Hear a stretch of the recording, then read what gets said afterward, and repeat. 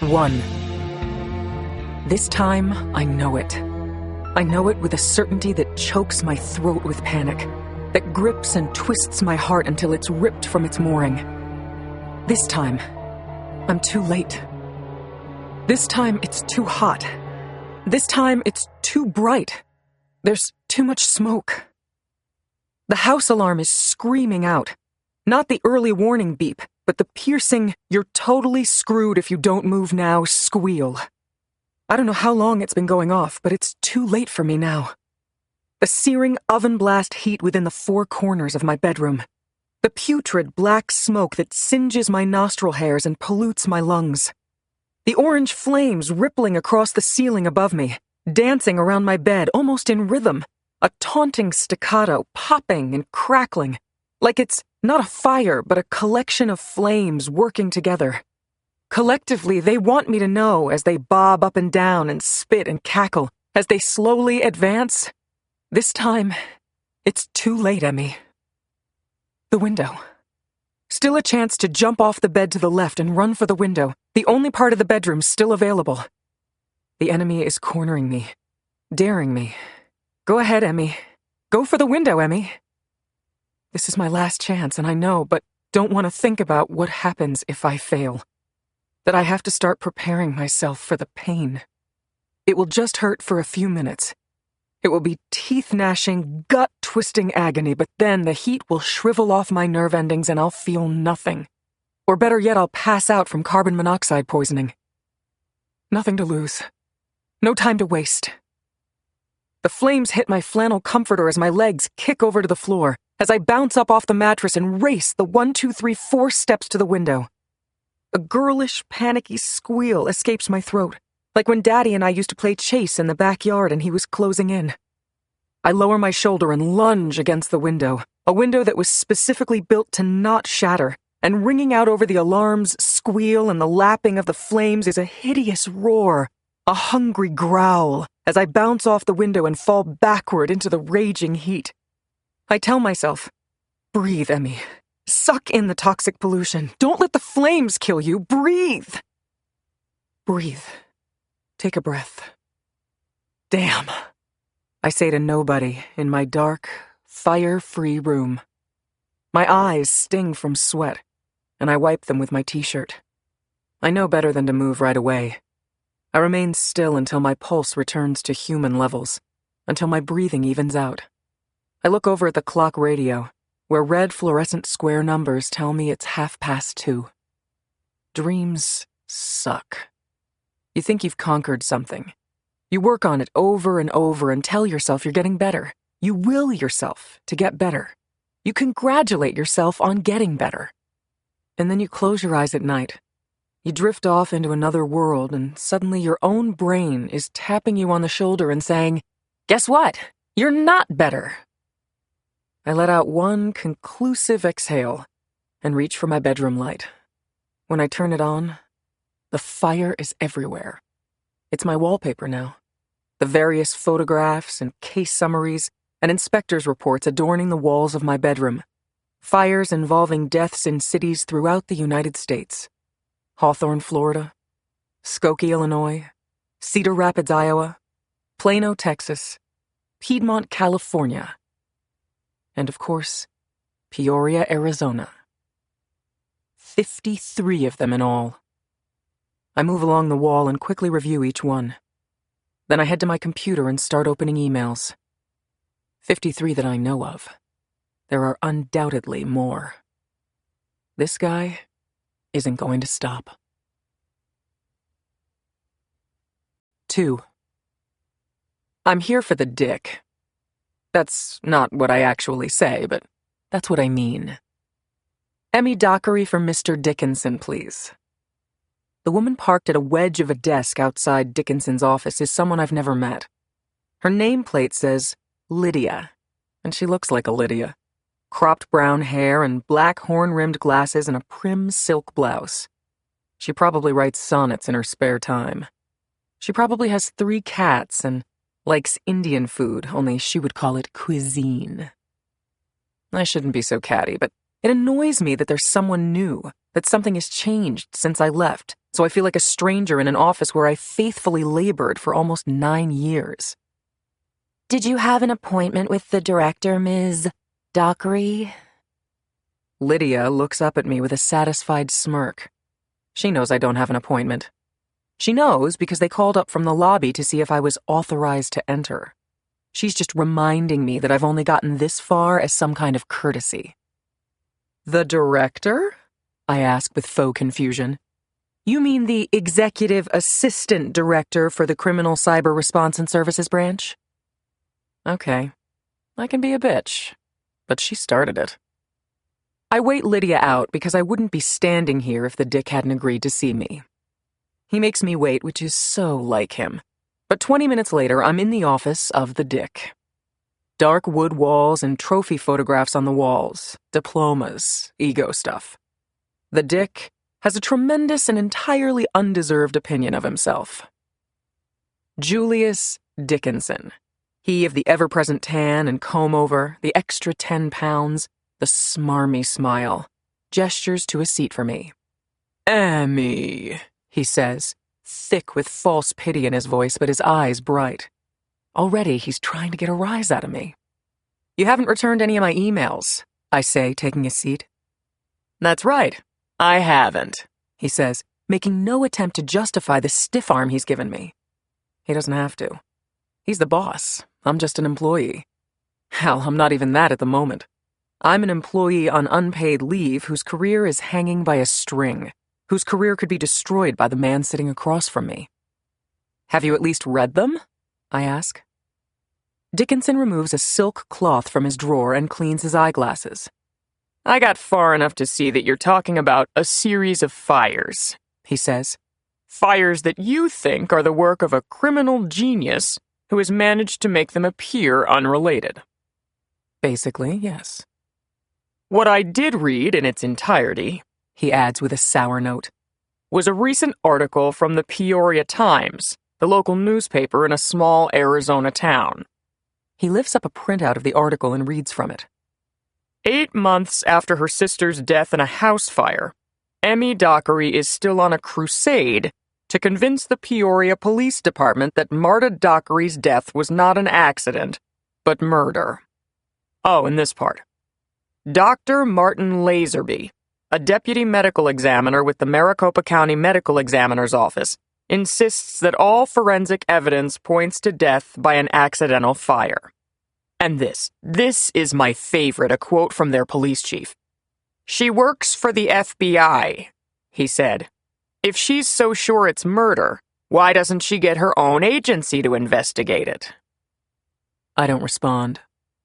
The article was crap. They took the police's side and didn't even give a fair airing of my evidence.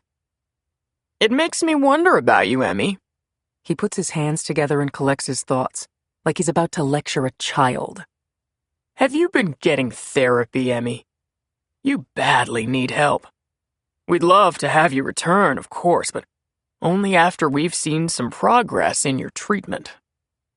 He can hardly suppress a smile as he says this. He and I have history. He was the one who had me brought up on disciplinary charges for inappropriate conduct that got me suspended. I'm sorry, in bureaucratic legal lingo, placed on unpaid administrative leave. I've still got 7 weeks before I return, and even then, it will be a 60-day probationary period. If I hadn't had a recent death in the family, I probably would have been canned. He knows the real reason why I was brought up on charges.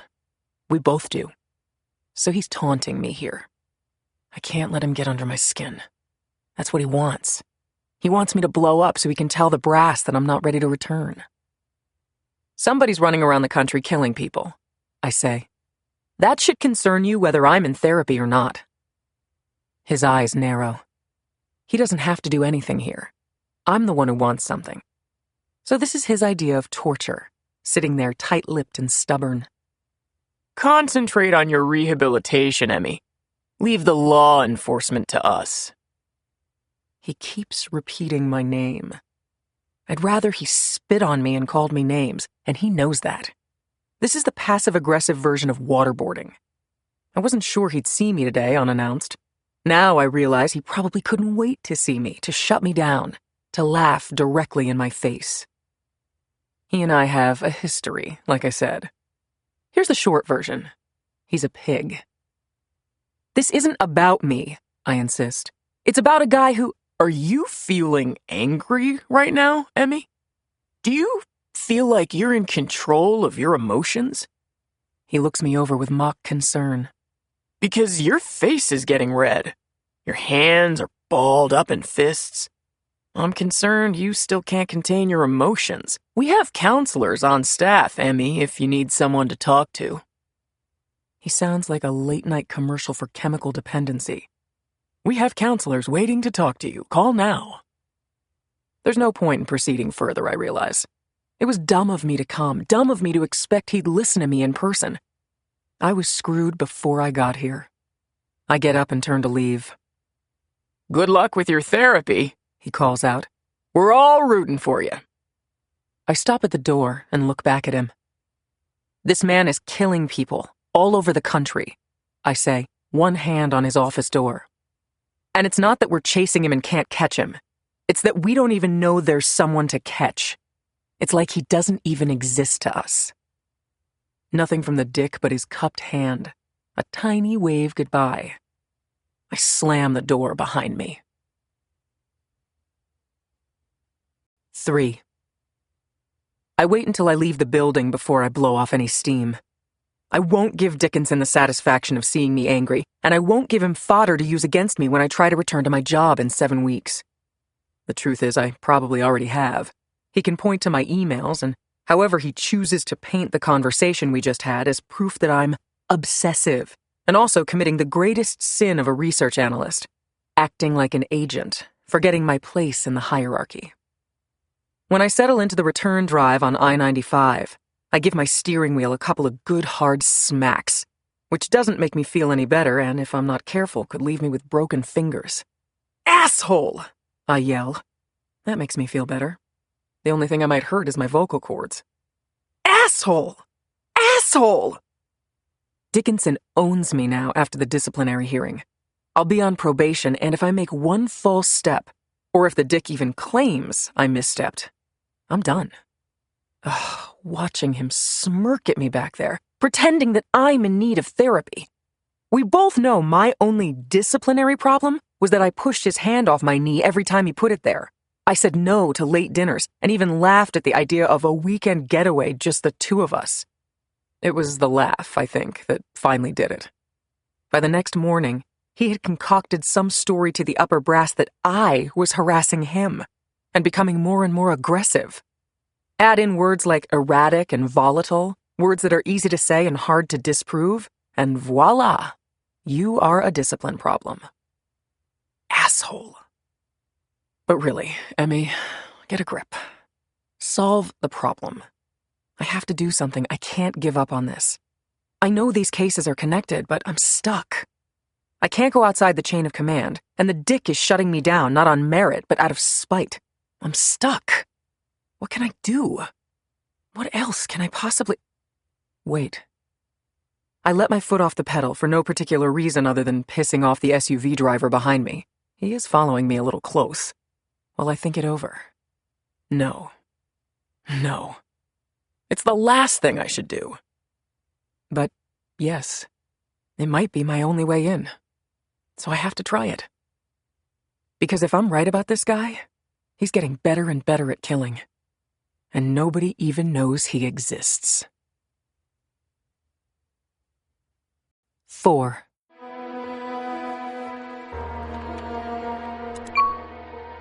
Graham session, recording number 1, August 21st, 2012. Welcome to my world. You can call me Graham, and I'll be your host. You don't know me. My anonymity is a testament to my success. As I'm sitting here talking to you, I'm not famous, but I will be when these recordings are released. Whenever it is that I decide to release them, then I'll be on the front page of every newspaper and magazine around the world. They will write books about me. They will study me at Quantico. Websites will be devoted to me. Movies made. You will never know my real identity. Graham may or may not be my real name, so whatever you know about me will come from these audio files, my oral diary. You will know what I let you know. I may tell you everything, and I may leave some things out. I may tell you the truth, and I may lie to you. A bit about me, to start. I was sufficiently athletic to play high school sports, but not enough to go beyond. I got good grades in school, but not enough for the Ivy League, so it was a state university for me. I absolutely detest onions of any variety, cooked or raw, a vile weed, no matter its iteration. I can speak 3 languages, though my French borders on the embarrassing at this point. But I can say, "No onions, please," or the functional equivalent of that phrase in no less than 11 languages, having recently added Greek and Albanian to my tally. I prefer your basic pop music to classical or adult alternative or heavy metal, but I don't admit that to my friends. I once ran a half marathon in 1 hour and 37 minutes. I don't exercise regularly now, and I never, ever drink light beer. 2 of the things I just told you aren't true. But this one is. I've killed a lot of people, more than you'd believe. And you? I don't even know who you are. The person to whom I'm addressing this narrative, a sentient being? Perhaps the spirit of one of my victims? A tiny demon perched on my shoulder, whispering dark thoughts in my ear? An FBI profiler? An enterprising reporter? Or just an ordinary citizen listening to these audio files on the internet someday, hovering over the computer with lascivious fascination, hungry for any morsel, any kernel of information, any insight whatsoever into the mind of a madman. Because, of course, that's what you'll do. You'll try to understand me, diagnose me. It makes you feel comfortable and safe to do that, to assign me to some nice, neat category.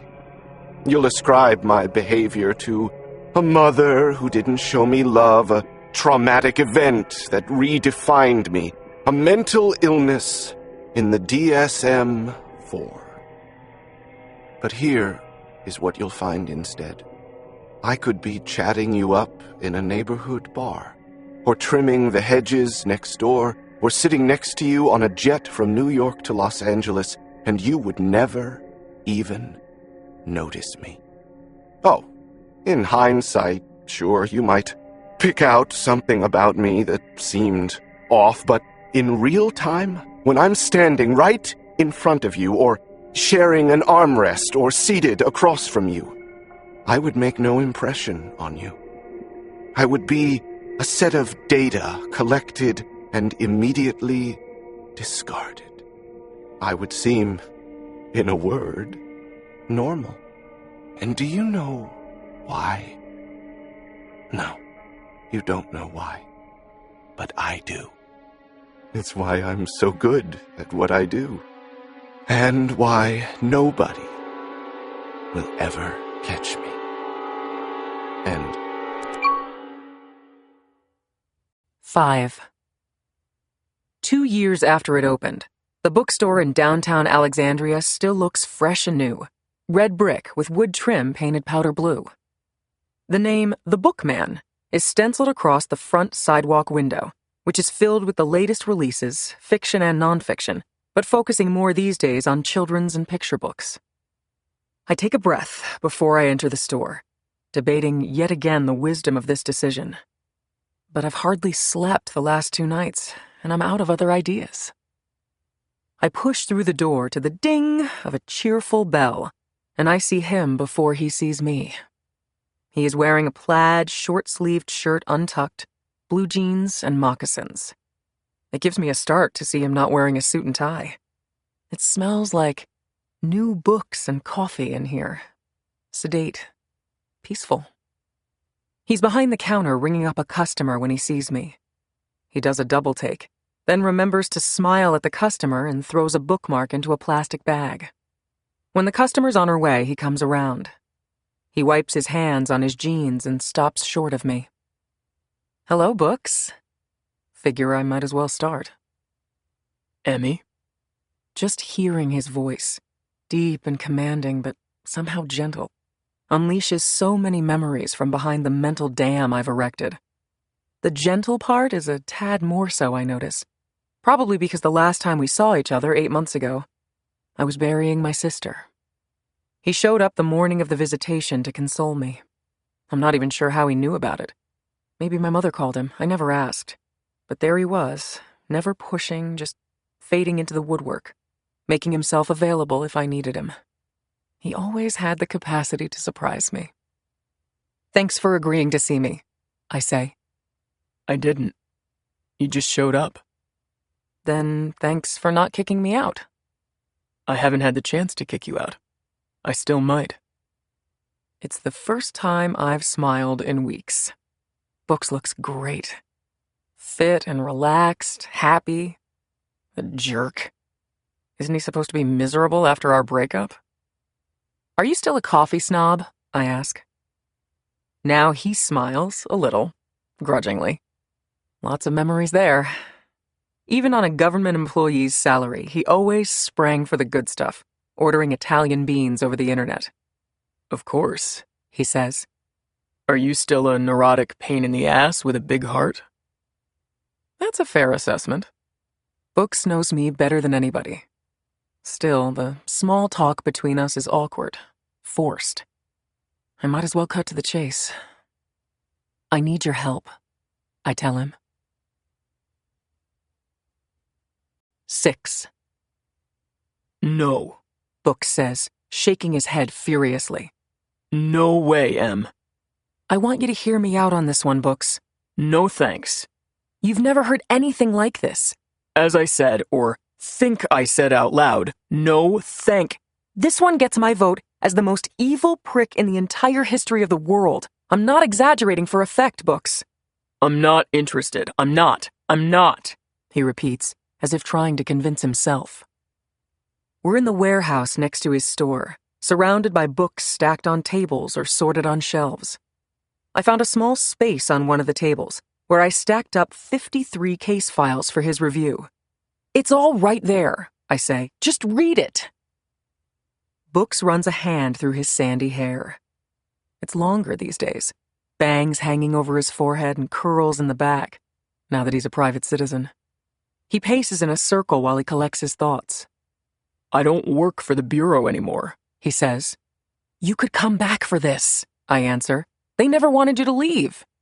This is more an ATF assignment anyway. Then we'll do a joint task force. This is not my problem, Em. He swipes at a table and knocks a stack of paperbacks to the floor. You know how hard this is for me? To have you suddenly show up like this and to ask me for help? This isn't fair. He jabs a finger at me. This is not fair. He's right. It's not fair. But this isn't about fair. Books stands there for about 2 minutes, hands on his hips, shaking his head. Then he looks over at me. Dickinson shut you down? Yes, but not on merit. He never even read the files. You know the dick. Books allows for that. And did you tell him why you care about this? He asks. It's obvious why I care. A man is killing... That's not what I mean, Em, and you know it. He walks toward me now. Does Dickinson know that your sister died in a fire of suspicious origin 8 months ago in Peoria, Arizona? That has nothing to do with this. Ha! A mock laugh, hands flying up. This has nothing to do with it. It doesn't. Whether my sister was one of the victims or not doesn't change the fact that a serial... Books doesn't want to hear it. He waves me off. La la la, I'm not listening. Emmy, I'm sorry about Marta. You know I am, but if you're sorry, then you'll help me. As soon as I say the words, even I realize I've crossed a line. Books has moved on with his life. He's done being a special agent. He sells books for a living now. I put up my hands. Strike that last comment, I say. I shouldn't have come here, Books. I'm sorry. I walk out the same way I came in, without a word from my former fiancé. 7.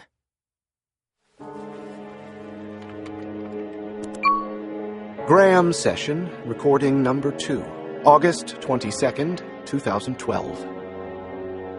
I love the smell of fresh flowers in the evening. It's such a summer unique smell, isn't it? It makes this whole bedroom feel, what's the word? New. New and fresh. Fresh paint on the walls, pink with lemon accents. That bed is new, too, a queen-size bed with an old-fashioned canopy. Is that like what you had when you were a little girl, Joelle? Was this a congratulatory present from Mom and Dad on the new townhouse, the new start on life? Oh, never mind. I'm afraid Joelle can't talk right now. The rest of this is positively quaint. The antique vanity, probably dusted off and hauled up from the parents' basement, a nice reading chair, best of all, the makeshift nightstand. Straight out of a college dorm room, 2 milk crates stacked with a small alarm clock, and that vase of fresh lilies. A girl on a budget, with some taste, but not yet the money to showcase it. A starter townhouse for a girl starting a professional life. I wish I could take a picture of this room and show it to you, because this, right here, is the essence of America. The essence of hope, of starting small but dreaming big things. Joelle Swanson had grand plans. She dreamed of taking her criminal justice degree and becoming a big crime fighter. Maybe first a cop, but someday the FBI, or even the covert world of the CIA. Impressive stuff. Big things. Anyway, I'd like to take a photograph for you, but I don't see how that will work later, how it would fit in with my narrative. I'd be too afraid you'd look at the pictures and ignore my words. I'm sure a psychiatrist would say that I limit these sessions to my oral testimony because I want to control every aspect of it. I only want you to know what I let you know, to see what I let you see. It's true that this mode of communication has its limitations. You can't smell what I smell, that palpable odor pumped out through the glistening sweat on their skin. You can't see that desperate terror, the dilated pupils, quivering lips, the sheet white color their skin turns when they realize that their worst nightmare has come true. You can't hear the sounds of a plaintive cry, a weepy, panicked, breathless plea forced out through a full throat. You simply cannot experience what I'm feeling. So I will do my best to help you. I will do my best to teach you. Oh, look who's waking up. I guess that means I have to bid you adieu. I wonder if this is too much, too fast with you. Maybe you need to get to know me better first before I let you see what I do up close like this. Maybe I need to dance cheek to cheek with you first. Wine and dine you. Tell you some anecdotes. Show you what I find funny and scary. My likes and dislikes. Maybe I should tell you why I do what I do. Why I pick who I pick. Why I'm so damn good at it. I have so many things to tell you. But let's take this slowly. We'll get there. By the time I'm done, you're going to understand me. You're going to find common ground with me. Heck, you may even like me. And some of you will want to be me. And 8. I pop awake, gasping for air, the dancing flames on the ceiling receding to a dark, quiet room. I wipe sweat from my eyes with the comforter and shake away the remnants of the familiar nightmare, only this time with a twist. This time, the person in the bed wasn't me. This time, the person in the bed was prettier than me, smarter than me, braver than me. This time, the person in the bed was Marta. My sister has made the occasional cameo in the dream, basically the same dream as when I'm the one about to be burned alive, only she doesn't scramble for the window like I do. She sucks in her breath and lets the flames race along the comforter until they lick her and swallow her whole. I'm sure I won't be able to go back to sleep. I never can. I've taken to an early bedtime, early for me anyway, 10 o'clock usually, knowing that sometime between 2 and 4 in the morning, I'll be engulfed in flames, then up for the day. So I put on some coffee and boot up my laptop. The breaking news emails come at all hours of the night, so I'll have plenty to keep me busy. I make the mistake of passing a mirror and looking at my reflection. Not a pretty sight.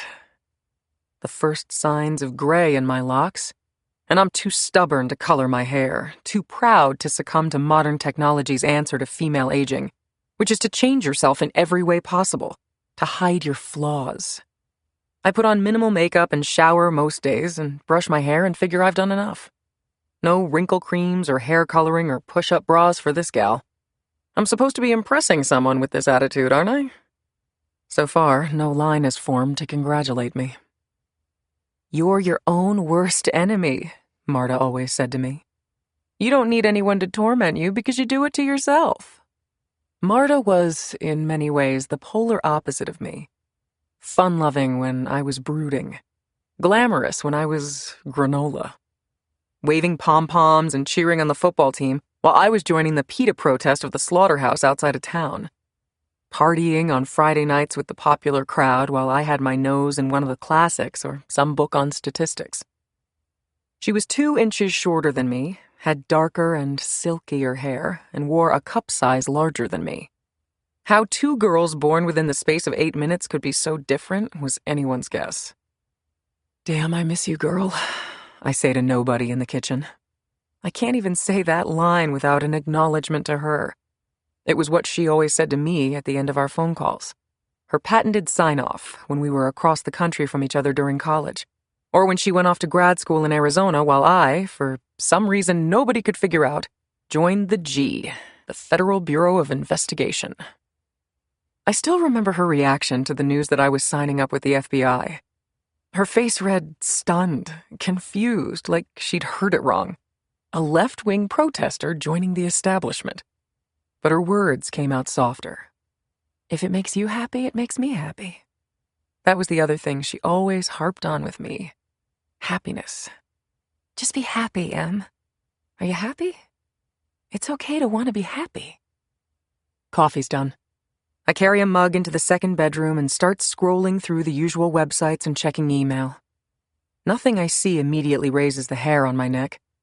A single-family home up in flames in Palo Alto, no casualties. A fire in a subsidized housing complex in Detroit, several believed dead. A chemical plant ablaze outside Dallas.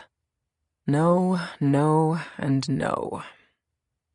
But this one might be interesting. A fire that happened only hours ago in a place called Lisle, Illinois. A standalone townhouse. A single victim. Her name is Joelle Swanson. 9.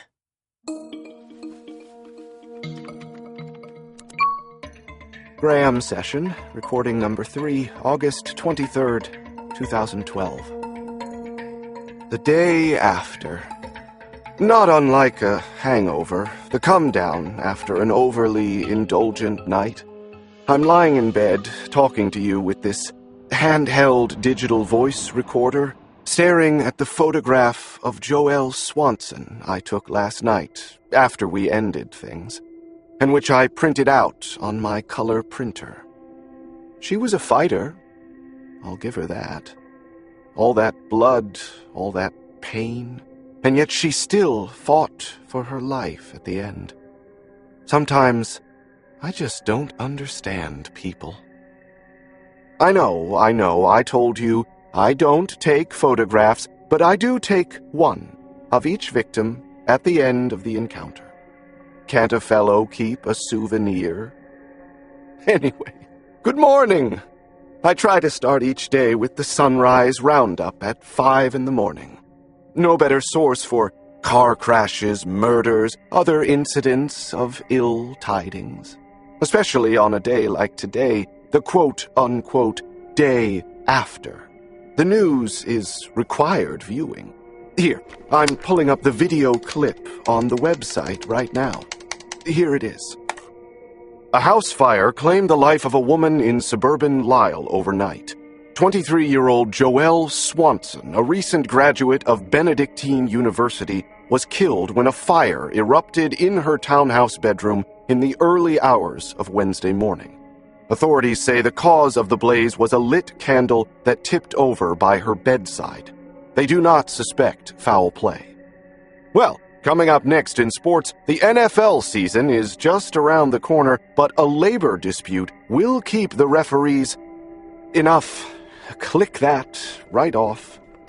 I wish you could have seen the footage of the ink-black smoke billowing out of the rooftop of Joelle's townhouse. I love that word, billowing. One of those words that really only applies in one context. Does anything else besides smoke ever billow?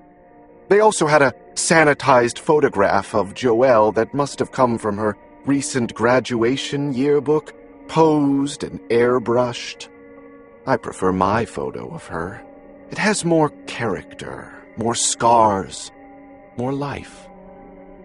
By the way, I'm aware that it's strategically indefensible to retain photographs of my victims. Yes, I know. If I were caught, this would be a blow-by-blow tour of what I've done, better than a signed confession. What can I say? I need these photographs. I'm willing to be reckless on this one point. If it makes you feel better, I stash my collage between pages 232 and 233 of my mother's old Betty Crocker cookbook, right next to the recipe for ground beef lasagna. Yes, it was a deliberate, if gory, choice. Ooh, you're thinking, his mother. The first mention of his mother occurs during the third session at 3 minutes and 17 seconds. Is there some significance to the time? Is 317 their street address growing up? Was her birthday March 17th? Did she sexually abuse him 3 plus 17 times? Okay, I might as well tell you. My mother made me dress up like Little Bo Peep when I was a child. And it's haunted me ever since. After I killed her with a machete, I vowed to mutilate all beautiful young blonde women with whom I came into contact to rid myself of that horror. But it doesn't make the nightmares go away. Just kidding. I know, I didn't sell that very well. Didn't have my heart in it. Maybe I'll tell you about my mother sometime. maybe I won't. I need to get ready for work now. Big day planned. I have one more adventure planned, at least, before Labor Day. End. 10. I spend the morning like I've spent every morning the last several months, sitting in my office, also known as my mother's second bedroom, combing through research and data. Because I'm on suspension, I don't have access to NIBRS, the National Incident-Based Reporting System. But NIBRS is useless to me anyway. It only collects information on fires classified as arson. If they're deemed accidental or even suspicious in origin, they never make it to NIBRS. And my guy is making the fires look accidental.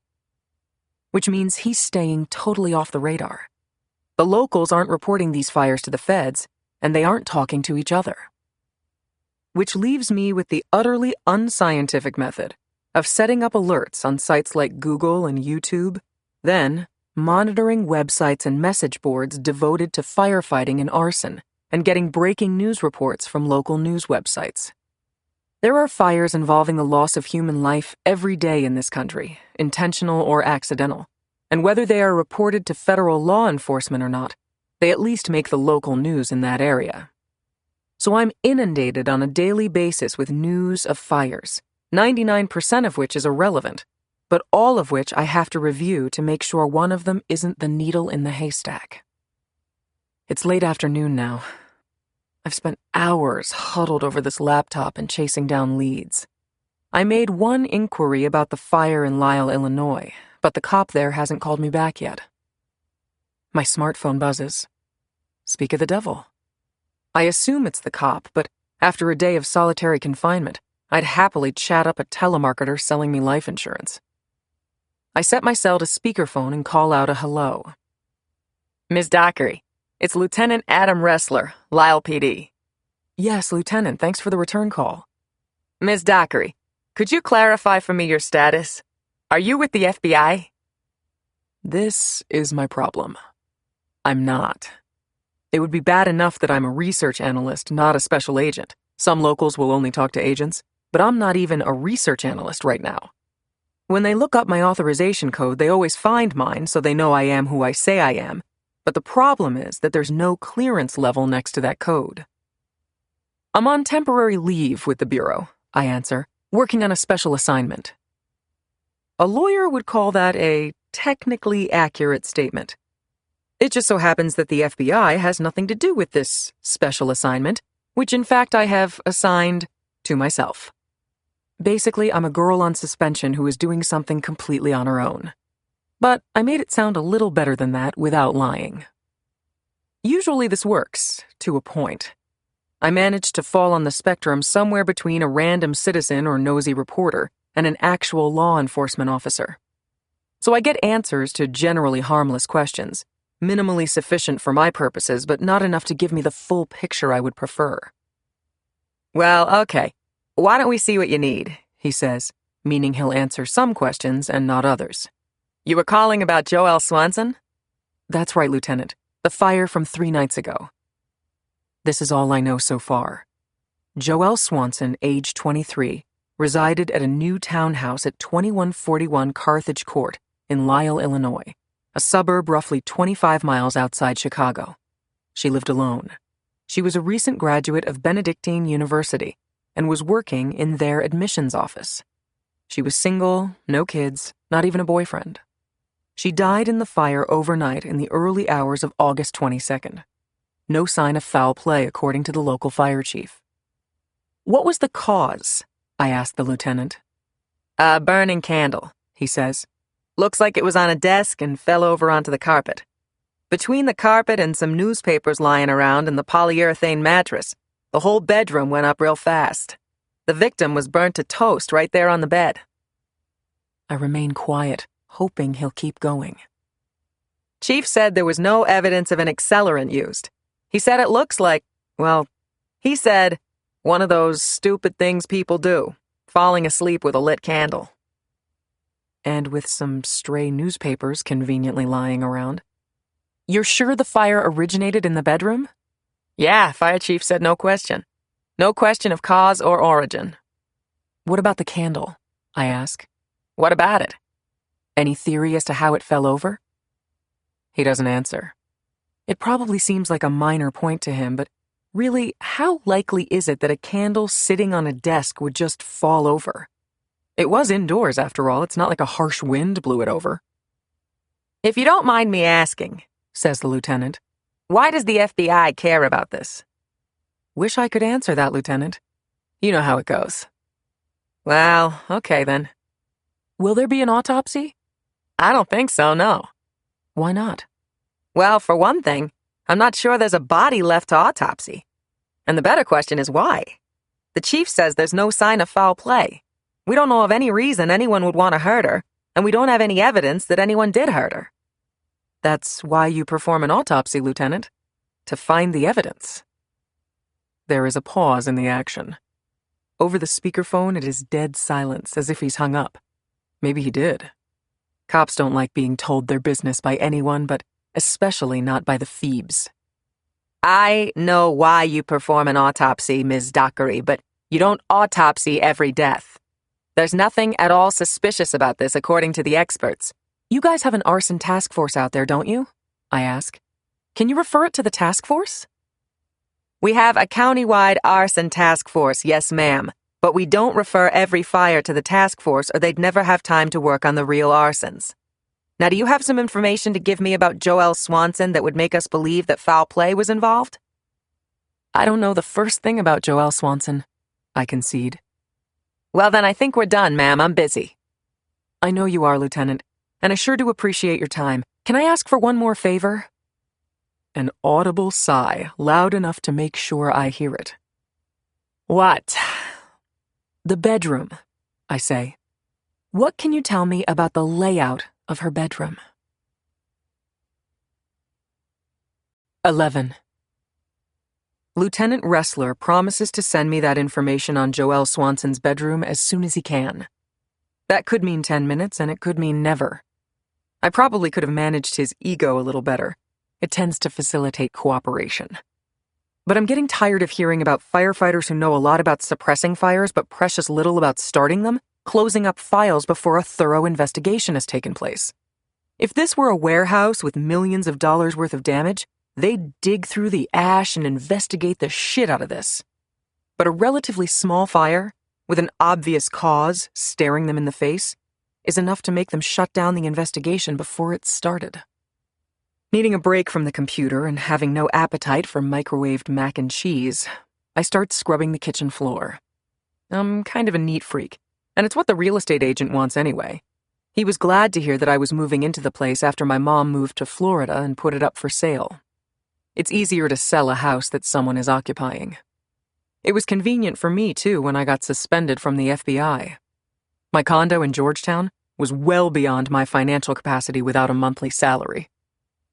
So, this is my life.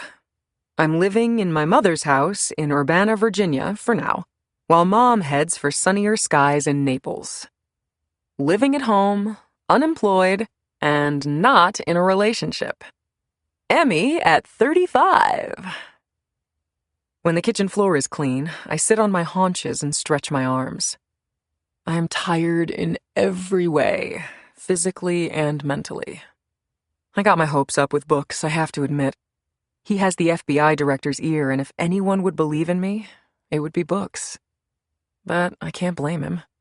He had every right to react the way he did. That's probably what bothers me the most. I mean, what did I expect? I broke up with him 3 months before the wedding. I freaked out, basically, and broke the heart of a wonderful man. Now, 2 years later, I come waltzing back into his life and expect him to say, "How high?" when I say jump. So now I'm back to a one-woman show, the Emily Jean Dockery Task Force, combing through data in the most amateurish way possible, and calling local law enforcement all around the country, most of whom think I'm a lunatic. And they might be right. A knock at my door. A cold wave runs through me. I don't have many acquaintances here, much less friends, and it's past 8 o'clock now. I don't have a weapon either. I have my sponge and bucket. I could threaten to clean the guy to death. "Who is it?" I yell from the hallway. The voice that comes back is familiar. I exhale and open the door. Harrison Bookman is wearing a different shirt, but the same blue jeans as the other day. Under one arm, like school homework, is the stack of files I left him. "He never kills on Sundays," he says. Never. Neither of us speaks for a long beat. "You better have good coffee," he says. I do. "Sure. Now you say I do." That's twice I've smiled this week. 12. We are walking, Books and I, along Pennsylvania Avenue Northwest, past where Dakwa used to be. Our place, if any place was our place. Selecting dinner from the fresh catch of the day on the iced display in the dining room and sipping white wine, or sitting outside and looking over the fountains of the Navy Memorial. A bit frou-frou for both of our tastes, but it was our indulgence. It was our Friday night date. But things change. The restaurant's business lost steam, and so did our relationship. "This is only happening because you're a man," I say to Books. Books appears to consider that seriously and gives a curt nod. "That's one possibility," he concedes, his brow furrowed. "Or maybe..."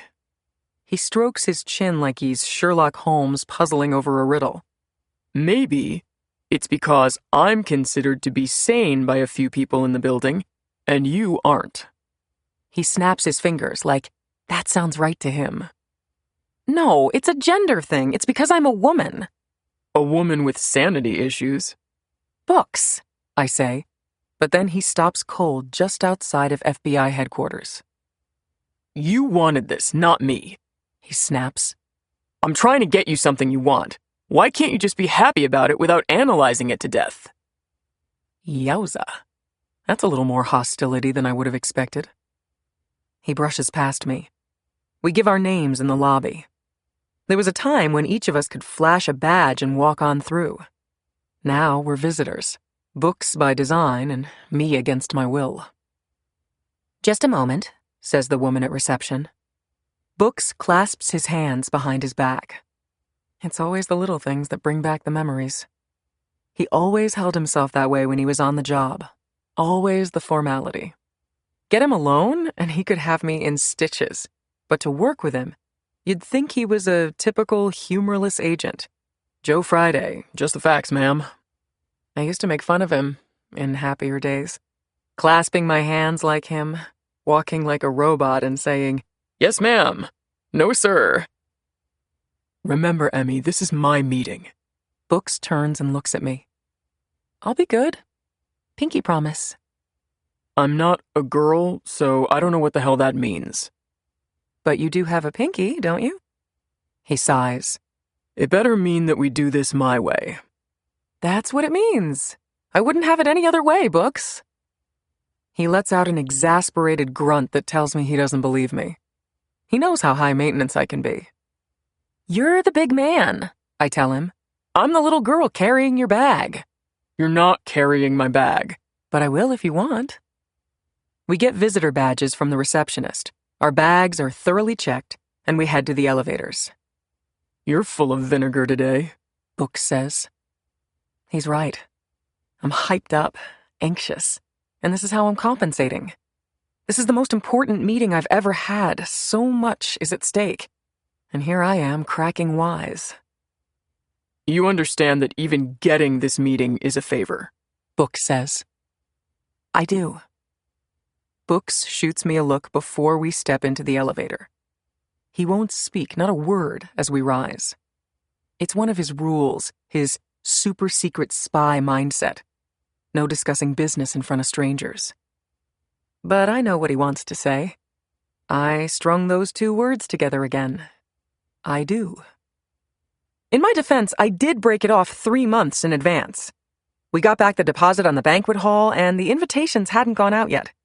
I wonder if Books would consider that consolation. I'm guessing not. We give our name to some woman, and she shows us down the hall to one of the big conference rooms used by FBI Director William Moriarty. I can see Books tense up as we approach the room. This is the first time he's returned since he handed in his papers, over the director's objection. The first time he's roamed these halls with the thin carpeting and cheap artwork and the air of intensity, the thrilling whiff of the chase, hunting bad guys and keeping the nation safe. This can't be easy for him. I've asked for a lot from him. Not that I deserve any courtesy from him whatsoever after what I did to him. Mental note: Books is good people. I mean, he not only got a meeting, he got one with the top dog. He managed to bypass my boss, the dick, who clearly would have shot it down if he had the chance. I'm glad he won't be in this meeting. The door opens. Standing at the end of a long table is Director Moriarty, flanked on his left by his Chief of Staff, Nancy Parmaggiore. And to his right, the Executive Assistant Director for the Criminal Cyber Response and Services Branch, also known as Julius Dickinson, also known as the Dick. Shit, I whisper, as Books gently shoves an elbow into me. 13. William Moriarty, former FBI agent, federal prosecutor, congressman from New York, and federal judge in Washington, D.C., now the director of the FBI for the last 3 years, lights up when he sees Books. Books worked under Moriarty during Moriarty's previous stint with the Bureau, and Moriarty didn't get where he is by forgetting people. I took credit for a lot of this guy's good work, he tells his Chief of Staff and the Dick, both of whom smile and nod with appreciation like good little soldiers. Didn't want to let this one go. Now he's selling books. The director takes a seat and motions for everyone else to do the same. Then he makes a point of checking his watch. I have to brief the president at 3, so I only have about 10 minutes, he says. 10 minutes? To talk about the worst serial killer in our nation?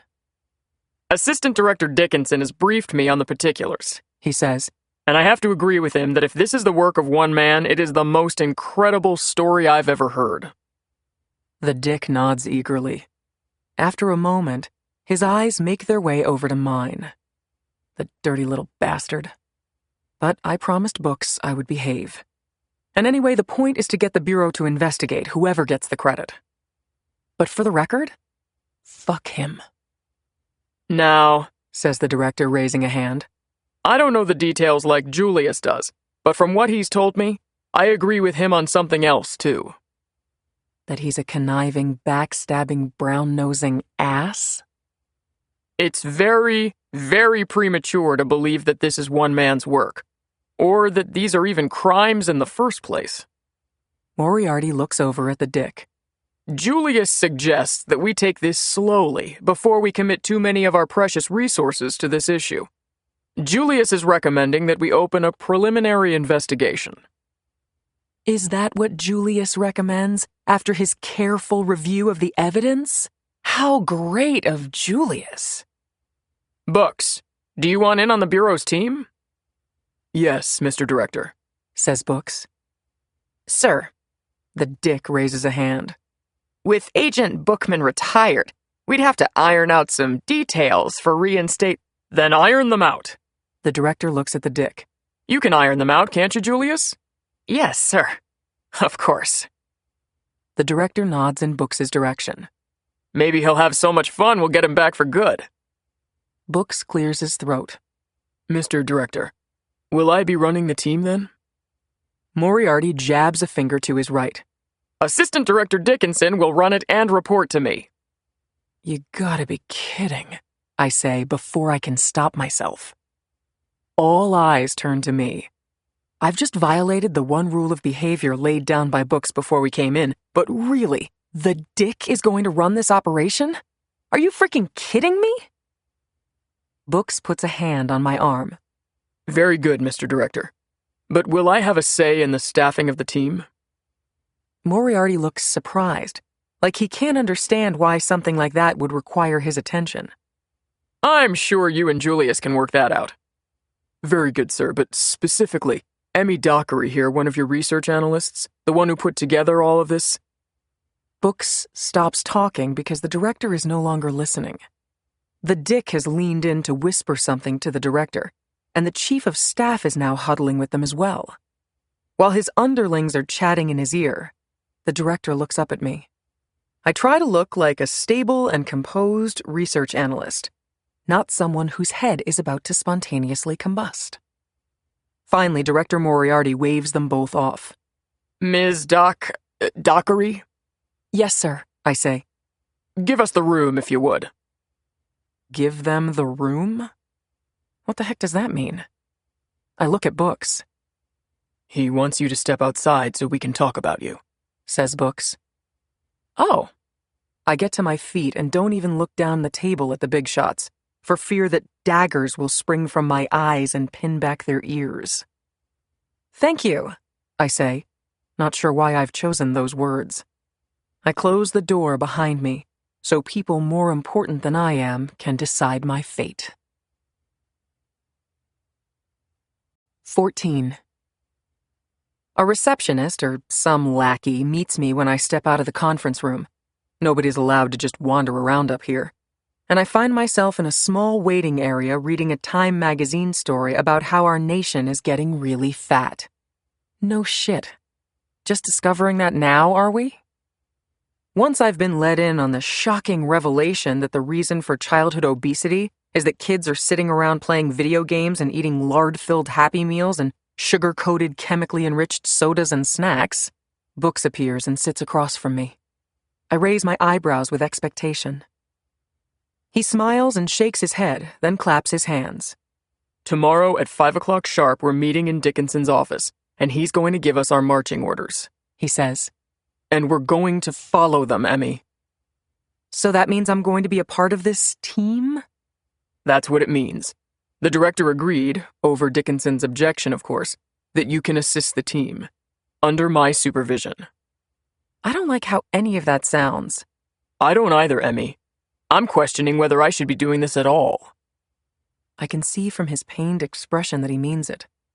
He probably had to fight for me in there, and I should be grateful. I am, I guess. I just don't like being treated like someone who has to be babysat. This whole stupid, male-dominated place. Smile, Emmy, he says. Because if you don't like this, I'll just go back to Alexandria and sell books. And without me, you're back on suspension. You don't get to order me to smile, Books. He actually laughs, but not because he finds me humorous or because he's in a good mood. I know that laugh. It's a laugh of exasperation.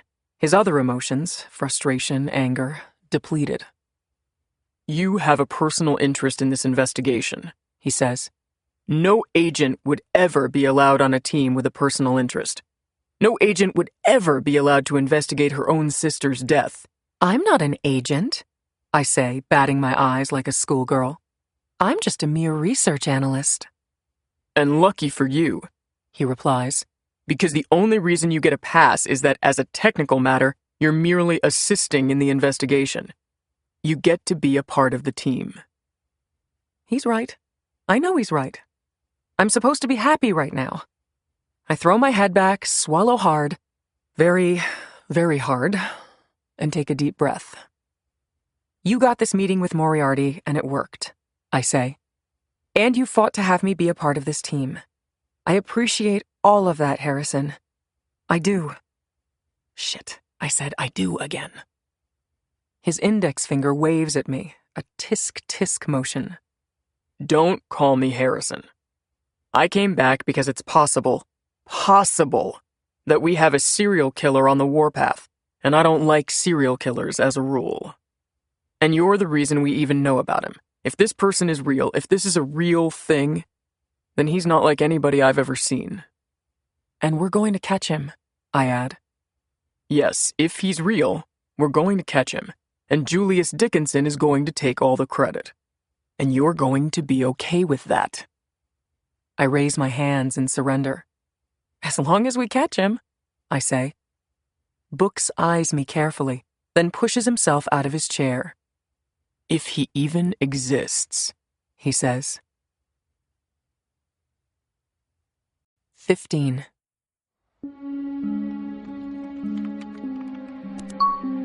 Graham session, recording number 4, August 29th, 2012. Hello, class. Do you mind if I call you class? I assume you're listening to this because you want to learn. And when I say learn, I don't just mean learn about me, background, motivations, etc., but learn from me, too. Maybe not every one of you. Some of you just have plain old morbid curiosity, looking for a peek at a day in the life in the same way you slow your vehicle at the sight of an accident, hoping for a glimpse of a split forehead, gushing blood, or a limp body on a gurney, a dead hand dangling down. But at least some of you out there, I'm sure, want to know more than how I do it and why I do it. You want to know if you could do it too. Here's the good news. You can! And I'm going to show you how. I'm going to walk inside now. It looks like it might rain.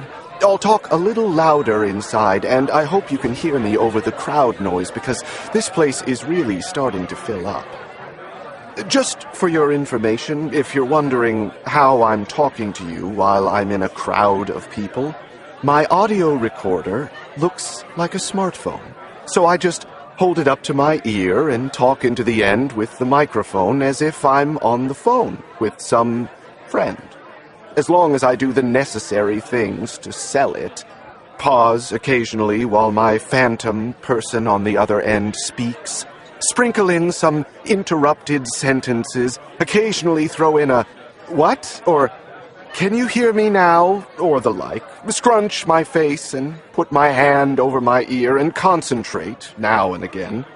No one will doubt I'm on the phone. For example, here I am, threading my way through the crowd forming in this bar, and I'm not 3 feet away from a guy who looks pretty intense, muscle-bound with a tight haircut, his t-shirt 2 sizes too small, that kind of thing. And I know that I can say whatever it is I want to say about him, and he won't so much as bat an eye, because I'm speaking in a conversational tone with an electronic device against my ear. Here, I'll show you. I'd like to have a few minutes alone with this fine gentleman so I could stick an ice pick through his ear and keep pushing until I hear a crunch. And then I'd like to set his body on fire with some kerosene and a blowtorch. And you have no idea at all that I'm talking about you, do you, my friend? What's that? Can you hear me now? Is that better? Can you hear me okay? See? It's a piece of cake. And this is one of the points I want to make to you, that I'll keep returning to. Whatever it is that you're doing to further your goal, you have to sell it. I mean, sell it all the way from start to finish. Go all out, everything you have. It can be a big thing or a minor detail. Actually, it's usually the minor details that derail you, when you have to be the most careful. So, for example, with me on the phone right now, when I'm done visiting with you, I could just drop the recorder posing as a phone into my pocket without doing the things you normally do when you end a call. Say goodbye and punch a button, or if a call is dropped, shout into the phone, then look perplexed or disgusted and shake your head. I could give up the ruse, in other words, and just stuff the recorder in my pocket. But what if someone is watching me for some reason? Or what if someone with a badge clipped to his jacket is watching the security video of this establishment later, looking for signs of something amiss? It's not very likely, I'll grant you, but what if that happened? Then they'd see me walking through the bar, appearing to talk on the phone, but then ultimately just slipping it into my pocket. They'd know I was engaged in deception. I would stand out to them. And standing out to people is not what you want to do. It is, pay attention now, the very last thing you want to do. So, I'll make sure, whenever I pick up this recorder to speak to you in any place where anybody could possibly see me, that I say, "Hello? Hey, how's it going?" or some such salutation. And when I'm done with my session with you, it will be, "Talk to you later, see ya," whatever. And then I'll touch a button to indicate hanging up. Just so you understand, so I don't confuse you. This matters because I expect that the police might, just might, be reviewing the video footage from this bar tonight when they learn that this was the last place that Curtis Valentine was seen alive. That's him over there in the corner, the guy with the ponytail and some extra weight in his midsection, the black shirt and blue jeans, his head down in a glass of foamy beer, awkwardly shifting his weight from one side to the other. He runs a website maintenance business out of his home called Picture Perfect Designs. I learned that from Facebook. He seems like a nice enough guy. I learned that from talking to him on the phone yesterday when I set up this appointment, meeting for a beer at a local pub. Okay, he sees me now. We've never met in person, but he's guessing I'm his appointment the way I'm looking around for somebody. "Curtis, hey, how are you? Nice to meet you in person. Hey, 1 second, let me finish up this call." "Okay, class, I gotta run now. Talk soon. Bye." Sorry, Curtis. It's great to finally meet you in person. End. 16. Books comes to my place, my mother's place, technically, to do more research and then spends the night. It's the first night we've spent under the same roof since I broke off our engagement. Yeah, it's weird. It's Alice in Wonderland weird. But it's a long drive back home for him from here, so it made sense for him to stay. But it's kind of weird. We're in the kitchen. I'm at the table with my laptop checking emails and my familiar websites, while Books is cooking some pasta. He's a better cook than I am, which isn't saying a whole lot. Actually, we used to cook together all the time, opening a bottle of wine and nibbling each other's necks while we chopped vegetables and stirred sauces. Good memories. I have a lot of good memories with Books. He's the only person in the world besides Marta who ever truly got me, which is probably why things didn't work out. You have any red pepper flakes? Books asks. I have no idea, I say absently, combing through my emails of recent fires, eliminating the easy ones, flagging for follow-up anything that raises my hackles. Look around. That's great advice. I thought if I stood here, closed my eyes, and opened my hand, it would magically appear. You say I should look around? My smartphone buzzes on the table. It's Dorian. I'd called her earlier today and left a message. Hi, Mom. You said you had good news, she tells me. There is a faint slur to her words, a problem she's had since my dad passed away 5 years ago. She never gets falling down drunk, just likes to lubricate the edges with tank and tonics before dinner. It got worse for a short time after Marta's death. Marta, I always thought, had been her favorite, their shared features and cheerleader happiness thing. When I was growing up, Dorian was wont to say things to me like, I just don't understand you, Emmy, when she really meant, why are you so different from me? Why aren't you more like Marta? I do. I'm gainfully employed again. With who? What do you mean with who? With the Bureau, Mom. I have my job back. Oh, that's great. They brought you back early? Yeah. I showed them my research on the fires and they agreed to open an investigation with me on the team. Silence. Mom was always ambivalent about this obsession I had with all these fires. She thought that I was looking for something positive out of Marta's death, that if I could tie it to a crime that I could solve, I could make it all mean something. Marta died so we could catch this killer, something like that. She has never believed that Marta was murdered. This is where the mother says to the daughter, "That's great, honey." If I thought it was great, Emily Jean, I'd say it was great. Books is on the team, too, I add, thinking that might perk up her attitude. She always liked books. Everyone likes books. I glance over at him, stirring penne noodles while the steam hits his face. Harrison? I thought he quit the FBI after you broke up with him. Lovely how she put that. He did quit the bureau, Mom, but not because I broke up with him. He quit because he'd done what he wanted to do and he was looking for other challenges. I don't believe that, Mom says. He quit because it was too painful for him to be in the same building as you. Well, he's right here, so let's ask him, I say, feeling a little testy. Books, come here and tell my mother why you quit the FBI. Books puts down the wooden spoon he was using to taste the pasta sauce, wipes his hands with a towel and walks over to the table. He takes my phone. Hi, Dorian. How are you? I'm fine, thanks. Yeah, the book business is tough these days, but we're doing okay. How's Naples?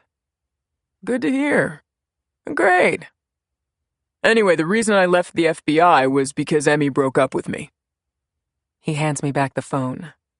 I've never seen so wide a smile on his face. That's not true, I protest to my mother. He's just saying that. I'm not just saying that, he calls out, his hand cupped over his mouth. He's not just saying that. Mom joins in. Mom, I gotta run. This has been one of our more enjoyable chats. I punch out the phone. That was real sweet, Books. Pasta's almost ready. You about done with that research? Just about. I don't think there were any arson victims last night. Well, that's too bad. Actually, that's good, right? Books plates the food. Penne with red sauce, steamed broccoli with garlic, a little salad. I notice for the first time some small flecks of gray at his temples, more noticeable with the longer hair. He catches me looking at him and I break my eyes away. If evading intimate moments were an Olympic event, I'd have a gold medal. By the time he's opened the bottle of wine, I'm done with my breaking news emails and regular websites. For now. They come in like avalanches throughout the day.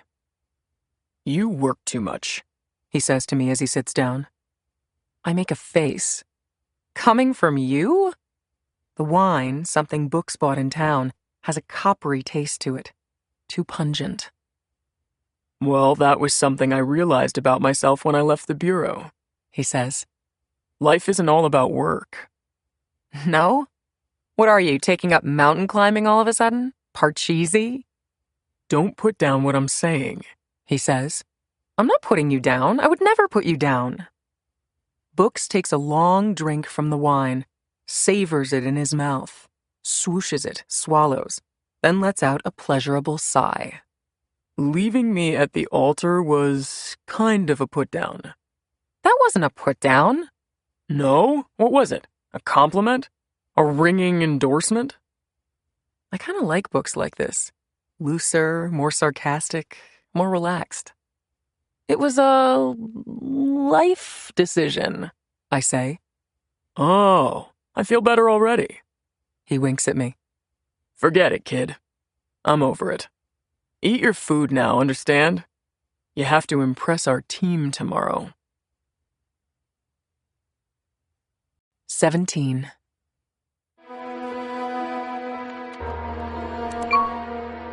Graham session, recording number 5, August 29th, 2012.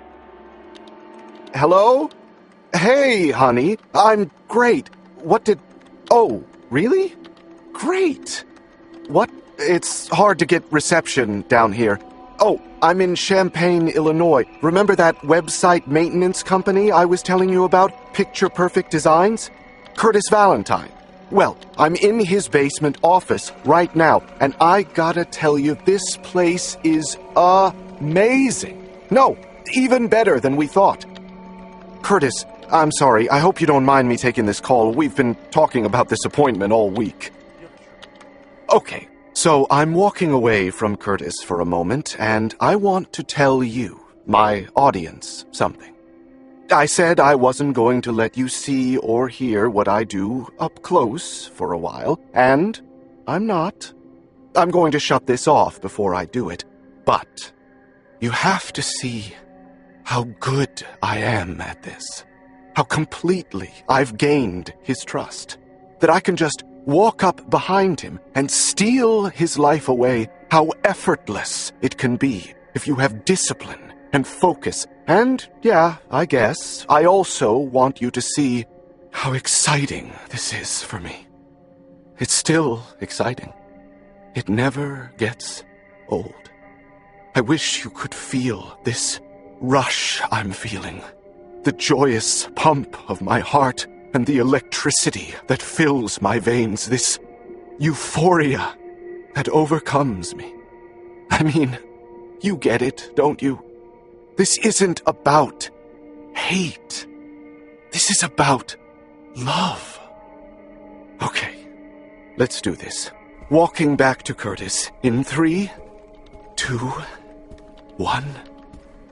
Anyway, honey, you should see what Curtis can do with a website. I think we can do some crazy cool business with this guy.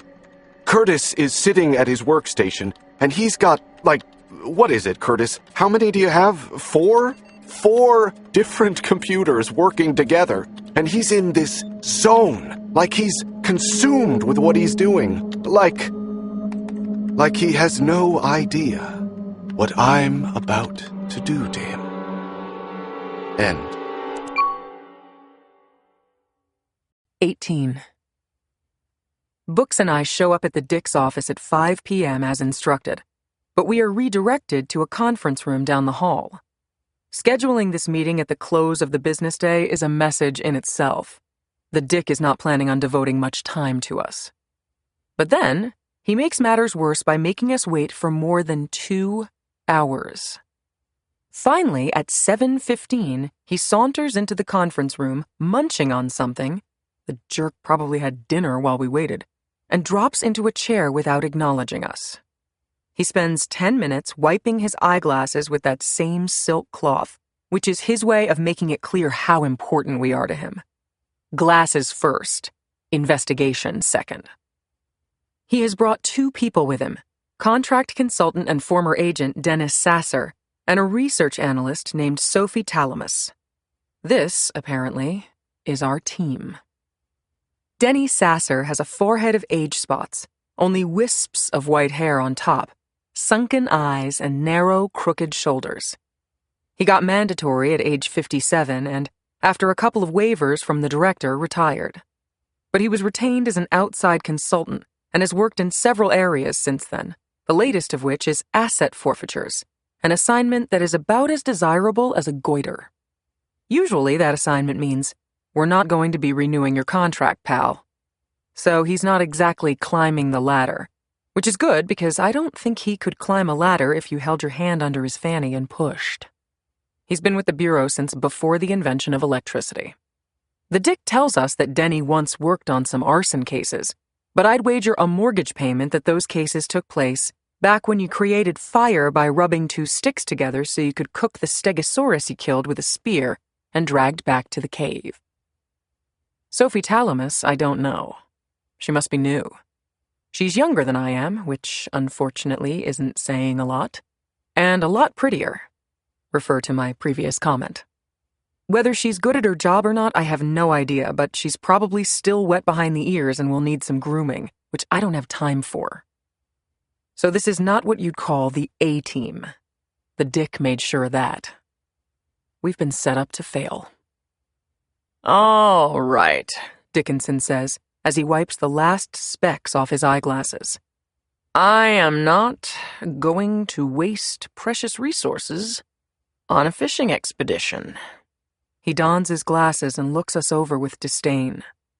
I've reviewed the so-called research that Emmy has put together, and so far what I've concluded is that there is nothing here. There are a bunch of fires, of course, but there are fires every day in this country. There are fatalities in fires every day. All that I see here is that our Emmy has compiled a list of fires, all of which have been determined by fire investigators to be accidental. The Dick shakes his head. I don't see a single case here where the United States could get a conviction in court beyond a reasonable doubt. That's true, I chime in. He's that good. He's that good, the Dick replies, or there is no master criminal. These accidental fires really were accidental. If I may say, says Denny Sasser, lifting his hand off the table, indicating that he is, in fact, capable of movement. Ms. Dockery, I don't see a pattern here. The cities are different. The victims come in all shapes and sizes, men, women, black, white, Latino, Asian, old, young, wealthy, middle class, poor. What's the unifying theme? These fires have taken place on every day of the week except for Sunday, says Books. So we have to consider a religious angle. Maybe a religious connection between the victims. Maybe they were all sinners, and this is a religious zealot casting the heathens into the fire. Or maybe a satanic thing. I have to admit I'd noticed the never on Sunday thing, but never attached any significance to it. Books did, though. It was the first thing he noted, which is why I need him. Satanic? Sasser says. Because of the fire? Books shrugs. Could be. We should consider a numerology analysis, maybe the dates or the addresses of the victims or the ages. A connection to 666, the number of the beast and all that. Sophie, that would be a good assignment for you. Sophie, she of the large brown eyes, silky blonde hair, and cute little figure, perks up. Okay, Agent Bookman. It's Books, he says. Everyone calls me Books. Okay, Books. She smiles at him. He smiles at her. Even Dickinson is smiling. At me. A gloating, toothy grin. Oh, Dickinson, you little weasel. That's why you added Sophie to the team. Because you knew Books would be attracted to her. Enough. Get a grip, Em. This is the chance you've been waiting for. This is showtime. It's time to explain a few things to these folks. 19. These cases haven't been investigated properly, I say. The locals are taking the easy answer, which is precisely what our subject has given them, an easily explainable accidental cause. Arsons are very easy to cover up because the evidence goes up in flames. Sometimes the arsonist makes it easy on you by splashing accelerant around the place, gasoline or kerosene, which can be detected in the aftermath. But otherwise, arsons are usually detected in very non-scientific ways, like a gas can or bottle bomb found at the scene, a knife found next to a cut gas line, eyewitness reports of someone fleeing the scene in the middle of the night, maybe even a strong motive, either a financial one or some personal dispute. The point being, if an arsonist is careful and meticulous, he can usually hide any evidence of his crime. And our subject, I believe, is very careful. He doesn't leave anything behind that would arouse suspicion. He picks victims with whom he has no connection, and on top of that, he hands investigators an easy explanation on a silver platter. What are investigators going to pick? The easy explanation, every time. Denny, who has listened attentively to my monologue, dutifully nods, but I see I haven't won him over. Ms. Dockery, he says. Call me Emmy. If Sophie gets to address Books informally, Denny gets to do the same with me. Somehow this doesn't make me feel like I've evened the score. He gets Malibu Barbie, I get Grandpa Walton. Emmy, we have to consider the possibility that the easy answer is the right answer, says Denny. If there's one thing I've learned in over 30 years on the job, it's that the simplest answer is usually the correct one. You're asking us to believe that a genius arsonist is at work based on the fact that there's no evidence of arson. That's understandable. That, in fact, is why our subject is so good at what he does, because the proof that he's a good arsonist is the lack of proof of arson. I don't have all the answers, I concede. We need autopsies, forensic analyses of the crime scenes, witness interviews, everything. We don't have the resources for that, says the Dick. Then we have to convince the locals to do it for us. Based on what? Denny Sasser asks. I just don't see the evidence. Neither do I, the Dick chimes in. I look at Books, who gives me a curt nod. Show them, he says. 20. I place a poster-size map of the United States on an easel near the end of the conference table. All around the country, little stars have been placed where one of our fires has occurred. 54 stars in all, 32 of them red, 22 of them blue. Here are 54 fires, I say. 54 fires since basically Labor Day of last year until the present. So that's a 1-year period. As you can see, the fires occurred all over the country, from California to New York, from Texas to Minnesota, from Washington State to the Florida Panhandle. 54 fires, all determined to be of accidental origin. 54 casualties. The room is silent. There is something about death, even for law enforcement professionals, even if I'm totally and completely wrong about my theory. Either way, 54 is a big number, a lot of dead people, and there's no room for mirth or wisecracks. These 54 fires, I believe, are linked. Why are they different from the hundreds, if not thousands, of other fires that occur in homes across this country on an annual basis? They are unique because they all have 4 things in common. First, they were determined to be accidental. Second, there was always one and only one casualty. Third, in each of these fires, the victim was found at the point of origin of the fire. In other words, the victim was found dead in the same room where the fire started. And fourth, that room, that point of origin, was always the bedroom. That's unusual? Asks Denny Sasser. Very, I say. Fires don't usually start in bedrooms. The vast majority of house fires start in kitchens. Others are caused by faulty gas lines in basements or laundry rooms. Some start with electrical wires that arc, often near heat sources, behind stereos and things like that. But bedrooms, it's actually quite unusual. Denny allows for that. I haven't studied recent statistics. I smile at him. I have. But regardless of the room where it started, most people don't die at the source of the fire. People run from a fire. They don't run to the fire. What commonly happens in fires involving death is that while people are sleeping, the fire originates somewhere else in the house, the kitchen, the laundry room, and starts to spread. If there are deaths, it's usually because the victims died of smoke inhalation after their path to safety was cut off. They don't usually just get burned to a crisp while lying in their beds. In each of these 54 cases, the victim died in the same room where the fire was determined to have begun, and in many of these cases, they were found dead lying on or near their beds. Certainly, though, it could happen innocently, says Sasser. Certainly, Denny. In fact, you've just articulated the feelings of 54 different sets of fire investigators, each of whom have determined that their single fire was accidental.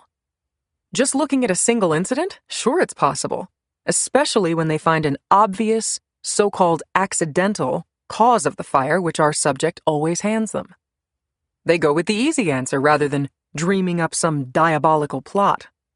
But we're not looking at one incident.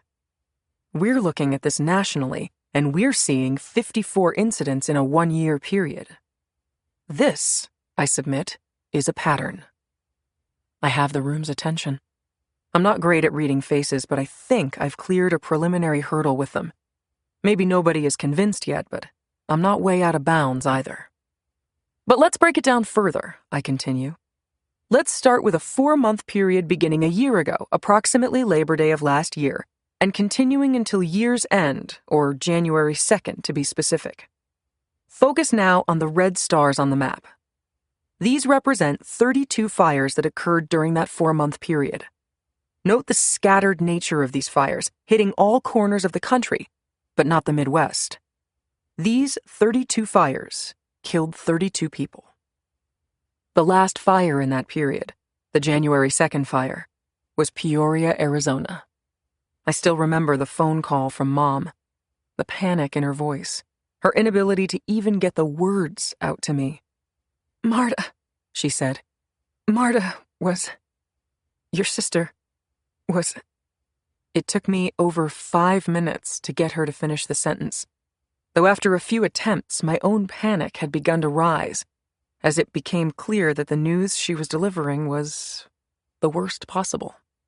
"Marta was what, Mom?"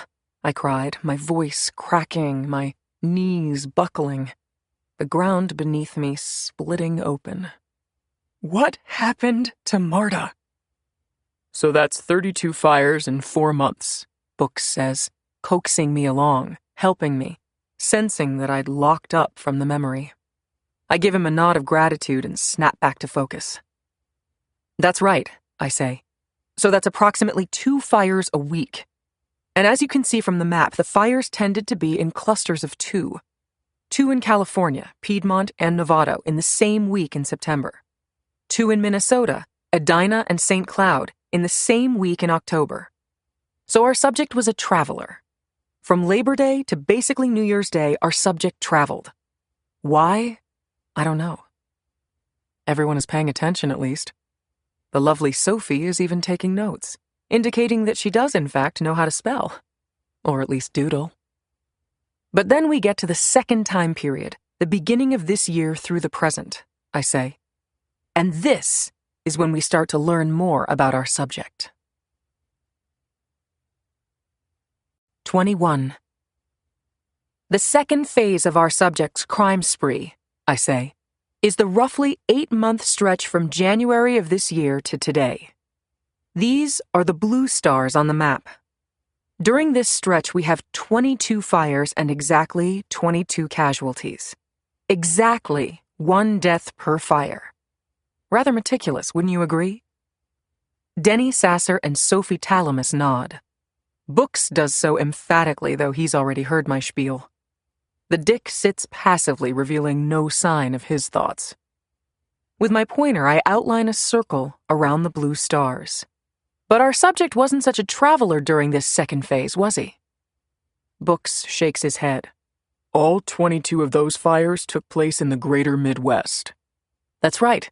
Illinois, Wisconsin, Iowa, Indiana, Missouri, and Kansas. And this took place beginning in mid-January and through last week in Lisle, Illinois. So that's almost 8 months and only 22 arsons. Instead of a pace of 2 a week, he's closer to 3 a month. Why? I look over the team like a teacher quizzing her students. When they don't answer, I do it for them. He's taking longer to choose his victims, I say. Again, nobody answers. It occurs to me I might be annoying them with my question and answer routine, but in fact they seem to enjoy it.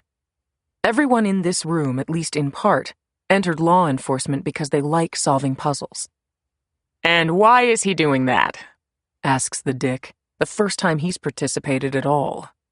I don't know whether to take that as a good sign or bad. Because he lives in the Midwest, I believe, I say. So the rest of his life intrudes. Work, friends, whatever he does. When he's traveling, he skips out and commits his crimes. But at home, he has a job to go to. He has friends, family. He'd also have to be more careful, Books notes. If he's killing closer to home, he stands a greater chance of being caught. Heightened caution means more time between victims. Exactly, I say. Note that every murder he commits in the Midwest is in a different jurisdiction of law enforcement. Different cities, different counties. He's making sure he doesn't commit the same crime in the same jurisdiction twice, for fear that people will start looking at these things as a group, instead of one-off fires. And you said the victims are always found at the point of origin where the fire started, says Denny Sasser. Is there some reason the subject would do that? Sure, I say. The point of origin is the point where the fire burns the longest and therefore the hardest, where the most damage occurs, where the evidence is most likely to be destroyed. Ah, so you think he's using the fire merely to destroy evidence? I do. Whatever he's doing to the victims, he wants to make sure we don't find out. He doesn't want us to autopsy them. He wants to make sure that there isn't... I think of Marta, and my throat shuts down. That there isn't a body left to autopsy, says Sophie. I nod, unable to speak. I still remember my mother screaming at the mortician, at the police detective, at anyone who would listen. I can't even bury my baby? I can't even give her a proper Christian burial? I clear my throat. Books wasn't wrong about the perils of investigating a crime involving a loved one. I don't want to become a cautionary tale. So the fire is secondary, says Denny Sasser. He's not setting fires for some thrill. He's covering up crimes. Is that what you're saying? I clear my throat again. That's what I'm saying. And what he's doing takes time. That's why he seeks out people who live alone, so he can subdue them and take his time with them. Then when he's finished, he torches their bedroom. He knows that these days firefighters can arrive within minutes of a fire. He doesn't care if they save the rest of the house, but the victims will be charred before they arrive. Everyone digests that. I'm not sure I've convinced anybody that we have a killer, but I've convinced everybody that there's good reason to investigate further. So, where do we start? Asks Denny Sasser. We start where he lives, I say. It's somewhere in the Midwest. If I were to bet, I'd go with the Windy City. So pack your bags, everyone. We're going to Chicago. 22.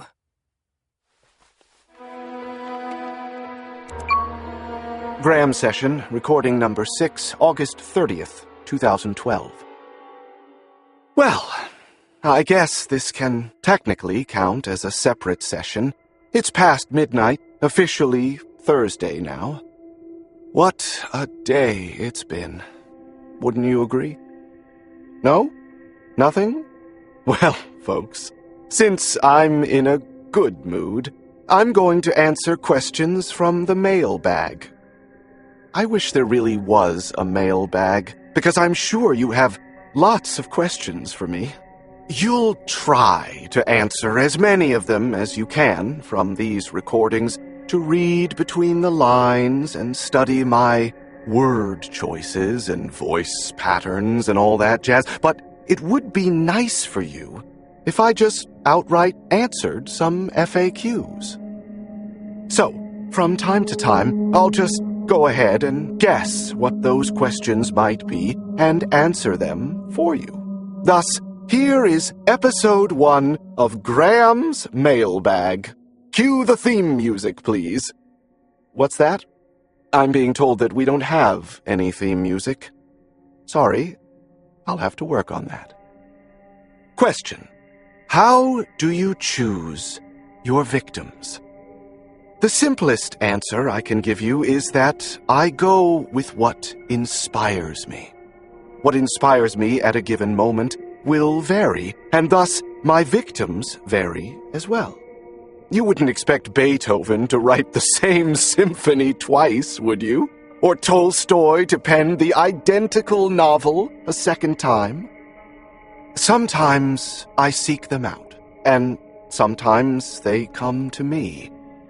Sometimes I must grapple for a time with what I'm looking for, and on other occasions it simply comes to me like an exotic perfume wafting under my nose. I am, in a word, a connoisseur. Sometimes I prefer a nice piece of lamb with a Shiraz. Sometimes lobster with a chilled Chablis. Other times an Italian beef sandwich with peppers and salt and vinegar potato chips. I don't know what I'll be in the mood for the next time. I just know that my stomach will start growling sooner or later. Question: what is your favorite color? I'll bet you think my favorite color is red, don't you? Well, close. It's purple. Purple is such a twisted, complex color. It conveys the passion of red, the sadness of blue, the depravity of black. Purple is neither happy nor sad. It is pain and despair, but longing too. Fiery desire, beaten and bruised, but struggling onward, determined to overcome, to move forward, rather than retreat. Plus, it looks nice with my hair. We have time for one more question. Why set fire to your victims? Well, let's see. Curtis, have I set fire to you? No, I haven't. I've done a lot of things to you, Curtis, but I haven't set you on fire. Now, don't lose your head over this, Curtis. I will burn you up when this is over. But that's just so our fun is kept a secret. Sorry, everyone. That was a little inside joke between Curtis and me about losing his head. And if it's any consolation, Curtis, you have one of the nicest-looking brains I've ever seen. Is that consolation? Do you feel consoled? You'd probably feel a lot more consoled if I got rid of this mirror, wouldn't you? End. 23. Lieutenant Adam Ressler is not happy to see us. Not that I can blame him. A week ago, he had this case all wrapped up, and now we're here to ruin his Labor Day weekend. His thoroughly starched uniform looks stiff and hot in the sweltering August sauna that assaults me as I slide out of the Jeep Cherokee we got from the Chicago field office's fleet. Ressler wears the uniform well, though. He is handsome, well-built, clean-shaven with a just-right angular cut of the jaw, and he carries himself like a man who has spent time in the military. If it weren't for the rivulets of sweat escaping from his perfectly combed hair down to his precisely creased collar, I'd hardly be able to tell he noticed the heat. "Lieutenant Ressler, I assume?" I ask, trying to sound breezy, cool, and confident, as my hair begins to stick to my neck and forehead. He grunts his assent without offering a handshake. Denny, looking wilted, clambers out of his car and joins Books, Sophie, and me on the sidewalk. I do quick introductions. Ressler is quick to shake Books' hand, presuming him to be the leader, which happens to be true, but he doesn't know that. Typical sexism. But it's no time for my feminist side to show. He looks over Denny Sasser with a you-gotta-be-kidding-me expression. Denny looks like a half-melted ice cream cone, but I'm beginning to suspect he's got more going on behind his hooded eyes than he lets on. Ressler seems awfully impressed with Sophie, as would any heterosexual male with a pulse. "Ms. Dockery," Ressler starts, "like I said on the phone, this fire was clearly not incendiary in origin. I don't see why you need to see the scene. If you could just tell me what you're looking for, I'm sure we could get this wrapped up." "You've been such a help already, Lieutenant," I say. "We just need to take a look around, that's all." He glares at me for a moment, then turns abruptly and stalks toward the house. I guess he didn't like being told to babysit the FBI for the afternoon. I pause for a moment to examine Joelle Swanson's first and last home of her own. It's a modest 2-story freestanding townhome with a brick facade and round pillars at the top of the cement stairs leading up to the entryway. It's new. The whole neighborhood is pretty new, with tiny, hopeful trees and postage stamp lawns still striped with new sod. There is plywood over some of her windows, and the power is probably off, but there is little other evidence of the devastation of a week ago. Except for that smell. Burnt tar, melted plastic, and an undercurrent of something unidentifiable but clearly chemical, all bundled with the jarringly pleasant smell of damp, charred wood, like campfires in the autumn. "The fire primarily affected the back of the house, as you can see," says Ressler. "The back bedroom was completely involved, as were the master bathroom and the hallway. The rest of the house suffered smoke damage, and of course everything is still damp from the fire suppression, even a week later. I stop for a moment to take it all in. For all the research I've been doing, this is the first torched house I've been in since Marta's. The house is completely different, of course, but it throws me back anyway. Marta's was a typical southwestern home, rounded entryways, lots of tile, and adobe-colored everything with an open floor plan. This one is a more standard Midwestern layout, with a living room, half bath, and kitchen on the first floor, 2 bedrooms and a full bath on the second floor. I pause at the base of the stairs to brace myself. The walls are blackened starting halfway up the stairs, in sharp angles and lines clearly defining the path of the flames before they were extinguished. The char patterns, as I learned at Marta's house. I reach the landing and pause again. Closing my eyes, I can see the licking flames from my dreams. Angel fingers, the firefighters call them, snaking across the ceiling. The boiling smoke ripples like the surface of the ocean just moments before the second story erupts in flashover, simultaneously igniting every flammable surface and turning the cozy home into a convection oven. Ressler continues, thankfully unaware of my moment of hesitation. The point of origin was back here, in the master bedroom, he says. Now be careful here. This fire burned really hot and fast, and didn't make it through the floor joists.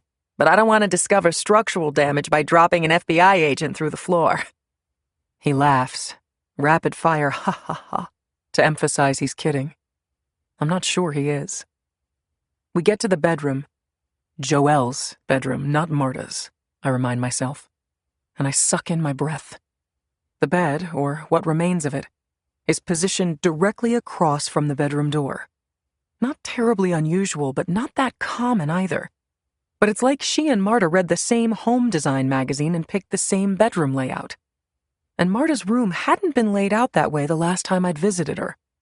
She reorganized her room before she died. Or so I thought. Queen-size mattress with a bedside table on one side, or at least what remains of it. Overstuffed reading chair, no doubt once made of highly flammable polyurethane, with comfortable, equally flammable throw pillows and blankets by the window. Ruined piles of wet ash that were probably piles of books. The ceiling is gaping open to the sky, where the firemen had vented the fire to prevent smoke explosions. It should be raining, I think. It rained for Marta, even in Arizona, even in January. The 4 of us begin our examination. Joelle's body had been removed, of course, but we knew her remains were found among the ruins of the left side of the bed. The photos had shown her body curled into the characteristic burn victim posture, legs bowing outward, wrists curled in, arms bent, caused, I knew, by the heating and drying of muscles and tendons as they pulled bones like post-mortem marionettes. The char patterns, where they can be seen, show a narrow V shape right to the side of the window, ending near the floor amid the blackened remains of the desk Ressler had indicated was the origin point of the fire. The carpet is melted and burned nearly completely, though a few places in the farthest corners still show the original color. After 2 hours of scouring every inch of the room, the 4 of us smell like incinerators. There is absolutely no evidence of an accelerant or of any intentional method of setting the fire that seems to have killed Miss Swanson. Lieutenant Ressler and the Lisle Police Department had every reason to reach the conclusion they reached. But I'm surer than ever that this was the work of our subject. 24. So here's what we know, I say to my team, as we settle into a conference room at the FBI's Chicago field office. 1, there was a candle, which likely was the point of origin one way or another. 2, the fire spread very quickly up the curtains and around the room until it reached the point of flashover, when everything in the room simultaneously combusted. 3, there was an alarm system on the house, but it was not activated at the time of the fire. 4, there was one window open in the spare bedroom across the hall from Joelle's bedroom. It was 82 degrees at 1:30 a.m. the day of the fire, and her central air conditioning was on. Her AC was on, but she left a window open. 5. We were unable to locate any other candles in the house. Joelle does not seem to have been a big candle user. 6. There is very little smoke staining on the unbroken windows or other glass surfaces, and the char patterns are consistent with a very hot and fast-burning fire. Those qualities are often indicative of a fire assisted by an accelerant. However, we found no evidence of accelerant near the origin of the fire or anywhere else. 7. The fire triangle. Fires need oxygen, fuel, and heat to burn. There were books spread around her room, many of them open, and papers on the floor. That's fuel. A candle was left burning on a desk too close to a curtain. That's heat. And a window was left open across the hall. That's oxygen. And not only is that oxygen, but the path of the air being sucked in through that window would have ended on the wall directly opposite the door, which is the precise location of Ms. Swanson's body on the bed. And because the fire will burn hottest where it has ventilation, Ms. Swanson's body was in the hottest burning fire in the room and was almost completely consumed in a relatively short period of time, including her skin, fat layers, and much of her muscle. 8. The DuPage County Arson Task Force has not been called. This fire was determined to be accidental by the fire investigator, and they have no interest in reopening the case. There will be no autopsy performed unless we can convince someone that there is a reason to do so, or unless we take over the investigation. 9. There are 53 other fires that share nearly all of these characteristics. With my limited means over the last several months, I haven't been able to determine the positioning of the beds in each of the other 53 bedrooms, but I have obtained information on 18 of them, and they are all the same. I look at books, piercing him with my eyes so that he understands, including the one in Peoria. Sophie speaks up. I think all of these people moving their bedroom furniture around into the same position and then burning to death would be a reason for some autopsies. Don't you? Maybe Sophie isn't so bad after all. I'd like her even more if she gained 30 pounds and got some acne. So we start right there, says Books. Let's find out about the positioning of those beds in the bedrooms. Let's finish the work Emmy started. I nod at Books. And time's a-wastin', folks, I say. Because 2 days from now is Labor Day. And if our subject keeps to form, that means he's about to take his show on the road and start killing 2 people a week. 25.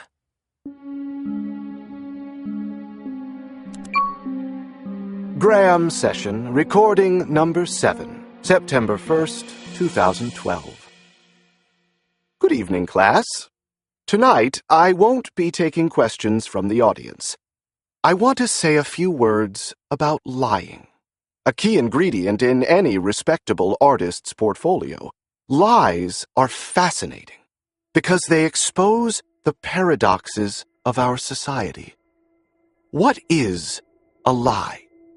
It's a distortion of reality, presented as reality. We say it's a bad thing. We teach kids not to lie. We even put people in prison for lying. And yet, there are lies all around us. And half the time, we don't even really try to disguise it.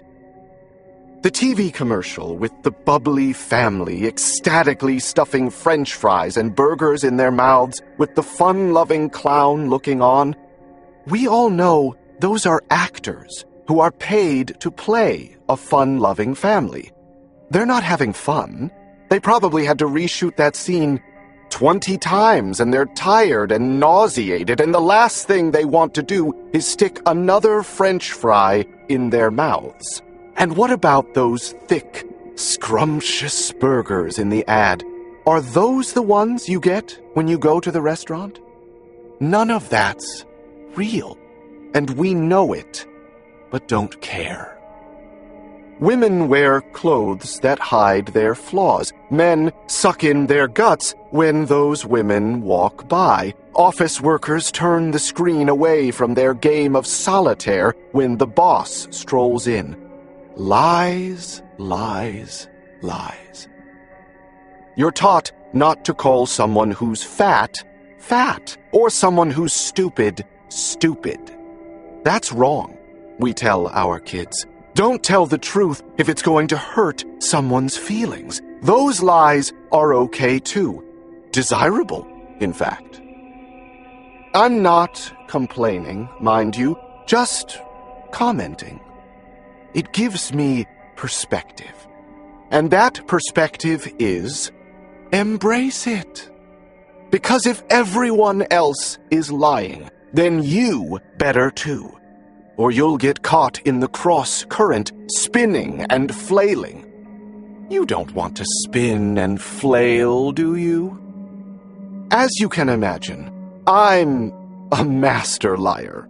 How else do I woo all these unsuspecting people into letting me into their lives and usually their homes? Lying is easy, but being good at it is hard. Here is Graham's handbook on lying. First, lie no more than you have to. Because for that duration of time you're with a target, be it 2 hours or 2 weeks, you're going to have to live with that lie. If you want to get close to a target who happens to be a smoker by saying you smoke too, which works, by the way, there's an unspoken brotherhood between all tobacco users, then you better be prepared to light up every few hours or so. What I do when I use that ruse is claim to be a former smoker. So, of course, I love to smoke, and maybe just this once I'll partake so I can have the bonding experience with my target.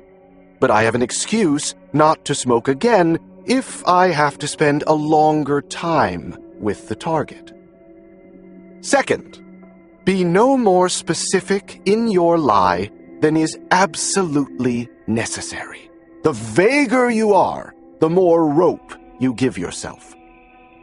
Let me give you an example of what I'm talking about. This last guy, Curtis Valentine. I found him easily because he runs a website design business out of his house in Champaign, and he's on Facebook too. To get into his house, I told him 2 lies. 1. I was starting a consulting business that needed a website. And 2. I hired someone else first, but they scammed me and stole my money. I couldn't have gotten a meeting with Curtis if I didn't need his services, thus the consulting company, but I said I was starting one instead of operating one already, so Curtis wouldn't be suspicious if he looked up my company on the internet and didn't find anything. Why the second lie? Several reasons. Most website designers never meet their clients. They just communicate by phone and email. But if I got burned once by a scammer, it would make sense that I'd want to see this guy's operation for myself to make sure he was the real deal. Also, it would allow me to appear reluctant when he asked me questions like, "What kind of consulting will you be doing?" That's the last question I wanted to answer, because if I said I was a private detective or mechanical engineer, it might turn out that Curtis studied mechanical engineering in college, or his best friend or brother is a private eye, and then suddenly I'd have to actually know something about private detection or mechanical engineering. But with lie number 2, I could just say, "I'd rather not say until I've hired you." You know, because I've been burned once before, etc.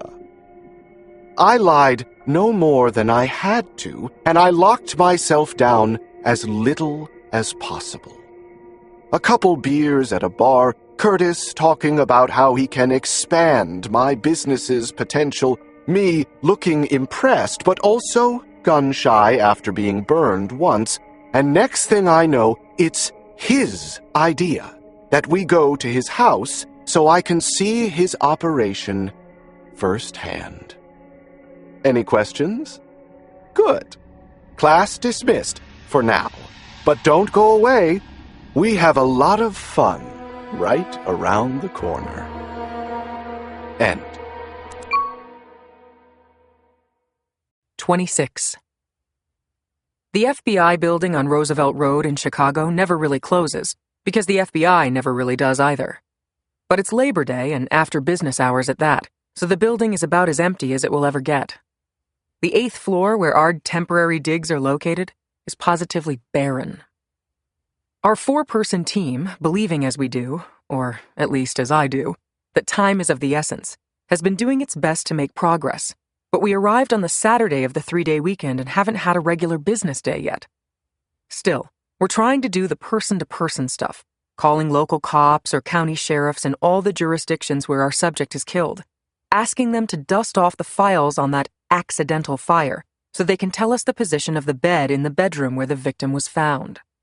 Sometimes there are insurance company investigators involved too, who often take more photographs than the cops because their money is at stake, so we'll be tracking them down when normal business resumes tomorrow. The good news is that computers know no business hours, so Sophie and I, the research analysts, have been trying to work cross-references, looking for any number of things that might indicate a pattern. We know, as much as we can say we know anything at this point, that he chooses people who live alone, and that each of these victims engages to some extent in social media, be it Facebook, Twitter, LinkedIn, whatever. But there has to be more. Something has to be connecting these people. Nobody acts completely at random. At 7 o'clock, I get up to stretch my legs and peek into the office next to mine where Books is stationed. Thanks, Sheriff. That would be much appreciated, he says, rolling his eyes when he sees me. Call me any time, day or night. You have a good night, too. He hangs up and makes a face. He's been making calls to the upper brass in the local jurisdictions, trying to persuade them to reopen their investigations or, at a bare minimum, conduct an autopsy on the body. The problem is that even if the FBI takes over the investigation from the locals, all of these victims have been buried, so an autopsy would first require us to petition the court for an order of exhumation. He said he'd talk to the family about an exhumation, he says to me. You don't need the family's permission. He nods. But you start there because you can avoid having to go to court if you get consent. Anyway, I think he's just looking for a reason to turn us down. He blows out a sigh. Emmy, these departments have closed these cases, in some instances several months ago. If we want to get autopsies, we're going to have to go into each jurisdiction's local court to get the grave opened.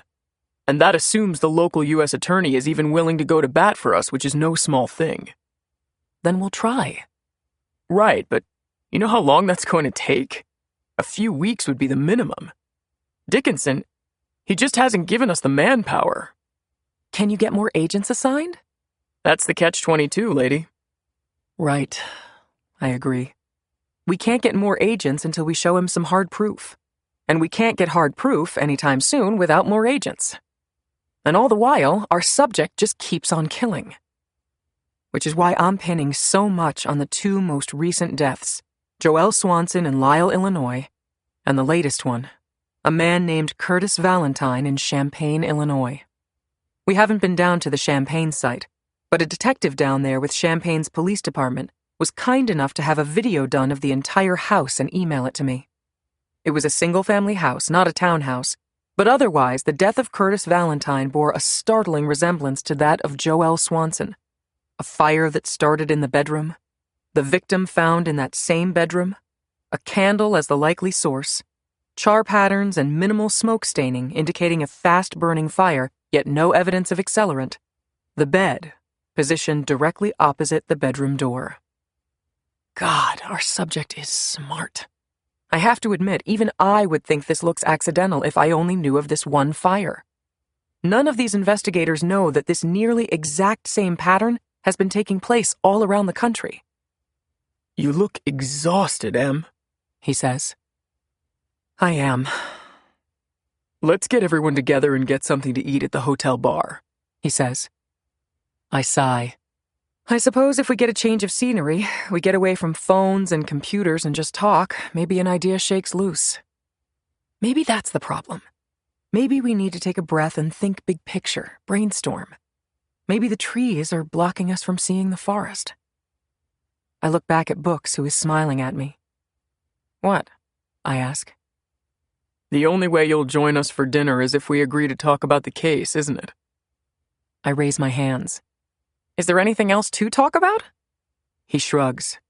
We could talk about the Chiefs, he says. They kick off this weekend. Books is a die-hard football fan. It's one of his only flaws. Okay, fine. Books raises his hands in surrender. We'll talk about the case. Maybe something will shake loose. 27. Our humble team hits the bistro located within the Chicago Marriott where we're staying, a place called Rook's Corner that Books has been all excited about because they serve Chicago area microbrews on tap. Books always liked to take in the local favorites when he traveled, which, as an FBI agent, was often. The place is dimly lit with dark oak, yellow-cushioned seats and a hardwood floor. Booths line the walls, with tables scattered near a wraparound bar. A football game plays on the projection screens mounted on the walls. Books orders a Domaine DuPage, whatever that is. Beer, I assume. I recognize DuPage as the county in which Joelle Swanson was killed.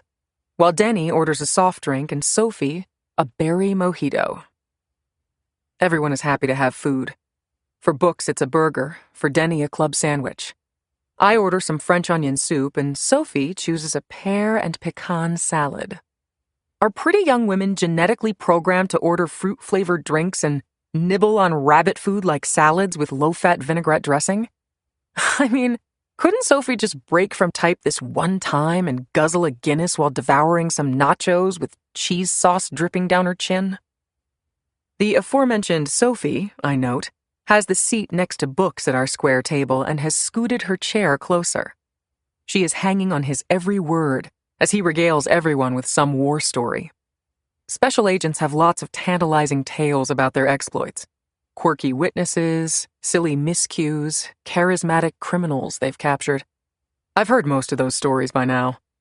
My favorite is from a dozen years ago, when Books was assisting U.S. Marshals on a fugitive recapture. He broke through the front door of a Maryland house, tripped over the coat rack, and was knocked unconscious when the rack came down on his head. The other agents had to step over him to get in. They later told him, "At least you blocked the exit really well." Sophie asks him, "Have you ever hunted a serial killer?" Oh, he says, blowing out air. I've worked on a few investigations, yeah. He was working on one when we ended our engagement. He caught his killer, then resigned from the FBI. Reginald Traeger, who raped and murdered a number of young women in Portland, then sealed the deal by lopping off their heads. Freddie the Machete, I say because I know Books won't. Denny Sasser touches his chin. You worked on Freddie the Machete? It's not as impressive as it sounds, believe me. As much as Books likes to tell stories, they usually involve him in embarrassing situations. Books isn't one to play up his own accomplishments. It was one of the first things I noticed about him when we met 4 years ago. He figured out the pattern of a crew of bank robbers in Virginia to the point that his team was waiting for them when they hit the Federal Credit Union in Arlington. All the research analysts on the team knew that it was Books's brainpower that got the solve, but he spread the credit around, even walked through the office and left a card for each of the RAs, thanking them individually for their help and noting their specific contributions. RAs notice that kind of stuff. Most of the special agents forget all about us once they've solved their puzzles. Reginald Traeger, dubbed Freddie the Machete by the press in Portland, was an unemployed union painter who had recently lost his condominium to foreclosure and apparently snapped. He went on a rampage that included 5 or 6 victims, I don't recall the exact number. It came out later that he had a history of mental illness and a previous conviction for attempted rape. Did he come up with that name himself?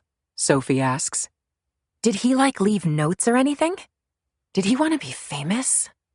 I can't tell if she's flirting with Books or is professionally curious, trying to sponge up all the experience and wisdom she can. Here's a question. Why do I care? Books shakes his head. Reggie Traeger wasn't capable of leaving notes or wanting notoriety. He was mentally ill, a classic sadistic sexual psychopath. He beat women, decapitated them, and performed sex acts on them. Sophie recoils. In that order?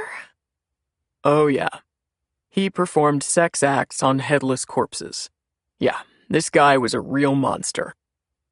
What kind of sex? Never mind, Sophie says. I don't want to know. No, you definitely don't want to know. But I know. I'm probably the only person who knows outside the team that caught the monster. The detail was never made public, and Reggie Traeger hasn't even had his trial yet, so it's basically classified information at the moment. The sex act was vaginal rape, but he didn't use his penis. He used the machete. The blade penetrated clean through the uterus and colon until it came out their buttocks. The only minor consolation is that they were already dead, already decapitated. Books enjoys a sip from his pint of caramel-colored beer. He probably can't help enjoying the attention. I can't blame him. If you're going to leave the bureau, it's a nice case on which to exit. I take a gulp of my water, not being in the frame of mind for alcohol, and let Books bask in the glow a minute. But he's not much for basking, and I catch him eyeing me when I look his way. Emmy wants to talk about our case, he says. So where do we start? With your profile, I say. I want to hear your profile of our subject. 28. Books smacks his lips after another sip from his pint. Can't do it, he says, which he's already said to me several times. By several times, I mean every single day since I dragged him onto this case. He turns to Sophie, the pupil.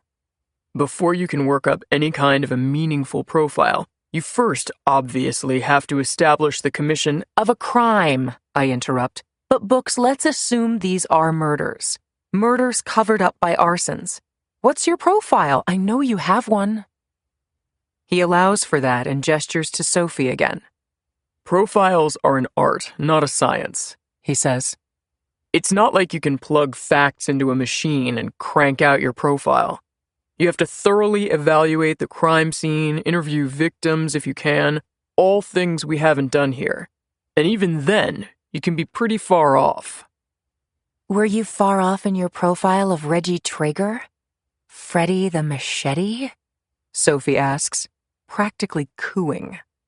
If she gets any closer to Books, I might have to find a machete of my own. Well, now, that's a good example, Sophie, he says, as if he's about to pat her on the head. He's not blind. He can admire her Barbie doll looks, and he can see the way she's looking at him. We were able to analyze the crime scenes and the victims. It was clear to us that he didn't plan the crimes much at all. He wasn't careful or logical about his victim selection. He made no attempt to cover up his crimes or modify the crime scene in any way. His victims were violently mutilated, sexually assaulted, and decapitated. They were all white, early 20s, and blonde. From that, we drew our profile. We believed he was a classically disorganized killer suffering from mental illness. He was a white male in his 20s or 30s. He was socially withdrawn, he had no friends, didn't talk to neighbors, showed no interest in socialization whatsoever. He grew up in a family where he was disciplined severely, probably by a mother. He was likely a high school dropout. He had no meaningful relationships with women and was quite possibly impotent. He was either unemployed or engaged in manual labor.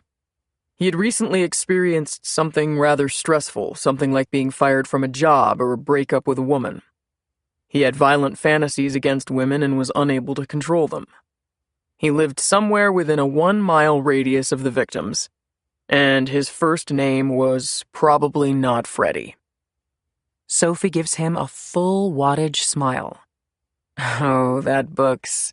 He's a real jokester these days. Why did you think he lived close by? She asks. Disorganized killers usually don't travel by car. They're too caught up in their fantasies. It's not like they carefully select a victim, drive there, commit the crime, and drive home. No, they act on pure impulse. Okay, yeah. Sophie is transfixed by the professor. So how were you wrong? Well, for one thing, he took his murder weapon with him. Most disorganized killers use whatever's on hand. They aren't capable of planning to walk around with a weapon ready to pounce. But Reggie carried that machete under his long black coat and took it with him after every murder. Also, he kept a souvenir from each victim. That's atypical of disorganized killers who usually just commit the crime and leave. But the biggest thing of all, Books continues, is that his last victim wasn't random at all. His last victim was the same woman he'd attacked years before when he was convicted of attempted rape. So he had definitely planned that out. In fact, those things that distinguished him from the typical disorganized killer are the reasons we caught him. Once that last victim was attacked, a simple background check took us to the guy who'd attacked her previously, who just happened to live 7 blocks away from her. And once we rousted him, we discovered he had a machete and all those souvenirs. What were the souvenirs? Sophie asks, beaming. Another thing you don't want to know, says Books. I do, come on.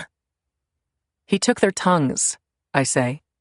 He cut them out and kept them in a shoebox under his bed. I hate to spoil her appetite. She could use a good meal. Anyway, Books says, clearing his throat. My point is, it's not like we drew up some perfect profile and nailed Reggie Traeger. It was dumb luck. He made a big mistake attacking his previous victim again. He might as well have sent us an engraved invitation. That doesn't mean profiles can't help, I say. And it doesn't mean you don't have one for our subject. I don't, Emmy. I need to know more. Tell me one thing about our subject, Books, I say. Just one, and don't say he's highly organized because I think we all get that much. Books shakes his head, bemused. One thing, I say. He's getting better, says Books. Organized killers improve and hone their methodology with each murder.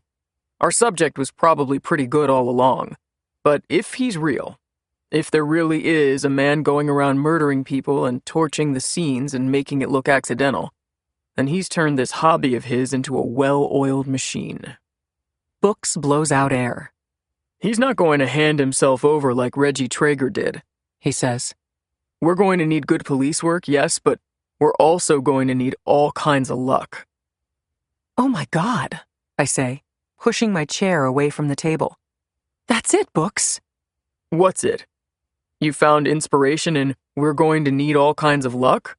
Wow, I knew I was good, but not that. I've already left the table.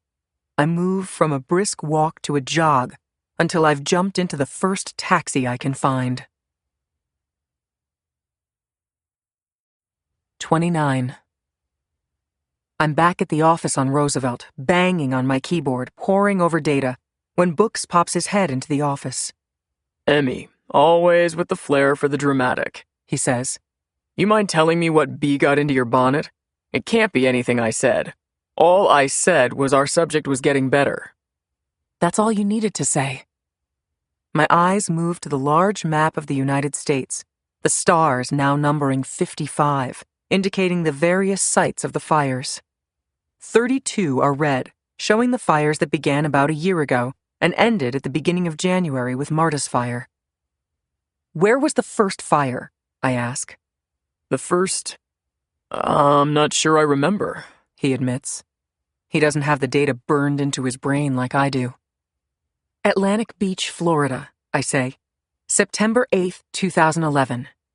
That was part of our subject's cross-country September to January spree before he came back to the Midwest. Okay, so? Books says. So how do we really know this was his first kill? We don't. Books concedes. Not for sure. But you kept going back in time and you didn't find any more fires that fit the unique characteristics. The single victim, found at the point of the fire's origin in the bedroom, determined to be an accidental cause. Exactly. I say, the accidental cause. Anything that wasn't determined to be accidental, I didn't analyze. I just totally skipped over, because it didn't fit into the pattern. Okay, so? I'm still typing along, using the NIBRs now, the database to which I didn't have access while I was suspended and doing this from home. The data is almost dancing off the screen. I have to be careful I'm not going too fast. When the juices are flowing and the data is voluminous, it's like a treasure hunt, one gigantic puzzle, the answer somewhere out there for me to find. So, I say, you were right when you said he's probably getting better. Maybe he wasn't so good at the beginning of his murder spree. Oh, I see. Maybe the first fire he didn't cover it up so well. Maybe it was determined to be an arson. Exactly, Books. Which is why it's nice to have NIBRs, which reports arsons and suspicious fires. I'll bet he screwed up the first one, I say. Maybe more than just the first one. So you're what? Casting a net across the country for arsons set before that first Atlantic beach fire? Not across the country. We think he lives here in the Midwest, right? So I'm starting there. Books is silent behind me. I finally look back at him. That's a lot of work, Em. Even narrowing it down to the Midwest, that's a ton of data to process. You're going to start now? It's 11 o'clock at night. I'll sleep when I'm dead, I say. Or when we catch this guy. 30. Books is still lingering at the doorway as I type. What? I say. We were going to head out for a drink. I feel something swim around in my stomach. This is different about Books.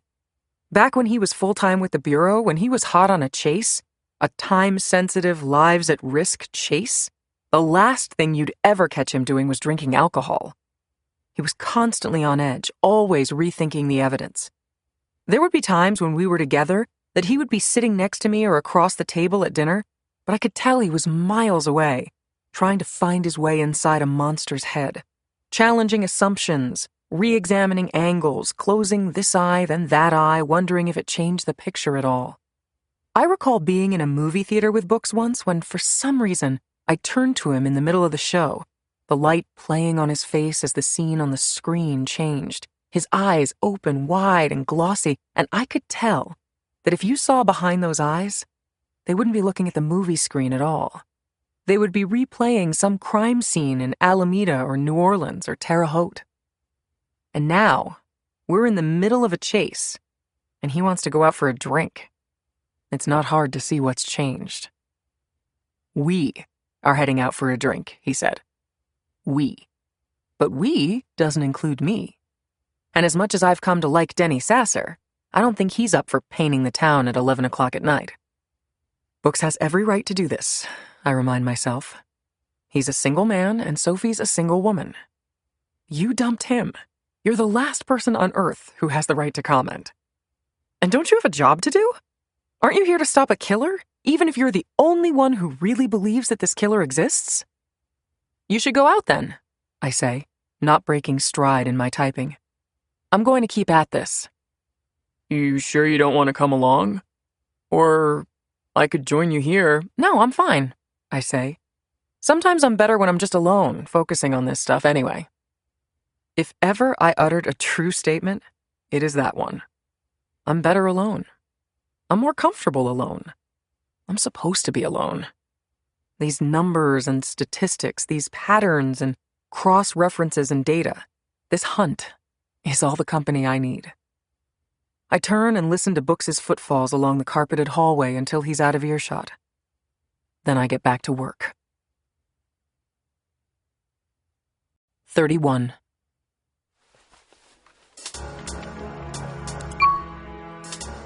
Graham session, recording number 8, September 4th, 2012.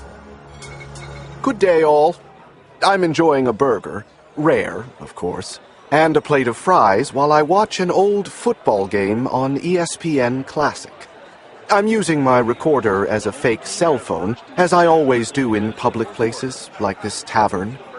I wasn't planning on lecturing you tonight, but it occurs to me as I watch this football game that we have, as they say, a teachable moment. I've been thinking about how much my artistry resembles that of a quarterback. I know.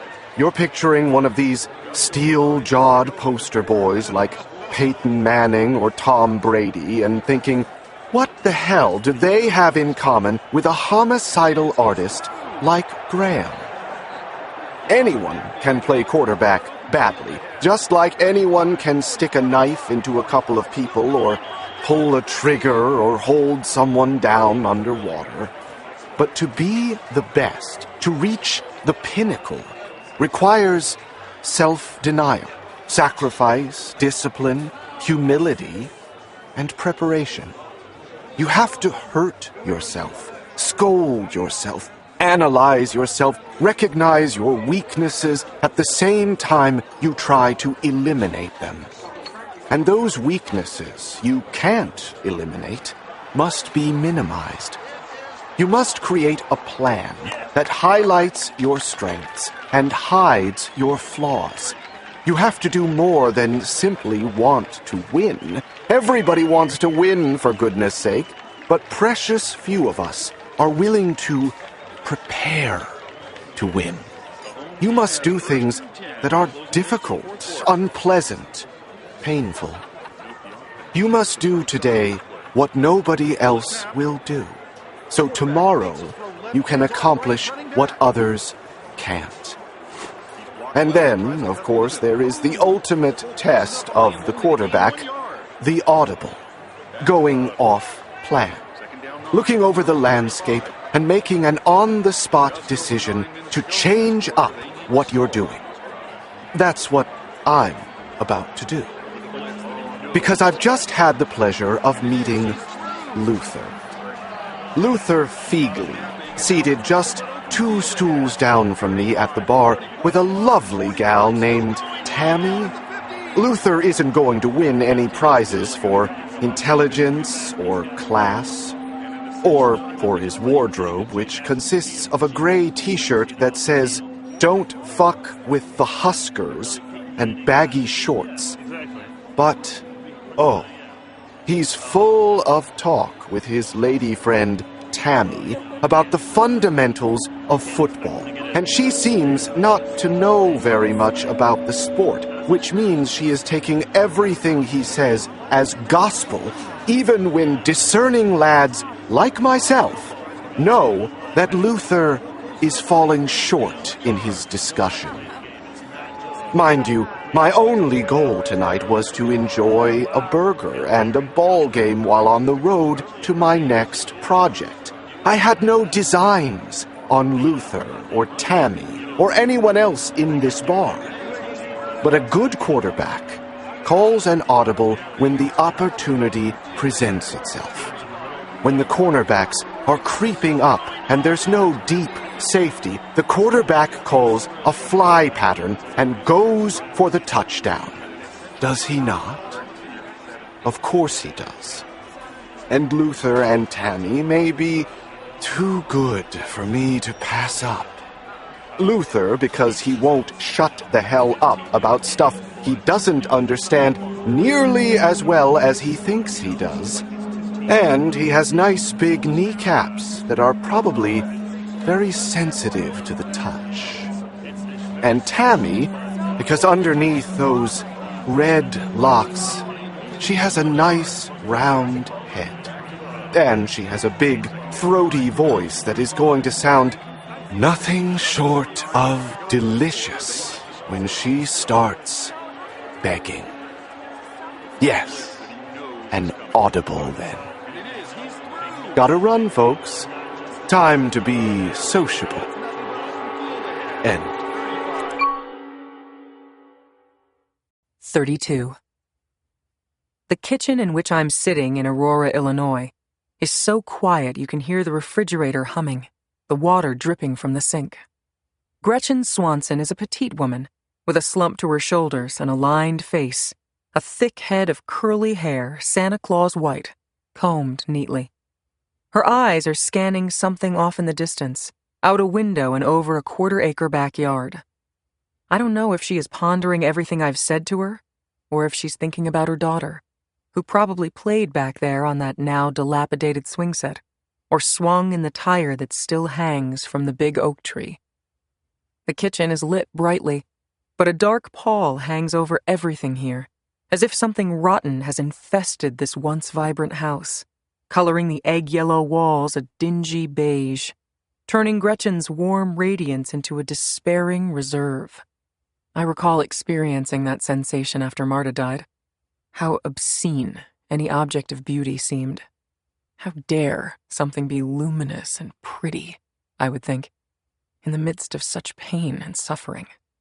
How dare those people walking down the street laugh and smile? How dare the sky be such a magnificent periwinkle blue?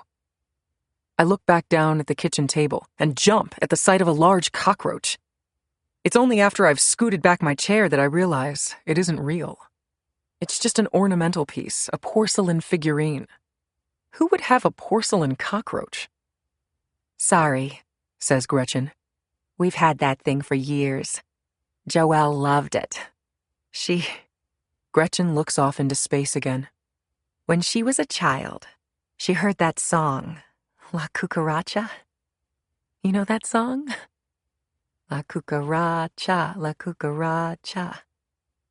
Sure, of course, I say with a smile.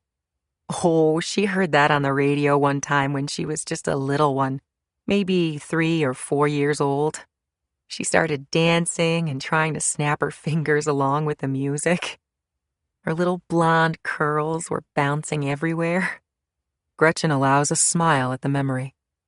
After that, my husband Earl always called her my little cucaracha. When she was little, she couldn't pronounce it. She'd say she was his little cuckoo clocka. Gretchen grimaces at the thought, comforting and painful all at once. I stifle my own memories. Hours after I received the news, my mother and I waiting for the flight to Phoenix. My mother drinking one Bloody Mary after another at the airport bar while our plane was delayed. All that time, I wondered if there had been some mistake. That infinitesimal possibility that some signal was crossed, that my sister was traveling somewhere overnight and had someone house-sitting for her, that the burned body in her house was not her, that we'd show up at her house in Peoria that night and Marta would walk up in some athletic outfit and backpack and say, "What are you guys doing here? Did something happen?" I don't dare move now. Don't so much as rattle the ice in the glass of lemonade sitting before me. Don't so much as breathe. Gretchen closes her eyes and gives a quiet shake of her head. The appropriate response, I came to learn, for such bereavement. It's so overpowering, so incomprehensible, that trying to make any sense of it whatsoever is futile. You just shake your head and cry. "All right, Emmy," she says. I don't even see her lips move. I close my eyes too and say a quiet prayer. Then I push the paperwork in front of her and hand her a pen. I thank her with a long, warm hug that devolves into tears from both of us. When I get outside, I click on my smartphone and call the assistant state's attorney in DuPage County with whom I've made contact, a man named Feller. "Joelle Swanson's mother just consented to the exhumation," I say, somewhat alarmed at the enthusiasm in my voice. I've been working this guy Feller for the last 2 days, finally extracting from him at close of business yesterday this promise. "If you can get the mother to exhume, we'll get our Emmy to autopsy her."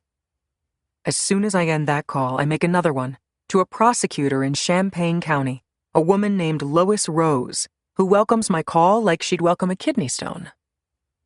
"DuPage County is exhuming Joelle Swanson for an autopsy," I say to her, "and your guy, Curtis Valentine, isn't even in the ground yet."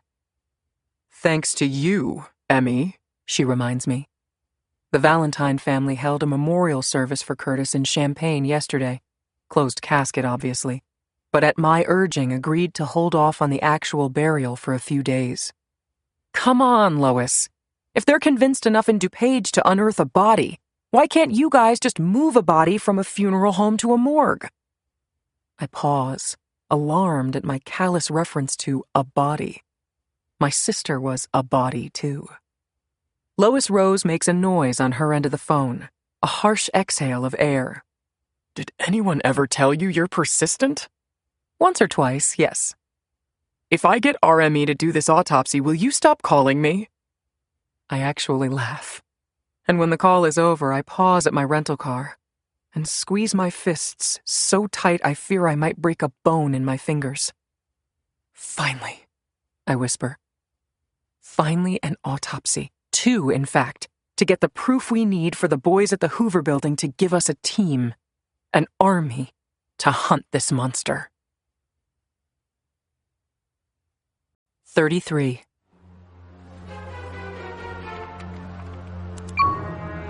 Graham session, recording number 9, September 5th, 2012. Okay, I have something very important to discuss with you tonight. I thought it could wait, but it can't. So when we last visited, yesterday evening, I was at a bar in Grand Island, and they were playing a college football game on ESPN Classic with the Houston Cougars from 2 years ago. You may recall I mentioned a man named Luther. Luther Feigley, sitting 2 stools down with this woman he was trying to impress, a real beauty named Tammy Duffy. Anyway, after I ended our session, Luther starts prattling on to the fair Tammy about this fancy offense that Houston runs called the run and shoot. And Luther, he's sounding like quite the professor, a real academician he is, a man of letters, telling her how the run and shoot features 4 wide receivers with the quarterback throwing the ball on every down. So, you can imagine, it got me a little hot under the collar. Houston did not run a run-and-shoot offense. It was a spread offense. There's a difference. There are many differences, actually. The run-and-shoot was developed to maximize the quarterback's options, which include running, thus run and shoot. Typically, the QB does a half roll or a sprint out from the pocket, attacking the corner, enabling him to run if necessary, and the receivers usually call their own route based on the defense they see. So it's a very dynamic offense, with a fair amount of running. Quiet now, Luther. I'm not talking to you. Does it look like I'm talking to you? I'm talking about you. That's not the same as talking to you. Do you understand there's a difference, Luther? My apologies. My friend has to learn some manners. Now, the spread offense. There's nothing magical about it. You just place your receivers all across the field to spread out the defense and create better passing lanes. It's not as improvisational. So I tried to be polite about it. I tried to make the point to Mr. Luther Feigley that Houston ran the spread offense. And this Rhodes Scholar here, this highly cultured member of the intelligentsia, this venerable sage who roams the earth espousing great wisdom, he decides to talk down to me like I'm some single-cell organism. Do you know what your mistake was, Luther? Do you? If you guess correctly, I'll give you back your teeth. Some of them, at least.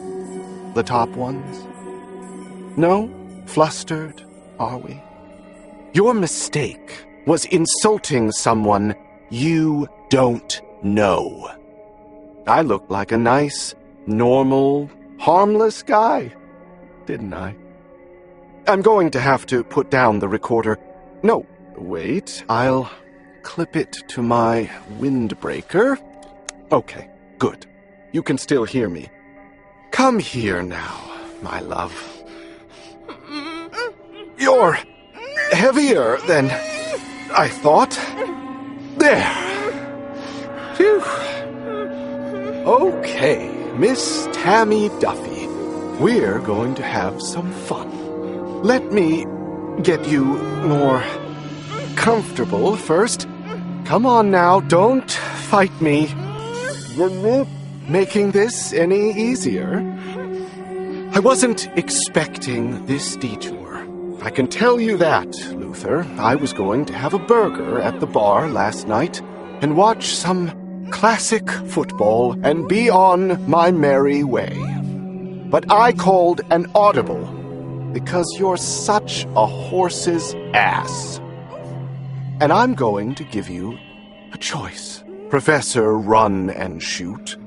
I can kill you first, or you can have a front row seat to what I do to Tammy before I deal with you. Tough decision. Okay, then the front row it is.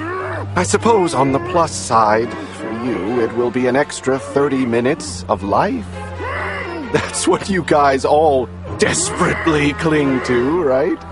Every last breath. Well, when you're done watching what I do to Tammy, you'll be rethinking that decision. End. 34. I push myself away from my computer and stare at the clock. It's past 5 o'clock now. Where are they? My feet drum the floor. My brain is having trouble focusing. I'm supposed to be swimming through the sea of data in Nibers for unsolved arsons or suspicious fires, but I can't concentrate. Not when we're this close now. Each of them, Champaign and DuPage counties, promised me autopsy results by 5 o'clock. Well, it's past 5, people. Where are you? I walk over to Books' office. Sophie Talamus is in the chair on the other side of his desk, scooted forward so that she and Books can speak to each other quietly, each of them with their elbows on the desktop, their heads only inches apart. There's a familiarity between them, a subtle intimacy in their body language. I don't need to be hit over the head to see it. A blind monkey could see the chemistry between them. When they spot me, they withdraw from each other. Each of them leans back instead of forward, opening up to me with looks on their faces that tell me I wasn't expected. I wish I could just backpedal out of the room, but that would make everything even more awkward. Did you get the forensics yet? Books asks, recovering. I shake my head and raise my smartphone. Any minute, I assume. Come in, sit down. Sophie moves her chair back and makes the seat next to her available. Did you work through last night's fires? I ask her. I've given her the assignment that I've been doing for the last year, monitoring websites and signing up for breaking news emails to monitor all the fires that occur throughout the day, hunting for the next kill committed by our subject. Yes, she says. Nothing from yesterday or last night. I nod reluctantly. I can't be sure she's good at this yet. I'd double-check her work if I had the time. We're a 4-person operation doing the work of a dozen. I was just explaining to Sophie about our jurisdictional issue, Book says without prompting, probably reading my facial expression. I nod as if I believe him. The way they were huddled together, the way they drew back when they saw me, I don't think a jurisdictional issue was the topic of conversation. The FBI doesn't have jurisdiction over this case until it crosses state lines. And even if we can establish murders in Champaign and Lisle, Illinois, no state line has been crossed. So unless the locals ask for our help, we are out of luck. It's a hurdle for us, but all we have right now are hurdles, so it has to get in line. I didn't mean to interrupt, I say. Don't be silly, says Books with too much enthusiasm. Come in. Saved by the bell. The bell on my phone for incoming emails. I look to see what the message is. Joelle Swanson's autopsy, I say. 35. I pull up the email on my desktop, where the report from the DuPage County Coroner's Office will be easier to read. I've only read one forensic pathology report in my life, and it was from a different jurisdiction, so this isn't my bread and butter. But like the last one I read, probably like all of them, there is a summary conclusion at the end that wraps up in as close to layman's terms as possible what the coroner found with regard to the death of Joelle Swanson of Lisle, Illinois. I flip to it and hold my breath. fire investigators have found no evidence of deliberate cause in the fire itself, concluding that the fire was caused by a burning candle in the decedent's bedroom that ignited the curtains and spread throughout the upper story of her townhouse. Right, I mumble. We always knew that. He made it look like an accidental fire, that's no surprise. Now for the forensics. The presence of clear soot deposition on tracheal mucosa and the dorsum of the tongue is consistent with the decedent being alive at the time of the fire and inhaling smoke and other toxic chemicals. The soft tissue and blood in the recoverable organs was cherry red, which is typically evident with carboxyhemoglobin levels above 30%, and is therefore indicative of inhalation of toxic levels of carbon monoxide and cyanide. That can't be right, I say. She breathed in the smoke, they're saying. Joelle was alive when the fire started? These findings are compared against a lack of any evidence of injuries on the decedent's body caused by blunt trauma or other external force besides the heat generated by the fire. No evidence of stab wounds or gunshots or anything like that. Nothing that couldn't be explained by flames or the intense heat generated by them. No, I say. Based on the findings above, it is concluded that the manner of death was accidental, and the cause of death was asphyxiation as a result of smoke inhalation during a fire. No! I shout, pounding the keyboard on one side, causing it to flip in the air and fall off the side of the desk, dangling from its plug connector. Bad news? Books has appeared in the doorway. It's wrong, I say. It can't be right. This can't be right. I stagger out of my chair and put my head against the wall, staring at the floor. Books walks over to my desk and reads the report on my computer. Jeez. I'm sorry, Emmy. My phone beeps again, another email. I don't move. My head stays against the wall, my eyes focused on the floor. There should be another email in my inbox, I say. My guess is it's the report from the Champaign County coroner. Hang on. Books gathers the keyboard back up and works the mouse. Yep, it's right here. Read it for me, would you, Books? I close my eyes as time passes, as the memories slap me in the face. The argument with my mother after Marta's death. Something's not right, I said to her. We should have them perform an autopsy. Why, Emmy? Because you think her bed was in a different spot than it was a month ago when you visited? I don't think it, I know it. Whatever, Mom, I'm suspicious. You think we should let them cut up my baby and pull out all her organs? You don't think she's suffered enough from the burning? You want them to chop her up like some science experiment? I won't do it. Damn. Books says quietly. Damn. Don't say it, I tell him. I'm sorry, Em. It's almost the exact same report as from DuPage. The Champaign County coroner finds Curtis Valentine's manner of death to be accidental, caused by smoke inhalation. I feel him upon me now. He puts his hands on my shoulders. Don't touch me. I wiggle free, walk to the other side of the room. They're wrong. Don't you see that?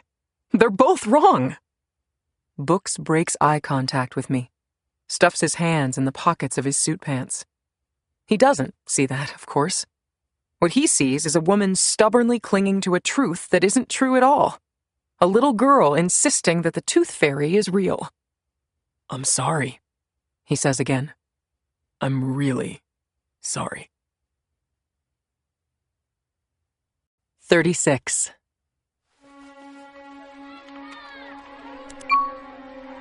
Graham session, recording number 10, September 7th, 2012. I'm looking at this boy. He's 5, maybe 6. He has brown eyes and messy, unwashed hair and blue jeans. He's shoeless, but they all are. It's a requirement for the kids' play area, the Rocky Mountain Play Park, inside this shopping mall. The parents are sitting around the perimeter, chatting with one another or sipping their Starbucks lattes, or shouting at their kids to play nice or slow down or keep an eye on your little sister. There's probably 50 kids running along the foam-padded flooring, climbing the jungle gym or gliding down the slide with Porky Pig or riding on the river raft with Sylvester and Tweety Bird. Most of them don't seem to know one another, but they're interacting regardless, in that clumsy way that kids will do, sometimes being nice, sometimes being impolite or even rough, sometimes requiring a referee, and sometimes being gentle. Some of them form groups and travel from one play station to another, and some go solo and join up with whoever's at the spot they've descended upon. But not this boy. He is sitting on the floor at one end, not playing with anyone, but watching the other kids as they speed past him, ignoring him. A minute ago, a foam ball rolled toward him, and he handed it back to a girl who took it without acknowledging him. He wants to be a part of what they're doing. I can tell. I can see the longing in his eyes as he watches these breathless children run and shout and laugh. He wants to run and shout and laugh too. But something's holding him back, keeping him planted in the corner. He feels like he doesn't belong. But he wants to belong. He really does.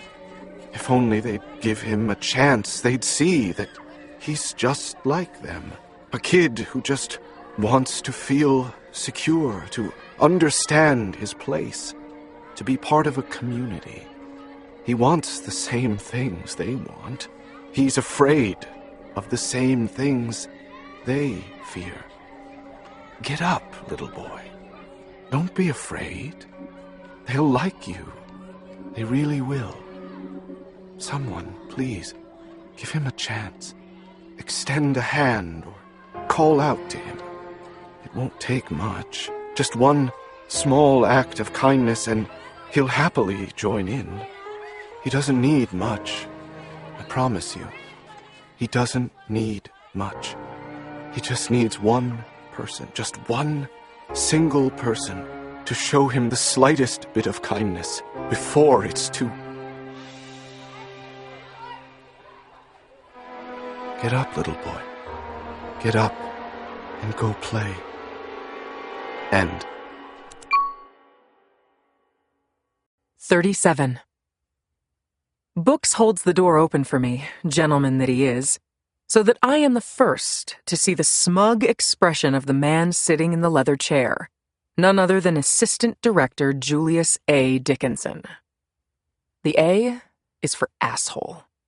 Even his parents knew he was going to be a prick. Well, well. The Dick always manages to be doing something else when you walk into the room, all for the purpose of highlighting your lack of importance and elevating his own. Today, he is reading something, some kind of pamphlet or brochure. There's no need for you two to sit, he says, stopping Books and me in our tracks just short of his desk. This won't take long. After making us wait while leafing through the brochure in front of him, he looks over his glasses at us both. It sounds like you had an eventful week in Chicago, he says. Let me see if I have all of this straight. Emmy here assured us that a killer was in the midst of a cross-country crime spree and was brilliantly evading detection through a clever arson scheme. And apparently this scheme includes rearranging the positioning of the bed in the bedroom to maximize the inflow of oxygen in the room and thus the strength of the fire. He's taking that almost verbatim from the report we issued yesterday, a report that the Dick demanded from us. So at least he read it. And during your eventful week, he goes on, you've been able to determine that of the 55 fires that make up this so-called crime spree, about half can be confirmed as having crime scenes where the bed was positioned across from an open door. He flips a page of whatever he's reading. But you don't know if the beds were in that position all along, or whether our phantom serial killer moved them there. Except for Marta, I want to say. Marta's bed was definitely moved. As for the other half of the fires, you have no idea where the bed was positioned. The information has gone too cold. Is all of this true? That's correct, Book says. Well then, Dickinson continues, about half of these bedrooms had beds directly across from an open door? I would consider that to be a very significant fact. He looks at me, the trace of a smile. If I were the editor of Better Homes and Gardens, he adds, but I'm not. I'm an assistant director with the FBI, and I find that piece of information to be staggeringly minor and insignificant. But do you know what I find very significant?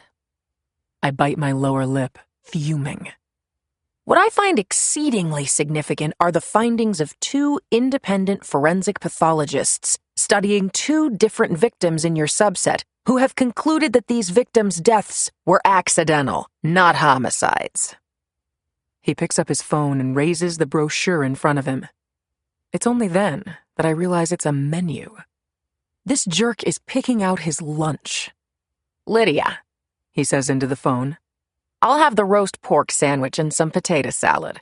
And I want 2 pickles on the side, not 1, 2. The dick places the phone against his chest and looks at us. This investigation is now officially closed. Books, your temporary appointment is rescinded as of right now. Books remains quiet, his arms behind his back. And Emmy, Dickinson adds, his expression changing. Come back at 6 o'clock tonight so we can discuss the status of your suspension. I stand my ground, but Books takes my arm and leads me out, while the dick completes his lunch order. 38. You could have at least fought for us, I say in the elevator to Books. You have a lot more sway than I do. Not with Julius. Books shakes his head. And probably not with the director either. Not anymore. You still could have fought for what's right, I say. Yeah? He turns on me. And what is right? Please tell me, Emmy. It's only then that it hits me. Books' relative silence over the last 36 hours since we got the autopsy reports. I made an assumption that we were on the same page, that my anger and frustration and stubborn certainty spoke for us both. You don't believe me anymore, I say.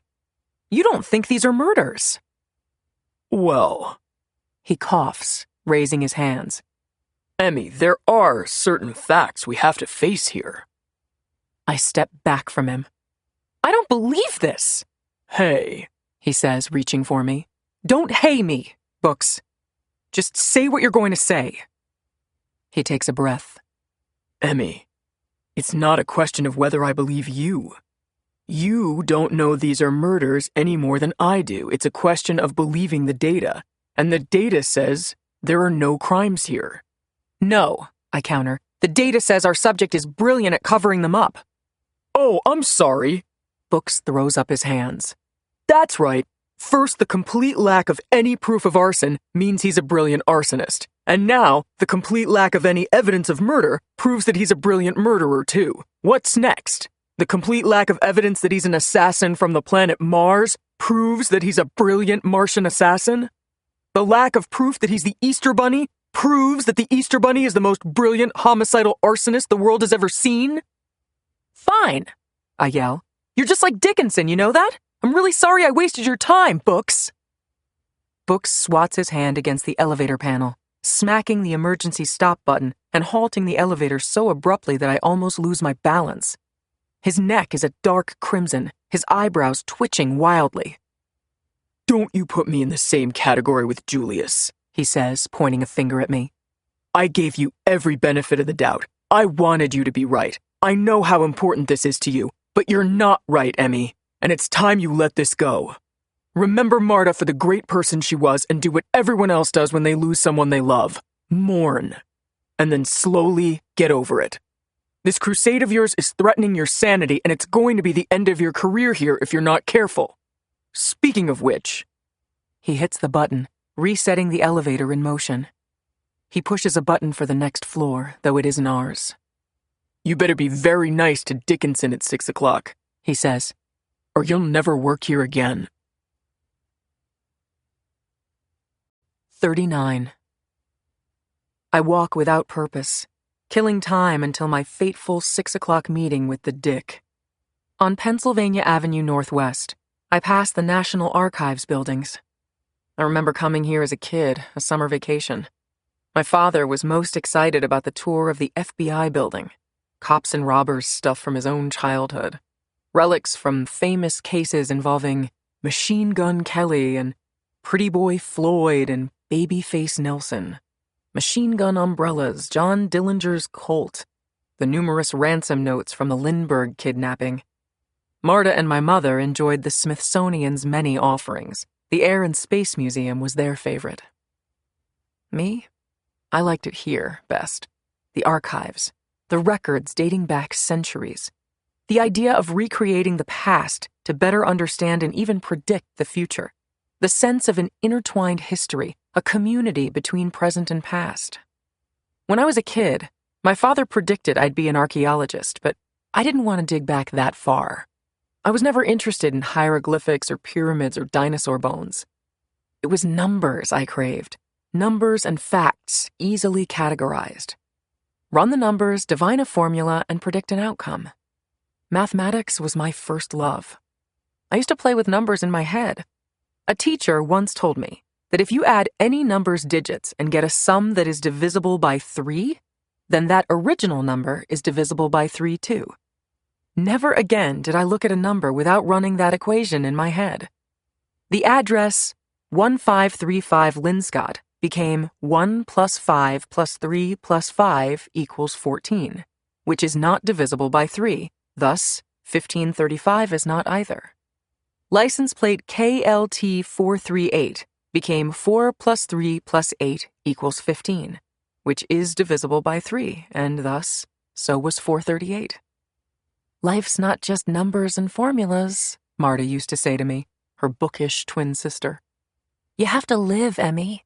You have to meet people, let them inside. Right. Well, I did that with books. I let him inside. But that's over now, and that fire won't be rekindled. Not for lack of spark, but because I'm not capable of sustaining that fire forever. I knew I'd disappoint him sooner or later. It was inevitable. He'd settle into a life with me, and then he'd realize that I wasn't the person he'd thought, wasn't the person he wanted. He'd be too noble to say so. He wouldn't leave me. But he'd be banished to a lifetime of mediocrity, imprisoned by a wife who was more a friend, a companion, than a lover. He'll probably never realize what I saved him from, the bullet he dodged. He'll never understand that I did him a favor when I ended things between us. Was he right? What he said in that elevator? Is this just some crusade of mine, divorced from reality? Is this how I've chosen to cope with Marta's death? A girl who grew up adoring statistics and relying on them, suddenly turning her back on all the facts and believing in scary monsters in the closet? Maybe it's time I grew up. Maybe it's time I tried to salvage my career with the FBI. I check my watch. It's 5 o'clock.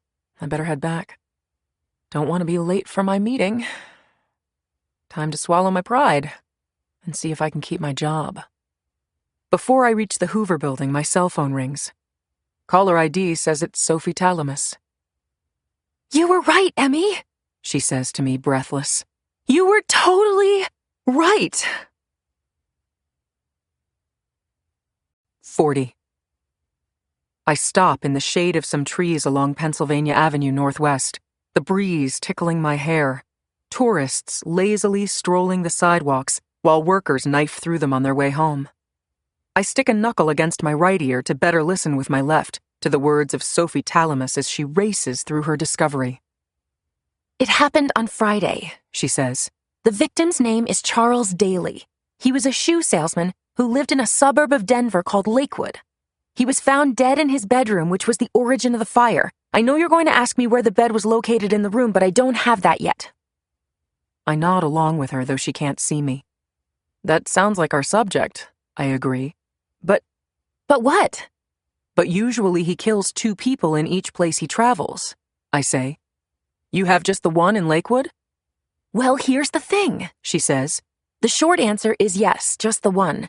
But I was expecting to find a second fire too, as you said, in the surrounding area. So I expanded my search a little, and I think I found a second one. It's a little different, though. Different how?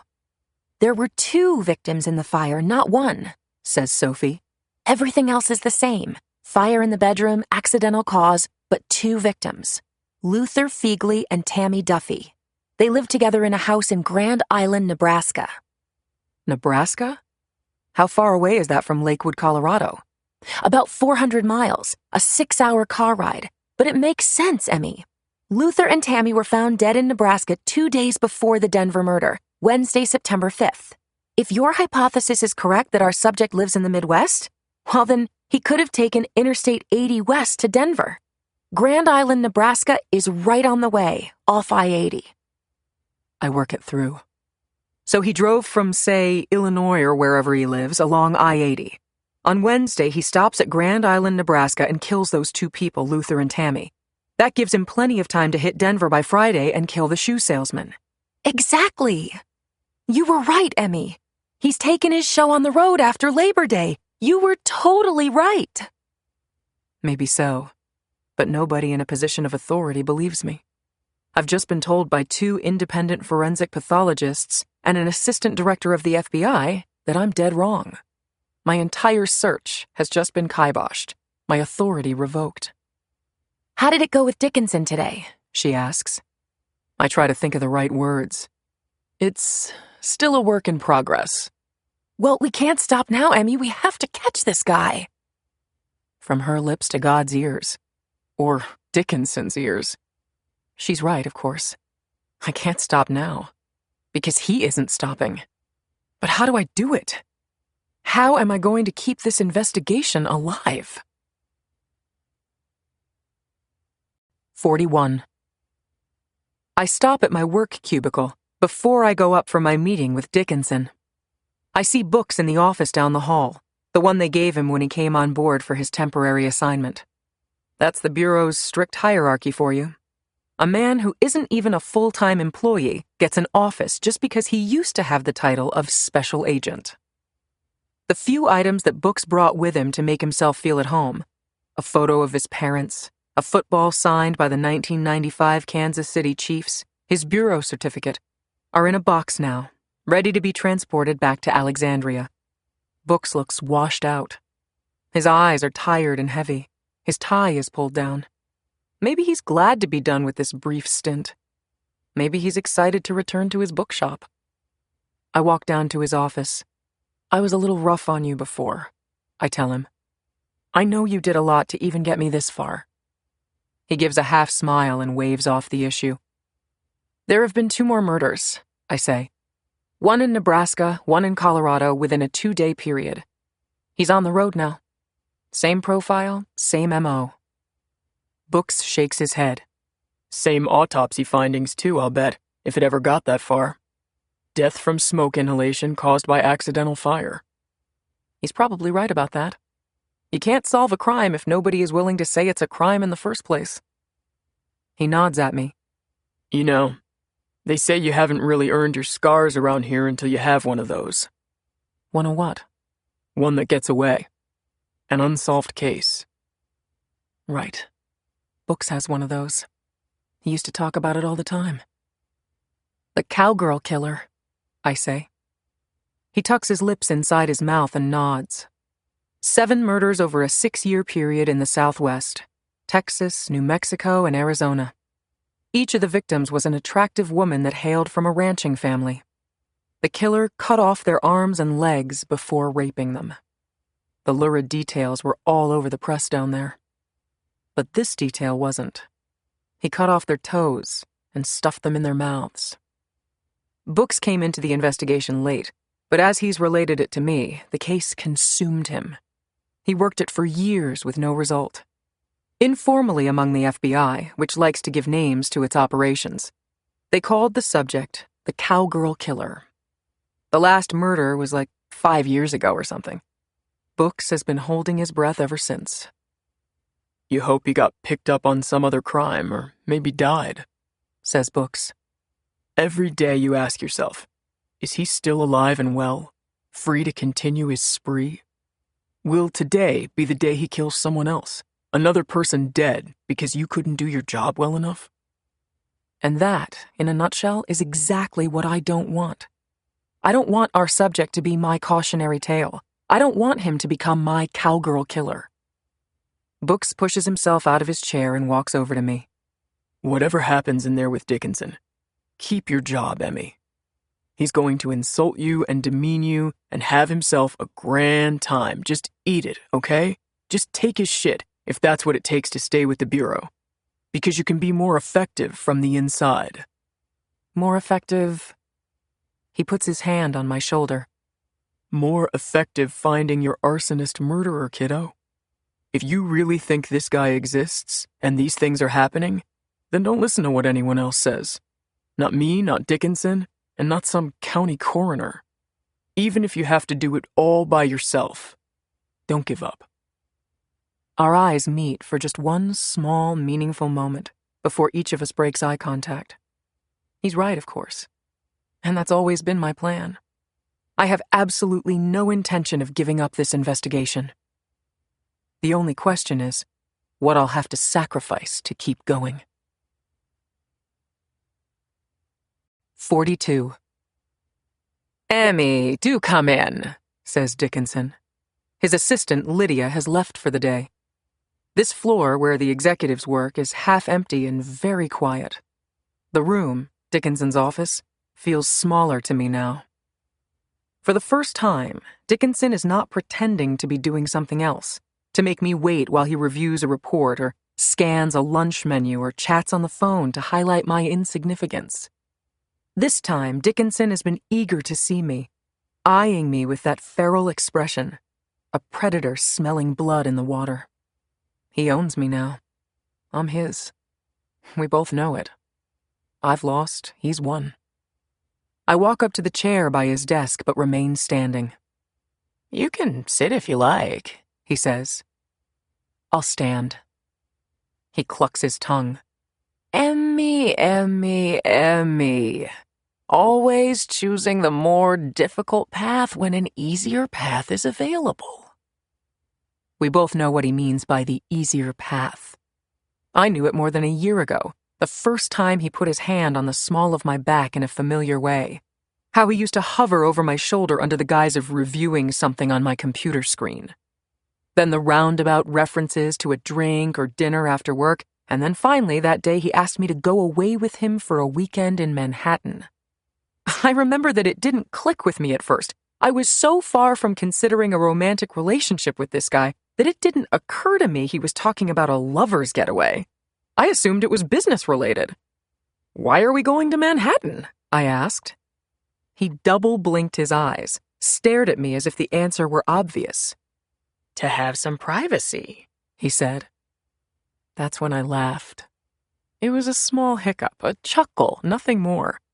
But enough to tell him that the mere thought of us rolling around in the sack together was downright comical. At the time it happened, I felt kind of bad about it. I had every intention of discussing it with the dick the next morning. But I never got that far.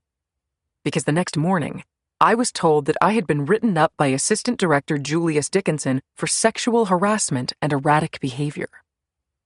What's the easier path? I ask. Dickinson actually winks at me, causing my stomach to do a flip. Then he gets out of his chair and comes around to my side of the desk. He shows me a small handheld device that looks like an old walkie-talkie with lights and a small antenna. "This is what you'd call a bug detector," he says. He pushes a button and it hums to life, one light turning orange, a small screen with a line bouncing up and down in jagged fashion, measuring radio frequency waves like a heart monitor. It will detect any sort of eavesdropping device, phone tap, GPS transmitter, spy cam. He waves it over me and walks behind me. The humming noise continues unabated but steady. "No recording devices," he concludes, his breath tickling my ear, raising the hair on my neck. "Now I must frisk you. Raise your arms." Why? Because my little gadget won't pick up a standard old-fashioned tape recorder. Or maybe just because I want to. I raise my arms. He pats me down. He takes his time doing so, probing my various body parts so thoroughly that he knows what kind of underwear I'm wearing. After he's examined every contour of my body, he takes my smartphone, a basic iPhone, and looks it over before handing it back to me. Very good, he says, clicking off his bug detector, the humming abruptly ceasing. Why the cloak and dagger? I ask. Why? He leans against the desk, his eyes fully on me. Because I want to have a conversation with you, Emmy, and I want it to be just the two of us. 43. Still leaning against the desk, Dickinson crosses his arms, shaking his head at me like he would at an insolent child. A private conversation, I repeat. You're going to explain what the easier path is that I should be following? You know what the easy path is, says Julius. He opens his hands. Would it be so bad, Emmy? Would it be so bad? Having a sexual relationship with him? I'd rather have a tooth removed with a pair of pliers and no anesthesia. I'd rather bathe in volcanic lava. My cell phone rings. I look at the iPhone's screen. My caller ID says Mom.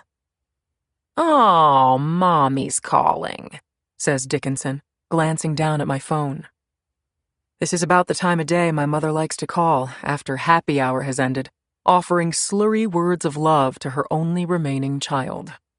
The alcohol unlocks emotions that nothing else can, that she's bottled up over the years, that pour out as syrupy expressions of love and regret, and then recede to their hidden chamber when she's sobered up. I'll get rid of it, I say. I push a couple of buttons and the ringing ceases. Then I place the phone on the chair next to me. As we were saying, a smile appears in one corner of Dickinson's mouth. I'm not attracted to you, I say. No offense. Dickinson lets out a small laugh. None taken, Emmy. None taken. He looks at me and cocks his head. You don't get it, do you? That would just make it more enjoyable for me. It's like an ice cube down the back of my neck. It's all I can do to even stay in this room. It would actually be more arousing to him if I slept with him against my will. My revulsion would be his turn on. What am I willing to sacrifice? Keep your job, Book said. You can be more effective on the inside. And if I say yes? I ask, my head turned away from him, unable to make eye contact. If you say yes, Emmy, then you get your job back, starting now. I close my eyes. What about this task force? Can we keep investigating these fires? Dickinson doesn't answer. His eyes have glazed over. His tongue peeks out and wets his lips. He's imagining it, I realize. He's picturing us having sex right now. A wave of nausea surges to my throat. I mentally block any image of this pudgy, tanning bed bronzed man with the bad comb-over in a state of undress, me along with him. So, I say, if I sleep with you, or whatever else I want, I'm a man of many appetites.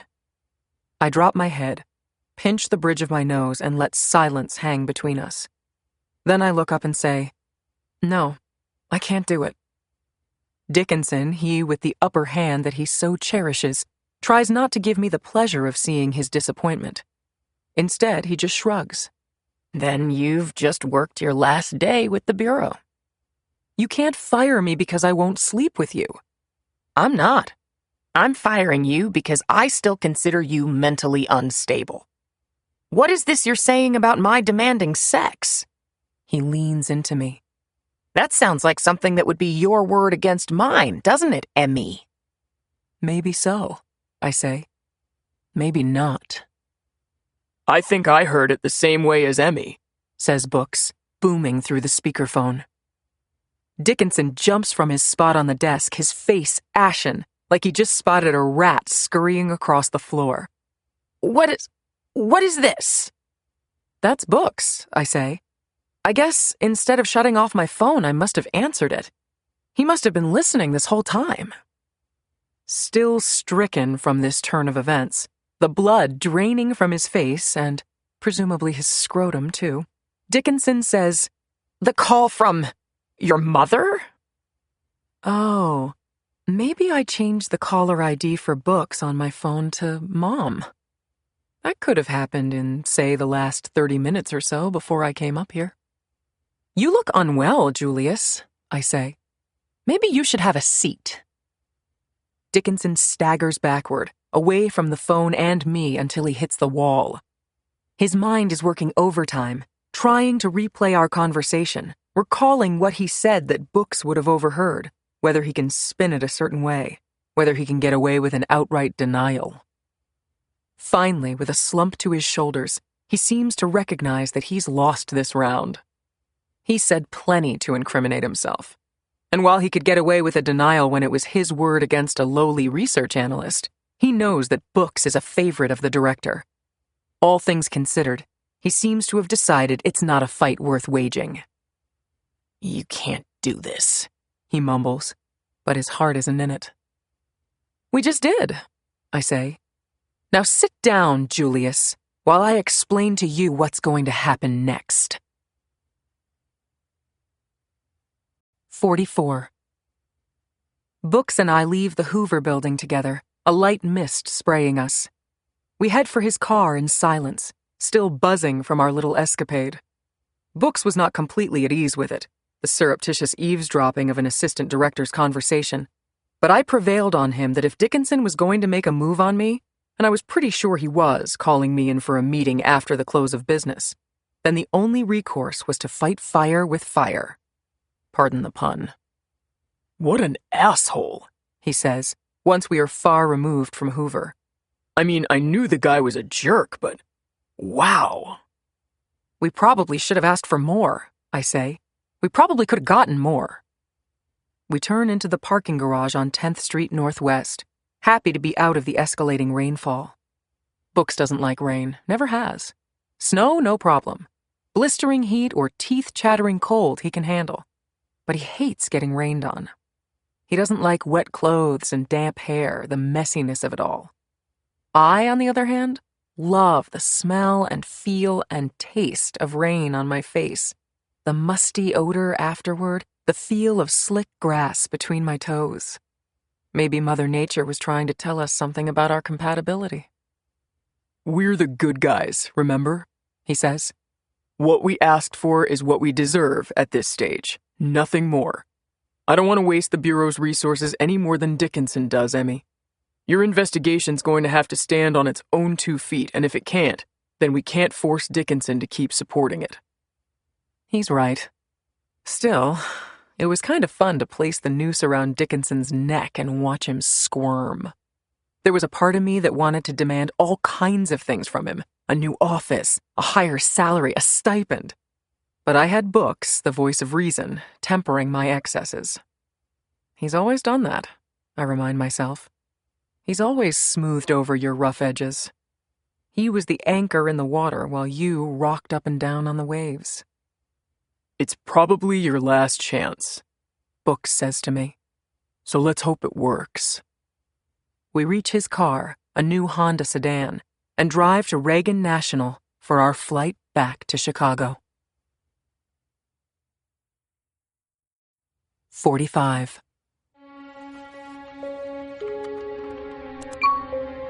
Graham session, recording number 11, September 10th, 2012. I'm driving tonight, on my way back home. It's a long, lonely drive with endless stretches of nothingness. Just a well-lit highway and blackness on each side. It can mess with your mind, I can tell you. Do you know why I'm doing this? Why I'm recording these thoughts for you? I'm doing it because you think you know me, but you don't. You don't know anybody, really. And I can prove it to you. Just use yourself as an example. You have thoughts that nobody else knows about, don't you? Thoughts that you haven't shared with a single human being, not your best friend or sibling, nobody. And sometimes it's more than thoughts. It's actions, things you do. You could be the most generous and loving father, the most charitable of men, but if your buddies knew about those photographs of barely legal Asian girls you've downloaded to your computer, they'd remember that above all else. You'd be the pervert first and foremost, so you keep it a secret. You could be a faithful wife who would never cheat on your husband, but if he knew that you touched yourself in the shower while thinking of the grade school principal or some movie star, his opinion of you would change. So you hide it. You don't share those thoughts because you're afraid your extremes will define you, that people will let those little nuggets overpower everything else they know about you. That finely honed image you've constructed. So you hide. You put on a mask. But don't you see? Nobody can really know you unless they know your extremes. If all they know is the gooey, creamy center and not the ragged edges, the outer reaches of your personality, then they have an incomplete picture, a series of snapshots. And do you think you're special? Do you think you're the only one who hides things about themselves? Of course not. Everyone does. Everyone around you has a sexual proclivity or a sadistic streak or some surrender to temptation that they bottle up inside, that they hide behind their Armani suits or fancy makeup, or warm smiles, or polite laughter. You don't really know anybody in this world except, maybe, yourself. So that's why I'm telling you everything about myself. I want you to know me. I want you to know everything. Because you definitely know my extremes, don't you? You know my secrets. Should that define me? It probably will, but it shouldn't. I'm more than just these things you know about. That's not all me. For example, did you know that I would never, ever hurt an animal? Did you know that I sponsor one of those children in a third world country for $30 a month? Did you know that I once paid for a neighbor's funeral and tombstone because his widow couldn't afford it? Yeah, that really fucks with your head, doesn't it? You want me to be some evil person because that's easy to understand.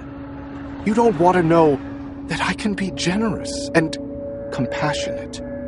That doesn't fit into your nice, comfortable construct. That doesn't make sense to you because you've painted me with one brush, one color, and there's no room for any others on your mental palette. I just don't think it's fair, that's all.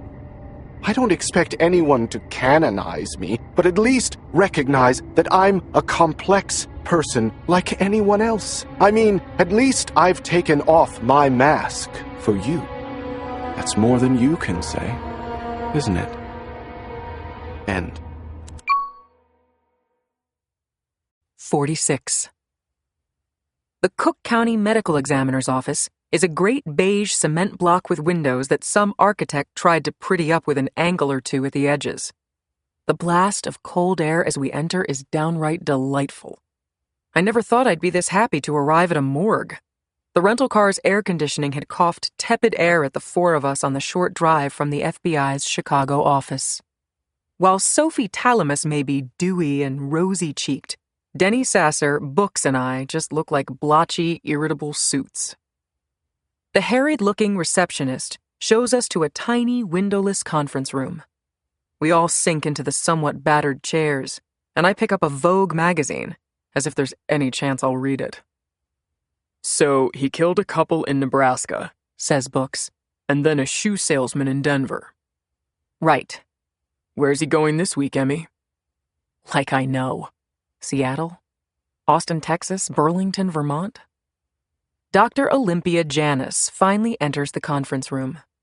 She is a handsome woman, tall and straight and strong-looking. Her hair is short and black with strands of soft gray, and she wears simple, square black glasses attached to a beaded chain around her neck. She is wearing sensible shoes, Dansko, and classic-cut gray pants with a blue cotton blouse. Hi, Leah, says Books. Denny Sasser stands to greet her as well.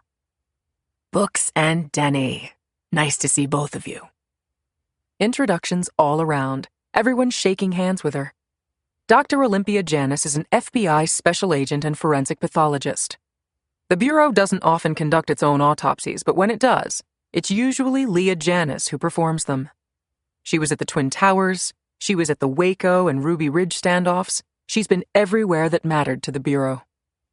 This was my one final chance, the one concession I got from Dickinson, that he would let Leah Janis autopsy our two Illinois victims, Joelle Swanson and Curtis Valentine. If she says there's no foul play, I said to Dickinson, I'll go away quietly. My heart speeds up as she takes her place at the head of the table and lays two thick case files in the center of the table. She is all business, professional, guarded, but not at all aggressive. I appreciate all of the background information you got for me, Denny, on the two victims, she says. It was helpful. That's what I'm here for.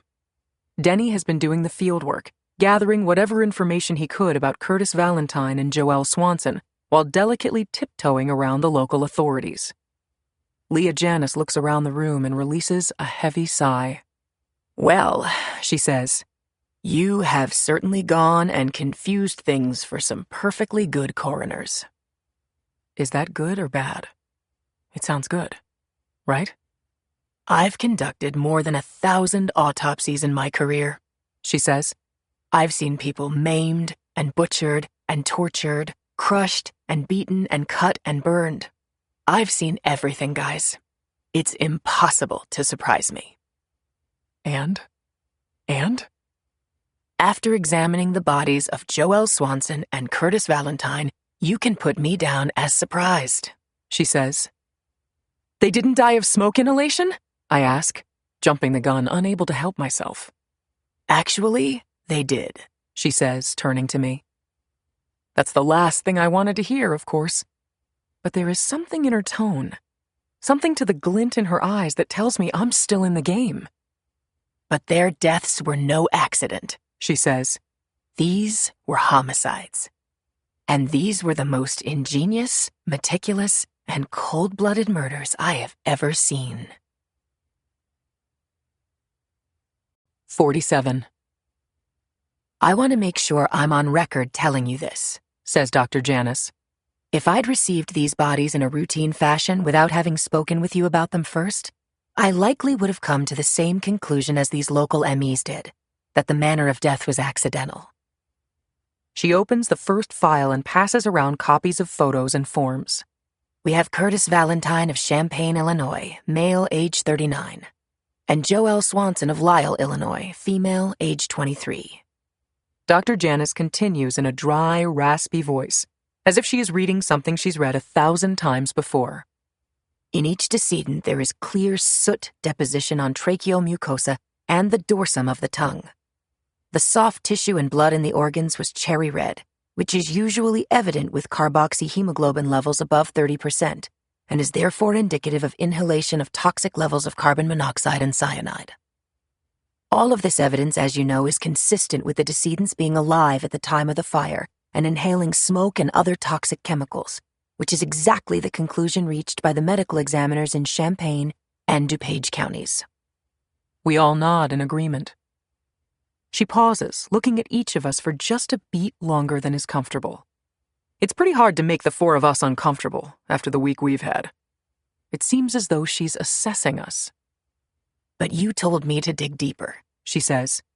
So I did things medical examiners wouldn't ordinarily do. For example, I examined the soot in their mouths and throats and lungs more closely. I analyzed the toxic gases present. It's usually carbon monoxide and hydrogen cyanide, of course. Those are usually the main culprits, and any damage caused by other gases is difficult to separate from direct particulate injury. That's the logical assumption. But when I dug deeper, guess what I found? What? I ask, like an eager student, wanting the gory details to justify my original hypothesis, but not wanting them at the same time, knowing that my sister was one of his victims. I don't know which emotion is causing the buzz in my head, the tremble in my limbs.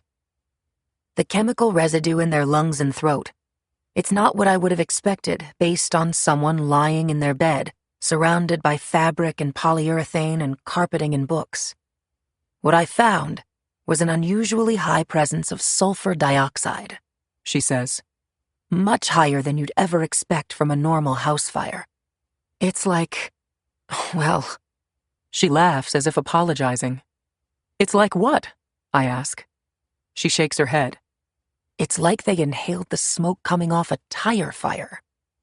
A tire fire? I repeat. Correct. She gives me a grim smile. And I saw nothing in the reports or background information that suggested any burned rubber at the scenes. No, of course not, says Denny Sasser. And that's not all, says Janice. There isn't evidence of burning inside the trachea and lungs. The smoke they inhaled wasn't hot. She taps the table with a manicured fingernail. If they'd inhaled smoke from the fire, it would have scalded their trachea and lungs. So, what are you saying? Asks Books. Dr. Janice shrugs. Off the record, I would say that someone must have created this kind of smoke and forced them to inhale it, to make it appear that they were alive at the time of the fire, so that a medical examiner would conclude that smoke inhalation caused their death. But these individuals didn't inhale the smoke from their house fires. The smoke came from a different source. By the time their houses were burning, they were already dead. It's as if the entire room collectively releases a tightly held breath. The composition of the smoke and the lack of heat eliminate any possibility that Curtis Valentine and Joelle Swanson breathed the fire smoke. That alone refutes the findings of the coroners in Champaign and DuPage. I note for the first time the drumming of my fingers on the tabletop. Not idle, distracted tapping, but quaking spasms. Hold steady, I warn myself. You need to hear this. Don't think about her. This isn't about Marta. It's about catching a killer. I assume that's not all you have to tell us, says Books. Leah Janice lets out a nervous chuckle. No, that's not all, she agrees. If that were all, then last night I wouldn't have had nightmares about my work for the first time in 20 years.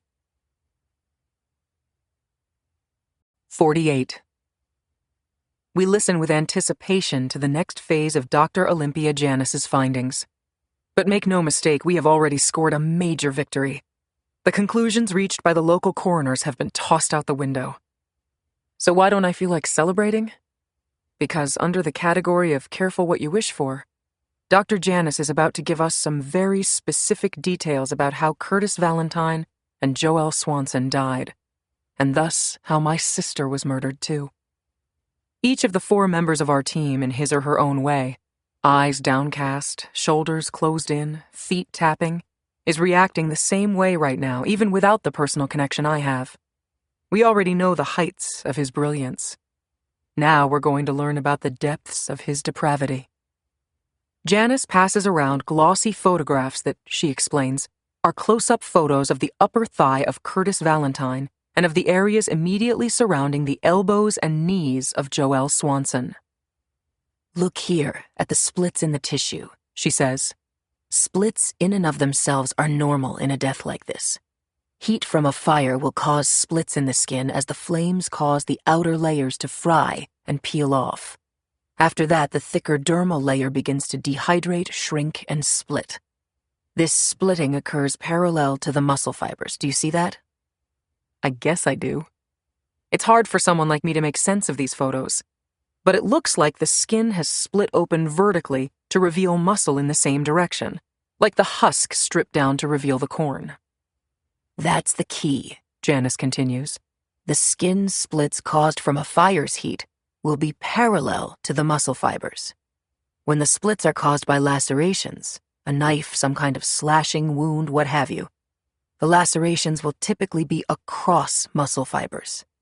That is a key way that an autopsy will reveal foul play, by comparing the laceration's direction to the muscle fibers. Do you follow? Yes, Book says. so these skin splits are parallel to the muscle. They look like they resulted naturally from the heat of the fire. Correct.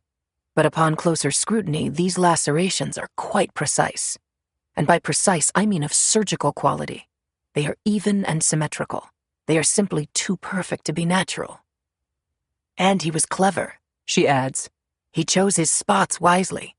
These lacerations occur in areas of the body that were nearly completely consumed by fire, leaving little but a greasy layer of flesh over charred bone, or in areas riddled with natural splits in the skin. Whoever did this had solid medical knowledge and a steady hand. Your subject sliced them up, and he did so right where he knew we wouldn't discover it. I catch my hands trembling again and lace my fingers together to calm them. The slow buzz between my ears, the gentle hum, rises in volume, like the charge off a high-voltage battery. I'm sure you've heard of the pugilistic attitude that bodies assume when burned, yes? Dr. Janice asks. My mind flashes back to Marta, burned up into a boxer's stance, knees and arms bent, a defensive crouch. I close my eyes and take deep breaths. In fire-related deaths, this heat-induced contraction results in exposure of the peripheral joint spaces like the wrists, elbows, and knees, and there is often charring of the articulating surface of the bones. Deterioration of bone here would not be unusual, but look here, She says, pointing to Joelle's elbow joint. Here I found that a portion of the bone was missing, while the depth of char is consistent with the surrounding area, as if some of the bone had been removed prior to the fire. The surrounding tissue in that area was profoundly burned, but shows evidence of deep, bone-level skin splits. Translation, please, says Books. Sorry, I'm saying the subject cut through their skin, moved aside their muscle tissue or sliced through it with methodical vertical cuts, and shaved a chunk of their bone off before they died. Basically, he cut them to shreds on their elbows, wrists, and knees. He sliced skin and he removed bone. Imagine someone performing knee surgery on you without anesthetic while you're awake, and you get some idea of what these people went through. Except it was both knees, both elbows, and both wrists. So multiply the experience by 6. Jesus, Mary, Mother of God, Denny Sasser whispers. And he knew it would be nearly impossible to detect because these areas of the body are some of the parts that are most exposed in a fire. Somehow, my hands have split apart again, resuming their spasmodic quaking. And only now do I realize the lighting in the room has turned a blinding shade of white, and the buzzing in my head has reached a dizzying volume, the odor in the air turning foul and putrid. Are you okay? Says Dr. Janice, presumably to me. My face is sizzling, my stomach in revolt. Emmy, Says Books. I forgot, Says Janice. There's a personal connection. No, I hear myself say. Keep going. There's more, isn't there? There's more. In fact, this is where the two deaths diverge, Says Janice. Believe it or not, this is where it gets worse. 49. so he didn't do the same things to the two victims? Denny Sasser asks. Well, not entirely, says Olympia Janice. Each of them inhaled that smoke, however he accomplished that, and the very painful slicing and bone cutting at their limb joints was present in each victim. But yes, at this point, the examinations of the two bodies diverge. Let's start with Curtis Valentine. She pulls out 2 sets of photos from her file. I found evidence of injuries inflicted at his temporal bones. His skull, basically. You see, there are 2 skull fractures here and here, she says, pointing to either side of the skull just behind the temple. Is that unusual? Not at all for someone burned in a fire. Heat-related fractures commonly occur in the temporal bone just behind or below the temples. They are normally jagged, radiate from a center point, and may cross those suture lines. For all intents and purposes, these fractures look like normal heat-related post-mortem fractures. Each of the 2 fractures is jagged and each radiates from a center point. However, she continues, tracing the line of fracture with the eraser of her pencil, look at the center points of each of these 2 fractures. They are identical in diameter. Identical. What are the odds that 2 heat-related fractures in the same individual would have identically sized center points? A diameter, by the way, that is consistent with your average ice pick. You think he punctured Curtis Valentine's skull twice with an ice pick, says Books, in locations where a coroner would blame the fractures on the heat from the fire. Exactly. And in a location where you would expect to find skin splitting, too. And while we're on the topic of skin splitting, just like he did with the knees and elbows and wrists, here at the skull he kept the incisions on the skin parallel to the muscle tissue, so it would mimic a heat-related splitting. The room is quiet a moment. Everyone's trying to keep up with our learned doctor, and everyone's trying to digest this information without losing their lunch. Curtis Valentine was scalped, I say, my voice flat. Exactly, she says. Our subject punctured Mr. Valentine's skull in 2 places to get hold of the skin. Then he tore off the skin in patches, inch by inch, like peeling an orange. The skin flaps were left attached to the skull, and as they burned, they flaked away until the damage was easily mistaken for normal fire damage. Okay, I say, though I'm not sure if I'm saying it to myself, to steady myself, to keep a clinical focus and not think of my sister. And was he, when this happened, was Curtis, was he... He was alive during all of it, says Janice. The shredding of the skin at the elbows and knees and wrists, the cutting of the bone, the peeling back of his scalp. There's evidence in the histological analysis of the tissue that there was swelling at the sites, which only happens if you're alive. Don't think about it. Don't think about her. Think about the case, the puzzle, the solve. This isn't personal. This isn't about Marta. Marta. Oh, my poor, sweet Marta. You're describing torture, says Denny Sasser. Torture isn't a strong enough word, Janice says. Emmy, are you okay? I open my eyes into my hands. I didn't realize I'd been covering my face. I squint into the light of the room. Emmy? I spin my index finger in the air, hoping that she'll understand that I want her to continue because I'm not sure my voice will work anymore. What about Joelle Swanson? Books asks. She wasn't scalped? No, she wasn't. Leah Janice sighs. I also ordered extensive histology on her available skin samples, still capable of being tested. Her skin and muscle tissue were nearly completely destroyed by the high heat of the fire, but there are a few sections of deeper tissue on her thighs that show evidence of second-degree burns occurring prior to her death, with enough time that there was vital tissue reaction, including edema, erythema, inflammation, and hemorrhage. These preliminary burns, in my opinion, are consistent with the damage caused by scalding. Scalding? Denny Sasser asks.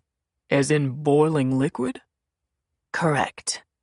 Dr. Janice clears her throat. He burned her over and over again, but only to a second-degree burn. Why stop at second degree? She gives a rueful smile. If it were a third-degree burn, all her nerve cells would have died and there would be no pain. A large second-degree burn, on the other hand, is a constant source of agony. Have you ever been to a hospital burn unit? That kind of pain will test your sanity and your will to live. She shakes her head. He knew exactly how to maximize her pain. Books clears his throat. So, he poured boiling water over her. He cut her at the limb joints. He filled her lungs with the smoke of burning rubber to asphyxiate her. And then he burned her up in the fire. Not Marta. Not Marta. These things didn't happen to her. That covers it, Leah Janis says. Listen, I'm not sure you understand what I'm saying about the unifying characteristics of these injuries. First of all, every single one of the injuries he inflicted, every single one, could be explained away as having been caused by the heat from an accidental fire. Could we convict him in court based on what I've told you today? No. There are too many holes. I firmly believe in what I've told you, but a skilled defense attorney could tie me in knots because I could never fully discount the possibility of accidental death. But more to the point, she continues, each of these acts, each of these injuries was chosen with the specific intention of causing unimaginable pain without causing death. He sliced into their bodies with the skill of a surgeon, and he didn't hit one major artery. They didn't bleed out because he didn't want them to bleed out. She looks at each of us in turn. I don't know how you ever discovered this monster or connected these two murders. Whatever you did, I applaud your excellent work, because these are the closest things to a perfect crime that I've ever seen. And they are also, I must say, among the most hideous I've encountered. Our subject has committed unspeakable acts of torture and managed to remain completely invisible. Dr. Olympia Janis claps her hands down on the table and stands up. Catch him, she says. Hopefully before he does it again. Denny says, Today's, what, Wednesday the 12th? He's midway through his second week on the road. Right, says Books. Which means he's probably staking out his next victim as we speak. 50.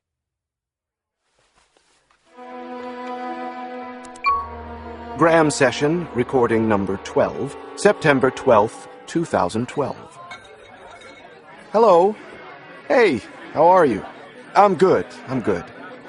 Okay, I'm just doing my fake phone call ruse again because I'm at a bar doing my favorite thing, people watching.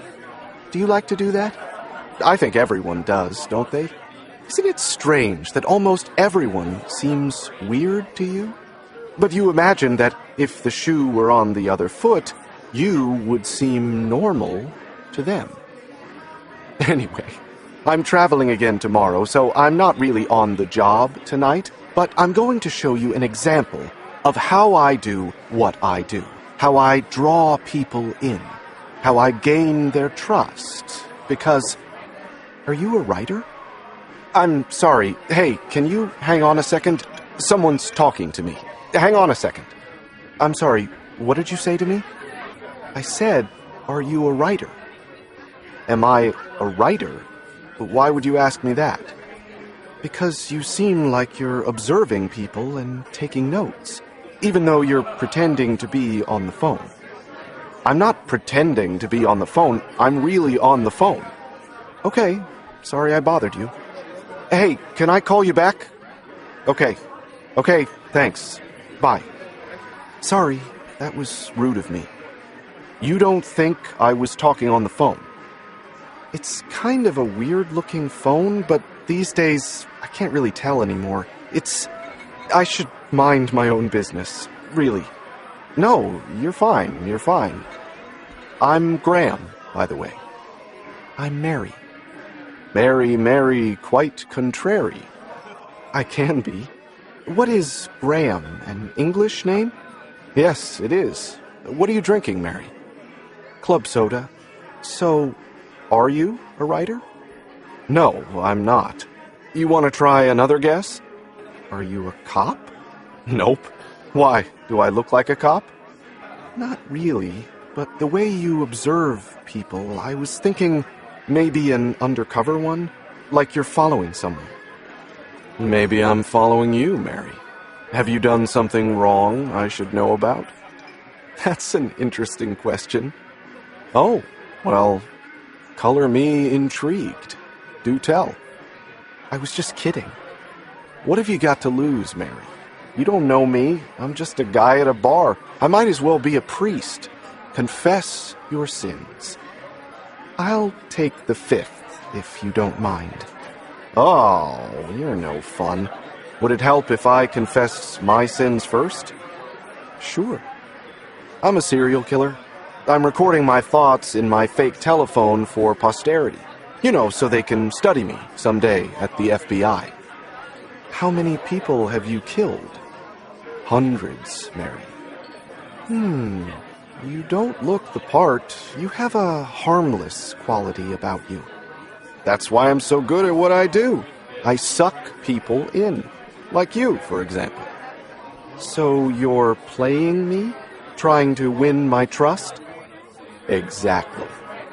Did it ever occur to you that I'm a serial killer who's playing you?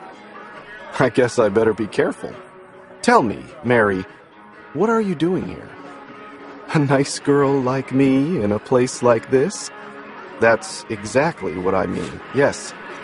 Well, actually, you want to know? I was on a setup, a blind date. My friends set me up with someone, and I met him here. I work here, so it seemed like a good place to come. We had a drink, and he left. And it didn't go well? Oh, it went fine. He was a nice guy. You say that as if you were disappointed, Mary. Maybe a little. But that's supposed to be what I'm looking for, isn't it? A nice guy. That's what everybody tells me anyway. But you're not looking for that? Well, obviously I want him to be nice. But for me, the main thing is they have to be, well, for lack of a better word, interesting. Not too vanilla. You know, maybe a little dark, a little edgy. You're looking for a bad boy. I wouldn't quite say it like that, but not a harmless guy like me. You can be harmless and still be interesting. Okay, then. What's so interesting about me? Let's just forget it. I'm curious, really. Why do you find me interesting? Not that I'm hitting on you. I'm not. Let's stipulate that there will be no flirting. But I admit, I'd like to hear this. So, you're going to leave me hanging? You're going to leave without... I have an early day tomorrow, but it's been very nice talking with you, Graham. Good luck on your writing, or your serial killing. Mary, you really are quite contrary. Okay, fine. You really want to know what I find interesting about you? I am utterly captivated. You aren't going to like it. I'll mentally steel myself. Well, it's just something in your eyes, I guess. Like you're wishing for something you don't have. You seem troubled. I hope I'm wrong, but I really need to run along. It was nice meeting you, Graham. Mary. Oh my. End. 51. This is a good thing. This is a good thing. Books keep saying these words into my ear with the soothing ease he'd normally reserve for a child. I stagger out of the Cook County Medical Examiner's office without a word, Books clutching my arm at the biceps and holding me upright. When we reach our car, I rush around to the front of the vehicle and vomit into the bushes. Deep, guttural retching as I plant my hands on my knees and gasp between lurches. Books hands me some tissues when I'm done, when it's past, and I clean myself up before he helps me into the back seat. I'm sorry, I manage, the only words I utter on the drive back to the hotel, while Books, Denny, and Sophie assure me it's not a problem. but it is a problem. I know. Everything has changed. I've changed. Now I've seen up close what he's done. I've seen what he did to Marta. Books follows me to my hotel room and without a word comes inside with me. He puts me onto the bed and sits next to me, one foot on the floor, one on the bed, his hand resting on my arm. You want anything? He asks. Some water? I don't answer. I stare at the cheesy wallpaper and let out a low moan. Go ahead and say it, I whisper, my voice raspy with phlegm. I'm not going to say it. He goes to the sink and fills a glass with water, placing it on the nightstand beside me. At least not until tomorrow. This is why you don't work on cases with a personal connection. He warned me, and he was right. You should get under the covers, Emmy. You're trembling. I'm not trembling because I'm cold. I know. His hand rubs my arm, something just short of tender, just shy of intimate. How many times he caressed me that way, once upon a time, in a slower, sexier way. This is a good thing, he repeats once more. Keep that in mind. I close my eyes in acknowledgement. It's not lost on me, the significance of what happened in there with Olympia Janis.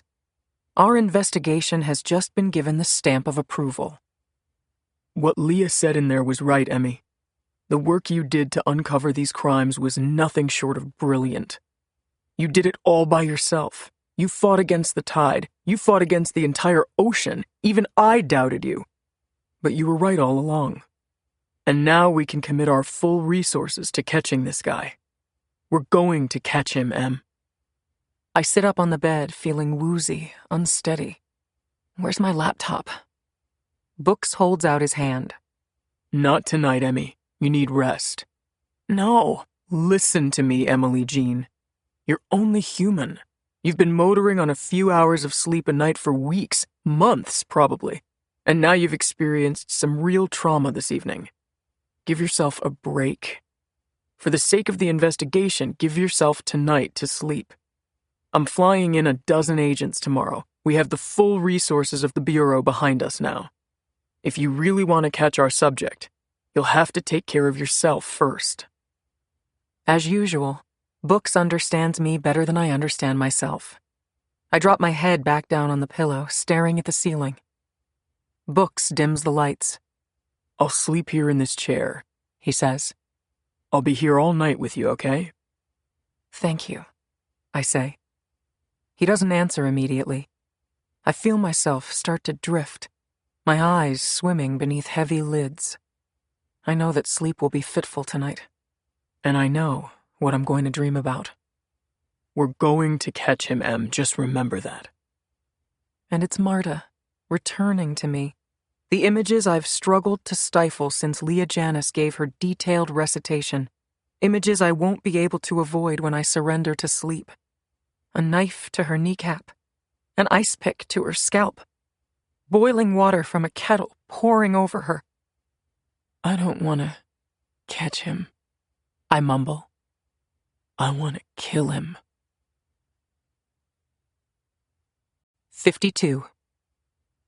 19 pairs of eyes, 12 agents, and 7 research analysts are glued to me as I complete my presentation, my map with the blue stars and red stars, my run-through of our subject's pattern, 2 kills a week every week from Labor Day to around New Year's, a slower trend during the spring and summer months.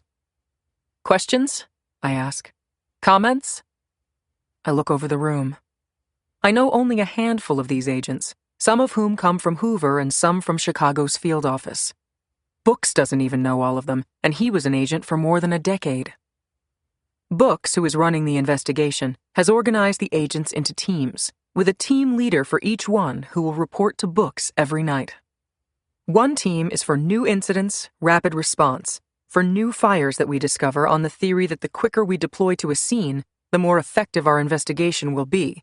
Included within that, the rather fantastical premise that we might deploy so quickly that we could actually catch our subject before he leaves town. Another team will handle old fires, combing through the litany of murders already committed and doing in-person interviews and research to try to dig up a suspect and draw out a pattern.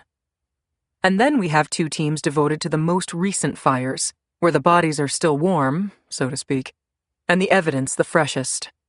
Team Nebraska-Colorado will handle the double murder of Luther Feigley and Tammy Duffy in Grand Island, Nebraska last week, and the murder of Charles Daly in Lakewood, Colorado 2 days later.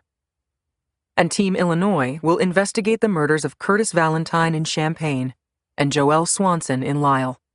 That team will include our original 4-person squad, Books, Denny, Sophie, and me, as well as some others.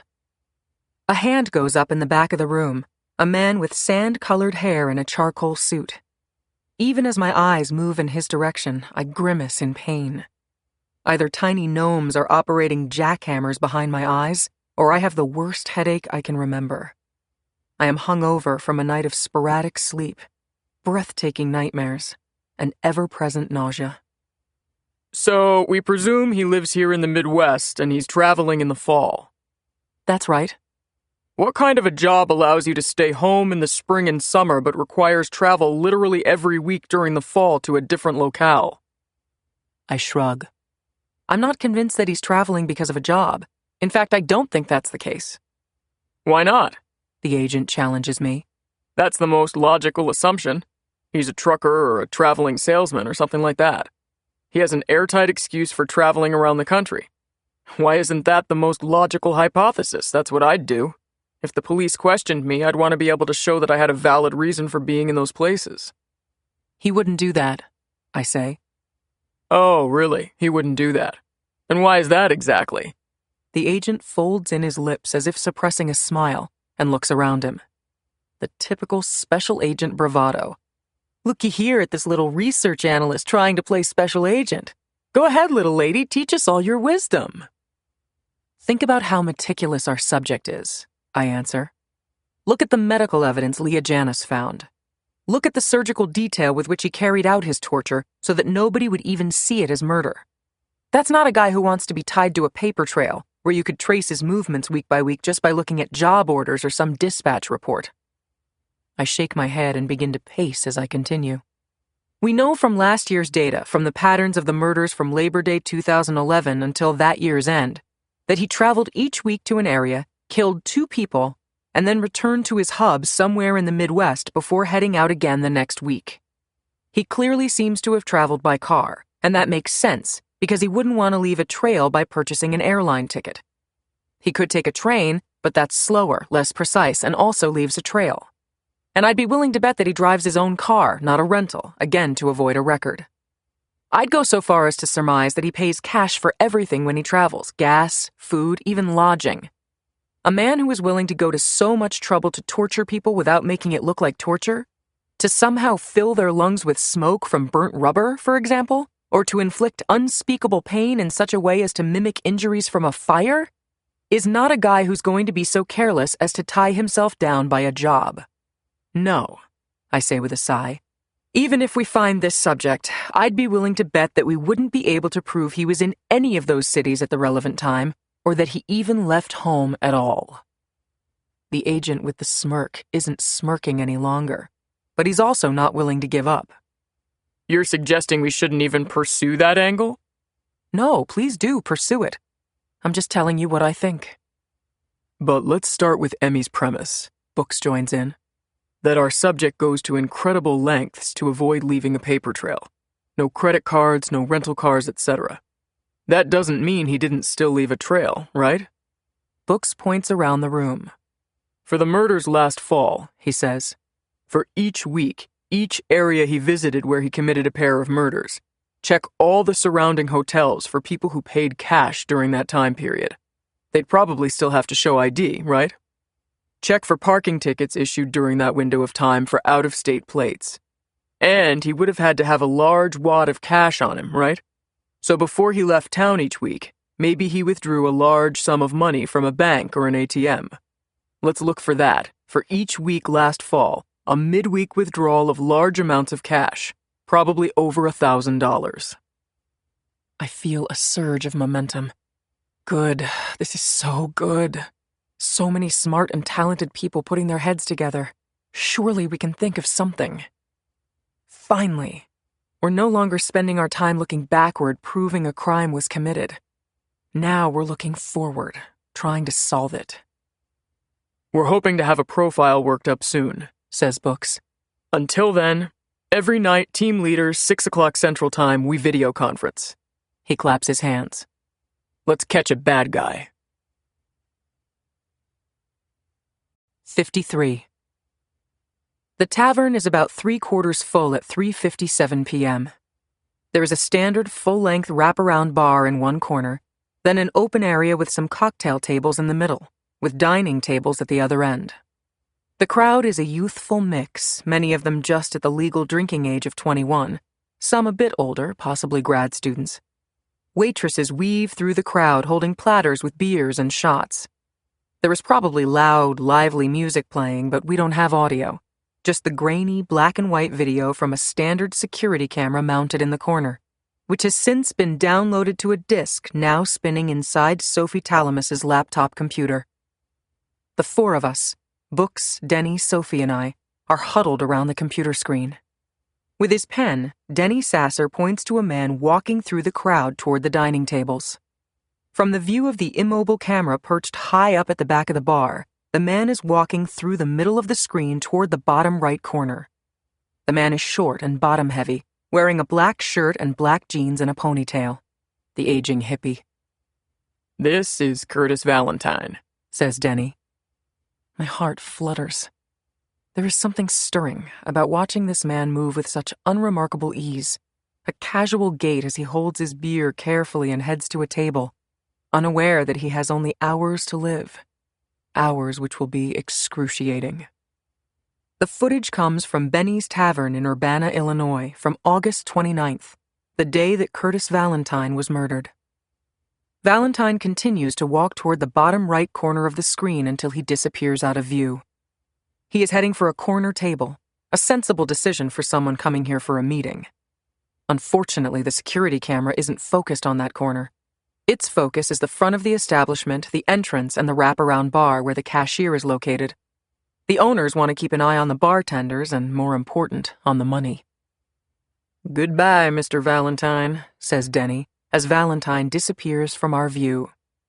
Go to 4:04 p.m., Sophie, if you would. Sophie dutifully fast-forwards the video to 7 minutes later, or 4:04 p.m. Keep an eye on the entrance, says Denny, gesturing to the top left corner of the screen. The room is quiet. Books clears his throat. Here, says Denny, as the door to the bar opens. A man walks in, a profile of his right side facing the screen. He is holding a phone up to his right ear, partially obscuring his face. He is wearing a baseball cap, further shadowing his features. His eyeglasses complete the trifecta of concealment. The grainy video doesn't help either. But we can still see a few things. A male Caucasian, perhaps bald, medium height, with what appears to be a paunch showing through a blue windbreaker. This is our subject, says Denny. Nobody speaks, but electricity fills the air. This is our man. This is the man I've hunted for months, in the flesh, so close to us that I have to restrain myself from reaching out and touching the screen. This is the man who has killed and killed again with impunity. This is the man who has committed such heinous acts of torture that he could make a UN Commission on Human Rights atrocities blush. This is the man who killed my sister. 54. Hello, scumbag, says Books to the computer screen. That's the word Books has always used to describe the criminal he's chasing, be it a bank robber or kidnapper or serial killer. A word that is both antagonistic and, more to the point, dismissive, disrespectful, making the crucial if subconscious point to his team that he doesn't fear this man, and thus neither should they. On the screen, the man, our subject, the killer, perhaps the most evil man to roam this earth, remains on the phone, his face angled slightly downward as he speaks and as he listens, occasionally putting his left hand over his left ear. Bad luck for us, he's talking on a phone, says Sophie. It's not luck, says Books. He knows where the security camera is. He's concealing himself as much as he can without being obvious about it. Our subject moves through the crowd, remaining at right profile to us for a time. We lose him periodically for a couple of beats as he wades through people, but then he turns and, for a moment, faces the camera almost completely as he heads to the rear of the tavern, toward the bottom of the screen. Pause, I say, as Sophie is already in the process of doing that very thing. The screen freezes, occasionally twitching. It's the best shot we're going to have of him, but it isn't much. Facing directly toward us, but still the head bowed down slightly while he talks, or pretends to talk on the phone, the bill of his cap concealing basically his eyes, leaving only his nose, mouth, and chin. Yeah, he knows where the camera is, Books says again. Keep running it, Soph. Soph, I note. A fleeting thought. Not Sophie. When the screen comes back alive, our subject keeps his head down and moves toward Curtis Valentine's position. For the first time, we can clearly see a bag that our subject is carrying, slung over his left shoulder, no doubt containing his bag of goodies. The educated guess would include an ice pick, surgical instruments, a canister of gas and gas mask, maybe a taser, probably a firearm. Just as our subject reaches the right corner of the screen, he raises his head up and, as best as I can see, ends his phone call and begins to address Curtis. But then he's gone, out of the camera's view. Damn, I say.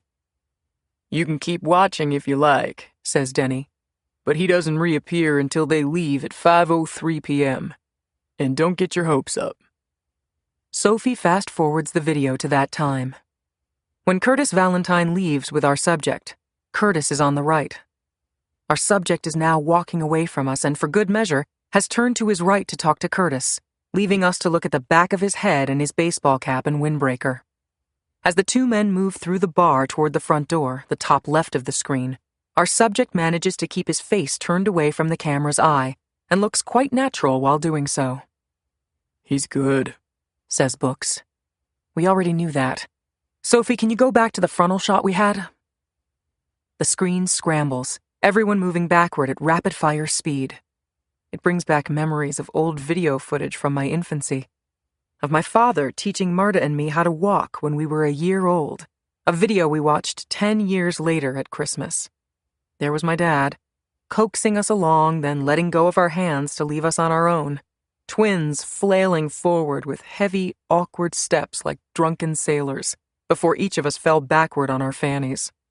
I remember watching all of this with Dad, Mom, and Marta, and Dad rewinding the tape over and over again at a high speed, so Marta and I were staggering forward, then falling, then standing up and walking backward toward Daddy's hands. We howled as Dad ran that VHS tape backward and forward repeatedly. Kids whose buttons Daddy knew how to punch. The light dimmed in our family room while I sipped eggnog. Marta hated eggnog, but I loved it. The warmth of the crackling fire, and the comfort of those same Christmas stockings we had for our entire childhood, hanging by the chimney with care. There, says Books. The screen freezes, sputtering at us. Sophie tries to zoom in, but with the low quality of the picture, too close makes it even blurrier. She works it back and forth until she's found the best shot of our subject she can. The eyes are impossible to see in any meaningful way, but it's not a total loss. The curve of his face, the elongated, delicate nose. Even with the windbreaker, there is some indication of his build, a slope to his shoulders, a narrow frame. It's something. Each of us is digesting it now, wondering if we'd be able to recognize this man if we ever saw him in person. Yes, I decide for myself, but that's my stubbornness talking. Who knows if our subject is really bald? Who knows if he truly has a protruding gut? Knowing this man as we now do, it's inevitable that he's at least somewhat in disguise. Put some blonde hair on him, remove the glasses, add a suit and tie, remove a fat belly suit, and he could probably walk past all of us. I mean, hell, let's say it. He could probably wear the exact same outfit he's wearing in this video and walk right past us. Because he looks exactly like he wants to look. An ordinary 30-something guy. An unremarkable, unmemorable man. A man who is normal. A man who is harmless. 55. Books pushes himself away from the desk where the computer is perched, a bit of frustration in his expression. Denny had warned us there wouldn't be much to this video, but still we couldn't help raising our hopes. The first chance to see our subject in person.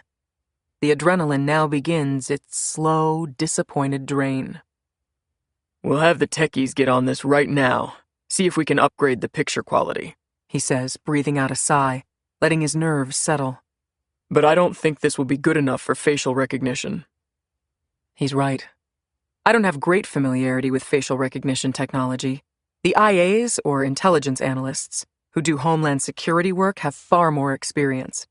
But I've worked with it enough to recognize its limitations. A profile shot of the subject won't get us far, and even with this frontal image, we don't have his retina or complete shots of many of the other landmarks. Eyes, the full nose, cheekbones. Nor is there any way of picking up his skin texture, be it a creamy, smooth complexion or something ruddier. He just didn't give the camera a good enough peek at him. Books rubs his face with both hands. We got search warrants this morning for Curtis Valentine's computers, he says. We should have them by day's end. So very soon we'll know the name of the person Curtis was scheduled to meet, the name our subject used. We're making progress, people. I make a noise, a bit of cynicism. But Books is right. It was only 2 days ago that the Bureau officially recognized these fires as homicides, and yes, we're now starting to produce results. If only we'd moved faster, I say to myself, not for the first time or even the 10th time. It's a familiar refrain running through my mind. All of this delay has led to more and more deaths.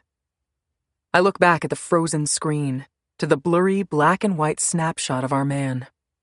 He's almost mocking us, coming so close within the range of the camera, but not allowing a good frontal shot, knowing precisely the angle of... Wait a minute. He was here before, I say. You said it yourself, Books. He knew where the video camera was the moment he walked in. He wasn't in earlier this day, says Denny. We looked at the footage all day. Then the day before, I say. Could be, says Books, slowly nodding. Yeah, sure could be. I jump from my chair and move into the open space of the room. I'm a pacer when I get excited, as if my mind can't move forward unless my legs do too. He came in and staked out the place. He probably sat at the wraparound bar at the front, got himself a good look around. Probably dressed completely differently. Books looks at Denny. I'm on it, he says. I don't know if they've retained video that far back. We were pretty lucky they still had the August 29th footage. But I'll check right now. Denny opens his cell phone and walks out of the room. Books catches my eye and gives me a solemn nod. We're making progress, he says. Just a matter of time before something big breaks. Good, because it's just a matter of time before he kills again, I say. Like today or tomorrow. 56.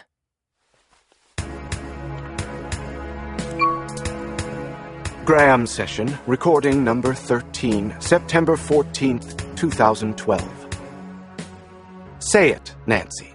Say it for all of my friends to hear. You believed me. You actually believed that I was selling Girl Scout cookies when I came to the door. Now, if that isn't proof of my proficiency, I don't know what is. Okay, to be fair, I did a little aw shucks routine and said that my daughter was home with the flu and she had this deadline to make her quota, so was it okay if I just sold them for her? And I did have a box of Thin Mints with me. Ha! What a day. The sun is out, the birds are chirping, the leaves are changing, the air is clean and crisp, and Nancy and I are getting to know each other quite well. How could I not be happy? Of course I'm happy. Where does that Mary, quite contrary get off, anyway, telling me that I look troubled? She doesn't know anything about me. Something in your eyes, she said, like you're wishing for something you don't have. What in the world would I wish for that I don't already have? I have my health, thank goodness. I love what I do, and I'm absolutely perfect at it. What else is there in life? You have any thoughts on this, Nancy? Probably hard to talk with the gas mask on. Well, don't worry, it's almost over for you. Just a little bit. Oh, hey, do you hear that sound, Nancy? Don't go away. I'll be right back. She's a nice gal, this Nancy. Very pleasant and gentle. She had a baby at a young age, so her boy's in college, but she's only a bit over 40. Divorced and unattached. A spinster. Do people still use that term? Spinster? Nancy's biggest fear in life is that her boy, Joseph, won't find someone special. She says that he has trouble with commitment. He had a rough time during high school, apparently, with drugs and a couple of arrests for shoplifting. Her ex-husband is part of the problem, not doing his duty on the child support front and not spending much time with young Joey. But things are looking up for Joey, and he's hoping to be an addiction counselor someday. By the way, not to harp on this, but if anybody's troubled, it's Mary, quite contrary. When I met her, she'd just been on a blind date. A woman who is so lonely that she's willing to go on a date with someone she's never even met is calling me troubled? I'm not troubled. Go ahead. I can almost hear you saying it. He's projecting his sadness. He makes himself feel better by making others hurt. Their pain is his medicine.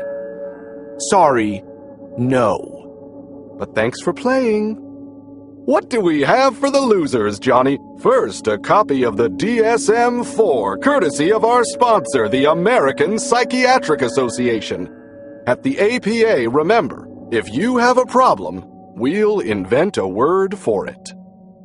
And that's not all. Next, they'll receive a copy of Dr. Sigmund Freud's The Interpretation of Dreams, featuring cathartic revelations on penis envy and castration anxiety and Oedipal desire. Let Dr. Freud solve your problem today. And if he can't, worry not. He'll just blame it on unresolved sexual feelings toward your mother. Nancy, I'm back. You remember our friend the kettle? Now sit still, dear. I'm afraid this is going to hurt. End. 57. I hear the sound of typing on the other end of the phone call. Then Sergeant Roger Bertzos of the New Britain Police Department says to me, Okay, Ms. Dockery, I've got your clearance here, so tell me again what you want. The fire in your town tonight. Yes, what about it? I want you to dispatch someone to the scene. We already have officers dispatched. Okay, fine. Have them ask the firefighters about the number of victims in the house and their specific location within the house. A pause. I don't know if he's writing this down or if he's expressing his annoyance with me. And tell them to interview neighbors to confirm with them the number of people who live at that house. All right, Ms. Dockery, will do. I need the information as soon as you can get it. Understood. It's my third call like this tonight, after hearing of residential fires on breaking news alerts or first responder websites. We know that our subject sets 2 fires a week in the area he visits during his fall tour. We want to identify that first fire as quickly as possible, so we're in position when the second one happens. Whether anything good will come of it is another question, but it's worth a shot. So I'm trying to spot these fires in real time. Back when I was a one-woman operation, I was calling police departments the day after or sometimes several days after. Now I'm doing it as soon as I learn of the fire. It is nearing midnight, the final minutes of Friday. My attention span is waning. My eyes feel heavy, my limbs are sore. I'm about 3 levels past sleep-deprived, somewhere between catatonic and zombie-like. But I have to be on my game, because tonight has to be the night. Working backward, it has to be tonight. He never kills on Sunday, as we know.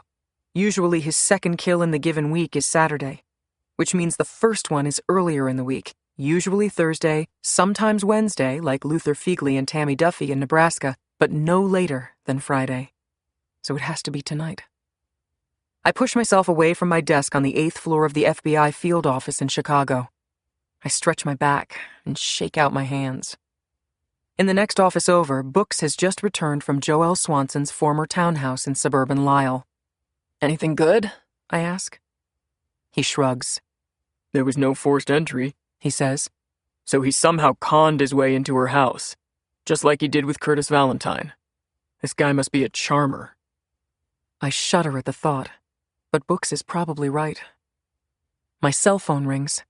The caller ID is blocked, which tells me it's law enforcement. Take your pick on jurisdiction.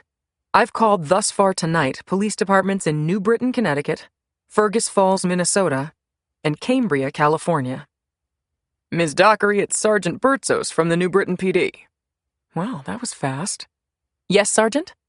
Turns out my guys at the scene already knew the information. Are you ready? I'm ready. I'm back in my office now, hands poised over the keyboard. Her name is Nancy McKinley. She lives alone. She is divorced with a son, Joseph, who goes to college in Hartford. Okay. I hold my breath. She's dead, he says. They were way too late. Her body was badly burned in the fire. Getting closer? She was found dead in her bedroom. Closer still. On the bed itself? I ask. Well, let me ask. In the background, I hear the sergeant on the radio with the officers at the scene. I can hear the response, squawking over a radio. Then Sergeant Bertzos comes back on the phone and confirms it. She was lying in her bed, he says. And the fire's origin? I ask. Well, they said it's only preliminary at this point, says Sergeant Bertzos. The fire's still raging, but they think it started right there in the bedroom. I move the phone away from my mouth and shout, "Books!" over my shoulder. Then I bring the phone back to my mouth. "Sergeant," I say, "I want you to listen to me very carefully." 58. I'm sorry, says Sergeant Bertzos through the speakerphone. We're short-staffed on a good day and it's past midnight now. I couldn't possibly summon the manpower anytime soon. Books and I look at each other. This is what we figured. Maybe the state police? Bertzos suggests. They're usually the ones to do roadblocks. Books shakes his head. We couldn't do it fast enough and we wouldn't know the boundaries. We don't know where he's going next. That's okay, he says. Listen, Sergeant, can you put us through to the officers at the scene? I can do that. Give me your number. 3 minutes later, the direct line on my office phone rings. I push speaker and answer. "This is Officer Janet Dowling," says the voice through the speakerphone. This is Special Agent Harrison Bookman, officer. And I have with me Emmy Dockery, an analyst with the Bureau. Can you hear me okay? I'm inside my patrol car right now, so yeah. Officer, is there a crowd there at the scene? Not as much as there was when the fire was roaring, but yeah, there's a crowd. Maybe 24 people? Give me your cell number if you would. I want to send you something. 10 years ago, the idea that you could transmit an image by phone was unimaginable. Now it's annoying if it takes more than 10 seconds. Okay, got it. It didn't come through real clear, though. That's because it isn't clear. This is security camera footage, best we can do. The subject is a male Caucasian, a bit under 6 feet tall, maybe bald in this picture at least, average build, probably early to mid-30s. Got it. Take a look through the crowd, officer, and can someone take a picture of the crowd? Yes, we can. So you think he's here watching his artwork? It's possible. Books glances at me. Neither of us really think the subject is there, but you never know. Agent, our fire captain says it doesn't look like arson. I mean, there hasn't been an investigation yet, but He's been doing this a long time and his instincts are good. Books catches the look on my face. Several dozen fire captains and arson investigators have been wrong so far. We believe it's arson, I say, and that he's very good at hiding it. Very good. Books says, Question everyone there, officer. Treat it like a crime scene. Will do. But try to keep this below the radar, says Books. Our subject doesn't think we're chasing him right now. No reason to let him know. Not yet. We end the phone call. Books checks his phone. A text message. Okay, the rapid response team is on their way to the plane. I better get going. I start to say something, but stop. My eyes move to my duffel bag in the corner of the room. I've packed 3 days' worth of clothes and toiletries should the need arise. Better you stay here, Books says. You have lots to do. If I really wanted to put my foot down and come along, Books would acquiesce. But he's right. We've already discussed this. We've just received an information dump from the Lisle and Champaign police departments full of information on Joelle Swanson and Curtis Valentine. That's what we analysts do, right? We sift through data while the agents run out for the excitement. An awkward moment hangs between us. Nothing makes sense. Not a hug, not a handshake.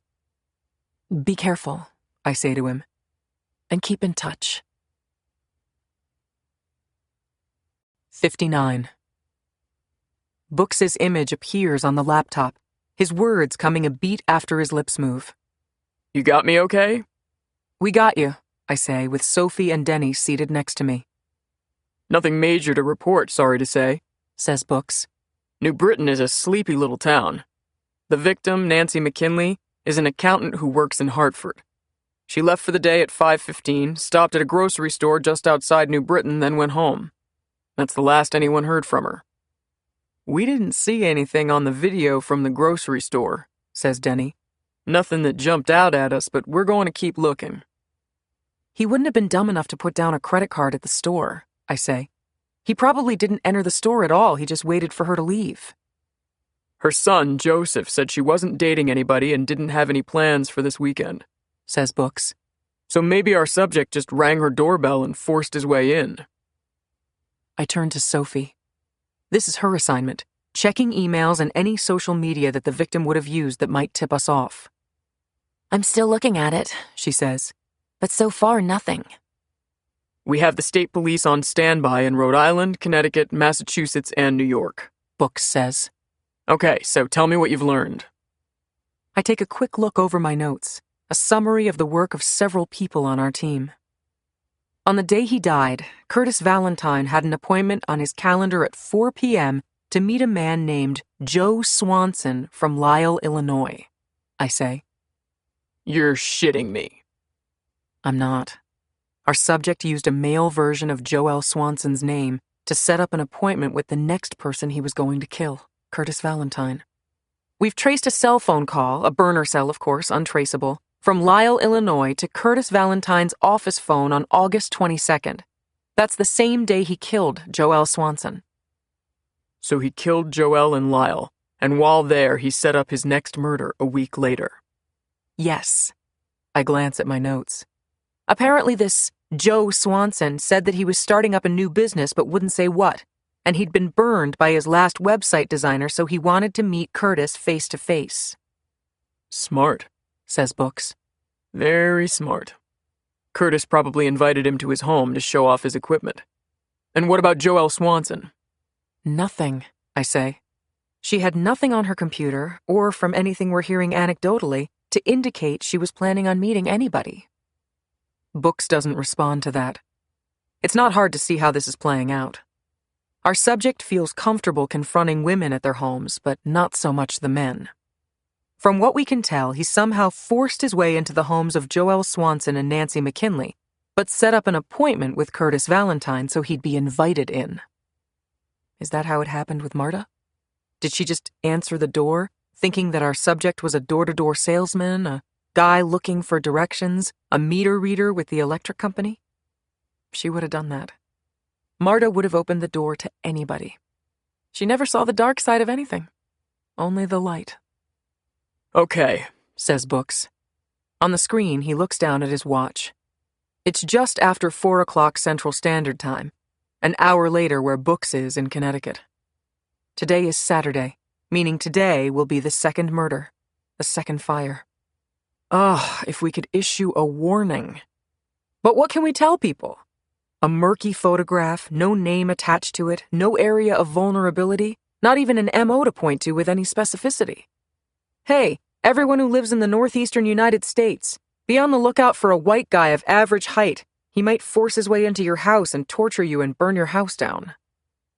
We've sent a bulletin to all local jurisdictions in Massachusetts, Rhode Island, Connecticut, and New York to alert us immediately to any residential fires of any magnitude. Books says. With any luck, we'll have word of the fire tonight less than an hour after it happens. We'll be ready here, I say, trying to avoid raising my hopes, but knowing that we are in the game now, that tonight, possibly, could be the break we've been waiting for. 60.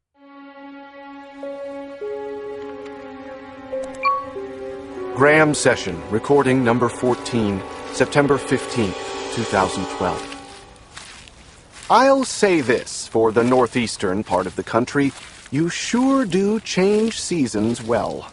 There is nothing more majestic than the turning of the leaves up here.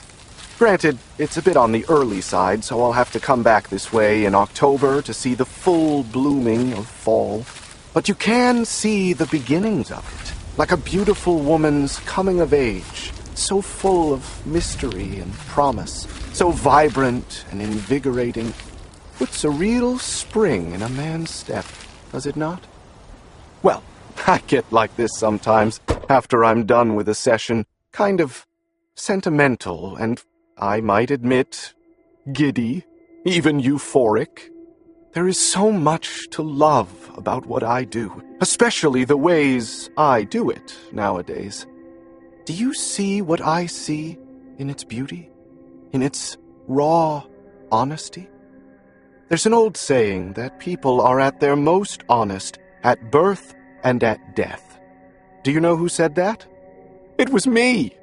You probably thought I was going to say Robert Frost or Philip Roth, but seriously, it was just me. You ever read those famous sayings on the internet or in some book of famous quotations and think, goodness, I wish I had just one of those attributed to me? After all, Will Rogers has at least 10 of them. Winston Churchill has dozens, as do many of our famous presidents. I want just one. That's all. Just a single, memorable utterance of truth, so perceptive that it sticks with you forever. A remark generally hurts in proportion to its truth. The only thing we have to fear is fear itself. A lie gets halfway around the world before the truth has a chance to get its pants on. People are at their most honest when they are born and when they die. Yes, indeed. I dare say my quote holds up quite nicely in that company. But this isn't about me, dear audience. It's about you. What do you think of my brilliance? Enough then. I've had my time this evening with this fine gentleman, Dr. Padman Abhan, and my sincerest apologies if I've butchered the pronunciation of his name, though I suppose if you asked him, he'd say it wasn't the worst thing that happened to him tonight. And now it's time for me to take my leave. But before I do, I would only ask you, do I sound like someone who is troubled? Of course not. I'm at the top of my game, and I'm still having fun. What could that Mary woman possibly have been thinking? I'll be back to speak with you tomorrow. Traffic has probably cleared sufficiently on I-95 now, so I best be on my way. End. 61. The neighbors say that Dr. Padmanabhan lived alone, says the officer. Thank you, officer. Please hold. I click off the phone and punch the button on my radio for Books. Books, do you copy? Copy, Emmy. Scenario 2, I say. Scenario 2. Call came in from Providence, Rhode Island. Scenario 2, copy that. Make the call. 30 seconds later, Books and I are on a conference call with the superintendent of the Rhode Island State Police and the commander of the Connecticut State Police, both of whom have been standing by for my call. This is Scenario 2, Rhode Island and Connecticut. Rhode Island copies that, says Superintendent Adam Vernon. Our troopers are in place. Connecticut copies, says Commander Ingrid Schwegel. Our troops are in place as well. We feel good about I-95? I ask, just to ease my nerves. It's already been the topic of discussion. Agent, says Superintendent Vernon, mistaking my title. If the suspect is headed back to the Midwest, his only route is through Connecticut, and the only highway that makes any kind of sense is I-95. There are 41 miles of border, but if he isn't expecting anyone to be waiting for him, he'd be a fool not to take I-95. Very good, I say. The fire call came in 14 minutes ago, and I just got confirmation that it's the fire we're targeting. My map says the fire is located just north of Miriam Hospital in Providence, which means he has to travel 40 miles down I-95 to reach the Connecticut-Rhode Island border. Even if he got a head start, says Vernon, there's no way he's reached the border yet. But I've already given the order, Agent. As we speak, the flares are going up. This is Agent Bookman. I'm airborne and should be at the border in 15 minutes. I'll be the agent in charge, but we'll have agents on the ground joining you shortly. Let's be clear on the directive. Plate numbers and VINs of any vehicle with a male loosely fitting the description. Permissive searches at a minimum. Anything suspicious, anything at all, your troopers will have my direct contact. Connecticut copies. Rhode Island copies, says Vernon. If he's on the road tonight, we'll get him. 62. The feed from the FBI helicopter comes through with surprising clarity on my laptop. An overhead view of Interstate 95 as it moves south-southwest from Rhode Island into North Stonington, Connecticut. A split-level highway with 2 lanes heading southwest, plus a shoulder. At the border, beneath signs that read Connecticut Welcomes You and North Stonington Town Line, state trooper vehicles from both states have set up a vehicular blockade perpendicular to the lanes of traffic. Flares precede the blockade for as far as the screen permits me to see, probably a half-mile at least, or whatever the protocol is for roadblocks. The road is jammed with vehicles waiting in line. At the checkpoint, officers and FBI agents shine flashlights into cars, both the front and back seats, sometimes pop the trunk and check it, sometimes direct the car to pull over to the shoulder for a more thorough search, and always record the license plate and VIN number located inside the front door. Once allowed to leave, the vehicles must do an awkward bend around squad cars, then over to the shoulder, before they proceed into Connecticut. Not exactly the welcome they were expecting from the Constitution state. The highway is backed up as far as I can see, even as late as it is, near midnight Eastern Standard Time. No doubt drivers assume that this is a Saturday night sobriety check, and it turns out to be just that for a couple of unlucky drivers, who end up having their cars impounded and taking a ride to the lockup in North Stonington. The helicopter moves along the highway, looking for any vehicles attempting to turn around, and I see for the first time that there is a second helicopter doing the same thing. Books is feeding me names and license plates and VINs as we go along, and I'm running them for criminal backgrounds and for stolen vehicles. I don't think our subject would drive a stolen car. A criminal background? Hard to say. It obviously wouldn't surprise me if he had one, but for some reason, I suspect he has a clean record. He's just that meticulous. I've been managing my expectations here, but there's no hiding the truth. We have a real chance tonight. Each car that leads our team to take a second look, to pop the trunk, even to move them over to the shoulder, raises the hair on the back of my neck. And that gives the hair on the back of my neck a lot of exercise, because most of the cars receive extended attention from our team of state troopers and FBI agents. Most of the drivers are men, and the majority of them Caucasian. And we don't narrow it down all that much when you throw in average height, average build, and who knows what for his hair. But in the end, each of these cars is allowed to pass. I'm not wrong about this. He drives to a new part of the country, commits 2 murders, and returns home. The data doesn't lie. And he must live in the Midwest. He must. The patterns of his travel can be tied to major highways. I'm not wrong. He's a driver, and he's driving back to the Midwest. He could have taken a different route. Like the police superintendent said, there are 41 miles of border. But he isn't expecting us, and why wouldn't he take Interstate 95? Of course he would. The first 90 minutes are slow and ultimately uneventful. And then it speeds up because the number of cars diminishes. The backlog disappears as the hour approaches 2 a.m. There just aren't that many cars crossing into Connecticut at this time. After a Dodge minivan passes through the blockade, there is a stretch when no cars are on the highway heading southwest. Interstate 95 is empty. Where the hell is he? Books spits, exasperated. This made all kinds of sense. I know, I concede. I thought we had him. There's no chance he turned around when he saw the blockade? No chance. There's a trooper up ahead at the first flare, idling on the shoulder. If any vehicle tried to turn around and cross the median, he would have seen it. We've had that covered. Damn! Maybe he's getting some rest first, I say. Getting an early start tomorrow. Books doesn't answer immediately. Frustrated or concentrating. Probably the latter. Books doesn't let his emotions overtake him much. He was always the rational to my emotional. I suppose it's possible he was in one of those cars, I say. Remember who we're dealing with. Maybe. Not many Midwestern license plates, though. True. But that won't stop me from starting a database and throwing all these names and plate numbers in it. We're going to keep this checkpoint up until dawn at least, he says.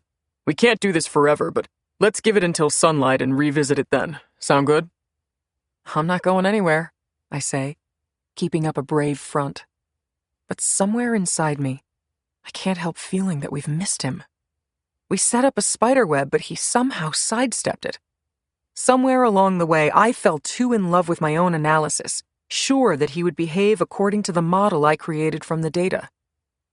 And because I missed, next week, he'll do this all over again, in another part of the country, to 2 more helpless victims. 63. I sit, poised over my computer, running the checks, my brain power dissipating, my eyes heavy, my back and neck in full-scale revolt. I refuse to look at the clock on the wall, knowing that the little hand is about to hit the 8 and the big hand the 12. Knowing that the roadblock's now been up for more than 10 hours. 1 more hour, I say to Books through my headset. That's what you said an hour ago, he replies into my ear. 1 more hour! We had originally planned on ending the roadblock at 8 o'clock in the morning Eastern Time, or 7 Chicago time. I pushed it an hour to 9 o'clock EST, which is coming up now. There isn't even that much traffic, I argue. A small line of cars have backed up in Rhode Island on their way into Connecticut, but nothing approaching major gridlock. It's Sunday morning. It's not like we're causing commuters a big pain. We can't keep this up forever, Emmy. Sure we can. We're the FBI. A pause. Maybe I'm winning another hour. He has to come through this roadblock sooner or later, I tell myself. He has to. Even though another part of me is admitting that somehow I've miscalculated.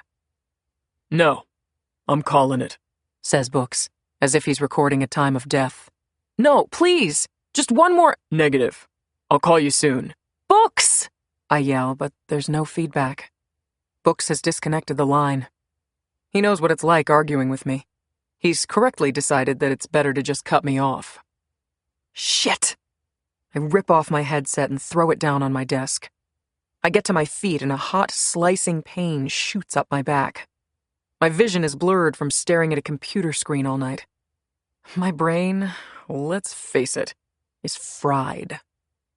I make it into the hallway and head down toward the war room, a converted conference room minus the long table, where 8 research analysts are working on our case. They came in this morning at 7 and have been doing full workups on the people we stopped at the roadblock, a total of more than 500 white adult men. I am woozy. My reaction's fuzzy. I hear animated discussion, then laughter. Laughter? and I quicken my pace toward the war room. Inside, one of the two male RAs is standing, doing something comical, an imitation of a goofy dance move or something. When he sees me, when the room becomes aware of me, everyone stops smiling and silence lingers awkwardly in the air. I look at each of them, these 7 new RAs plus Sophie Talamus, as I enter the room. I feel like some humorless parent interrupting a slumber party, a teacher walking in on a rambunctious classroom, and I hate it. But it doesn't stop me from going off. The man we're after, I say slowly, my voice trembling, scalps victims while they're still alive. You get that, right? He burns the flesh off their bodies while they're still alive. Stop me when I've said something funny. All eyes have dropped to the floor. Sophie says, Just blowing off some steam, Emmy. Everyone's working hard. Everyone's not working hard enough, I reply. He's in here, I say, pointing to one of the laptop computers. Somewhere in all this data, in some cross-reference we haven't done yet, in some database, on some blog or social media or website is our subject. It's up to us to find him, people. You all, in this room. He's not going to leave a fingerprint for one of our superstar special agents to find. He's not going to drop his wallet at the crime scene or trip and break his leg on the way out of a house he torches. He's not going to be spotted by some nosy neighbor. It's not going to be the field agents who find him. It's going to be us, the people in this room, the RAs. So screw your heads on and give me your A game, people, because this asshole just slipped away from us for another week.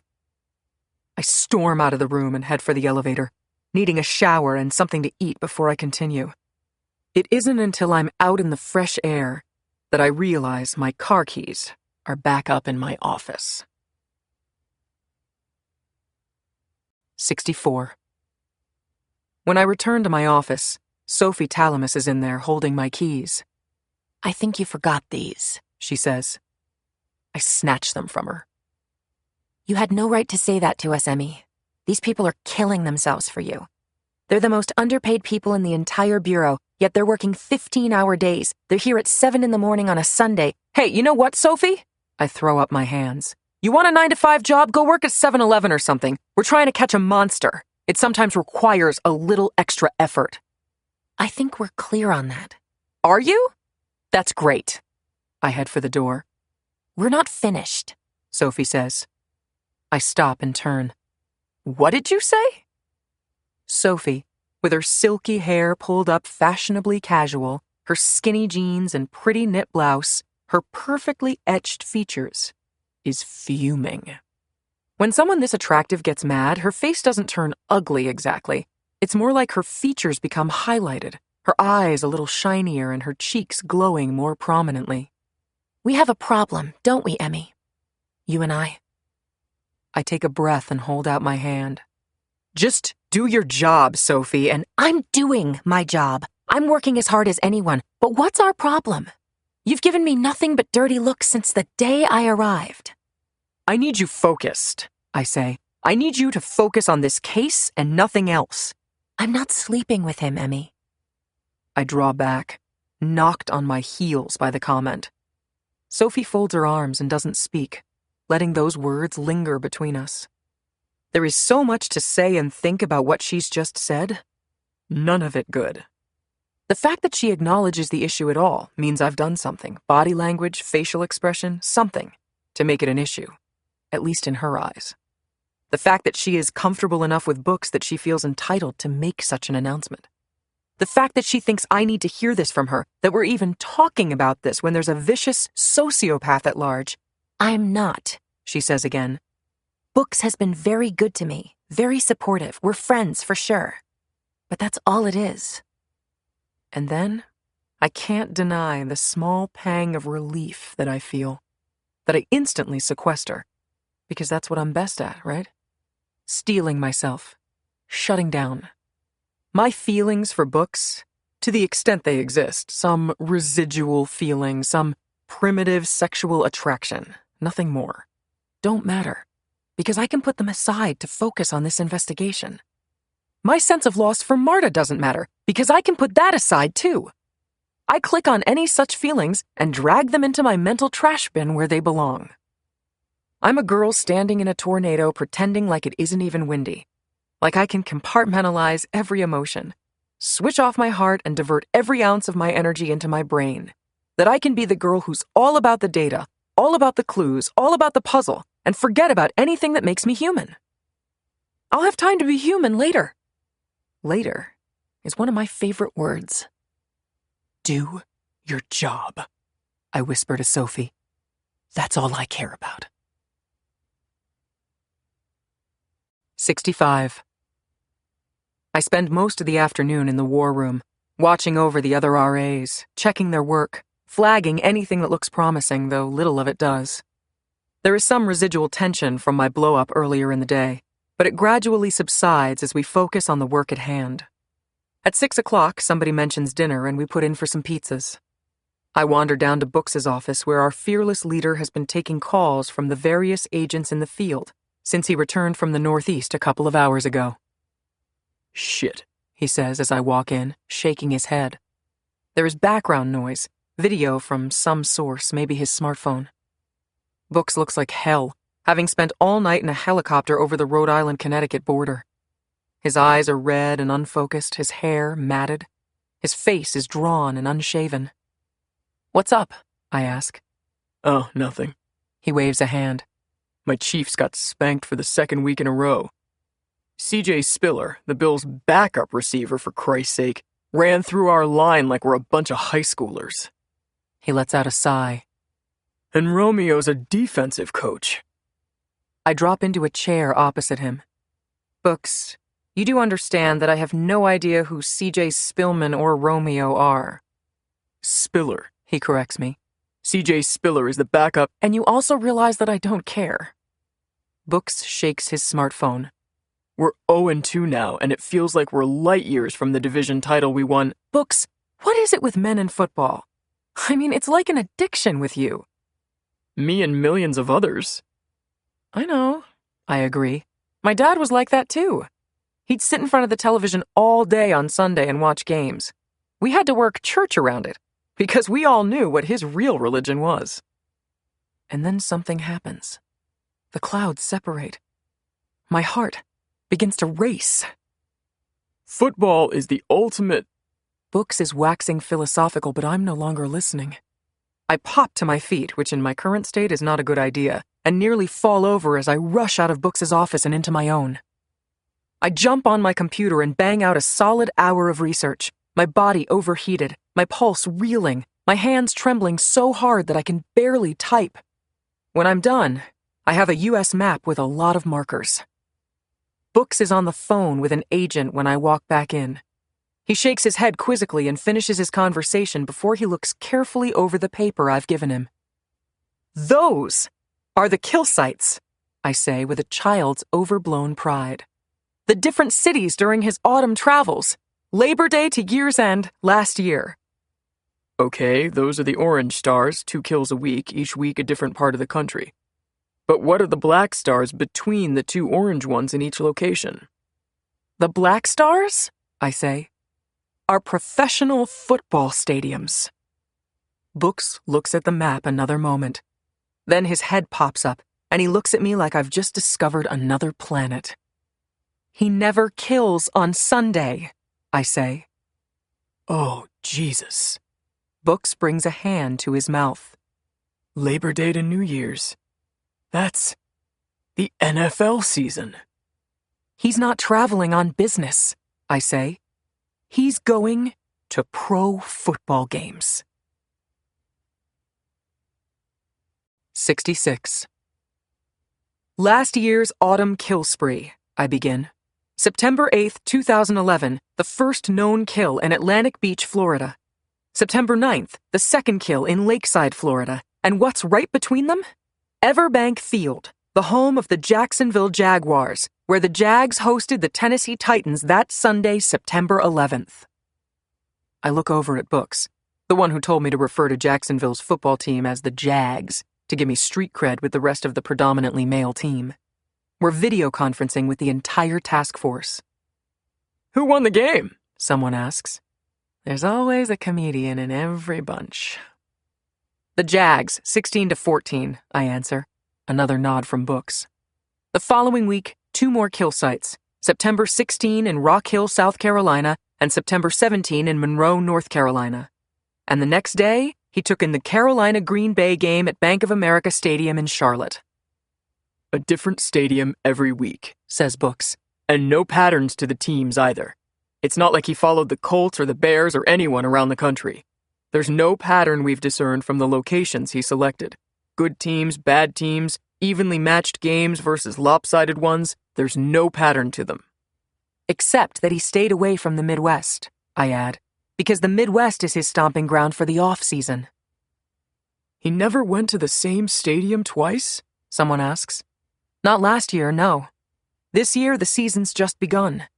In the first week of the NFL season, he killed that couple in Nebraska and then a man outside Denver, which means he would have gone to the Broncos-Steelers game in Denver that Sunday. And just this week, the second week of the season, he killed in New Britain, Connecticut, and in Providence, Rhode Island. We figured he would then speed home to the Midwest, and his only means of exit was Interstate 95, heading south-southwest through Connecticut, so we roadblocked it. I use my pointer along I-95, heading in the opposite direction. But he didn't go home on Saturday night. He took I-95 north into Massachusetts. He went to the New England Patriots game today in Foxborough. I don't make eye contact with Books. When he and I were working this all out, and we realized that we had totally pegged our subject last night, but that we blocked I-95 in the wrong direction, I couldn't speak for a good 10 minutes. We had him. We were so close. We had him down to the frickin' highway on which he was traveling. And still he evaded us. And now 2 more people will die agonizing deaths this coming week. Books, probably sensing my despair, jumps in. But the point is, he didn't visit Denver's or New England's stadium last year, which means he seems to be on a path to keep going to a new stadium, one he's never visited, every week until he's visited them all. So let's assume that, I say. Let's assume his next trip will be to a stadium he didn't visit last year. Let's further assume it won't be a Midwestern stadium because it's his backyard. So that removes the Chicago Bears, the Indianapolis Colts, the St. Louis Rams, and the Kansas City Chiefs. Bottom line, there are 4 stadiums we don't think he'll visit, plus the 2 that he already has. Okay, what does that leave? Someone asks. A woman. There are 32 NFL teams and 31 stadiums because the Jets and Giants share one, I say. So 31 is the number. He visited 17 stadiums last year and 2 more this year, that's 19. Then disregard the 4 Midwestern teams and that's 23 that are off his list. That leaves 8 more stadiums, folks. 8 more stadiums. And of those 8 remaining teams, only 5 have home games this week. Books chimes in. The Oakland Raiders, Dallas Cowboys, Cleveland Browns, Washington Redskins, and Seattle Seahawks. The Seahawks are a Monday night game, so we think we can rule out Seattle. He's going to one of the other 4 areas this coming week, I say. So what do we do? Asks one of the agents on the video feed. Send out a general alert to be on the lookout for an average-looking white male with no distinguishing characteristics who might have made an appointment with you or who might show up at your door unannounced? He's right. That's the problem. We don't have a good image of the man, and we don't know his MO very well either. He scheduled an appointment with Curtis Valentine in Champaign, Illinois, but we don't know how he got to the others. What can we tell people? What kind of an alert can we send? We'll put all local law enforcement on alert for any residential fire with a quick turnaround to us, just like we did in the Northeast this week. Books says. And once we know his first kill of next week, we'll know where he is and which football game he's attending. We have to wait for him to kill again, in other words. It's as depressing as it sounds. But it's our only lead thus far. And once we know that, says one of the agents, we'll be able to narrow him down to one of 80,000 people watching a ball game. True, Books concedes. We have to think about how to handle that crowd. But we're fairly confident that whichever location he chooses, he will be inside a football stadium for 3 hours this coming Sunday. Now we'll have to decide what to do with that window of time. It will be tricky, but we'll have to come up with something. For that short period of time, we'll have our subject in a steel box. We have to make sure he doesn't get out. 67.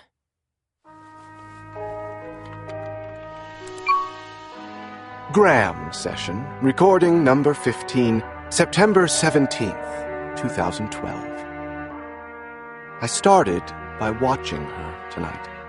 I watched her tonight in the most revealing of ways. That is, when she didn't know I was watching her. I slipped into the bar, you see. Surely you appreciate by now my abilities to move about undetected. When I met her at this bar last week, Mary had mentioned that she worked here, and it was my good fortune that she happens to be a bartender. So she was relatively stationary while I lurked in the corner, watching her from a distance. I watched her when business was light, the dinner hour, as I ate the basic pub food, and then opened a laptop computer as an excuse to linger. I watched her when business picked up for the Monday night football game. I watched her when people were rude to her and when people flirted with her. I watched her when she had moments to herself and when she interacted with the manager and other staff. And then I slipped into the bathroom so I could remove my baseball cap and glasses and pull down the collar on my jacket. When I reappeared in the bar, crowded enough to provide me cover, I made my way to the bar as if I had just arrived. I will admit to a stirring of butterflies in my stomach. Yes, my friends, I was nervous. I took a stool at the bar and waited my turn like any other patron. I decided I would act surprised to see her, as if I was just coming to this bar like I did last week and didn't expect to see her here. Would I pretend not to remember her name? Would I struggle a moment, snap my fingers and say, Mary, right? When she approached me, with a soft smile playing on her face, all of my deliberative functions ceased to operate. Her dark hair was pulled back into a loose ponytail, but a few curls had sprung loose. Her eyes squinted, showing crow's feet at the corners. The lighting was poor, casting her eyes a shade darker than I recalled last time I saw her up close. "Well, Graham," she said, "I was beginning to think you were going to ignore me all night." She did it again.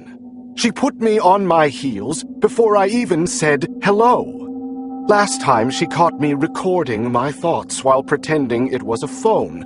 The first person who's ever figured out my ruse. This time she knew I was lurking in the back of the bar, not necessarily in disguise, but certainly obscuring my features. And she remembered my name. So then it was incumbent on me to come up with something witty, yes, something clever, perhaps self-deprecating. That would typically be my trademark. A quick comeback of biting sarcasm, delivered with a deadpan expression. Something to keep up my end of the conversation. But before I realized it, my mouth was moving and words were coming out. I said, "I was nervous about seeing you." Friends, I must tell you, time stopped for me just then. I wanted to reach into the air and snatch those words back. My entire soul was laid bare at that moment. What have I done, I thought, in those few beats of time, those few torturous breaths of oxygen? How can I take it back? Will she think I'm pathetic? And this is what happened next. She broke eye contact with me, the corners of her mouth lifting slightly higher. She worked a rag across the bar top, and she said to me, "Well, Graham, that's about the sweetest thing you could say to a girl. Do you remember what that feels like? That moment when there is a connection between you and someone else, that flutter in your chest when you realize you've crossed that small bridge, that there is at least some mutuality of feeling? Maybe Mary and I can't believe I'm saying this, but maybe Mary and I... No. Slow down, Graham. Tread cautiously. Move slowly. We wouldn't want anyone to get hurt. End. 68. My eyes look up from the computer screen. My head lolls back so that I am staring at a blank ceiling. My vision is fuzzy from sleep deprivation and staring into a computer for hours. Books knocks on my office door. There's still some Chinese food in the conference room, He says. Sounds good, I say without conviction. Hey, He comes over to me and puts a hand on my shoulder. if you're not going to sleep, you at least have to eat. You're skin and bones as it is. Always have been. 5'9" and 120 pounds since I was a teenager. Long and lanky. Athletic would be the kind way of saying it. Not demure and shapely like my sister, or, for that matter, my mother. Okay, we have them. Says Sophie Talamus, bouncing into the room. The teams themselves, the legal ticket brokers, we have them all now. Everyone who's bought a ticket to an NFL game this week in Oakland, Dallas, Washington, or Cleveland. I spin my chair around and nod to her. Okay, you know what to do, I say. The research analysts are going to perform their magic, looking through all of these names and running them through our databases. Don't look so excited, Sophie says. I make a face. I'm not excited, Emmy doesn't think our subject's on any of those lists, says Books. He wouldn't buy a ticket that way where he gets in someone's database, I say. He'd pay in cash. My guess is he's going to scalp a ticket at the game. I cringe at the word scalp, given the method of torture our subject prefers. I got the word from Books, the sports enthusiast. When he first mentioned scalping a ticket, I pictured someone with a serrated knife. Sophie rubs her eyes. She's put in serious hours as well. We all have. You think tonight'll be his first kill of the week? I shrug. It's Wednesday night. The earlier in the week that our subject shows himself to us, pins himself down to some location in the country, the sooner we'll know which football stadium he'll visit, and the more effectively we can prepare. So as completely bizarre as it may sound for me to say that I'm hoping he kills someone tonight, it's the unfortunate truth. Go home, Books says to me. Home being a hotel room. You can work on the laptop from bed. We've got all sorts of people looking for this guy now, Emmy. You're not a one-person show anymore. I drill a finger onto the desk. I'm staying right here, I say. And if we pinpoint him to a location tonight, I'm going there with you. 69.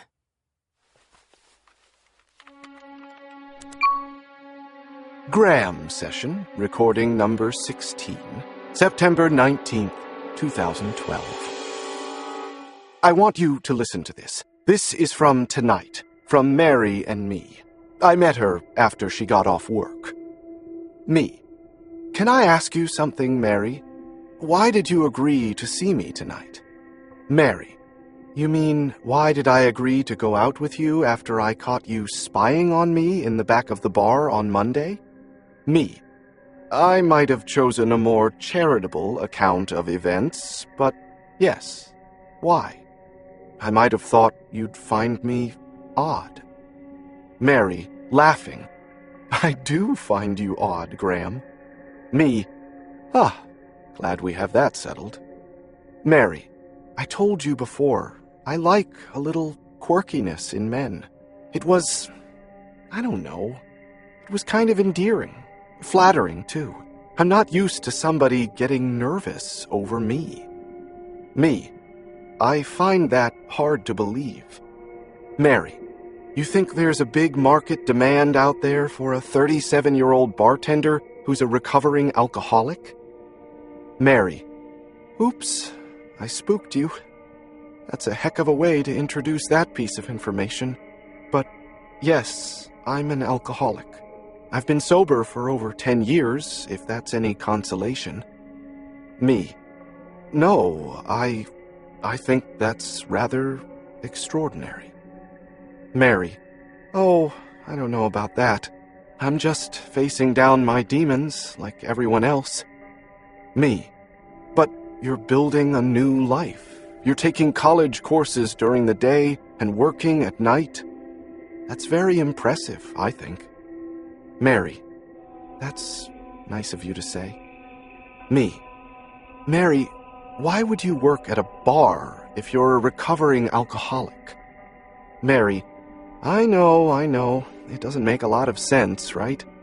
Mostly because I needed a job that was nights only so I could go to school during the day, and a friend of mine owns the bar. Maybe I like the challenge, too. Me. The challenge? Mary.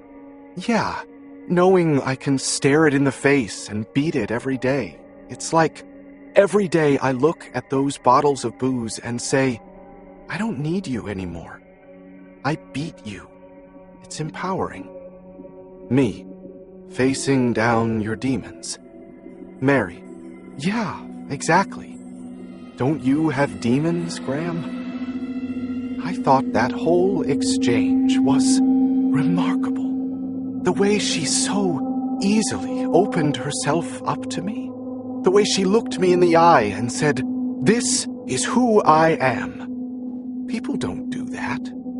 They don't show their true selves. They hide behind layers and layers of self-deception and outward deception. They wear masks. They put up fronts. They lie. They hide. What was I supposed to say back to her? I really wanted to reciprocate. I really did. I mean, she lays out the sordid details of her life right there as easily as she takes a breath. And what do I do in return? Do I say, I have some demons of my own, Mary? No. I change the subject. That's what I do. And it's not like she didn't notice. She drops these revelations, and suddenly I want to talk about this darn weather we're having. It was obvious. I think she knows. I mean, she doesn't know. She couldn't possibly. But she senses something about me. I know she does. Oh, and this smile she has. I wish you could see it, the way her nose wrinkles up and her eyes squint. It is one of the most sincere and true smiles I've ever seen. She is so quick to let happiness in, and so firm in keeping out the venom, the poisonous thoughts. And her smell. There is this trace of strawberry. I think it's her shampoo. When I smell it, I think of the word fresh. And really, there isn't a better word to describe Mary. Oh, and then the end of the night, after I walked her to the door, I can't remember ever being so nervous. My hands stuffed in my pockets, my eyes down, shifting weight from one foot to the other. I'm telling you, I must have looked like an awkward schoolboy on his first date. And I kissed her. I'm not sure how I moved from point A to point B, but somewhere in there I mustered up my courage, and I leaned in, and she met me halfway. It was so soft and slow and sweet. Our lips pressed gently together, her hand caressing my cheek. I felt a charge of electricity throughout my body. I felt weightless. I feel weightless now. End.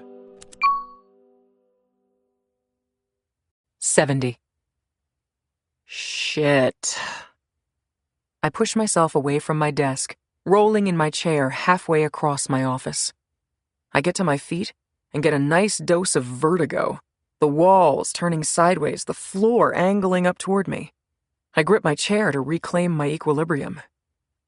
Shit, I repeat, because it seems to capture the moment. I'm falling apart. I know that. I'm pulling virtual all-nighters and not eating. I'm not going to be able to sustain this much longer. And what do I have to show for it? First Wednesday night and now Thursday night, tethered to my computer and phone, waiting all night for the call from one of the locales where we expect our subject to go. Oakland, Dallas, Washington, Cleveland, awaiting any notice of a residential fire that we can link to him. And so far, nothing. Sure, a few calls came in, a house fire in Sausalito, a diner in Cleveland that went up in flames, probably a Greek lightning fire, an arson by a restaurant owner going out of business looking to collect insurance money. But nothing that comes close to our guy. It's 5 a.m. now. Friday morning. I haven't had more than a cat nap since Tuesday night. I need to get a few hours of sleep so I can stay up again tonight. Friday night, when he's sure to attack. Simple math. If he's going to kill 2 people this week before Sunday, he'll have to do the first one Friday night. Great. I know for certain that tonight will be the night and I'll be falling asleep at my desk. Deflated and groggy, my neck and back reaching the status of rigor mortis, my fingers tired from the rapid-fire typing all night, my vision as clear as fog. I leave the FBI building and take the rental car back to my hotel. I get out of my car and slam the door shut. The crisp air of a fall morning provides a moment of relief. Outdoors, yes. I remember there is such a thing as outdoors. Fresh air. A tinge of pain hits me behind my eyes, dark circles clouding the fringes of my vision as if I'm looking through a tunnel. I have to go to bed, I realize. Maybe just a few hours. "That's her!" I hear a woman yell. My reaction time is slowed, but I'm jumpy all the same, and my immediate response, danger, takes longer than normal to dissipate before I realize that the man and woman rushing toward me are not coming to do me harm. Not physical harm, anyway. One of them is carrying a recorder in her hand. The other, a handheld camera. "Agent Dockery," says the reporter, a pretty young African-American woman. "Diane Bell from the Tribune." This is a new one for me. The first time a reporter has ever confronted me like this. The words shoot into my brain, no comment, and I'm not an agent. But instead, I just say, "Yes." "Agent Dockery, I understand that you're chasing a serial killer around the country. A man who has killed possibly dozens of people and burned up the evidence to hide his crimes." I shake my head, show the cameraman the palm of my hand, and start walking toward my hotel. "I can't comment on an ongoing investigation." I say it robotically, something I've heard others say, politicians under fire and stone-faced prosecutors. No comment. We can't comment on an ongoing investigation. "So there is an investigation," she says. "Great, thank you." I shake my head violently, which doesn't help my shaky equilibrium. I keep walking, picking up the pace, turning my shoulder to shield myself from her as I near the entrance to the hotel. If I'm not careful, I'm going to fall over on camera. "Curtis Valentine," she says. "Joelle Swanson?" I reach the door of the hotel and push it open. "Your sister, Marta?" I snap my head around to her, but don't say anything. She raises her hand in a calming gesture and approaches me. "I know it all anyway, Agent," she says. "Your sister was one of the victims, and you've been on a crusade. You found this killer when nobody else believed you." My mind is racing. I'm out of my league. I don't even know the protocol. Special agents are trained to deal with the press. Research analysts? Nobody ever wants to talk to us. "Who told you that?" I manage. She drops her head a notch, a tisk-tisk look. Right. Reporters don't reveal their sources. It's all a one-way street with them. "Take my card," she says, and for some reason I do. "This is an amazing story, Emmy. Don't you want to tell your side?" "No," I say, and I push my way into the hotel. 71. Books runs his hand over his face. His eyes are red and unfocused, his face drawn. He's had more sleep than me, but that's not saying much. College students cramming for final exams have gotten more sleep than me. We never comment on the existence or non-existence of an investigation, Books says to me gently, like a parent to a child. I dig a knuckle into my eye. I didn't say anything. You confirmed that there was an investigation. She knew names, including Marta's. She already knew there was a damn investigation. Books' eyes meet mine, but he doesn't push it. He's made his point. No matter how much that reporter already knew, she didn't have FBI confirmation of an investigation until I gave it to her. I throw up my hands in surrender. I screwed up. Books doesn't quarrel with that assessment. How did they get the story? I ask, but it's a rhetorical question. The reporter will never tell, and it doesn't matter anyway. My guess? One of the local cops working the Joelle Swanson or Curtis Valentine cases. Books shakes his head. These guys are always looking for favors. I give you this tip, remember to make me look good next time there's a story involving one of my cases, that kind of thing. Or maybe it was one of the victims' families. Frankly, I'm surprised it took this long to leak out. Well, the timing sucks. I throw a pen across the room. Here he thinks he's gotten away with everything. He's going about his business wherever he is this week, killing these people with the clever cover-up, thinking he has everyone fooled, and he's going to walk into a football stadium this Sunday and we're going to nail him. And now he's going to know we're coming. Books' cell phone rings. He looks at me with an apologetic smirk. The dick, he says. He punches the button for speakerphone and answers. This is Books, he says. I have Emmy with me. Ah, yes. Well done, Emmy. On the eve of the greatest lead we have in this case, you tell the Chicago Tribune all about our investigation. Books rolls his eyes, mostly for my benefit. The dick is probably enjoying having the upper hand again, being able to call me out on a screw-up however much he exaggerates it. I just got off the phone with the editors, Dickinson tells us. They weren't very forthcoming with what they knew. They have some victims' names. They know that Emmy has a personal involvement in this investigation. Books and I exchange looks. A nice jab from Dickinson. I'm sure the dick would like nothing more than to fire me for this. If I didn't have that episode in his office hanging over his head, he'd surely do just that. And it sounds like they might have an autopsy report. They know there are multiple locations throughout the country where our subject is killed, but they don't seem to have it all in a tidy package. And they didn't say anything about our most recent information, like the video footage of the subject from the bar, or any connection to professional football games. I shake my head. It doesn't matter. They know that Curtis Valentine and Joelle Swanson and my sister are being classified as murders, not accidental fires. That's the whole ball of wax for him. He doesn't want us looking for a murderer, period, much less him. Once he sees this article, he'll know we're onto his methods. So much for sneaking up on him. The dick says, Then you'll thank me for getting the editors at the Tribune to hold off on the story until Monday. Oh, that's great, says Books. That's great. He puts out his hand and calms the air between us. So there's hope for us yet. What did you have to give them? I ask.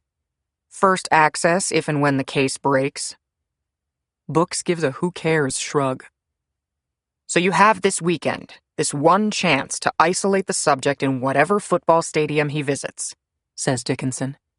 Do us all a favor and try not to fuck up anything else between now and then. 72.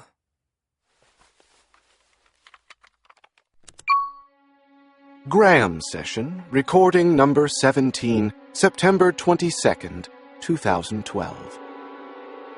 Mary, Mary, quite contrary, how does my love for you grow? With sweet little smiles and feminine wiles, and your ponytail tied in a bow.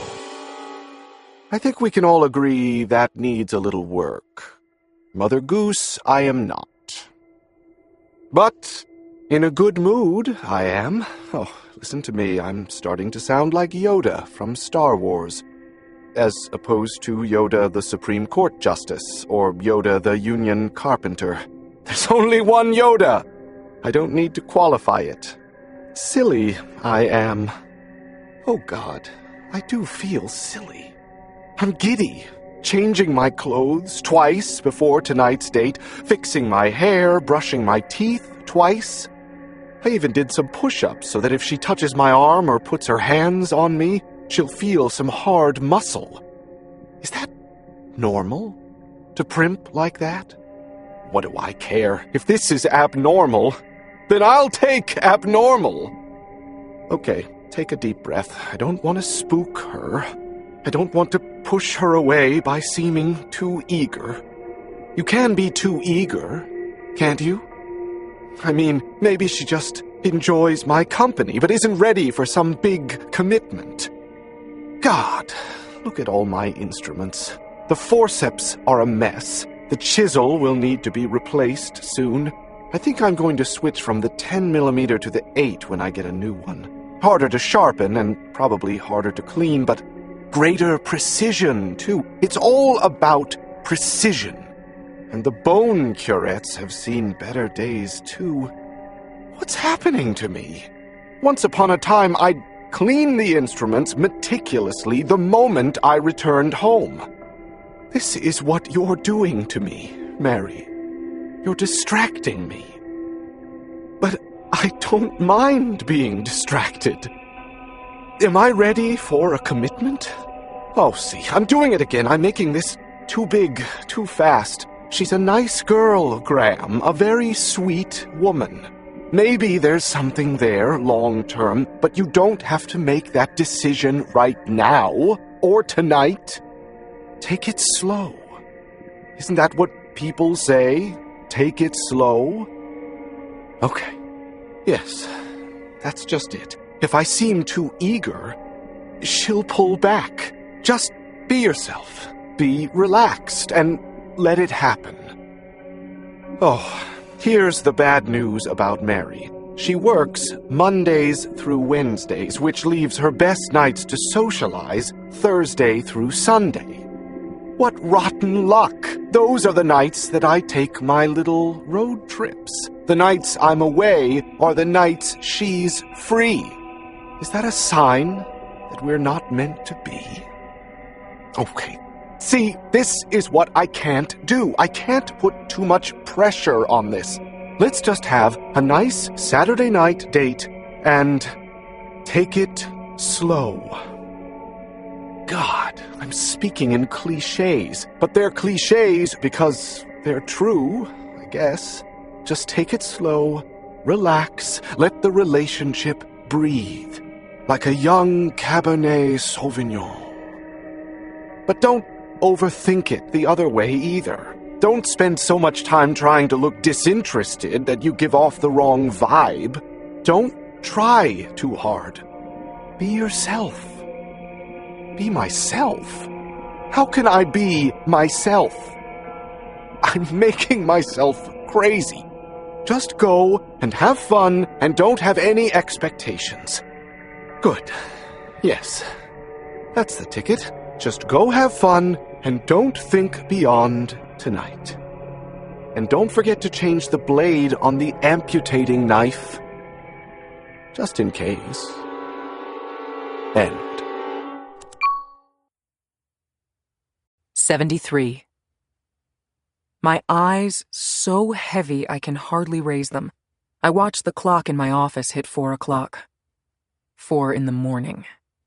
Saturday night has come and gone without incident. I pick up the stapler on my desk and throw it at the clock, missing badly, putting a dent in the wall, chips of paint scattering on the carpet. 4 consecutive nights of all-nighters, Wednesday night through Saturday night, with nothing to show for it but bags under my eyes and failing vision. Books, hearing the commotion, enters my office with trepidation, wary of being the target of a flying office supply. What, he took the week off? I shout. He just decided, oh no, not this week. He doesn't do that. He's never done that. He's like a robot. The 1 week we're ready for him, the one last chance we have before the newspapers run their story and tip him off and he takes a fucking vacation? Books leans against the door. I know, I don't get it. But we deal with it. We have no choice. Oh, would you stop being so damn calm? I hiss. We could have ambushed him this week, Books. We had him. Now he's going to know we're coming. Maybe not, Em.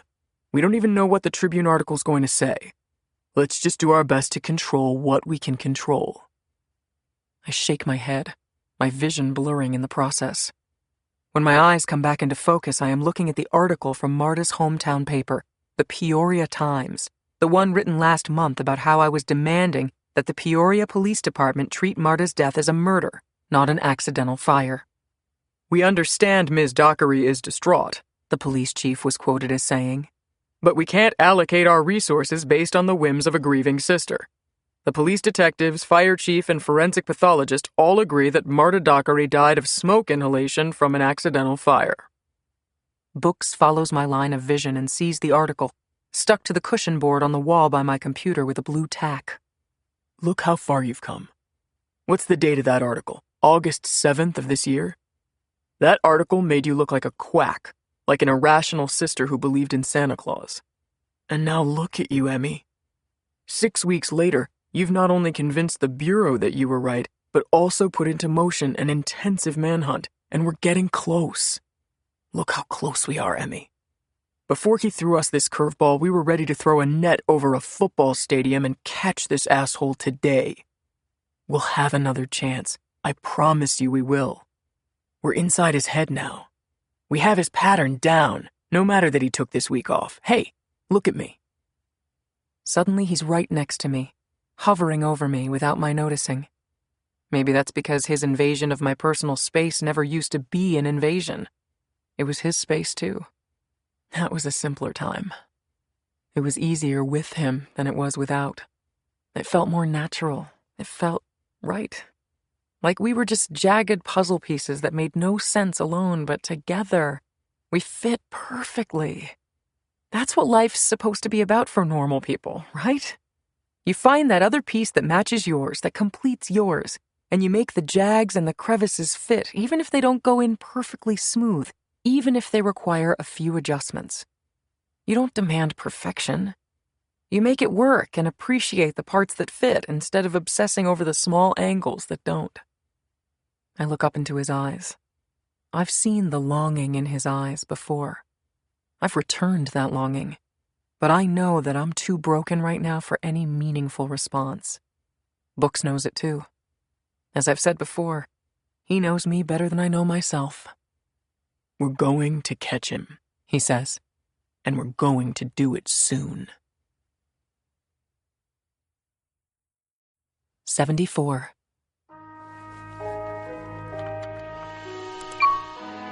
Graham session, recording number 18, September 23rd, 2012. I don't know what to do. I'm in deep, deeper than I ever would have imagined. I didn't know what to say when she said it to me. I just sat there, and then... I'm not making any sense. We went for a walk after dinner, and then we went back to her house, and she has this old wood-burning fireplace, and even though it wasn't that cold, she thought it would be romantic to fire it up, so we did. Then we started kissing, and we touched each other. It was so tender and warm and gentle. I'm not talking about sex. I'm talking about something much deeper. I'm talking about intimacy. Just caressing and stroking, looking into each other's eyes, feeling each other's breath on our faces. We shared a moment like I've never shared anything with anybody, ever. I could have stayed there forever. Then I said to her, "Mary, you're very special to me." It really just came out. I didn't plan it. That's unusual for me right there. Since when did I shoot from the hip? I plan everything I do. Everything. You know that. You know that about me. But not with her. I wanted to say it. It felt good to say it. And then she said, "Do you mean that?" And I told her, of course I meant it. Of course I did. But then she got quiet. I felt her withdraw a bit, and that's not like her. She's the open book, remember? But here she was, drawing into herself, holding back. It was the first time I saw vulnerability in her eyes. I'd moved her to a place where she didn't feel comfortable. I didn't know what to do. I thought I'd somehow made some huge mistake. I wondered if I should apologize, but that didn't make sense. Apologize for telling someone they're special? And then all kinds of thoughts were swirling through my head. This goes to show your inexperience, Graham, or this just proves that you're not cut out for a relationship like this. But then, instead of remaining frozen or falling back into my normal, calculated self, I trusted my emotions, and I just spoke from my heart. And I said, I think what I said was, "Did I say something to upset you?" And then tears welled up in her eyes, and at first I thought she was going to try to play off the whole thing in a casual way, but then this is what she said. It was a whisper, really, our faces only inches apart. "If you mean that, then I'll give myself to you.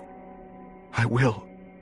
I'm ready to do that, but only if you'll give yourself to me. If you can't do that, it's okay, but I'm ready to do that if you are. I'll give myself to you." That's what she said. I didn't know what to say. I kissed her then, and maybe she took that as an answer, or maybe she's giving me time to decide. But I don't need time to decide. Mary, I do want to give myself to you. More than you could ever know, I want to give myself to you. I want to put myself in your hands, to open up every locked door inside me and reveal myself. I want you to be the one person in this world who knows everything about me. Don't you see? This is what I've always wanted. This is all I've ever wanted. But how? How can I do that?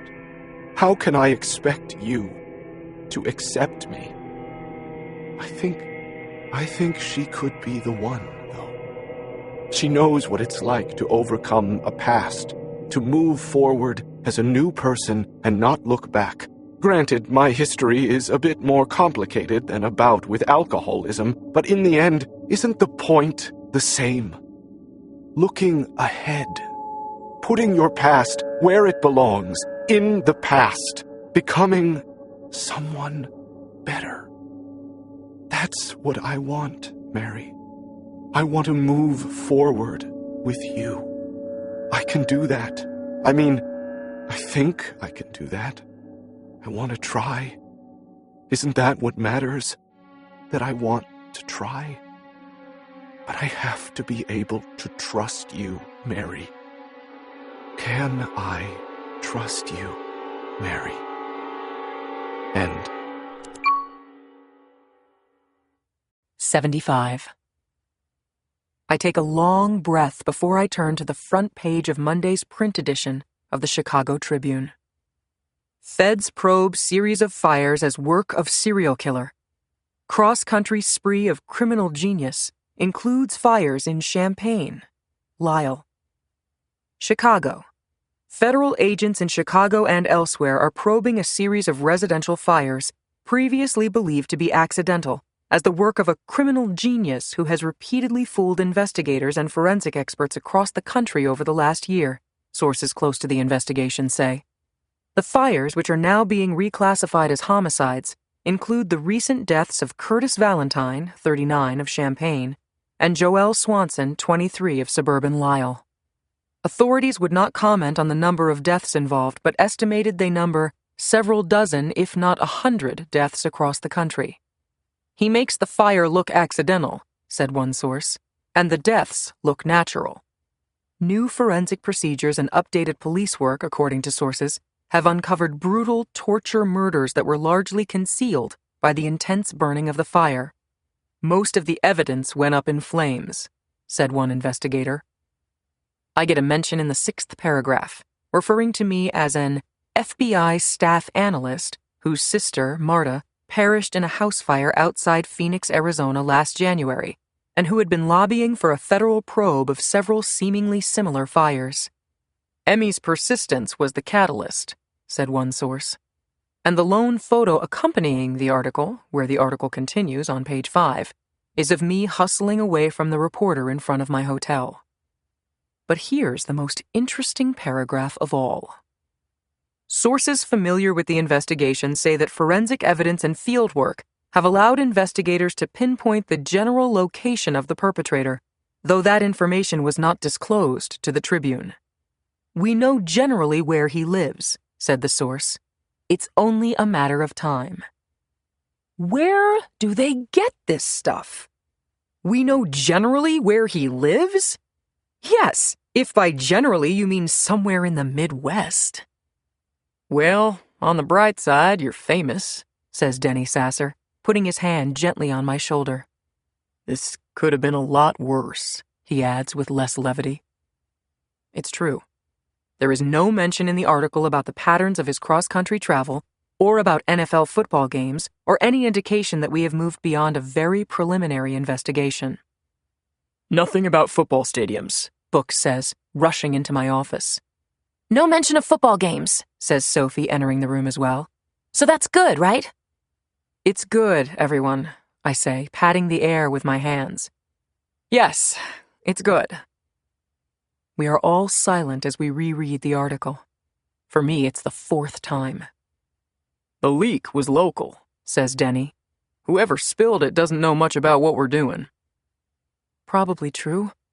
Still reading, talking about the initial conclusions of the medical examiners here, the work of the FBI forensic pathologist that contradicted the locals, other kill site locations not known to the reporters but reportedly reaching all corners of the United States, some general information and statistics about house fires in the United States and the known incidents of arson, ending with some more drama. This is one of the most ingenious murderers we've ever seen, according to some source. Mentally exhausted, coming down from our initial trepidation, the 4 of us are quiet for a moment. Books, as usual, breaks the silence by clearing his throat. So? He says with a shrug. What does our subject do now? 76.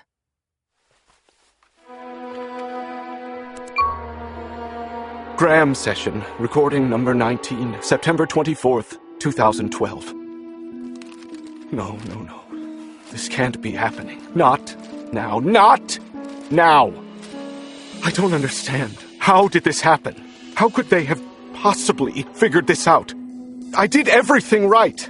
They even said so. A criminal genius, they said, who has repeatedly fooled investigators and forensic experts. Of course I did. My execution was flawless. And yet this criminal genius apparently wasn't so genius after all, was he? That stupid girl. Oh, that stupid little girl named Emmy Dockery. The catalyst behind this investigation, that article said. I shouldn't be surprised. Marta told me you were relentless, Emmy, brilliant and dedicated, and I was cocky.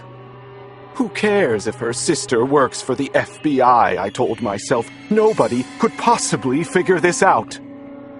What am I supposed to do now? Just pick up my marbles and go home? Just call it a good run and move on. That's what they want, you know.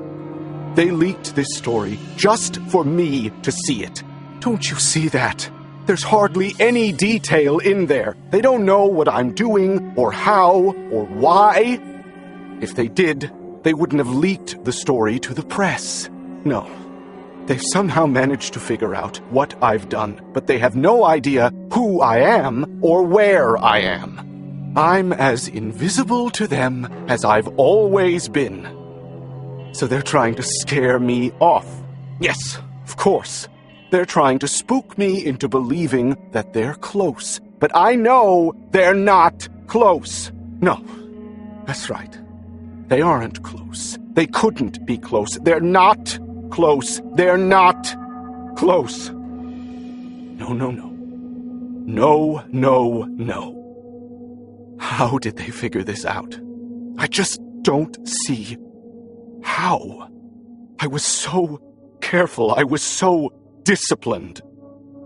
You think you can make me stop? Is that it? You think planting a vague, stupid newspaper article is going to deter me? You think I don't know that you guys deliberately plant stories to spook suspects? You could put 100 agents on this case, and you'd never find me. You could put me on a bus filled with FBI agents, and they'd never find me. You guys are way out of your league. You do realize that, don't you? Well, what's that saying? You can't have a rainbow without a storm. You can't have a diamond without friction. You're just going to make me better. Yes, that's right. That's the old Graham talking. Maybe I needed a new challenge. Maybe this can be chapter 2 of our story. In the first chapter, I move about the country with virtual impunity while the FBI sleeps in blissful ignorance at the Hoover Building. In this new chapter, the FBI wakes up, but still can't find its own shadow. Yes, I'm going to turn it up. That's what I'm going to do. I'm going to turn it up and do it right under their nose and show them how impotent they are. But how? How did they figure this out? I can't believe this. I can't believe this. I really can't. Somebody, please, explain this to me. No matter. No, it doesn't matter. I'm actually glad this happened because it was getting too easy. And now, I really have a taste for it again. This week's going to be a lot of fun. I'm going to make this week extra special. You think you can scare me? Watch what happens this week, campers, and then you can decide how scared I am. End. 77. Books closes his eyes and winces as the Dick completes his tirade through the speakerphone.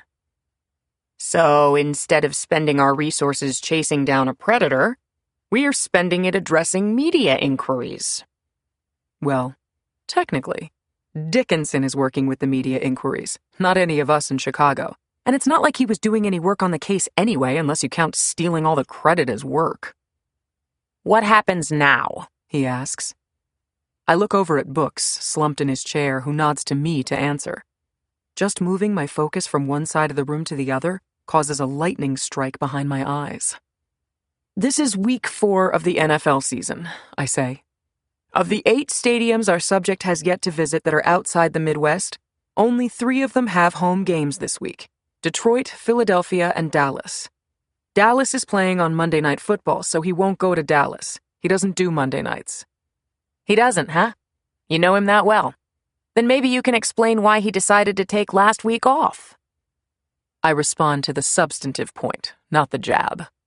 He's never gone to a Monday night game. That's not his pattern. So it's either going to be Detroit or Philadelphia. Which one? Dickinson asks. Philadelphia, I say. Books looks at me with a quizzical expression.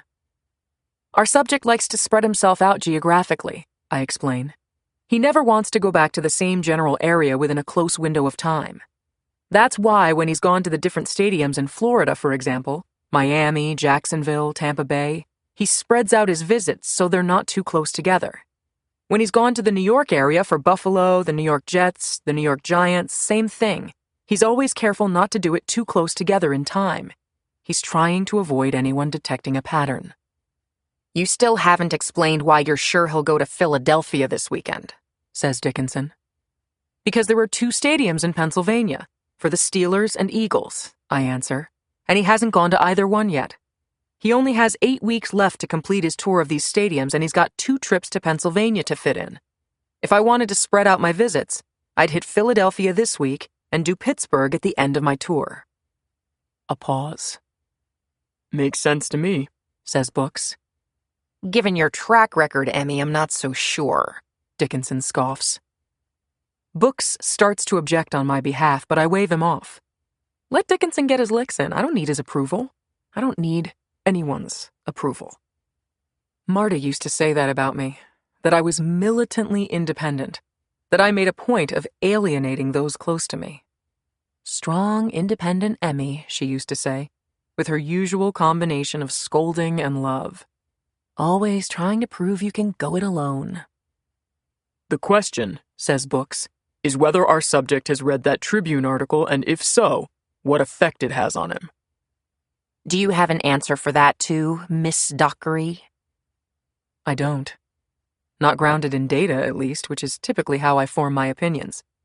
But I do have a hunch. It's going to motivate him, I say. He needs to prove to himself that he won't let the FBI scare him off. Books inhales deeply, his eyes moving with worry to the ceiling. It's going to get worse, I say. 78.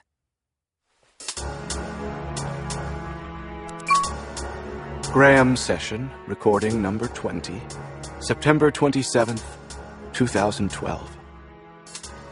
Okay, well, I just want everyone to understand. It didn't have to be this way. And who knows, maybe it wouldn't have been. We'll never know now, will we? No, we won't.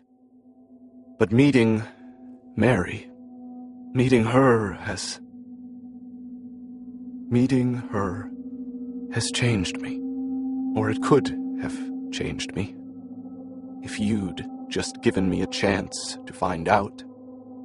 But no.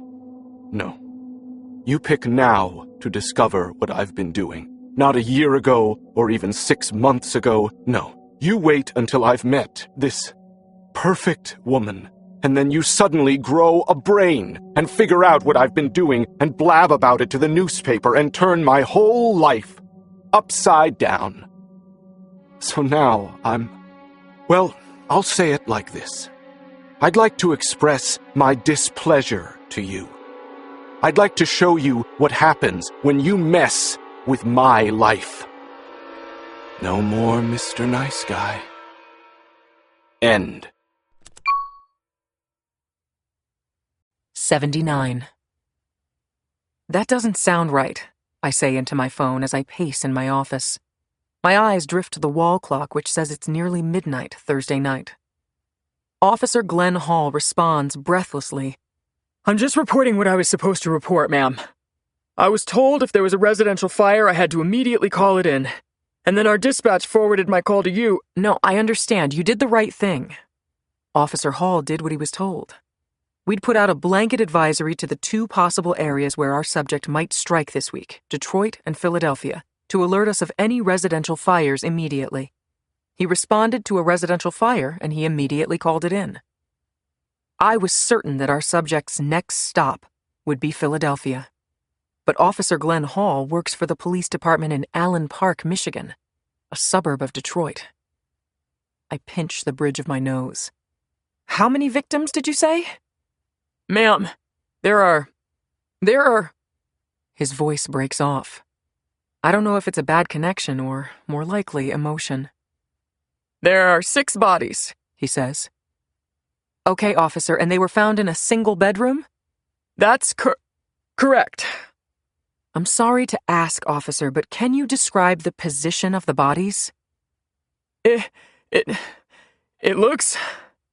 I hear him take a breath, gather himself. They're lined up like a morgue in there. It's him. It has to be. I got your text. Books comes rushing into my office. It's him? With 6 dead? I nod my head, my eyes down. 6 people? He's never done that, Emmy. It's him, I say. When I hear nothing, I look up and meet his eyes.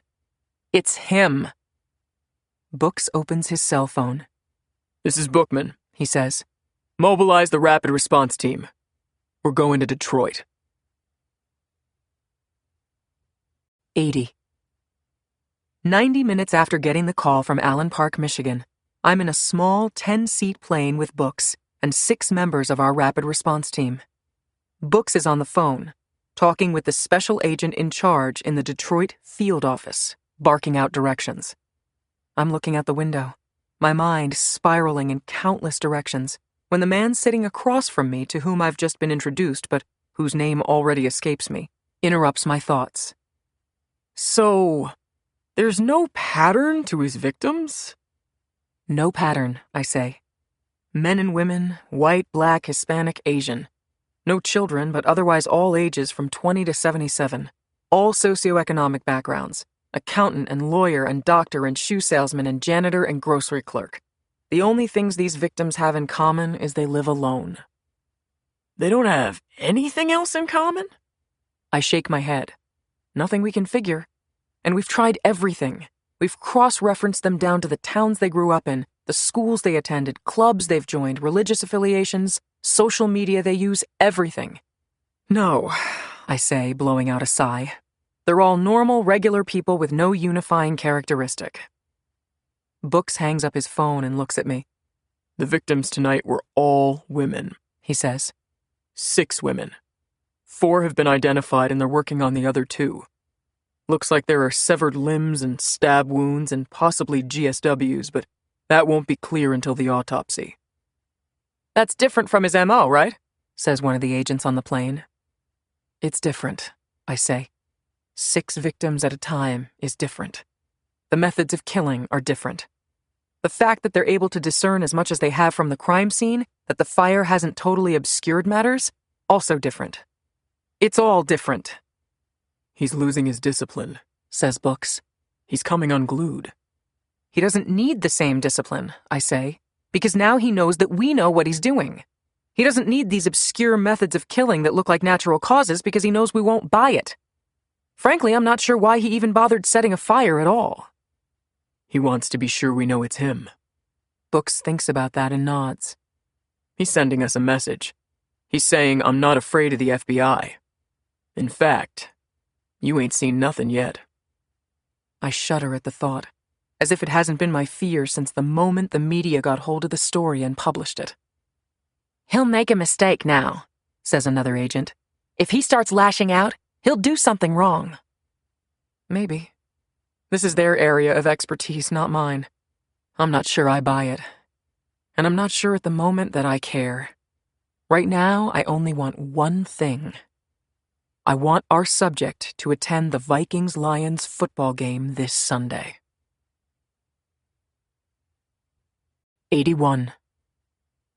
Books paces at the front of the luxury suite at the north side of Ford Field, where we've established Command Central.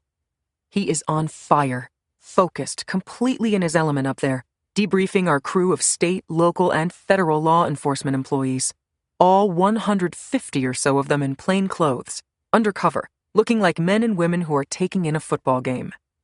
This is the Books I first met, the steely Joe Friday agent whom you couldn't envision having a life outside the office, who appeared to care about nothing in this world except catching the bad guy, getting the job done.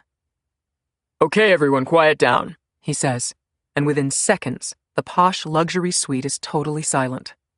This may be our best chance to catch the worst serial killer I've ever seen, so it's important we remember the fundamentals. He takes a nervous breath. There are going to be 60,000 people here today, and one of them is going to be our subject. If you look like an FBI agent, he will notice you. If you look like a plainclothes police officer, he will notice you. If you look like you're searching for someone, he will notice you. He is smart, perceptive, and supremely careful. You must not be noticed. Books' voice lowers with intensity, and the room hushes with him. Because of this, we are going to do things a little differently. We want him to come into the stadium, and once he's in here, we don't want him to leave. If we have to stop every white male in his 30s or 40s, maybe with a protruding gut, maybe not, maybe bald, maybe not, but if we have to stop every one of those men on the way out of the stadium, then we will. But you must first let him in. Your job here today is to identify potential suspects once they enter the stadium and phone them into us here at Command Central. Do not apprehend anyone until you hear from us. You will not wear earpieces, and you will not use radios. You will call the numbers issued to you on your cell phone, and you will look like you're asking your wife or husband why it's taking so long to get back from the bathroom. You will do your best to look like you're actually here to watch the Lions kick the shit out of the Vikings. Amen to that, whispers a young local officer wearing a bright blue Lions jersey. Urban decay may be devouring the city from the inside out, and we may be hunting the most brilliant serial killer in history. But football is football, I guess. The group up here in Command Central will be watching everything that walks, crawls, or flies within a half-mile of this stadium on our monitors. Lucky for us, when Ford Field hosted the Super Bowl in 2006, they installed an extensive wireless surveillance web to monitor crowd activity, entrances, exits, and the surrounding area. And God bless Detroit, it still works. You phone us with a location and a description and we'll zoom in on him. Then we'll make a decision about what to do next. We do not want to scare this guy off before we're ready to snatch him. Books hands the briefing over to the local sergeant in charge of issuing assignments and joins Sophie, Denny, and me along the side wall. Caterers arrive and begin setting up chafing trays on the counters along the wall next to us. I raise an eyebrow and Books gives a humorless smirk. Well, we do have to look like any other luxury suite. We're on the north side, and all the suites on the south side will be able to see us if they try. We're just keeping up appearances. How nice that your appearances seem to include Italian beef, I whisper. I hear our names called out. Agent Bookman, Command Central. Sophie Talamus, Command Central. Denny Sasser, you're leading a team scalping tickets over at the Eastern Market. Emmy Dockery, Gate A. Gate A? I say to Books. You put me at Gate A? You know as well as I do that he won't use Gate A. With Comerica Park right across Brush Street to the west and the 36th District Court across Beacon Street to the southeast, there are enough cameras there to show us what the local ant population had for lunch. He'll choose one of the entrances on the north side, Gate B, C, D, E, or F. Those gates have better access to the parking lots and fewer tall buildings nearby where people could be watching. Books blinks his eyes patiently. Really? He whispers. Well then, he won't be likely to recognize you from your photo in the Tribune then while you're watching Gate A, will he? He has a point. I hate it when he has a point. When the assignments have been doled out, Books reasserts himself and looks over the crowd. Grown men and women are hopping in place, stretching out, shaking their limbs to release nervous energy. It is as if we are about to play a football game ourselves. Most people don't go to football games alone, he says, so he should stand out in that regard. But he's smart, so he'll probably try to walk in with a family or some group of people as if he fits in with them. He'll probably strike up some conversation with them so he looks like he belongs with them. But at some point, he'll break free from them. I can't write this out for you in a script, so all I can say to you is keep an eye out for what I'm talking about without looking like you're keeping an eye out. Easy, right? Some muted laughter. This is classic Books, empathizing with their difficult task, trying to bring the team together. And then reminding them of the importance one last time. This man has scalped, scalded, and meticulously dissected 70 or more individuals in the last year. He has committed acts of torture that would make a Nazi war criminal blush. He butchered 6 women on Thursday night in Allen Park. On Friday, he executed a mother and 3 children before setting them on fire. He's the most prolific serial killer I've ever seen, and he's spiraling now. He's actually getting worse. Books looks around the room. This man is a monster. And today, we're going to bring him in, dead or alive. 82. Emmy, you're going to wear a hole in the ground if you keep pacing like that. Book says when I answer my phone.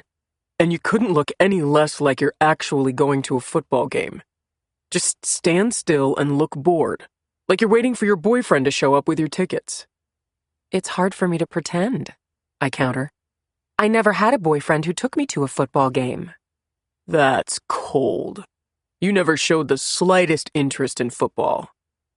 True enough. Any luck with the scalpers? I ask for the 100th time. We've assumed that our subject is a cash-only guy who wouldn't want to throw down a credit card for his ticket to the game, preferring to buy it outside the stadium before the game. We have some leads, he responds with annoying vagueness. Just worry about your assignment. Thanks for the great advice. He's right, of course. I'm nervous, and it probably shows. So is Books. Everyone's nervous, and coping the way cops and agents typically cope, with sarcasm and one-liners. The gates opened 2 hours before kickoff, and I've seen probably 15,000 paunchy white males wearing different shades of blue on their shirts, pants, faces, and other body parts. I haven't seen any loners, though. Every man seems to be walking into the stadium with at least one other person. I end the call. I check my watch and shake my head as if I'm annoyed, playing the part of the girlfriend waiting for her boyfriend. Why am I stuck down here while Sophie's upstairs at Command Central? I know the answer, of course. It turns out that Sophie has specialized experience in operating complex networks of surveillance technology, which is why she is up in the luxury suite and I'm enduring a modified pat-down by a woefully undertrained security guard on my way into the stadium. No courtesy wave through for law enforcement here. We must keep up appearances. Though I can identify about 20 places on my body I could have hidden contraband unnoticed by stadium security. I weave in through the security checkpoint, deliberately not noticing the 5 other agents doing the same thing. Many of the undercover agents are in pairs to keep up appearances, but we also need to spread out as much as possible. I'll admit, I never thought I'd say the interior of a football stadium was pretty. But this one is, at least where I'm entering. All glass and steel and brick, the atrium open, breezy, and flooded with natural light, more like a shopping mall than a stadium. It was built up around an old department store, and the architecture was preserved, including the old cobblestone street. I had gathered that the locals were all pretty proud of it, and I don't blame them. Plenty of balconies here, though, where our subject could be watching us file in. And not all of us good guys are entirely inconspicuous. I glare at a middle-aged man with close-cut hair standing in the entrance of the More Than a Roar Team Gear store, spending a lot more time looking over the crowd than admiring the toddler-sized jersey he is clutching. He might as well be wearing a sign that says, "I'm just pretending to shop. I'm really a cop." I make my way through the Adams Street concourse around to my seat. I'm stationed at the head of Section 112. The playing field was built well below street level, something about not wanting to build the stadium too high and obscure the skyline. As I enter past the long wrought iron gates separating the concourse from the field, I can see that the whole first seating section is downstairs rather than up. It is overwhelming. The noise, the sheer mass of humanity, everything. We're never going to find him here. There are too many, and we are too few. Get a grip, Emmy. I scout the section while walking slowly to my seat. I call Books. "Hi, honey," I say brightly. "The stadium sure is full today. Boy, I wish you could be down here, but I'm so glad you're getting to see it on TV. Nice, Emmy, I hear Sophie say on the other end. What do you have? Section 111, row 9, seat 3 or 4. Section 113, row 26 in the middle. And row 30, seat 5 or maybe 6. And section 112, row 18 or 19, couldn't be sure, in the middle. all either bald or with their heads and faces obscured. I'll have a dozen more by the half, I'm sure.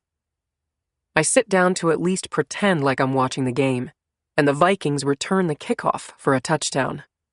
Hell of a start, Detroit. 83. When the fourth quarter begins, Detroit is losing 20-6. I could not possibly care less about the outcome of this event, where grown men dress up in colorful gladiator costumes and try to carry a leather ball across a demarcated line. But I do care about how close the score is. If it's what Books calls a blowout, then the fans might start to leave, and we'll have to be ready for the exit of our subject a little earlier than planned. Does 20-6 constitute a blowout? I don't really know, but I do know from my chatty friends in Section 112 that this remains a 2-score game, and I had to nod as if I knew what that meant. I've done a lot of that while in my seat. I had to feign anger at a returned punt at the start of the second half, curse along with my seatmates at the incompetence of Detroit's special teams coordinator, not agreeably when the Lions' defense finally woke up. And I had to invent pretense after pretense to call my mother, sister, brother, husband, boyfriend, aunt every time I saw a possibly bald man that might have a slightly slender nose and sloping shoulders. Books and his team must have looked closely at nearly every male in the stadium by now. One of the locals actually called in Denny Sasser as a suspect when he arrived at the stadium. I miss being a research analyst, I say to my brother over the phone as I make my way yet again to the Adams Street concourse. I'm not cut out for surveillance. Copy that, says Sophie. Why don't you go check out the portable kiosks in the concourse? There are a few blind spots when they put up the umbrellas. Okay. The adrenaline courses through me as we near the end of the game. I just know he's here. I can feel it.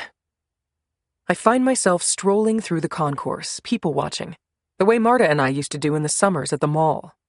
The stadium is starting to empty a little, but Lions fans aren't quitters. They'll stay until the last gasp. More wisdom I picked up from Section 112. The game is still perfectly audible, because the stadium is open to the concourse on 2 corners. I can see our law enforcement teams setting up checkpoints at the exits. We are preparing to screen the fans as they leave the stadium, our method of last resort. My gut writhes. There's not a chance he would let himself be caught in a crude net like that. He's too precise, too proud, too smart. I'm leaning against the wall of the escalators leading to the second floor, watching people walk past. My fingers and palms are beating a nervous rhythm on the metal surface, in time with the music echoing from the stadium. If there's one thing I can say about the game, it's that Detroit sure plays good music. The home of Motown is proud of its heritage. They have worked in homegrown heroes Kid Rock and Eminem, and as I move back down the atrium toward my seat, Aretha Franklin starts asking for her RESPECT. As I walk, I begin to sense an inexplicable oddness, or an absence, to my right. Maybe this is what the field agents mean by gut feeling. It makes me profoundly uneasy. The stadium is to my left, and the stair-step ceiling unique to the underside of a stadium makes the right side much taller. There is nothing unusual I can see immediately among the restaurants and stores, but I sense a void of movement in a place where everything and everyone else is moving. I stop and scan the small crowd. There's nobody that looks anything like our subject, but that feeling just isn't going away. It's growing. I'm starting to hear the echo of Aretha from the stadium as though it is much farther away, like I am suddenly enclosed in walls muting the surrounding noise. Ooh, your kisses, ooh, sweeter than honey. My heart is beating like crazy, my palms wet and sticky. I can't explain it. I just somehow know. I spin around. And 20 yards away, standing motionless, a man is staring right at me. 84. Full head of hair, full beard, lion's cap on his head, horn-rimmed glasses, jacket collar pulled up high. A disguise. And even though I can't specifically make out his eyes, I know they are fixed on mine. I blink twice, startled and still disbelieving. The man is squared off and facing me. People pass between us, fans heading to or from bathrooms or concessions, but every time he comes back into my view, he is still motionless, still staring directly at me. It's him. A woman accidentally bumps his shoulder. His body gives with the jolt, but he never stops looking at me. It's him. He cocks his head slightly, like he's angling for a better look at me.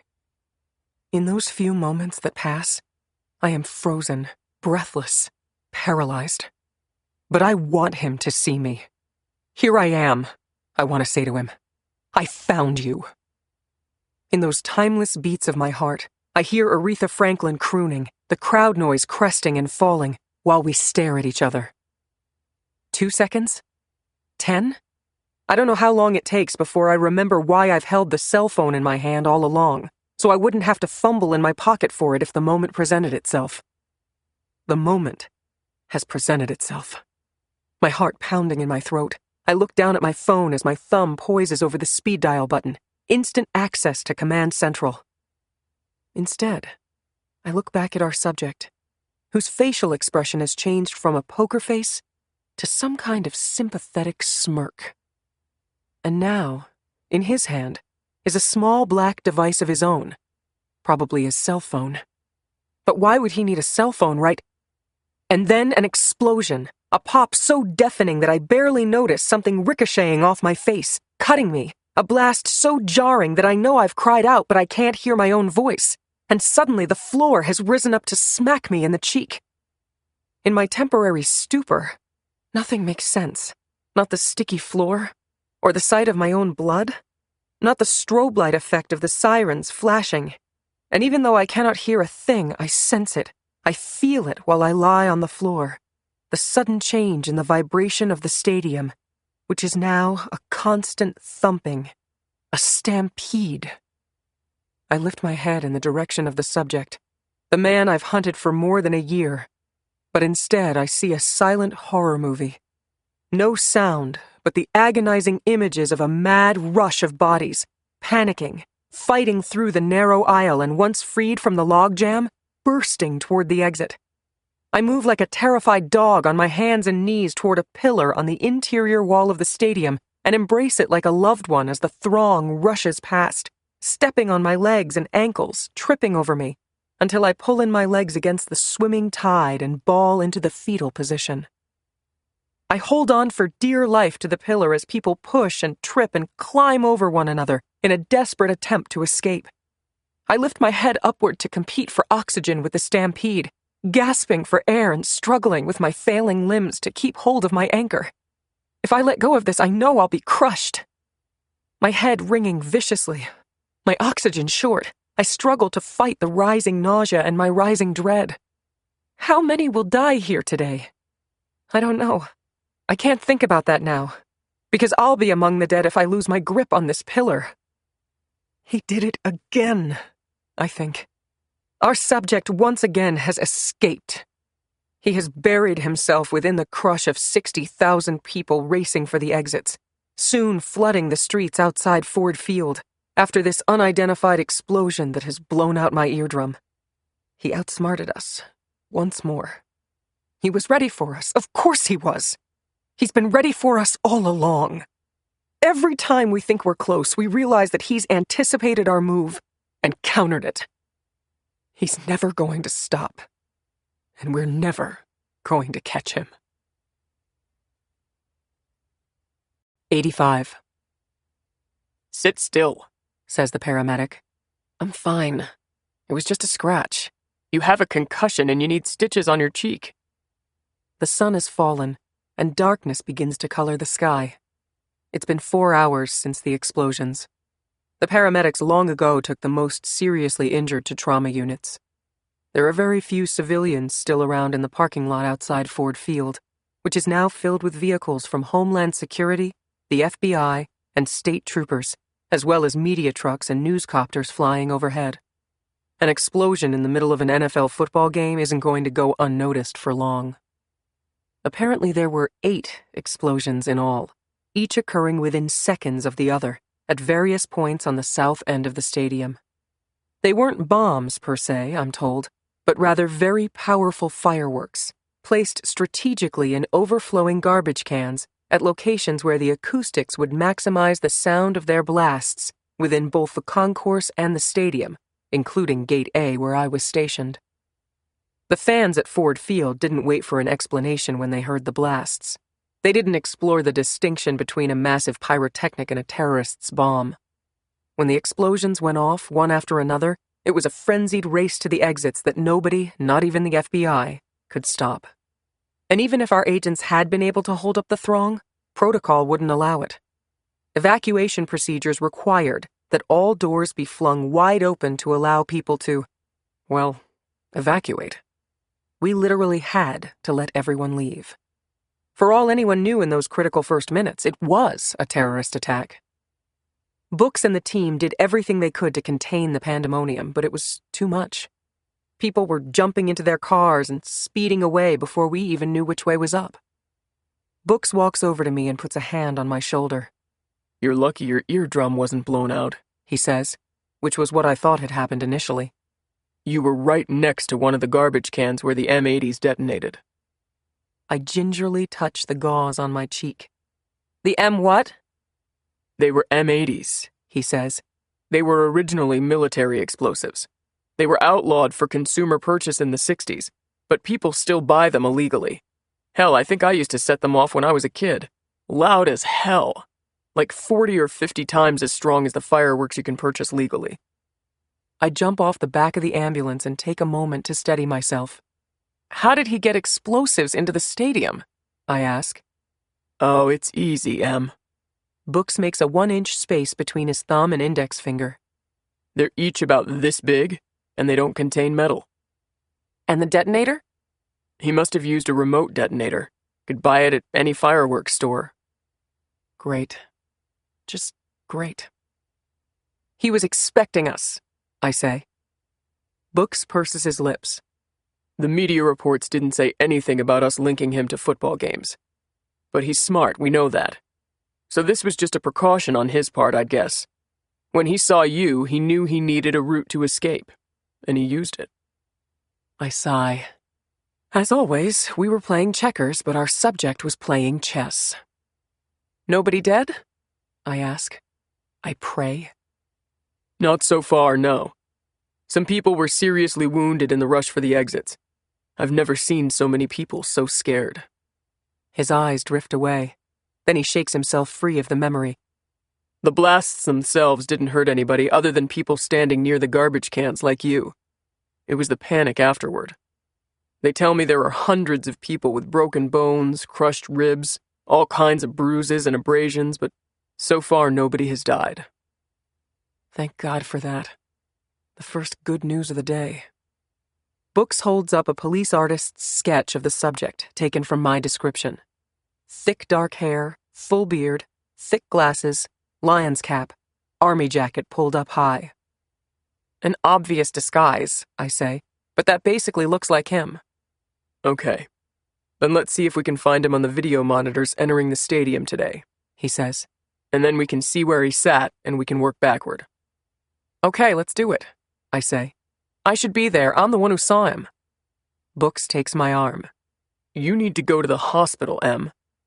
I wiggle free of him. I'm fine. "No, Emily Jean, you're going to the hospital. You need stitches at a minimum. That's an order." I stare at him, and he blinks first. Neither of us is going to pretend that he can order me to do anything. Harrison Bookman, you get me in front of a video monitor right now, I say, or you're going to be the one who needs stitches. 86. 2 hours later, the smell of the catered food still lingering in the luxury suite doubling as command central. Books, Sophie, Denny, and I are bleary-eyed and exhausted. "So now we know at least that he didn't arrive in the disguise he was wearing when you saw him," Books says, stating the obvious. We've combed through video of every gate entrance to the stadium and never spotted him. Our subject was wearing a different getup when he waltzed past security to start the game. Books rubs his forehead furiously like he's trying to remove an ink stain. That was our best chance of knowing where he sat, he says. But not the only way. He'll show up on various cameras, and maybe we'll get lucky with crowd footage. I nod my head as if I find hope in that statement, but I don't. Our subject has thought of everything. He's a mile ahead of our thinking every time. Who even knows if he'll go to another NFL game? I say. We can hope he does so out of pure stubbornness, but I wouldn't bet a nickel on it. This was it. My head drops back on the chair. This was our chance. Okay, well, let's not go dark, says Sophie. Let's look at next week's games and make a plan. Week 5 of the season, right? And Emmy, you still think he's likely to hit one of the Pennsylvania stadiums soon, Pittsburgh or Philadelphia, so let's see. She pulls out an NFL schedule. Oh, look, they're playing each other next Sunday. The Eagles at the Steelers, Sunday, October 7th at 1 p.m. That's good, right? I close my eyes. Despite Sophie's laudable attempt to inject some sunlight into the room, I see only darkness. He knows we know about the NFL connection now, I say. You think he's going to walk into another spider web? I'm sorry, I must not be up to speed on this thing about Pennsylvania, says Denny. We've all been sequestered in our narrow tunnels in this investigation. Denny's been spending more time doing field work. Emmy was looking at the pattern of his stadium visits, Books explains. Whenever the subject goes to an area where NFL stadiums are clustered together, he separates the visits by many weeks, so he's not hitting the same general area too regularly. So, like in Florida, he spreads out his Jacksonville, Miami, and Tampa Bay visits. And he hasn't gone to Pennsylvania yet, Denny gathers. Okay. And there's just a few weeks left in his stadium tour, so if he's going to hit Pennsylvania twice, he'd better start now. I see. I'm glad he sees. My life is so much better now.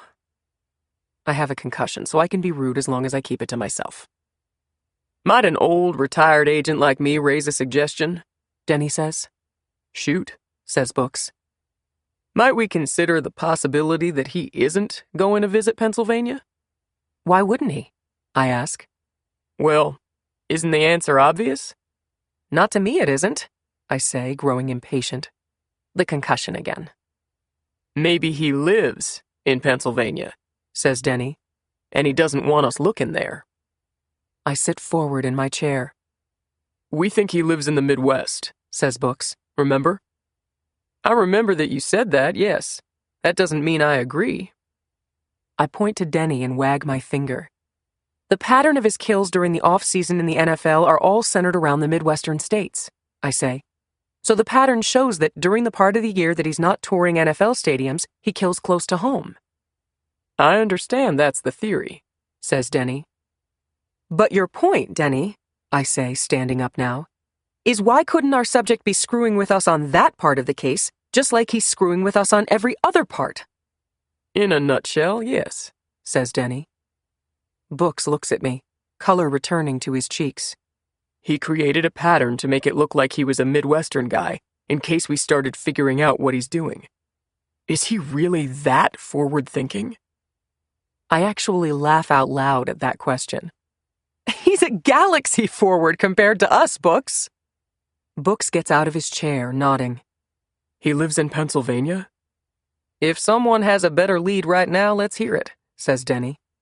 I look at Books. I sure don't. It's worth a shot at least. Check the plates in the parking lot? Books raises his radio to his mouth. This is Bookman to Rapid Response Team Leader Dade. A moment later, the radio squawks back. This is Dade? Dade, you're going over the video footage of the parking lots outside Ford Field during the game, right? Affirmative, Agent. Running plates as we speak. Any license plates from the great state of Pennsylvania? Let me check on that. The radio goes silent. The Commonwealth of Pennsylvania, I say, allowing some giddiness with my hope. What's that? It's the Commonwealth of Pennsylvania. The radio squawks back on. Agent, there are 3 license plates from Pennsylvania. Run those right now, Dade. Copy that. Books nods to me again. So Pennsylvania's not a state? I think it still counts as a state. I hope so. That would really fuck with our flag. Sophie and I have our laptops open, ready to run searches the minute we get the names. What is a commonwealth anyway? Books asks me. Bookman, how the hell am I supposed to know? You're the one who brought it up. It's another 5 minutes of this supremely engaging banter, each of us trying to cope with our jagged nerves before the radio comes back on. Okay, Agent, are you ready? Ready. First vehicle is registered to David Epps in Beaver Falls. Dade reads out the address. Sophie says, I'll take that one, and starts typing. Second vehicle to a Marlin Cumerford, I guess. He spells the name for us and reads an address in Erie, Pennsylvania. I have that one, I say. And the third one, says the agent, is listed to someone named Graham. Winston Graham. 87. It's just a hunch. Just one of hundreds of theories and leads we've explored. But something about Denny's guess that our subject lives in Pennsylvania somehow rings true to me. And the fact that only 3 vehicles traveled to this game from Pennsylvania makes it easy enough to investigate, true or not. But we don't get off to a good start. It takes Sophie and me less than 20 minutes to rule out the first 2 names on the list we were given. David Epps from Beaver Falls, Pennsylvania, is an elementary school teacher married with 3 children, and he has a brother who lives in Detroit, thus explaining why he'd attend the Lions game. Marlin Cumerford from Erie, Pennsylvania, is a 62-year-old retiree from a position with the City Transportation Department, and a cross-reference with the Lions ticketing office shows that he is a season ticket holder who travels to every Lions home game. Winston Graham is number 3. Sophie and I tag team him, desperate for a score. Our last chance. Single, never married, I say as I fly through the relevant databases. No criminal record, no fingerprints on file. Parents, Richard and Diana, deceased, the last one dying 9 years ago, says Sophie. No other family. An only child, raised in Ridgeway, Pennsylvania. He has a postal route for an address, so it's rural. Books and I look at each other. If I had to write a bio of our subject, I say, he would be a loner who lives in a remote location, and he would have time on his hands. Books thinks about it and nods. He picks up his cell phone and says, Get me in touch with the agent on duty in the Pittsburgh field office. After a long pause, Books is apparently connected, and he introduces himself to that agent. I need a warrant, he says. There's an on-duty AUSA I can talk to? Great. Patch me through. Another pause, while Books waits for the federal prosecutor working the late shift in Pittsburgh, whose job it will be to talk to the federal magistrate hearing emergency warrant applications this time of night. The name is Winston Graham, Books says hurriedly into the phone, spelling the last name and providing the social security number, driver's license number, and home address. Phone records, bank accounts, credit cards, and a warrant to search the premises. I'm working on an affidavit right now. Why not? Books begins to pace. Yes, it is. Yes, it is. Hey, listen to me. I don't give a royal rat's ass if the magistrate's asleep. The guy we're hunting is the guy who set off the explosives at Ford Field today. Yeah, that guy. And he's not only that guy, he's also the arsonist serial killer who's been roaming the country. Okay, but listen to me. We don't have time for baby steps. Because we don't. Get me whatever you can as fast as you can. Think you can handle that? Books hangs up. Lawyers, he says. They don't think we have enough for a warrant.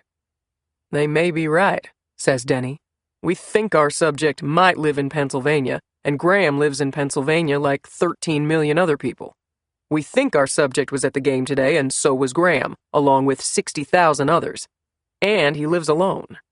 It probably isn't enough for a judge. Maybe this is. Sophie spins her laptop around so it's facing us. It's Winston Graham's records from the Pennsylvania Department of Transportation. He renewed his driver's license 8 months ago and took a new photo, she says. Does this man look familiar? The picture isn't the greatest quality, which makes it all the more reminiscent of the grainy image we have of our subject from Benny's Tavern in Urbana, Illinois, when he was meeting Curtis Valentine. But unlike that image, which showed little of the curve of his face and only a long, slender nose while he kept eyes downward and his face away from the camera, The photograph he took for his renewed driver's license is full frontal. He is squinting for the photograph, his eyes beady and lidded, looking like someone who wears eyeglasses and was told to remove them, and is none too happy about it. Unlike in the video from the bar, where he might have been completely bald, here Winston Graham has some semblance of wispy brown hair above each ear, but is otherwise bald. His jowls mask his chin, a function of age and weight. He looks a bit older than his 40 years, but to me, there's no question. It's him, I say, feeling a surge of adrenaline, a sense of momentum that hours ago would have been unfathomable. Shit, that's him, says Books. That's our subject. When do we leave? I ask. Everyone go back to the hotel and get your stuff, says Books. We leave as soon as possible. 88. I'm in the final stages of packing up, toiletries dumped into a bag, listening to CNN on my television with its breaking news coverage of the explosions at the game today and the hunt for the Ford Field bomber. The repetition is endless. They can't come off the story, but they have nothing fresh to report other than the occasional new anecdotal testimony from a fan at the game who discusses the loud blasts and the mad rush for the exits. It was like the 4th of July, says one man. I thought I was dead, says another. It sounded like it was coming from all directions at once, another claims. We see diagrams of Ford Field and arrows and red glowing dots showing the points of explosion on the south end. He chose the ideal spot for the acoustics in the concourse, says a city official, to maximize the sounds of the blasts and the resulting panic. Authorities have ruled out Islamic terrorism, we are told. The suspect is a white male in his 30s or 40s, they say. An intense manhunt is underway, viewers are assured, involving local, state, and federal authorities. 3 people have now been pronounced dead, all injuries sustained in the mad melee that ensued as fans swarmed for the exits. I jump at the knock on my hotel room door. Under the circumstances, a cat's meow could make me jump. It's Books. I let him in and go back to my belongings. I thought we were meeting in the lobby, I say. Yeah, we were. I just thought I'd come up. Okay. Change of plans? No change. But the pilot won't be at the plane for another hour, so we have a few minutes. Okay. I wonder what he wants with these few minutes. When I look back at him, Books is turned away from me completely, addressing a smudge on the cheap chest of drawers in the room. He raises a hand tentatively, then makes it a fist. When I heard that first, he begins, then clears his throat aggressively. I pause. He doesn't go on, so I do it for him. When you heard that first blast coming from the south end zone, I say quietly, stepping closer to him but giving him his space. I thought you were dead. But I'm not, Books. I'm fine. We get past it and move on, right? Isn't that what you always say? He nods his head. Books and his emotions have always gotten along like oil and water. Okay, I say. So let's just focus. I kept calling your cell phone and you didn't answer. I don't say anything. The room suddenly feels very warm. You know, when this case started, I didn't really think your theory was going anywhere, he says. You had some interesting data, but in all honesty, I was very dubious. He turns his head to the side, so I can see his profile, his tired eyes and mussed hair falling forward. I just wanted to work on the case because you were working on it. That sounds silly now after you ended up single-handedly uncovering this monster. Well, I'm glad you did, I say. Look at us now. I think this Winston Graham could be our... Emmy, I need to say this. Just let me say it. Books takes a breath. His cell phone rings. His half-completed sentence looms between us. He sweeps his phone off his belt, annoyed. This is Bookman, he says, and then he rifles to attention. What? Who? He turns to me. Turn on MSNBC. I grab the remote and flip around, unsure of where to find that cable news channel, but it's only a few clicks away, it turns out. The breaking news line at the bottom of the screen says it all. Breaking. Manhunt moves to Pennsylvania. Believe the Ford Field bomber is located. To repeat, a source close to MSNBC has confirmed that federal investigators are focusing on a location in rural Pennsylvania where they believe the Ford Field bomber is located. Oh, shit. Books mumbles. How did this happen? Books shouts into his cell phone. How the hell did this happen? I raise a hand to my face. It could have been anybody, I realize. We've been in touch with authorities from local cops, Elk County sheriffs, Pennsylvania State Police, and the Pittsburgh FBI. It only takes one to spring a leak. I want that perimeter around his house sealed tight, he says into his phone. Because if he's watching the news, now he knows how close we are. And you damn well better believe he's watching the news. 89.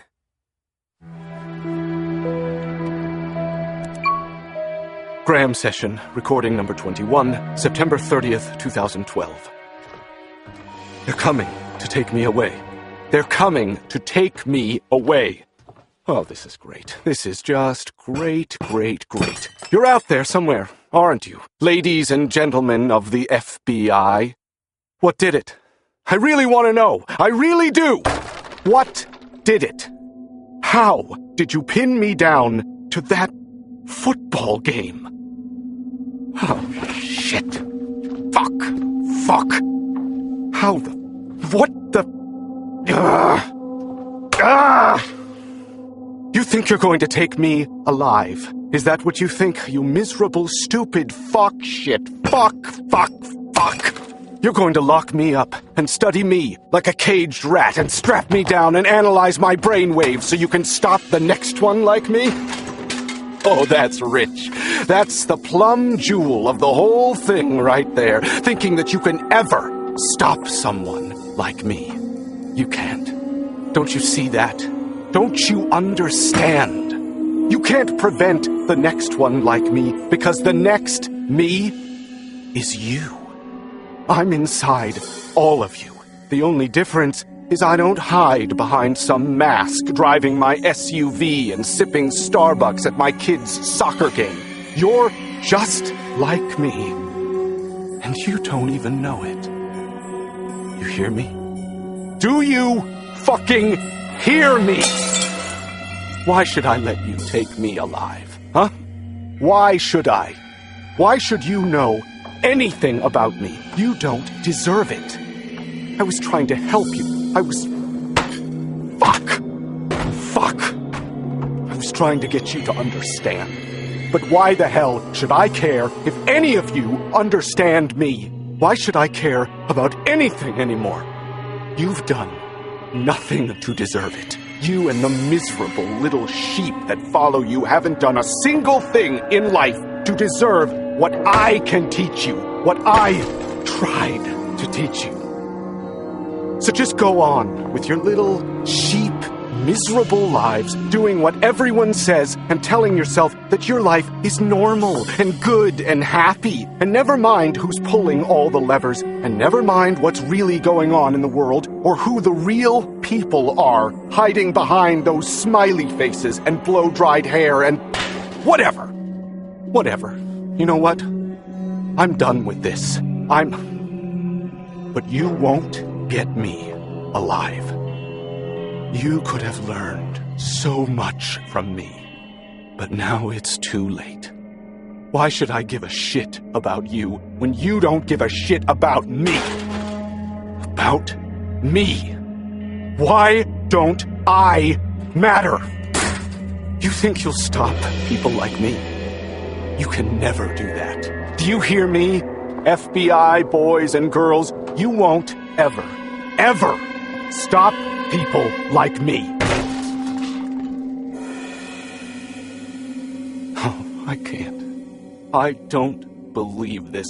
I can't believe this. But too bad for you. I won't go quietly. I can't. Don't you see? I just can't. It shouldn't be like this. It shouldn't be like this. This isn't right. This isn't fair. I'm not what you think I am. But you'll never understand. You'll never even try to understand. I'm finished trying to help you understand. I'm done. I'm so tired. I'm so tired. I really don't want to do what I have to do now. I really don't want to do it. I swear to you, I don't. Please believe me, I don't. But I have no choice. She knows too much. End. 90. 4 o'clock in the morning. A deep, still darkness. Not even the first hint of light creeping over the horizon. A peaceful autumn morning in rural Pennsylvania, about to be not so peaceful. The farmhouse belonging to Winston Graham is located in unincorporated Elk County. Surrounded on 3 sides by acres of scrub brush, former farmland long neglected, with a small forest of trees behind it, the farmhouse is a sprawling brick ranch. The floor plans we've obtained from the county recorder show 3 bedrooms in the back of the ranch, a kitchen, a living room, and a front parlor. There is a basement as well, spanning the entire floor plan. From the main streets, a long dirt road winds its way for more than a quarter mile to the farmhouse, where Winston Graham's Buick Skylark rests next to the attached garage. Members of the hostage rescue team have crawled into position, surrounding the farmhouse and lying in the weeds, literally, waiting for the signal in their ear from Books. They are dressed in black, head to toe, with gas masks and helmets, submachine guns and holstered firearms, stun bombs on their belts. From our perch a quarter mile away on a small hill, I raise the infrared binoculars to my eyes again. There is no movement at the farmhouse. No light inside or outside the house. For all we can tell, the ranch has been abandoned. Thank you, Your Honor, says Books into his cell phone. He lets out a breath of relief. We got our warrant. Books has been on the phone for half an hour with a federal magistrate judge in Pittsburgh, explaining the basis for his probable cause to search the residence of Winston Graham. The last thing we needed after all this work was to have some judge rule the search invalid and leave us with nothing. Books raises his radio to his mouth. Team leader, this is Bookman. Do you copy? Copy, Bookman. The reply through Books' radio breaks the stillness of the night air. Team leader, we are now in status yellow. Copy that. Are you in position, team leader? The team leader on the HRT does a quick check with his people around the perimeter before coming back to us. We are in position, locked, and loaded. Books looks around at the other agents and me. We are in a small convoy of vehicles out of sight of the farmhouse. The Elk County Sheriff's Office, Pennsylvania State Troopers, the local fire department, the bomb squad, and federal officials from the FBI as well as the Bureau of Alcohol, Tobacco, Firearms, and Explosives. Team leader, says Books. We are sending in Kevin. Do you copy? Copy that. Books nods to the ATF agent standing next to him, a man named Moore. But right now, I'm more interested in the contraption Moore is holding, which includes a video monitor and a toggle stick. He looks like a teenager playing with his Xbox.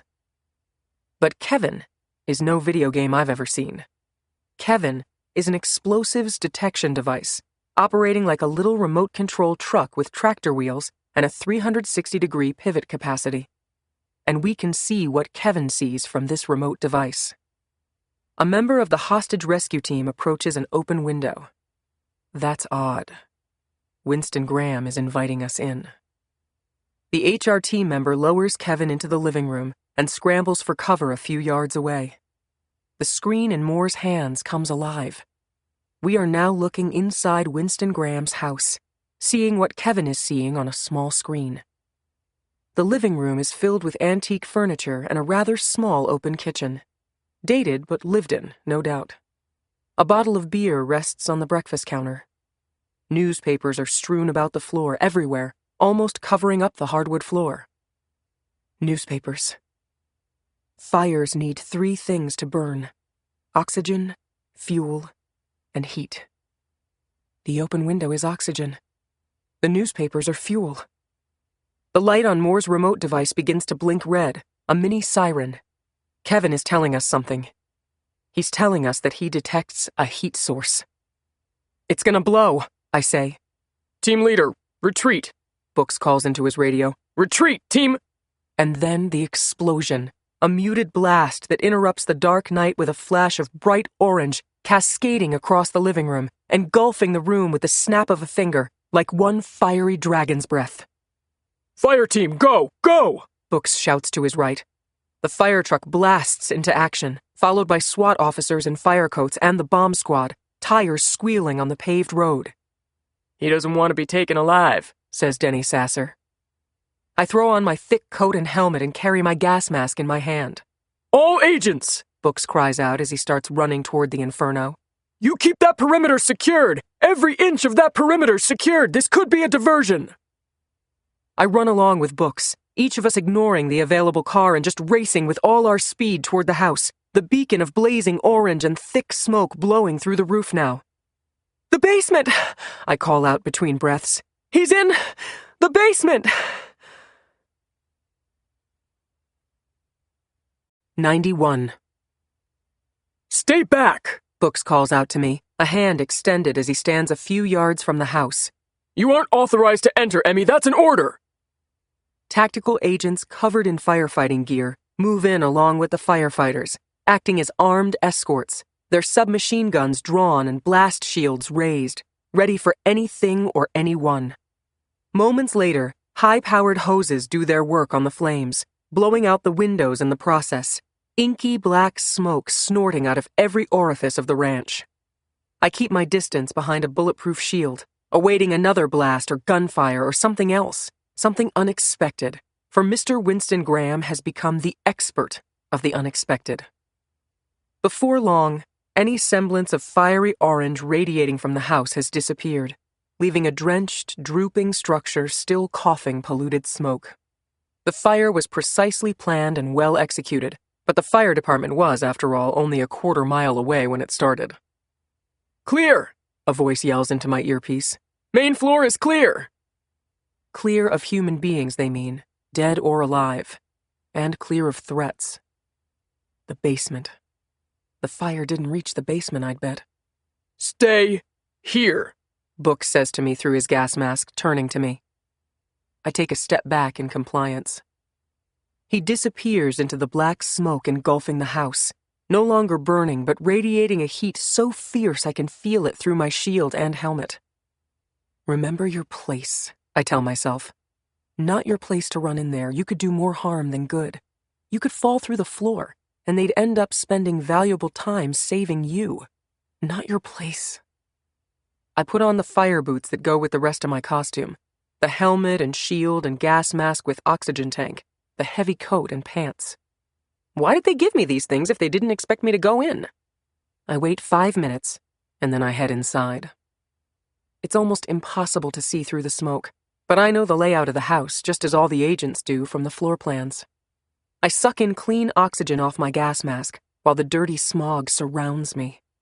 I focus on the floor, partially scalded from the fire, charred bits of newspaper scattered everywhere and floating through the air like remnants of a ticker tape parade.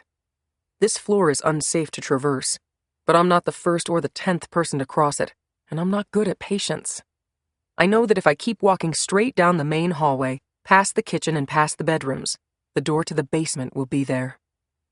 I find the door open, the staircase heading down to the basement free of smoke. I take the steps downward. There are at least 10 agents down there, I tell myself. No matter how good he is, he can't overtake 10 of them. Right? I hit the bottom of the stairs and turn. The main part of the basement is unfinished and dingy, concrete walls and floors, a hot water heater, water softener, washer and dryer in one corner, and a weightlifting bench with barbell and free weights in the other corner. But then there is a long corridor with doors on each side. Agents pull each one open and rush in, weapons first. Shouts of FBI and ATF and federal agents echo back to me. I remove my gas mask and follow down the corridor as agents clear one room after another. All clear, shouts one of the agents to Books, who nods and looks around in vain. When he sees me, he lacks the energy to complain. He just shrugs. The entire house, first floor and basement, have been cleared. Where are you, Winston Graham? I walk back into the main area of the basement, the appliances and the workout area. And then I notice the cabinet in the corner, a gray metal structure almost as tall as me, with twin doors and a padlock that is unlocked and hanging over one of the handles. For a man as precise as Winston Graham, that's practically an invitation. Here, I say. Look in here. Get back, damn it, Books says, taking my arm and yanking me backward. He gestures with a hurried finger to the cabinet. Agents approach the cabinet on each side. One slips off the padlock. Then, in sync, each agent grabs a handle and yanks open the doors. The interior of the cabinet looks like any other. 3 shelves, 2 of them completely empty. There is, in fact, only one thing resting on the center shelf. A stack of paper, with a purple bow tied around it. What the hell is this? Books asks, approaching the cabinet and looking at the first page of the stack of paper. What the hell are Graham sessions? 92. Dawn has broken, the sky above us coloring into day, but still it is relatively dark. We are back down the road now, at the back of a SWAT team truck, using the floor of the cabin area as a desk and spreading out the stack of documents, the random musings of a serial killer, which he has dubbed Graham Sessions. They are numbered, 22 in all, and dated. They appear to be recorded orally. He probably used one of those high-tech recorders that automatically transcribe his words into a document. Each Graham session is spread out over the truck's floor. We read them quickly at first. There will be plenty of time for analysis of his word choices and colloquialisms, days that will be spent deconstructing every sentence. But right now, we're looking for any leads on where this monster is hiding. So I pass quickly over the disgusting self-glorification contained in these pages, the revolting passages where we read along as he tortures victims, looking for anything that might give us a clue. Mary, I say aloud. Someone named Mary is mentioned in recording number 12, a conversation with her that he recorded in a bar. And then she keeps coming back in subsequent chapters. She becomes the focus, in fact, with each new passage that I read. He has feelings for her. He is opening up to her. He's becoming tormented over her. He is falling in love with her. Mary is a bartender, a part-time student, a recovering alcoholic. But what is her last name? Where does she live? Are we going to have to search all of Pennsylvania for a woman named Mary? Then we see him melting down as he realizes we're closing in on him. The self-gratification still pops up in spurts, but he's getting nervous. He's losing confidence while trying to convince himself, and us, that he isn't. What will he do about Mary? We have to find her, I mumble. Books raises a radio to his mouth. How are we with the cadaver dogs? They're here, a voice pops back. We're starting with his property and then we'll move to the wooded area behind the ranch. We have agents combing the woods right now. Let's keep reading, Books says to me. There's gotta be some clue about her in there. But I'm almost done, and there isn't much yet. In recording number 21, dated yesterday, Sunday, after he eluded us at Ford Field, Graham is coming unglued. Good. Fine. But it's his last words on that day that chill me to the bone. She knows too much. He's going to kill her, I say. And then I get to the final recording, dated today, October 1st. 93.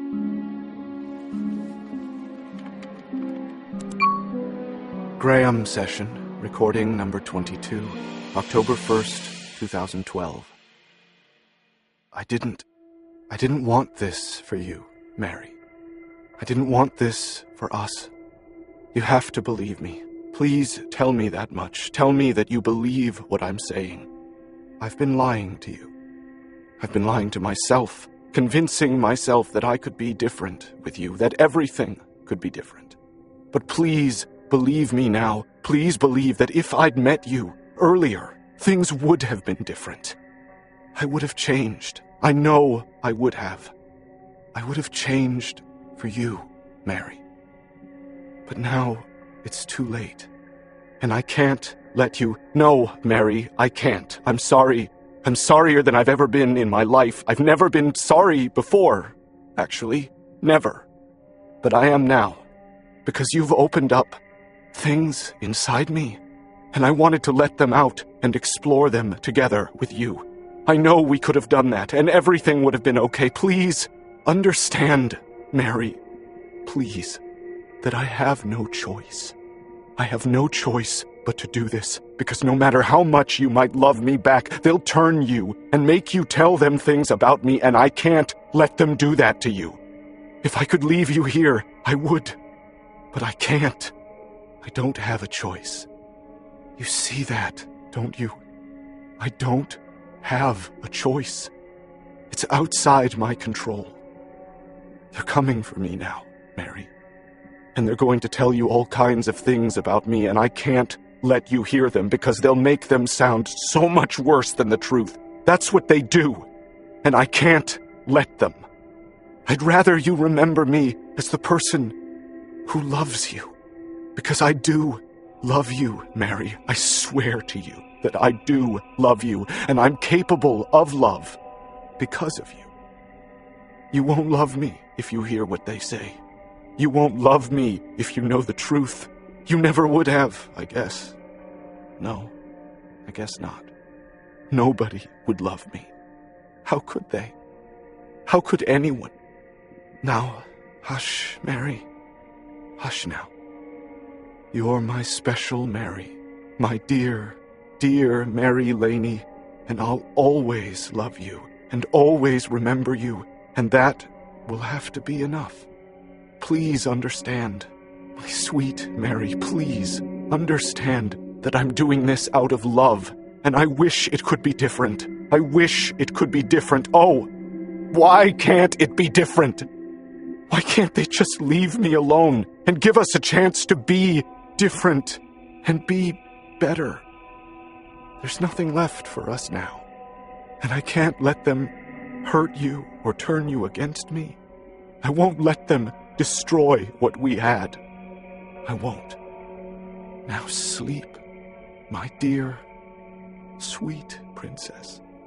Sleep and carry me with you in your heart, and I'll always carry you in mine. I promise you that one day soon we'll meet again. End. 94. Mary Laney, Laney, Books calls into his radio. I'm sitting on the floor of the SWAT team truck with my laptop open, scrolling the motor vehicle registrations in Pennsylvania, the property tax records. There are 4 Mary Laneys in the greater Pittsburgh area, I say. Assuming it's Pittsburgh. It has to be close, I say. Whatever he did to her, he came back here and included the transcript in his stack of papers before he vanished. Maybe he killed her right here in his house, says Books. Don't say that. Don't say he killed her. It sure sounded like that, Em. Wait, I say, looking up from the computer screen. Her age. She said her age in there, right? I think it was 37? That sounds right. Books flips through the passages concerning Winston Graham's beloved Mary. Yes, 37. So she was born in 1975 or a late birthday in 1974. I cut over to the Pennsylvania Department of Health for vital records. If she was born in Pennsylvania, she'll be... right... Here we go. Allentown, Pennsylvania. Mary... Oh, shoot. This isn't Mary Laney, this is Marty Laney. Are you sure? Of course I'm sure, I say, edgy and agitated. I can tell the difference between Marty and Mary, for God's sake. Maybe it's her brother. Maybe, but let's keep looking. Back to the property tax records, finding social security numbers and cross-referencing them with criminal records databases. She was once an alcoholic, so maybe she got in trouble with the law.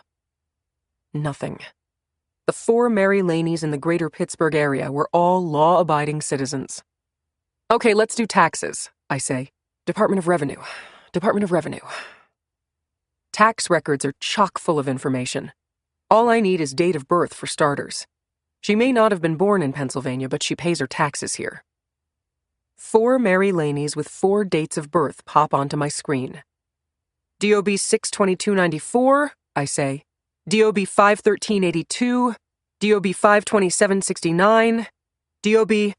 I bounce off the floor of the truck. Date of birth 7/11/75. Books nods. Is that our Mary? Hang on, let me check the W-2 for her employer. Please be a bar or restaurant, someplace that would hire a bartender. Yes, I call out. Her employer is listed as Ernie's Sports Bar. That's our 37-year-old bartender. Books grabs his radio. This is Bookman. I need the helicopters. Mobilize HRT. We have a location. I'm coming with you, I tell him, pushing him out of the way and jumping out of the truck before he can answer. She's still alive, I say. She has to be. 95. State Route 85 in Kittanning, Pennsylvania, has been shut down for a half-mile in each direction of the home belonging to Mary Laney. There is a vacant lot across the street from the house, giving the helicopters a safe and convenient landing pad. State troopers have already surrounded the house. Fire trucks idle less than 100 yards away. The hostage rescue team members spill out of one of the other helicopters and briefly huddle. This is on its face a rescue mission, but we can't take any chances with Winston Graham. He has managed to avoid us on more than one occasion when we had him pinned down. He has outmaneuvered us constantly. Yes, his last Graham session made it sound like he was leaving her. I promise you that one day soon we'll meet again were his last words to her. But I wouldn't put it past him to be inside that house waiting for us. Books jogs over to the HRT members and confers with them, while I stand across Route 85 from the house. It is a simple 2-story home, some kind of shingle siding painted sky blue with white trim and a pitched roof. It is perched on a small hill with a stone path leading to the front porch. While Pennsylvania state troopers look on with their rifles poised, 2 members of the HRT cross the street with a ladder and post it at the side of the house. When the time comes, they will climb it to reach the landing hanging over the front porch, allowing them to enter the second-story windows at the same time they storm the first floor. But nobody is climbing yet. I look at my watch. It's past 7 in the morning now. Send in Kevin, says Books. This is taking too long, I say. She could be dying in there. Books nods but says nothing. Books, she could be... I don't have time for this, Emmy. Mary doesn't have time. Listen to me. Who knows what he has planned for us in there? His own house burst into flames when we got close to it. I'm not sending agents into a suicide mission. We check for bombs first, then if it's clear... And what if that's the window of time that she dies, Books? We could save a life and we're sitting out here following protocol. It's not just protocol. It's the right thing to do. You want a bunch of agents to die because I didn't take simple precautions? Their lives are my responsibility. She's our best chance to catch Graham. Books spins toward me. Emmy, if you don't shut up, I'm going to put you in handcuffs. I'm not sending in men with absolutely no idea what's inside waiting for us. Not after all the surprises he's had for us so far. Would you want to be the first person to go through that door? He turns and walks away from me, speaking into the radio. She's in there, dying, calling out for help, praying for a miracle that someone will find her and rescue her. You prayed for that too, didn't you, Marta? You prayed that someone would save you, but nobody came. I didn't come. I wasn't there for you. I race across Route 85 toward the house. Emmy, what are you doing? Stop! Emmy, stop! I run up the path of stones leading to the house. All agents stand your ground, says Books through my earpiece. Emmy, this is a direct order. Do not enter that house. I whip out the earpiece and run up the 3 steps to the front porch, to the front door, a simple wooden door with an old-fashioned knocker. I'm coming, honey. I'm coming to help you. I brace myself for impact as I turn the knob. 96. I enter the house, steeling myself for a moment, but nothing comes. No explosion. No pop or blast. My eyes immediately move to the floor, a hardwood foyer in a hallway, and blood smears leading down the hallway, disappearing around the corner. "Mary Laney!" I call out as I follow the path of blood, keeping to one side of the hallway to avoid stepping in the blood and contaminating the scene. "FBI!" I reach the end of the hallway by a small half-bathroom. The blood trail leads into a family room with old shag carpeting and dated furniture. The trail ends at a door. The basement. I open the door. "Mary Laney!" I call into the dark basement. I reach along the wall and find a light switch. I flick it on, but nothing happens. Nothing but consuming darkness beneath me. I pull out my iPhone and use my flashlight app and aim downward, a thin beam of light showing me the way. There are a dozen wooden stairs and a staircase railing.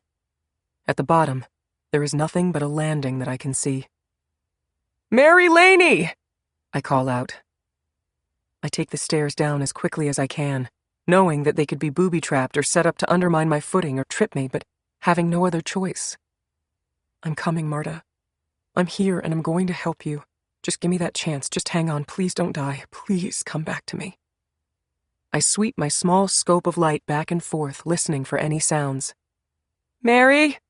I say again, my voice trembling now as I reach the last step, then the basement floor. Then I hear a cough, a single soft echo somewhere to my right. I spin and shine the light haphazardly, my pulse racing. Nothing. I don't see anything but a closet and I jump as the beam of light lowers toward the floor. A figure. An immobile figure, someone lying prone on the floor. A woman, I think, from the long hair spilling out onto the basement floor. But where are the eyes and nose and... "Oh God," I mumble, moving closer, training the small beam of yellow light on her. Her face is bloodied and purple, her eyes swollen shut, her nose askew, her mouth a pulpy mash. I bend down beside her. Her body is rising and falling, wet, raspy breaths. I touch her shoulder and she recoils. I run the flashlight over her body, her bloody white shirt and blue jeans. The blood looks like spatter to my untrained eye. It doesn't look like she was stabbed or shot, beaten terribly about the face, but not the body. "Mary, I'm with the FBI. You're safe now, sweetie." Above me, the sounds of thunderous footfalls as the cavalry arrives, the FBI sending its team in. Mary's head moves ever so slightly, some sign of acknowledgement. "Do you know where he is, Mary?" I ask. "That's okay," I say when she doesn't respond. I rub her arm gently. "We're going to get you help." Footsteps pounding down the basement stairs now, larger beams of light from the mag lights the agents use. "We need a medic!" I call back. I begin to rise to show myself to the agents when Mary's hand reaches out and takes mine. I put both of my hands in hers and lower my head close to her face. "Don't leave me," she whispers. "I won't, honey. I promise," I say, my voice choking, my eyes filling with tears. "I'm right here. I won't ever let anybody hurt you again." Mary begins to tremble furiously, a high-pitched whine escaping her throat. I put one arm over her back and my hand under her cheek, cradling her while HRT agents storm the basement with beams of light and an army's worth of firepower. "It's going to be okay," I say with a conviction I do not feel. "He can't hurt you anymore."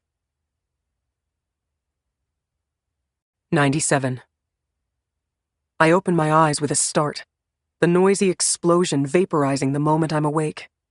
The dreams have been like that lately, less about the consuming flames and more about the powerful explosion that creates them. I squint in the powerful lighting. I don't know why hospitals do that with the overhead lights. When Mary Laney opens her eyes, she'll barely be able to see. And she will open her eyes, or so the doctors say. The bandages covering her bruised face and the IV drips snaked into her arm show a damaged woman, but the doctors say there's normal brain activity, which is reassuring, I guess, though anytime someone has to look at your brain waves, it can't be a good thing. Mary has a concussion and shattered nose. Her teeth are fine, and she doesn't appear to have suffered any other facial fractures, just deep purple bruising that leaves her with slits for eyes, a swollen mouth, and cheeks. I watch the rise and fall of her chest, listen for the soft sounds of her breathing. When she awakens, we will pump her for information. We tried already after we found her, but all she could speak was incoherent babble. She was in shock, the doctors said, traumatized.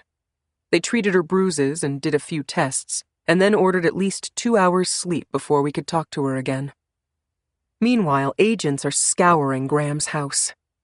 They found tires in the back of the house that he'd been burning, and gas canisters and gas masks. That's how he forced smoke into the victim's lungs to mimic the fire's smoke. They found all sorts of surgical instruments for the torture he inflicted, and medical treatises about surgery. A search of his internet activity shows that he frequented torture porn sites and sought additional medical information. It also revealed that he'd visited the Facebook pages of many of his victims, never friending them but just checking out their information, so he knew where they lived, where they worked, all sorts of factual data that would help pin them down before he went after them. And it's clear that he learned how to set his fires from the internet, a site that explained precisely how to rig a time-delayed explosion. He used tape to dangle a balloon down from the ceiling until it was suspended over a lit candle. The balloon was full of gasoline. Beneath the candle, he placed a pile of paper. After Graham had left, the candle's flame melted the balloon, causing the gas to splash over the flame and spread to the papers. Kaboom! By the time firefighters arrived, the string would be long incinerated, and traces of the candle would remain, leading to the conclusion that the fire was caused by a candle that fell over onto newspaper or magazines. His driver's license photo has now been shown everywhere, on every cable news station and on every online news source in the nation. Everyone in the country is seeing that photo of an overweight, nearly bald, beady-eyed man named Winston Graham. He'll look different, of course.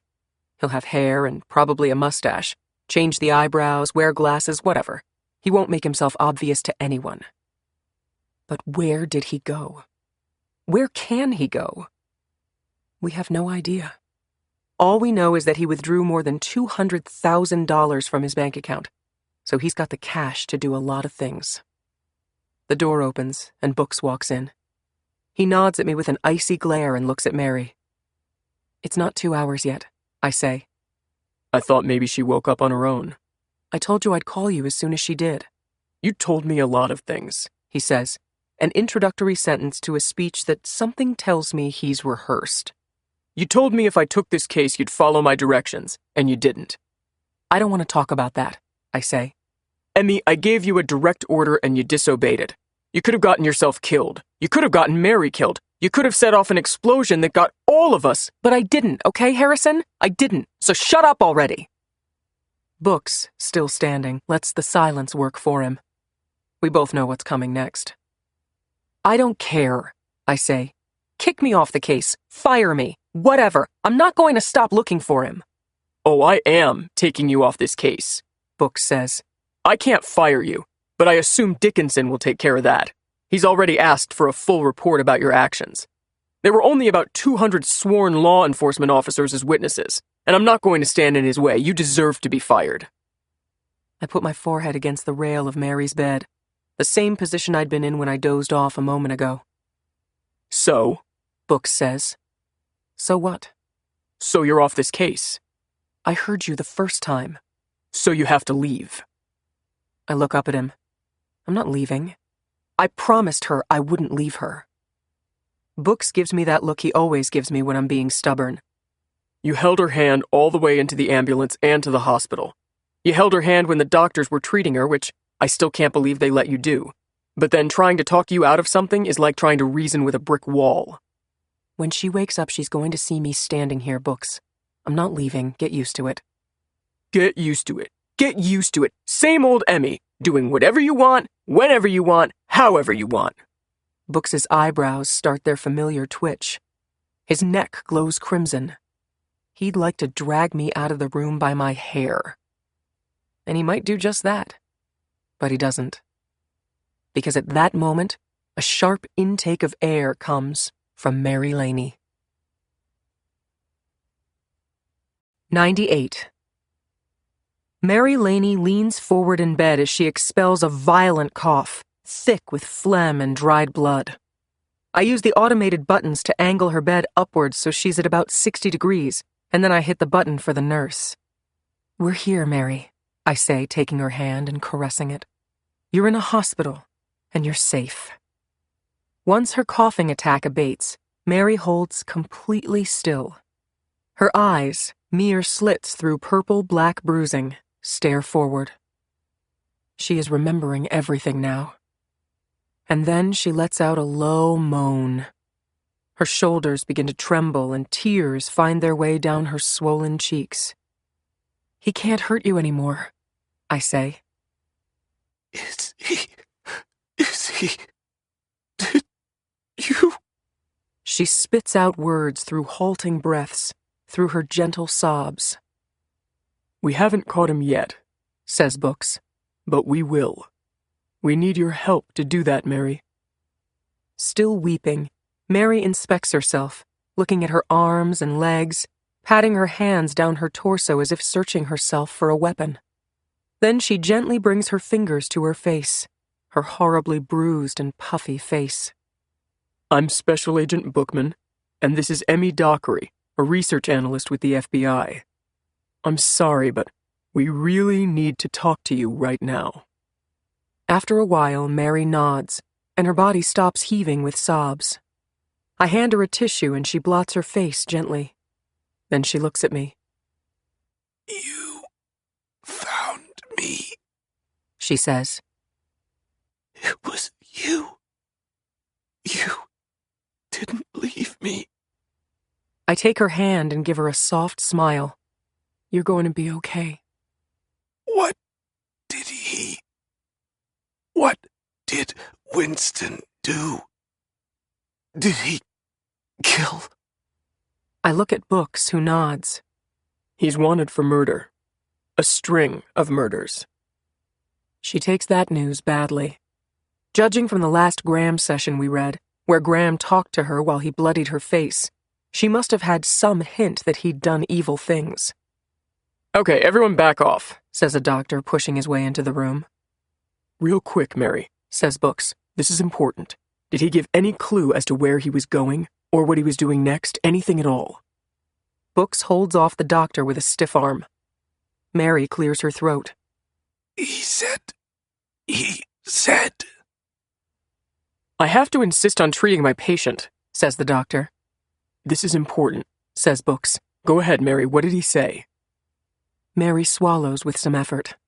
Her eyes close. He said, "You'll never catch him," she says. "He said he's invisible." 99. The doctor kicks us out of the room to evaluate Mary. I pass 2 armed federal marshals who are guarding Mary's door and move into the hallway. "We'll find him," I say. "I have some—" "Go home, Emmy," Books says, passing me. I wait for him to turn back. He doesn't. "I'm not going home." "Well, you're not staying here. This is for authorized personnel only. You are no longer authorized." I start after him. He's always been a fast walker. "I can help you find him," I say. "This is what I do best, Books. Come on." Books reaches the elevator and pushes a button. "You're done," he says. "I'm done with you. I can't command an operation when people openly disregard my direction. It undermines the entire unit. If you were an adult, you'd see that. But you're not. You're a child, Emmy. A child. And I'm done." His hand knifes through the air. "I'm done." I shake my head, insolent. Like a child, I suppose. "I can find him. I'm your best chance. Why would you give—" "Sorry." The elevator chimes and the doors part. Books steps in and turns to me. "You're done." The doors begin to close, along with my window of opportunity.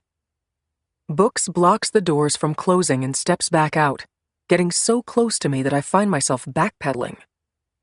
"You think you can step on whomever you please and everyone has to just sit there and take it?" he hisses. "Why did you want me to run this case, Emmy?" I'll tell you why," he says. You wanted me to run this case because you figured you could walk all over me and do whatever you wanted, right? No. As a matter of fact, I wanted you on this case because I knew the director would listen to you, and because you're one of the best agents the Bureau— Oh, cut the shit, okay? If nothing else, I'm entitled to your honesty. You wanted someone you could manipulate, and you knew you could do that to me. He wags his finger in my face. Well, guess what? You've used me for the last time. So a killer stays on the run that much longer because you can't get over the fact that I wouldn't marry you. Books draws back, his lips parting. Wow. You are something. Yeah, that was over the line. I'm sorry, Books. I didn't mean that. Books works his jaw, avoiding eye contact.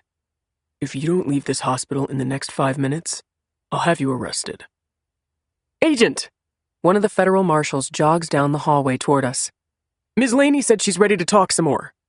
Great, Books says, grateful to exit this conversation. The marshal raises a shoulder in apology. She said she wants Miss Dockery there. Books drops his head and shakes it. Then he casts a look of steel in my direction. Miss Dockery has been relieved of her duties on this case. Yes, sir, but... The federal marshal clears his throat. She said she'll only talk to Miss Dockery. With an audible groan, Books runs his fingers through his hair. I can't help smiling. Just a bit. Wow, this is awkward, I say. Books storms past me toward Mary's room. Well, let's go already, he calls back to me. 100. He seemed so normal, says Mary Laney, her voice still raspy. She has fresh gauze covering her nose. The bruising surrounding her eyes now has a shade of blue to go with the purple and black. I can't look at her without wanting to cry. They found a Louisville Slugger aluminum baseball bat with Mary's blood on it in her basement. That's what Graham used to strike her face repeatedly, causing it to swell up like a hideous balloon.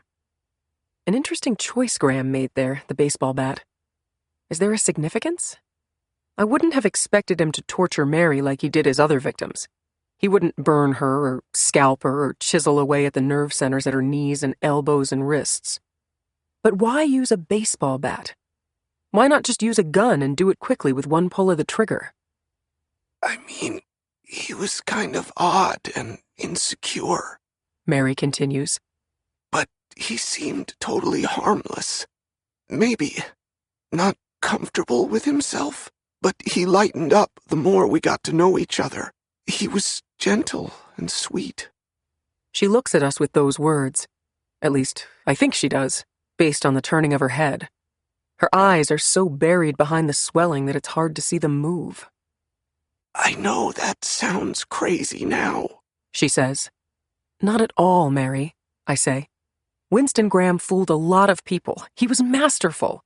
He got women he'd never met who lived alone to let him into their homes. That takes a special kind of con artist.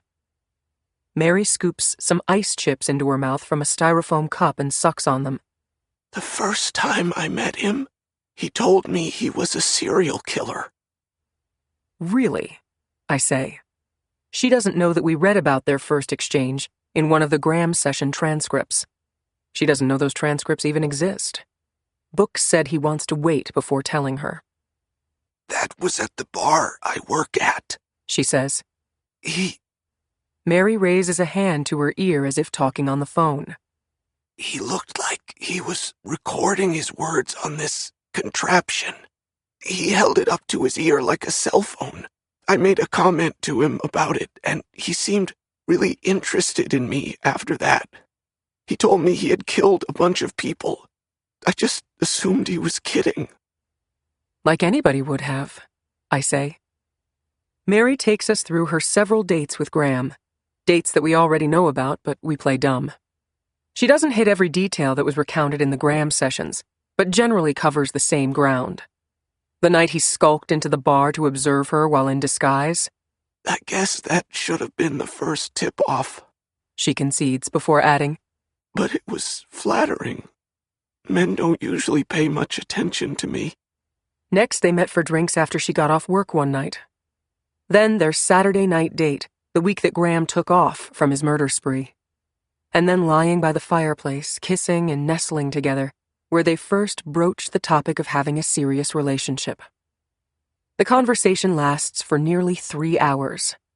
Books, who is the best interviewer I've ever seen, patient, detailed, covers everything that they said and did, every emotion that Mary felt, while Mary holds my hand.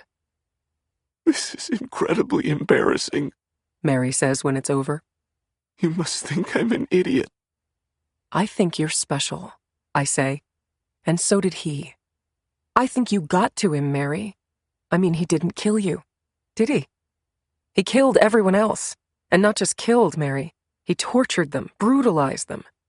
But not you. He had every reason to kill you, but he couldn't bring himself to do it. There was something different about you. I just got lucky, she said. It wasn't luck, Book says. He was hitting you with an aluminum baseball bat. It would have been easy to kill you if he'd wanted to. Believe it or not, Mary, as bad as your facial injuries are, he didn't hit you nearly as hard as he could have. Even one solid swing of that bat could have given you brain damage. I think he was hesitating. You're kidding, she says. No. You see something similar with suicides. People who slit their wrists. At first they hesitate. They can't do it. So you'll see minor superficial cuts before they drum up the nerve to actually open a vein. They're called hesitation cuts. This is something like that. A hesitation swing, I say. More or less, yes, says Books. He told himself he had to kill you, but every time he swung, he pulled back. Because deep down, he couldn't kill you. He cared about you too much. She gives a bitter laugh. I have to say, a lot of things went through my mind while he was hitting me with that bat. But he must really care about me wasn't one of those things. But Books is right. That's why Graham used a baseball bat and not a gun or a knife. He was still deciding up to the end whether he could actually kill her. So, what happens now? She asks. Books nods. You'll spend a day or two in the hospital. We'll keep watch over you. When they discharge you, we should place you in protective custody, move you somewhere. Mary places a hand on her chest. You think he'll come back? We have to consider the possibility, but don't worry. He won't know where you are. We're just being extra cautious, and we'll have someone guarding you. Who? You mean like FBI agents? Or federal marshals? Professionals. Mary's head drops, deflated. I don't want to hide. I can't hide. Just until we catch him, I say. You could be in danger, says Books. He may change his mind and decide he doesn't want you alive. Or he may just want you, period, and try to take you with him. Mary shakes her head and takes a deep breath. Then she looks right at me. I'll do it if you go with me, she says. 101. Something is wrong. Something is wrong here. I'm in the hospital cafeteria reading through my copy of the Graham sessions once more, trying to scratch an indefinable itch. Denny and Sophie, who have joined us in Pennsylvania, are sitting with me looking through their own copies. It's not much, but right now it's all we have in terms of clues. Why did he start doing these Graham sessions just last month? I ask. Just last August. He started his murder spree in September of 2011, but he didn't start recording these transcripts until 11 months later? Denny throws a toothpick into his mouth and chews on it. Who knows? He decided that his brilliance should be memorialized. I shake my head. He's too methodical. He would have planned these Graham sessions right along with his killing spree. I don't think he does much of anything on a whim. We know that from his actions and from what he brags about in this diary of his. Discipline, preparation, execution. Sophie says, So the question is, what triggered this decision?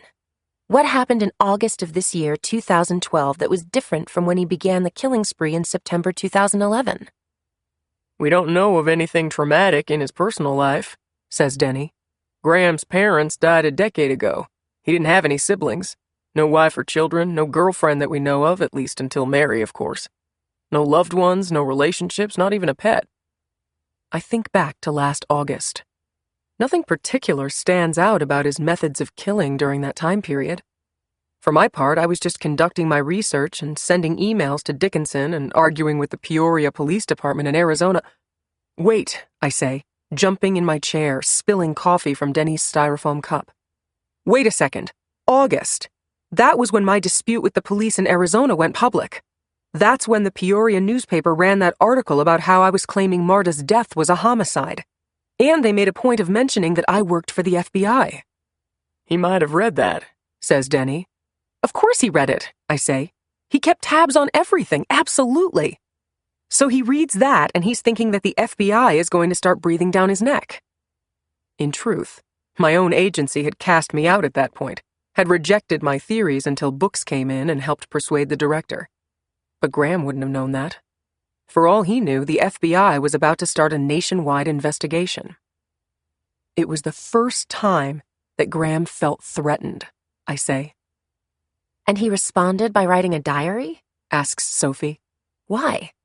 Just in case he got caught, he wanted to explain to the world what he did? I make a face. That doesn't sound right. Nowadays, a serial killer like him would be glorified in the media. Even if we caught him, he'd have every news magazine and cable channel in the country wanting to give him a sounding board, wanting to run a special with an ominous title like The Mind of a Predator. You know what I think? I tap the pages of the transcripts in front of me. I think this is misdirection. I think there's a lie in these pages somewhere. Something to throw us off just in case we got too close. Why not? If the FBI were on your tail, why not leave behind a note that feeds them the wrong information? So the question is, where is the lie in those transcripts? Denny asks. That's a very interesting question. Books walks up to our table. Something you can ponder from your secluded location with Mary Laney. The temperature seems to drop in the cafeteria. Sophie and Denny excuse themselves. Books doesn't take a seat, so I decide to get up and stand across the table from him. You leave tomorrow, says Books. Denny's going with you, by the way. Okay, great. I'll keep doing my research and I'll send you emails or give you a call. Emails will be fine, he says. He won't even look at me. He rubs the top of the chair with both hands, then pats it presumptively. Anyway, good luck and be— Oh, Books, come on. I know I broke protocol out there, but it's not like I shot somebody or even personally insulted you. I was trying to help somebody. You're acting like I spit in your face.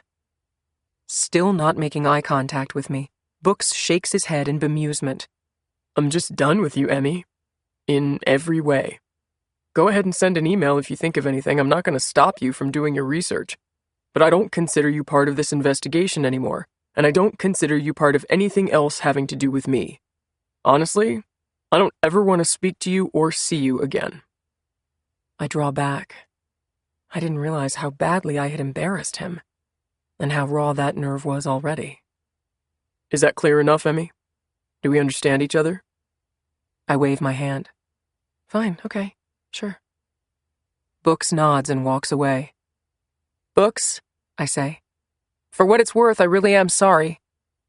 He stops but doesn't turn back. It's not worth anything, he says. Not anymore. 102.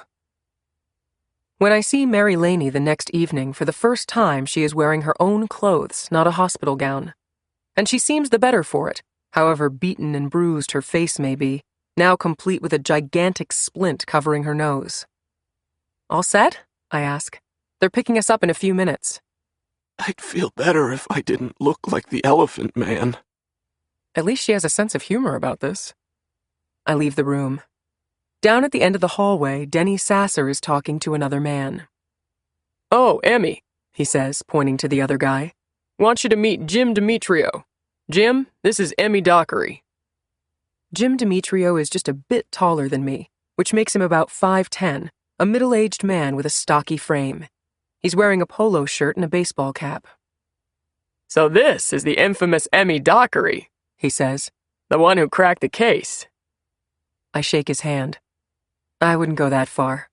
The one who discovered there was a case in the first place, then, sure. Sure.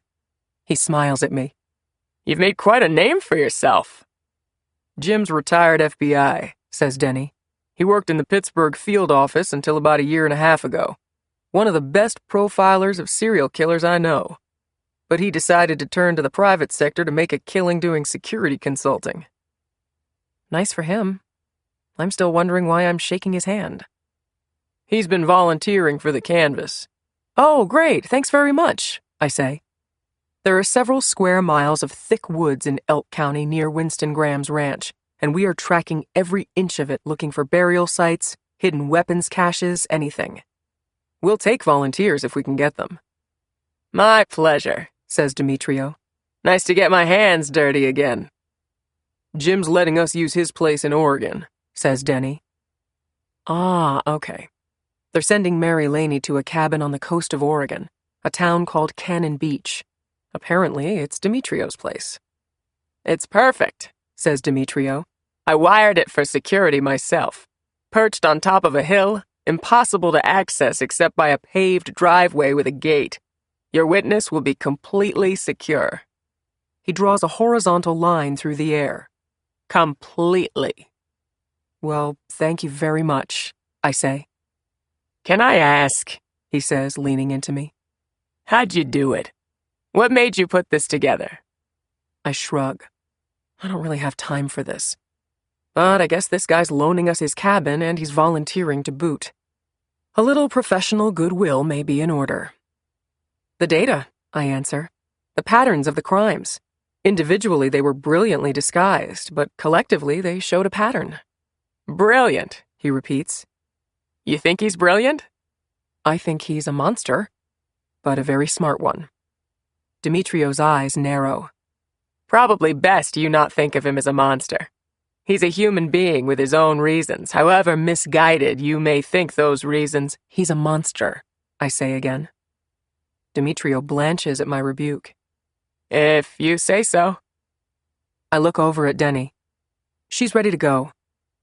Oh, then I should leave, Demetrio says, retreating to the elevator and punching the button. Good seeing you, old friend. Listen, I have some business up that way in a couple of days. Maybe I'll stop by? Sure, says Denny.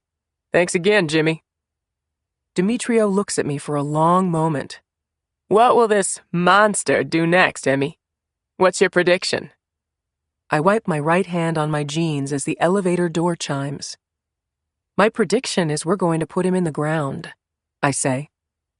A smirk crosses Demetrio's face. Never underestimate him, he says, before he disappears into the elevator. 103. When we land at Portland's airport, we are welcomed by an FBI escort and a steady downfall of rain. Mary, Denny, and I deplane and hurry into one of the cars, and the driver, an FBI agent from the Pittsburgh field office named Getty, speeds us away. Mary looks out the rain-slicked window. Are we positive nobody knows where we are? She asks me. I look over at her. We're being very careful about that. Only the 4 agents guarding us, you and I, and Agent Bookman know our whereabouts. That's it. Nobody else? Nobody else. Try to relax. You're not good at sitting still, are you? Oh, God, no, she says. My dad used to say I never stopped moving, never stopped having some task. I was like a busy bee, he said. He'd make a buzz, buzz, buzz sound when he'd walk past me. Our vehicle pulls up to a ticket booth on our way out of the airport. Mary turns away from the window and ducks her head down. She tries to be casual about it, but there's no mistaking her fear. It's an odd contrast to see her cower like this, because she is physically impressive, a bit taller than me and muscle-toned like a competitive biker or runner. Exercise, she told me, helped her beat alcoholism, became a replacement buzz. Her hair is light brown and straight, cut simply and falling just below her ears. I have no sense of how attractive she is given her current state, the tremendous bruising and discoloration, the large splint over her nose. The bandages holding the splint in place look like a landing strip across the center of her face. The rain pelts the car as we maneuver onto the open road. I'm hoping she'll settle in, maybe even get some sleep. Nobody else knows where we are? she asks again. Just the 4 guards and Agent Bookman and you and I? That's it, Mary. I promise. He wouldn't come after me anyway, right? She looks over at me. I can't imagine he would, I say. We're just being very cautious. An SUV passes us on the left and Mary ducks down again, shielding her face. This time she catches me noticing her. Sorry, she says. You're making yourself crazy. I put my hand on her arm. Nobody knows you're here. I promise. We drive into Cannon Beach, Oregon under cover of nightfall as planned, moving along a narrow street not 50 yards from the Pacific Ocean. I roll down the window and take in the salty, misty air. This is no vacation, but for just a moment, it feels like one. We pass some resorts, then assorted shops and restaurants and tourist souvenir stores, all of them closed up and dark at 3 a.m. Mary grows edgier as we near our destination. She slides down in the car so that nobody can see her from outside. Not that there's anybody outside this time of night. But it's easy for me to be rational. I'm not the one with a target on my back. Then we turn right down a road, away from the ocean and the well-lit storefronts, and drive down a narrow, winding lane until we reach a car awaiting us, with 2 men leaning against the vehicle. They write themselves to attention when they see us. These men, I presume, are the U.S. Marshals from Portland. Mary puts out her hand and I take it, interlocking my fingers with hers. We're going to be safe here, I say. Suddenly, a gate that I didn't even notice swings inward. The Marshals get into their car, and we follow them up a steep, twisty paved drive until we reach the cabin. Both cars pull up on the gravel parking area to the west and shine their lights on the house, various insects dancing in and out of the light beams. The cabin is all cherrywood, a wide ranch. There is a small yard surrounding it, but then on all sides there is darkness, a void, empty space. A drop-off, I know, though I can't see it this time of night. We are perched high on a hill. It's just like Jim Demetrio said. To reach this cabin, you'd either have to drive up the driveway into the waiting arms of federal agents or scale the side of a mountain. The U.S. Marshals leave their car and search the cabin before we enter. In our front seat, Denny and the guy driving the car, Special Agent Norm Getty, wait patiently. The house has updated security, says Getty. There's a front door and a back door, each with a deadbolt. Each door chimes when it's opened, and if the alarm is set and goes off, the noise can be heard across the Pacific. He points at the house. There are security cameras and motion sensors surrounding the house, another camera down by the front gate, and we can see all of it from here. He looks back at us and shows us an iPad, a video monitor with a screen split 4 ways to show the different cameras. It's completely secure, he tells us. Let's get out, I say to Mary. It's okay. I slide out on Mary's side, still holding her hand, taking in the mild, damp air, the smell of the ocean carried on a light breeze.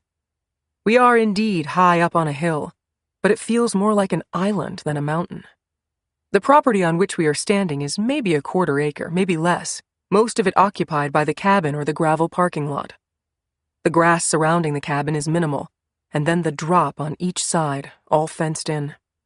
I approach the fence to the east and look down into nothingness. There's nothing down there on any side except thick branches and wild foliage, says Agent Getty. He'd have to scale a mountain and overcome insurmountable natural obstacles. And even if he got that far, he'd have to get over this 5-foot fence which has barbed wire. It's impossible, ladies. Impossible. The only way to this cabin is up that driveway, through us, through cameras and motion sensors that will alert us to his presence long before he reaches you. Mary nods her head. It does seem safe, she concedes. I squeeze her hand.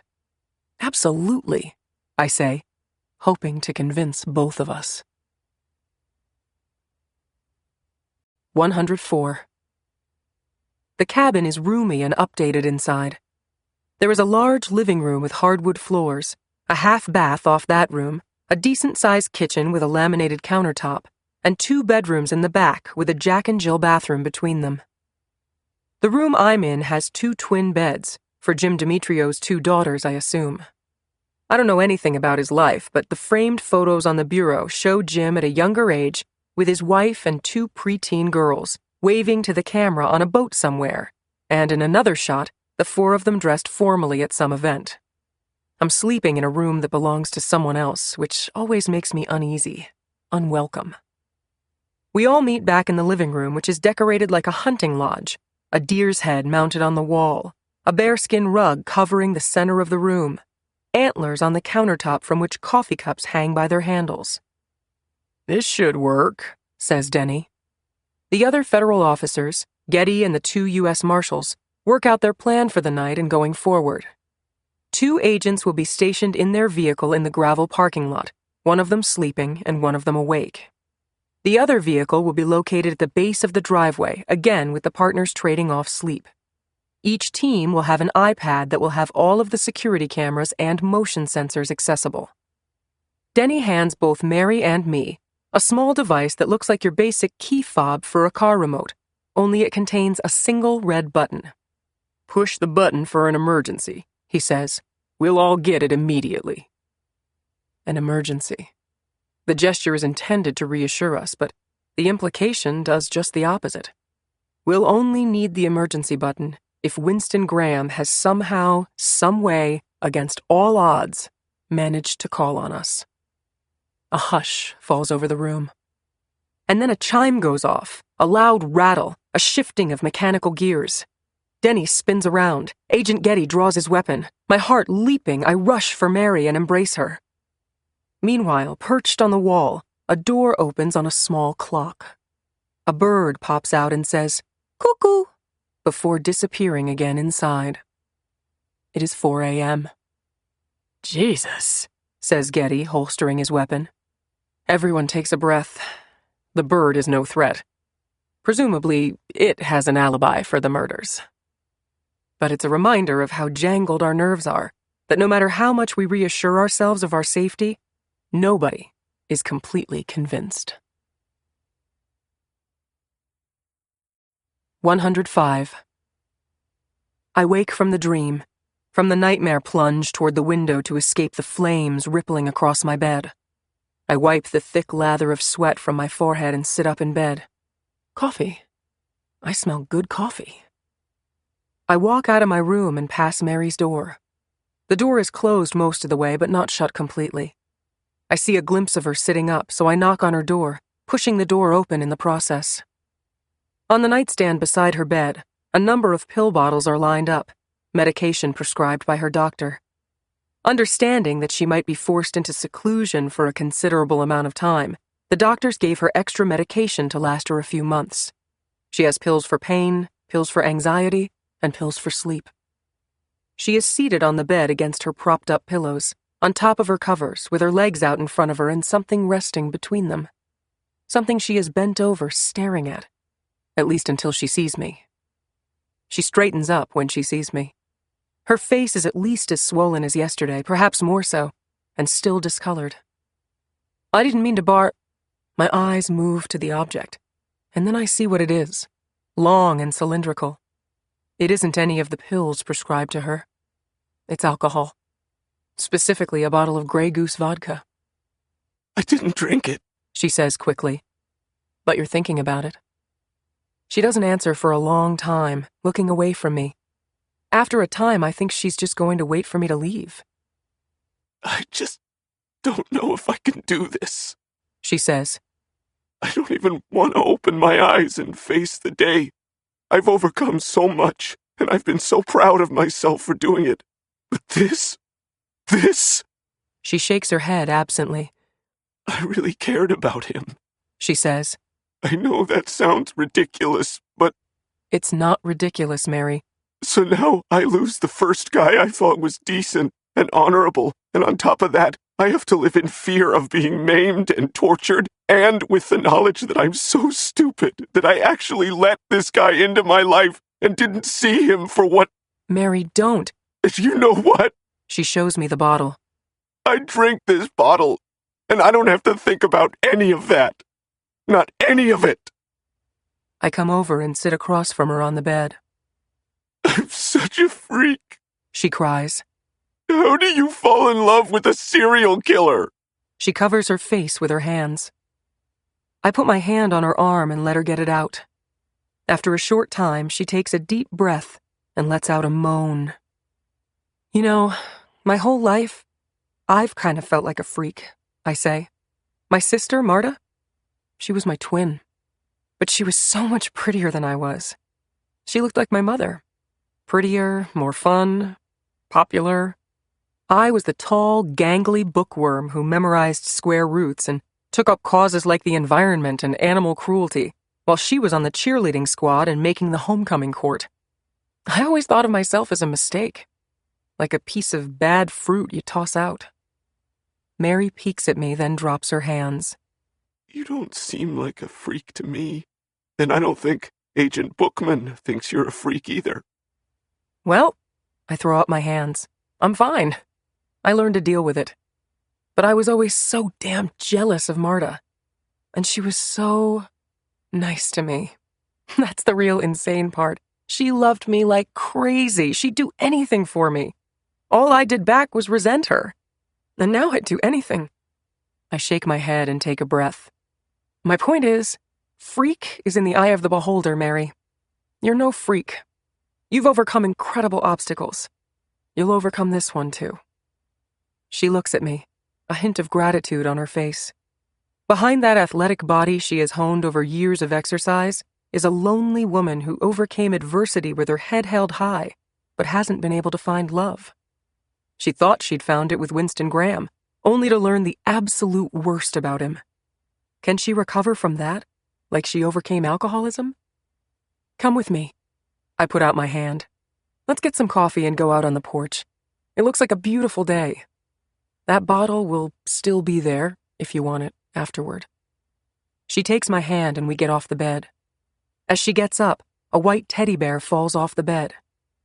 Who's your friend? I ask. Oh, that was already here, She says. But I had a white teddy bear growing up. Took it with me everywhere for years. You know what I called it? White bear. Very creative, I say.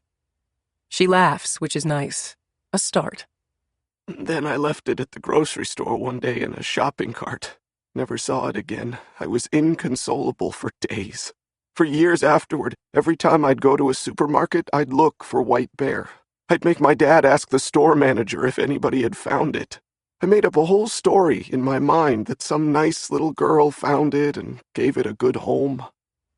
That's a real tale of tragedy. I lock arms with her. Well, I'm no white bear, but I'll be a friend forever. Do you mean that? She says, caution in her voice. I promise, I say. One freak to another. 106. I fry some eggs in a pan and pop in some toast, while Mary sits outside on the porch drinking coffee with Denny Sasser. I can't hear what they're saying, but I can see them, and Mary looks more upbeat, more animated. I think I even see her laugh. Denny's good for that, the comforting grandfather figure. He's also a shrewd investigator with decades of experience whom all of us at various times have grossly underestimated. If it weren't for Denny, we wouldn't have looked at Pennsylvania as a possible location for our subject. Denny thumbed his nose at my precious data, applied some common sense, and led us to a huge break in the case. I grab a cup and join them out on the porch. Breakfast is ready when you want it, I say. Excellent, Denny says. He's a little too high on life, a little too early in the morning for me. Mary's hair is still mussed from sleep. She's wearing a running outfit, matching top and shorts, though she isn't going running anytime soon. But all in all, she looks a heck of a lot better than she did a half hour ago. That's the life of an addict, I suppose. Always on the roller coaster. Always living one step from the brink. I sit down in a cushy chair next to them, the breeze on my face while they continue their conversation. So, homeschooled, says Denny. He turns to me. Mary was homeschooled. It's true, she says. My dad was really strict about that sort of thing. Was he in education? Oh, gosh, no. She says, waving a hand. He worked the overnight shift for a meat processing plant. Not a lot of heavy thinking going on there. She nods. But he was very interested in my having a good education, and he didn't like our school system in Allentown, so he got a bunch of books and schooled me himself during the day. Allentown makes me think of the Billy Joel song of the same name, about a Pennsylvania town struggling with a devastated economy, the loss of blue-collar factory jobs, and, along with them, hope. Your mother wasn't around? Denny asks. No, she died in childbirth. God, Mary, I'm sorry, I say. Yeah. She shrugs. It's kind of weird to suffer a loss like that and not even realize it. I mean, I literally never met her. It was always just me and Dad. We did okay. No pity parties for me. A tough life by any measure. A single parent not planning to raise the child alone, suddenly being forced to. And then homeschooling as well. Nothing traditional about her upbringing. Then, of course, the alcoholism, which sidetracked any career she had planned, hopefully not forever. And now she has to live in fear and with the realization that she fell in love with a serial killer. Are you still in touch with your father? Denny asks. No. He passed away in 2011. Heart attack. Died immediately. She sucks in her lips. Oh, I'm sure a shrink would say that I was looking for a strong male figure to fill the void, right? Leave it to me to find a serial killer instead. I sure know how to pick 'em, don't I? A real good judge of character, I am. She puts down her mug of coffee and looks out over the mountains toward the Pacific. A change of subject is in order before she starts down that road again. Mary, I need your help on something. Mary's eyes move back to me. Sure, anything. I tell her for the first time about the Graham sessions, how Winston Graham recounted his thoughts and many of his killings over the last 2 months. She reacts with horror, especially when she hears that she was prominently featured in the diary. You want me to read them? I do, I say, because I think there's a lie in there. Some misdirection, and you might be the only person to spot it. Mary nods. I'll do it, She says. Of course I'll do it. My cell phone buzzes. A text message from Sophie Talamus. Urgent, private. Denny and I need to make a phone call, I say to Mary. I'll be back in a minute and we'll start working on those transcripts. You guys stay here. I'll go. I need to wash up and change my bandage. She pushes herself out of the chair and touches my arm. Sorry about earlier, She says. I'm fine, really. You have enough to think about without worrying about me. She's probably right. She's a strong woman, I'll give her that. When she's gone, I punch up the speakerphone on my smartphone and dial Sophie back. Hey, Sophie says. It's me and Denny. You have big news? I do. She says. Winston Graham is dead. I look at Denny, relief coursing through me. Did she really just say that? Hate to say it, I say, but thank God. Don't thank God just yet, She says. Winston Graham died over a year ago. 107. A half hour later, Mary returns to the porch, her hair hanging wet. What happened? She asks, surveying the surroundings, the looks on our faces. I give her the Reader's Digest version. After the raid on Winston Graham's house in Elk County, they found his DNA from a strand of hair on a comb in his bathroom and ran it through the database. There was a positive match on a John Doe who washed ashore off the Atlantic Ocean in October 2011. Given the condition of the body when it washed ashore, the best estimate is that it was in the water for a month at least. Which means that before our subject began his murder spree in Atlantic Beach, Florida on September 8, 2011, he dumped Winston Graham into the ocean. He took over Winston Graham's life, I say. Graham was a recluse and a wealthy one, so he was the perfect target. Our subject killed Graham probably after gaining access to his bank accounts and the like, and then used Graham's house as his base of operations. If anybody ever saw his internet searches, they'd be searches on Graham's computer. If anybody ever traced his car, which we did, of course, they'd trace it to Graham. That's why he recorded those Graham sessions, says Denny. Just in case we ever got close, he wanted to make sure that we believed that Graham was our man. That was the big lie. The lie was that the killer isn't Winston Graham. But I've been to his house, says Mary, not thinking clearly. I had dinner with him. I felt... Whoever he was an imposter, I say. He took over Graham's life and made you believe he was Graham. Why wouldn't you believe it? You had no reason not to.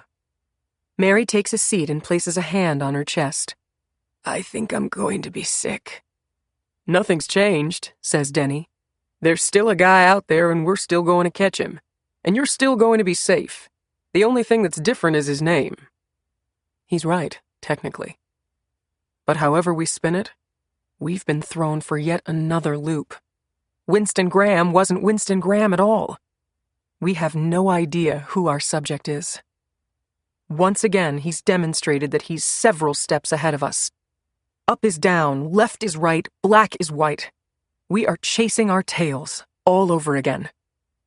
And for some reason not grounded in logic, not based on empirical data that has always been my lifeblood, I can't shake the chill in my bones. The sense that we are less safe than we think, up here in this secluded cabin. 108. 8 o'clock at night. The sun has gone down, leaving across the sky a dazzling array of pink and green and orange, a delicious sorbet of color. And then the sky turns to ash, and up here in our remote hideaway, beyond the exterior lights that illuminate the property, it is suddenly consuming blackness again. With darkness comes a heightened sense of dread, for me anyway. Our first full night up here. And our first night realizing that Winston Graham isn't really Winston Graham. I'm pacing the bedroom, finishing up a call with Sophie. Books has chosen not to participate, continuing to shut me out. Okay, I say. So we have Visa and Amex charges in Pittsburgh and surrounding suburbs. We have a couple of restaurants and bars, and one of them in particular he seemed to frequent every Sunday in the fall of 2010. Drinking beers and watching football, I assume. And with the amount of money he spent, he must have had company, says Sophie. A drinking buddy. Maybe this is where Graham first met our subject, where our subject gained Graham's trust, got close to him. Keep on it, I say. Call me with any news. It's coming up on 11 o'clock at night in Pennsylvania, so I doubt there will be anything new from her tonight. Mary, I'm going to take a quick shower, I call out. Okay, no problem. I throw off my clothes and place my emergency key fob with the red button on the vanity. I hate to spend even 1 minute away from Mary, though the truth is, she has 4 guards outside, and I wouldn't be any help fighting off our subject anyway. The cabin has good water pressure and one of those fancy rainfall shower heads. It feels good to lose myself, to escape all this, to let the massaging water pound my neck and shoulders, to close my eyes and turn my face upward into the torrent of water. But then it's over, and my nerves return, the gnawing in my stomach. I dry off quickly, throw on my kick-around clothes, and grab the key fob off the vanity.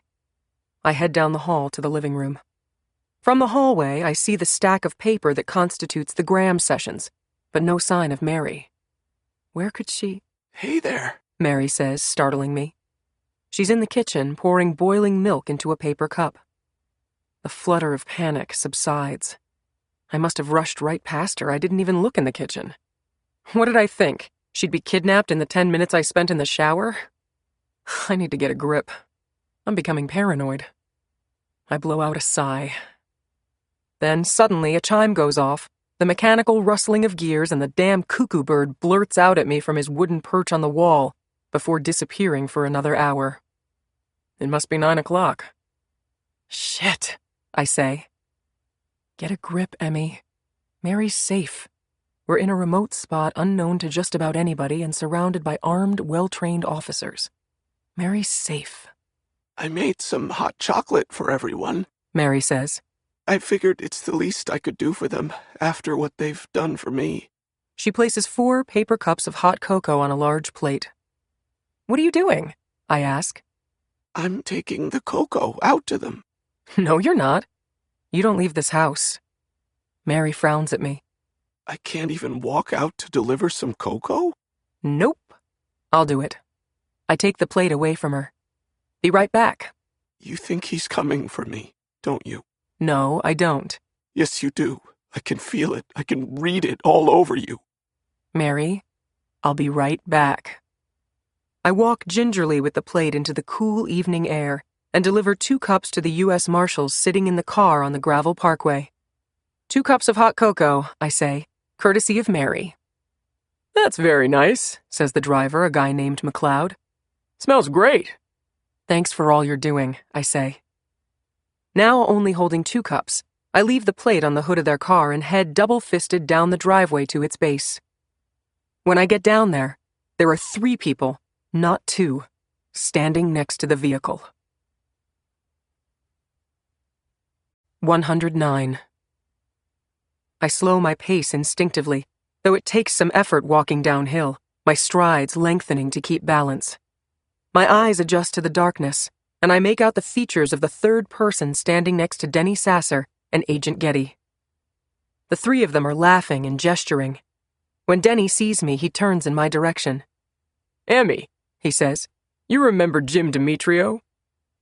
Jim Demetrio. Sure. The former FBI agent who retired about a year ago and lives around Pittsburgh. The one who lent us this cabin. One of the best serial killer profilers Denny's ever met, he said. Nice to see you again, I say. Cabin treating you okay? It's great, I say. Thank you again. Suddenly aware of the 2 very hot cups I'm holding, I put them on the trunk of the car.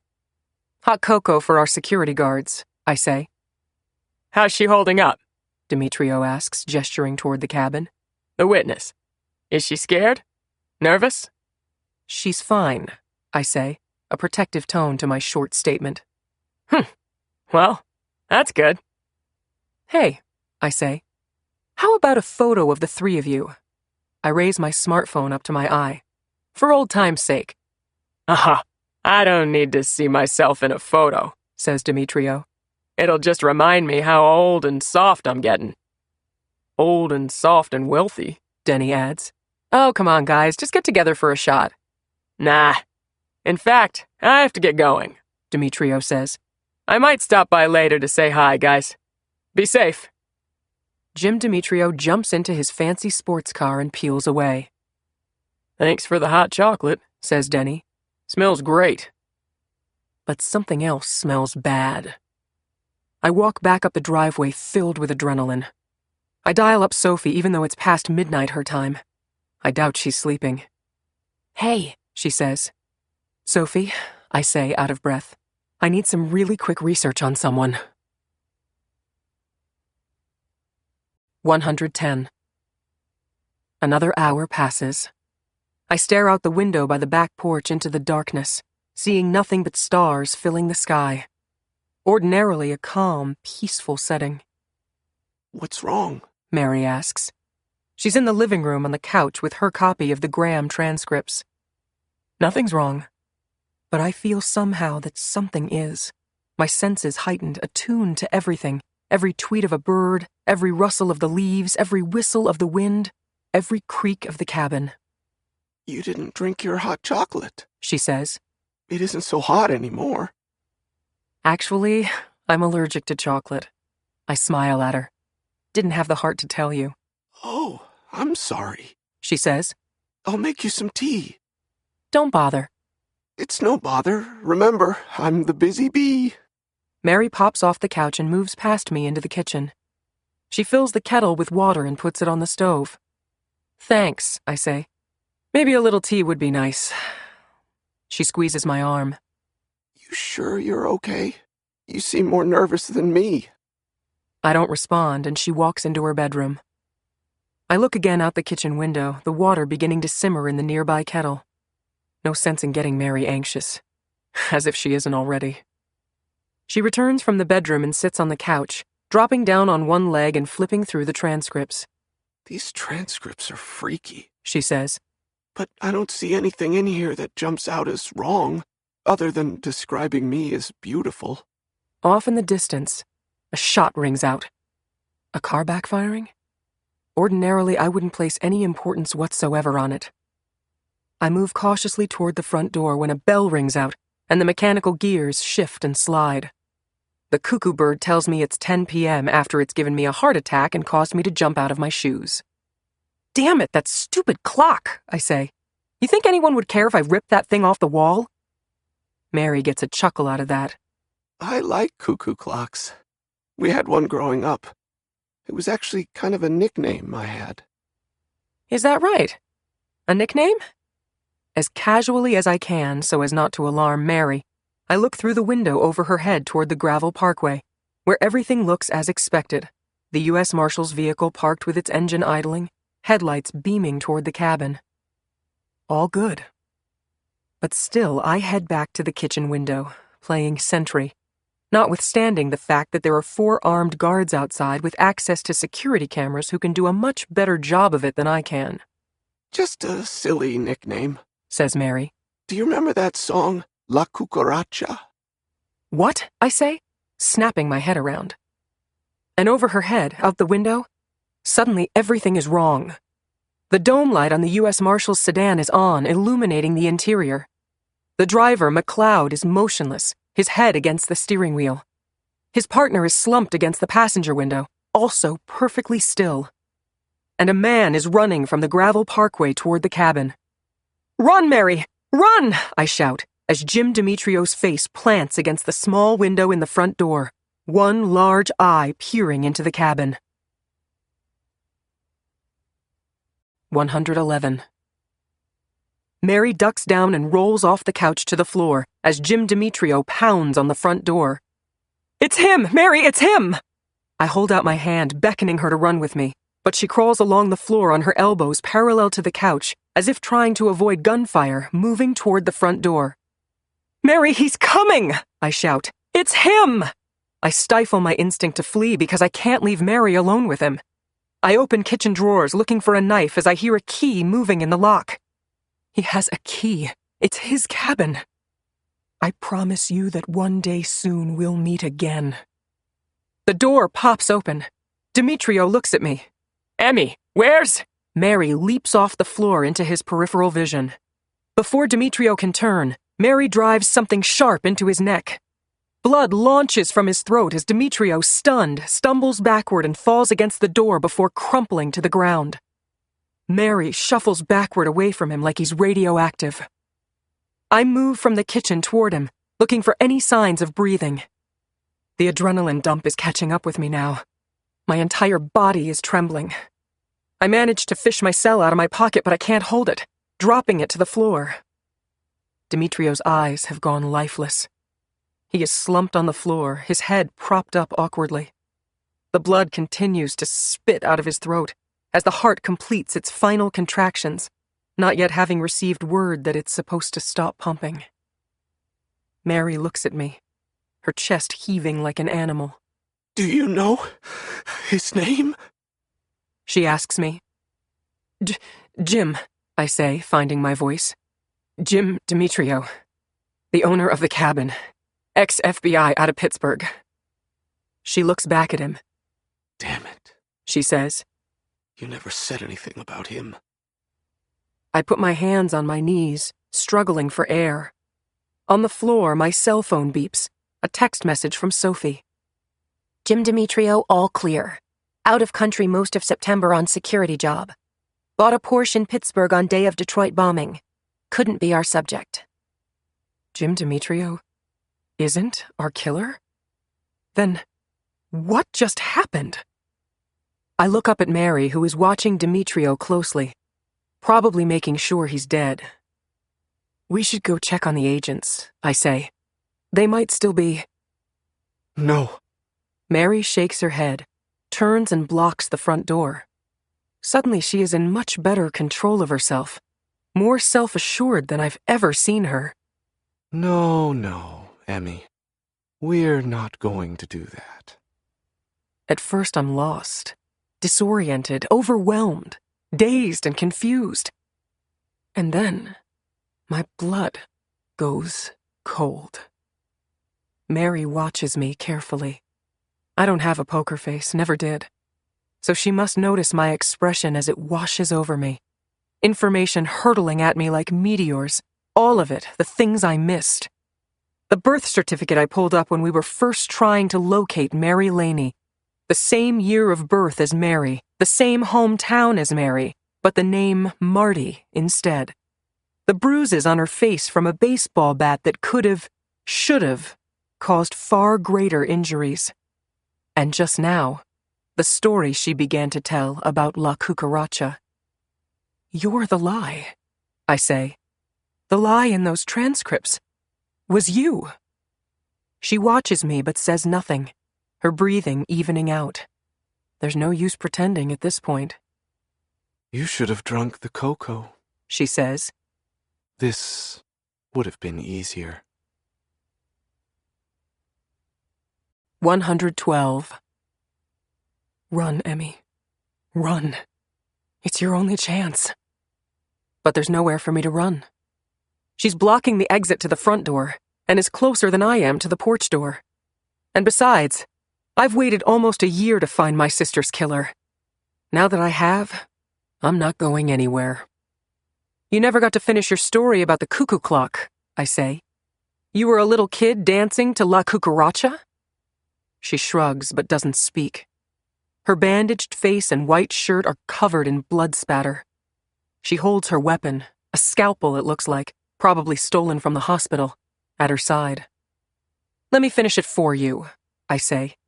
Your dad wanted to give you that nickname, but you couldn't pronounce it, so you said you were his little cuckoo clocka. Do I have that about right? I know I do. At least that's the way Gretchen Swanson described it to me when I sat at her kitchen table after noticing her porcelain figurine cockroach. Except the little girl in that version was her daughter, whom she had recently buried. Joelle Swanson, Mary says.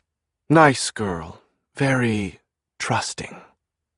I remove the key fob from my pocket and push the red button for emergency. Your friends outside aren't going to hear that, says Mary. They're having a nice, long nap right now. Maybe this signal goes to people you didn't drug with your sleeping pills, I say. Maybe it goes to Agent Bookman. Maybe to the local police. I push it a second time for good measure. Maybe it would, says Mary. If that thing had any batteries in it. I look at the key fob again, pushing the red button but noticing that the tiny red light isn't lighting up in response. It's as dead as Mary's many victims. When you were taking a shower, Mary explains. I consider my dwindling options. Mary has thought of everything. Inventing those Graham sessions just in case we somehow caught up to her so she could use Graham as a scapegoat. And that final line she wrote, I promise you that one day soon we'll meet again, knowing full well that she'd escape and leave us to assume that the prophecy had come true. It was even smart of her to insist I come to Oregon with her so she could keep a close eye on the investigation. You can kill me, but you'll never get away with it now. Your cover is finally blown. Is it? She takes another step toward me, an animal stalking its prey, her knees slightly bent, ready to respond to any move I make. She is at most 4 strides away from me. True, I'll have to stop going to football games, which is a real shame. I do love watching it live, but otherwise, I'll just disappear. Don't you see? The killer found me and kidnapped me, she says in a faux innocent voice. I'm still the victim. She's right. I see it now. She'll take the iPads away from the agents, so they'll have no record of the security cameras. She'll probably spill a little of her own blood in the cabin to make it look like she put up a fight. Why not? If she can hit herself with a baseball bat and fool us, cutting her fingertip to leave a little blood behind would be easy. And she'll just be Mary Laney, kidnapped victim of our unknown killer. And then what? I ask. You start a new life? Adopt all the characteristics, the little stories and anecdotes that all your victims told you, that you made them tell you while you tortured them? That's what all this has been, right? How your dad would say bzz, bzz, bzz to you? The white teddy bear you lost in the supermarket, the cucaracha story from Joelle Swanson? What about Marta? I scream, spit flying from my mouth. What about my sister? What are you going to take from her life? Mary takes another step toward me. I'm going to take you, Emmy, she says. And then she smiles. I make a break for it, against all odds but with nothing to lose, pivoting to my right, toward the door leading to the porch, grabbing the handle as my body slams against it. I feel the hot sting of the scalpel sinking between my ribs, the searing pain as it enters then exits in one fluid motion. Then a hand grips the back of my hair and I'm falling backward until I hit the kitchen floor. I put my hand over the wound, the hot blood spilling out of me, the pain like a deafening echo in my head. Mary slowly approaches me, helpless on the floor. She plays with the scalpel in her hand. A whistle sounds to her left, to my right, from the kettle on the kitchen stove. Oh, goody, she says. The water's ready. 113. Mary watches me, the kettle of boiling water in one hand, the scalpel in the other, a tortured expression, a cross between a grimace and a grin on her face. I inch backward, sliding along the kitchen floor. I am trapped. I can't outfight her. I can't match her physically or tactically. I only have my head, swimming right now with images of my sister and all the brutality we've witnessed. The autopsy photos, victims scalped and burned, sliced and diced, tortured beyond human capacity. With my remaining strength, I press my hand over the wound to my ribcage as blood seeps out between my fingers. Marty, I say, my voice trembling. You're Marty. Ah, you saw the birth certificate. I was wondering if you would. Yes, Daddy wanted a boy. He got me instead. Didn't stop him, though, did it? Mary tips the kettle, and a stream of searing liquid splashes my thigh. My leg recoils, and I cry out in pain as steam comes off my leg. Don't move, she says. I slide backward. Mary steps down hard on my foot, snapping it sideways, breaking my ankle with a horrific crack. I reach forward toward the pain, and more scalding water burns my arm and shoulder, my neck. I said, don't move. Use your head, Emmy. There has to be a way. So you kill people because Daddy made you be a boy? Another splash. Boiling water scalding my chest, blanketing my shirt. I let out a scream so loud I almost can't even hear it, can't identify it. That's what you think? You think this is about killing people? You, the great Emily Dockery, the brilliant FBI analyst. You haven't figured out what I want? And then she's on top of me, her knees pinning down my arms, hovering over me, dominating me. With one hand, she grabs a fistful of my hair and pins my head to the floor. She poises the scalpel over my face, taunting me. Use your head, Emmy. Think of something.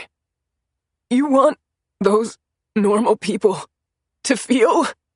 Those safe little people with their safe, sheltered lives, she says. They have no idea what suffering is. Not until they meet me. The first incision comes at my scalp line, a precise break of the skin, moving left along my hairline, slicing skin and scraping bone. I scream with all the air my lungs can muster, my legs kicking up uselessly behind Mary, my vision going spotty like the lights are being flicked on and off, until the screams I hear are unrecognizable. Some high-pitched animal cry from far away, not my own. Use your head, Emmy. It's your only chance. The incision stops at my ear. I try to move my head, but she has me in a tight grip. And my strength is fading. My arms limp from the pressure of her body weight. My leg's of no use, blood still spilling from my midsection as well. Not bad, says Mary, admiring her work. Usually I have a taser and restraints and smelling salts and a full set of surgical instruments, but you know what? This isn't half bad. Sometimes artists do their best work under pressure. You're going to be my masterpiece, Emmy. Make it stop. Make it stop. Think of something. Admittedly, I can't make them feel what I felt, she says matter-of-factly. I can't inject them with steroids every day of their childhood, or force them to pump iron, or make them worry about whether their voice will seem too high every day at school. I can't make them get dressed in a bathroom stall every day of football practice so their teammates won't see their private parts. But I can do this, Emmy. Mary pulls on my hair at the base of the incision, testing it, feeling it give way. The ripping pain is so unbearable, I can't.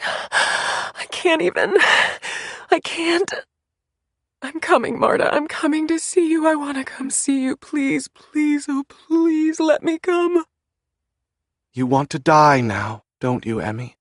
You want me to put you out of your misery. But you don't get to. You have to live with it. You have to live in pain, like a disfigured freak, until I tell you it's over. Be grateful. It'll just be a few hours of your life, and not 37 years. Use your head. Something. Anything. There is one thing. One advantage. Don't you die on me, she says. Not yet.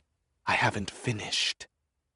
Mary pins my head down again, this time with her right hand, the scalpel poised in her left, ready to begin the incision on the right side of my hairline, to complete the act, to separate my scalp from my forehead and turn me into a freak like her. This time, I do not resist. My body goes limp. I hold my breath. This time, I use my head. 114. No. No! No!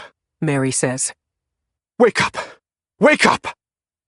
Mary releases the grip on my hair and leans forward, her breath hot on my face, shouting at me. You don't get to die yet! You don't get off that! With everything I have left, I jerk my head upright, my forehead connecting solidly with the splint covering Mary's broken nose. Mary howls in pain from the headbutt, a wounded, tortured monster, her hands immediately pitching a tent over her nose. She falls backward and off me. I take a delicious, full breath of air and lift myself up, blood pouring into my eyes and out of my ribcage, the room moving sideways. The scalpel, wet with my blood, resting on the floor.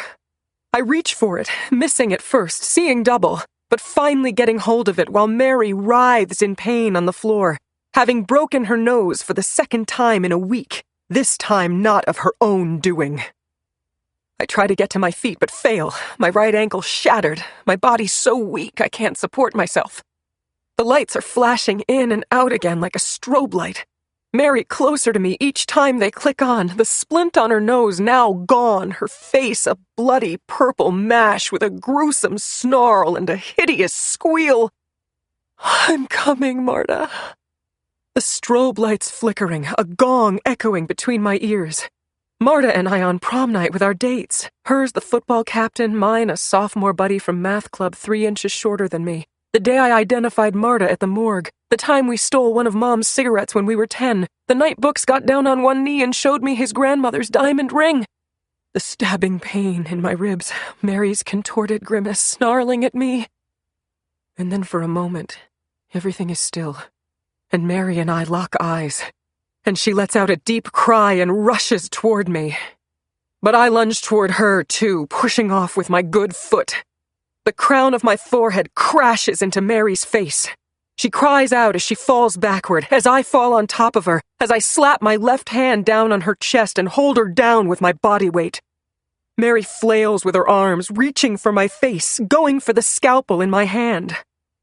My balance begins to wobble, my strength fading. This is it. My last chance. My right hand strikes downward, the scalpel sinking into flesh and bone, then again, thump, thump, thump, blood spattering my face, until Mary's screams go silent. And then everything is dark and warm. 115. When I first see Marta, she looks radiant. She looks younger, more refreshed, happier. She looks like the best version of Marta. At first, neither of us speaks. We move fluidly, weightless into each other's arms, and we cry. And then we laugh because now we have each other again. And this time, as I promised her, it is different. I tell her everything. I tell her how stupid and insecure I was, how much I admired her all those years, how I wished I could make myself be more like her, and to my surprise, to my infinite shock, she tells me the same thing. We laugh. How funny life can be. We each admired and envied the other without realizing it. We laugh about those holidays with our flatulent Uncle Phil. The time when Marta first got her period and she cried, but I cried too, out of jealousy that she beat me to it. We remember the time when she was 8 and stepped on a nail in the woods behind our house, and Andy Irvin and Doug Mason fought over who would carry her back home, until I finally picked her up myself and carried her over my shoulder. It feels as if our conversation never stops, has no beginning or end, the concept of time irrelevant. Because now, it's forever. That thing about everything happening for a reason, we decide that the cliché in this case is true. We decide that if Marta hadn't died, this killer would never have been detected, would never have stopped. Her death saved the lives of many others, and it brought us back together. It's not perfect, but it will have to do. And now at least we have each other, free of our earthly constraints, our insecurities and petty differences. Now, I have my sister back. Forever. 116. The labored breathing of retired Special Agent Harrison Bookman fills the otherwise quiet room. The door opens with a whoosh, and Sophie's perfume wafts in. I know this isn't a good time, Books, Sophie says. But we got confirmation from the old football coach in Allentown. Marty Laney was the starting tailback for the school, a real standout. Then she, left school after sophomore year without warning and finished high school in Ridgeway. Probably when Marty or Mary hit puberty, says Books. All the steroids in the world couldn't change nature. Right. She didn't play sports when she got to Ridgeway. In fact, the reports we have are that Marty was a recluse at her new school. Just went to class and then went home. No school activities, no friends. So it was easier to hide her true gender. Then Marty went to Pitt for college while living at home. Majored in forensic science. After she graduated, she went into the family business.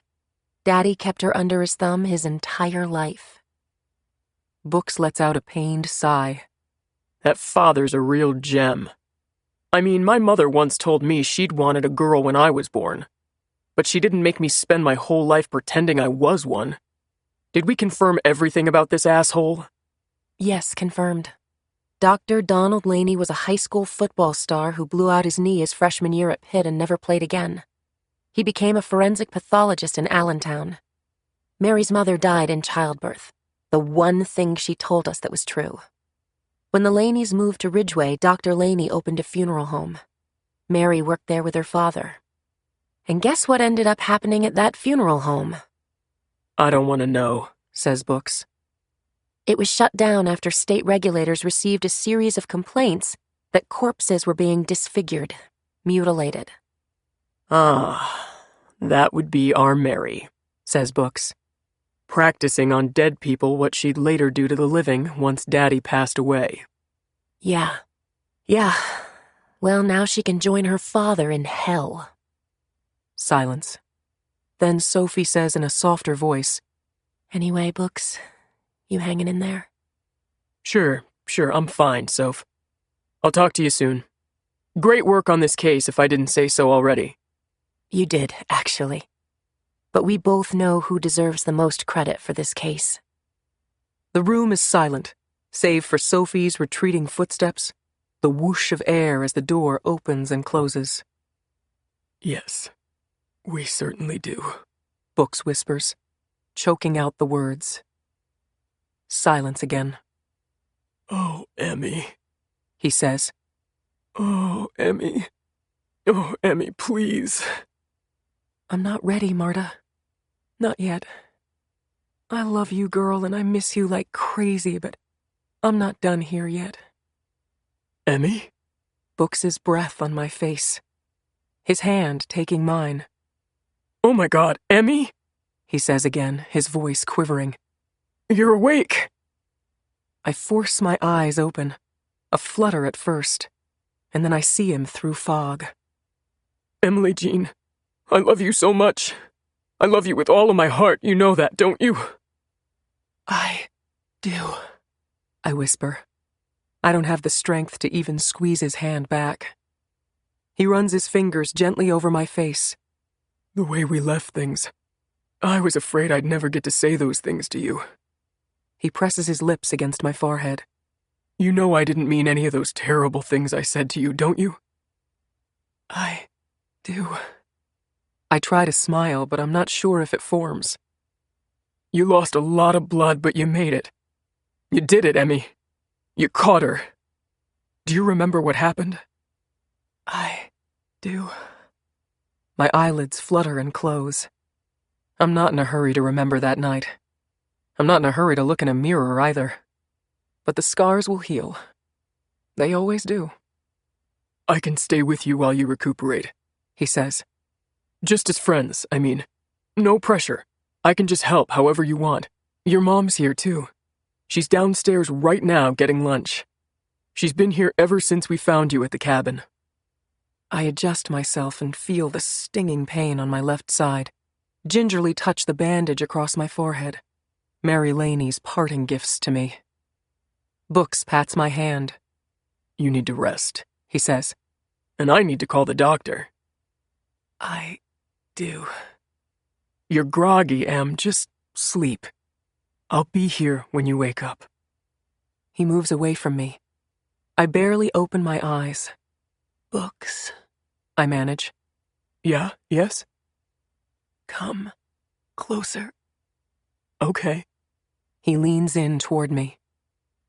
My mouth is pasty, my lips dry and cracked. I barely have the strength to speak. Closer, I manage. Books looks at me funny at first. Okay, sweetie. He leans in nice and close, his ear nearly touching my lips. I'm here, Em. Blessed sleep just moments away, my strength rapidly fading. I lean forward so that my words, barely a whisper, will register. I do.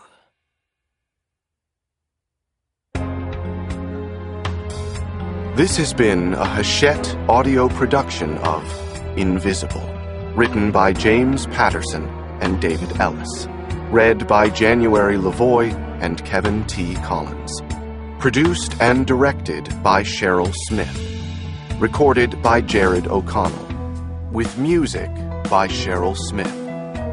Invisible is also available in print and digital formats from Little Brown and Company, a division of Hachette Book Group.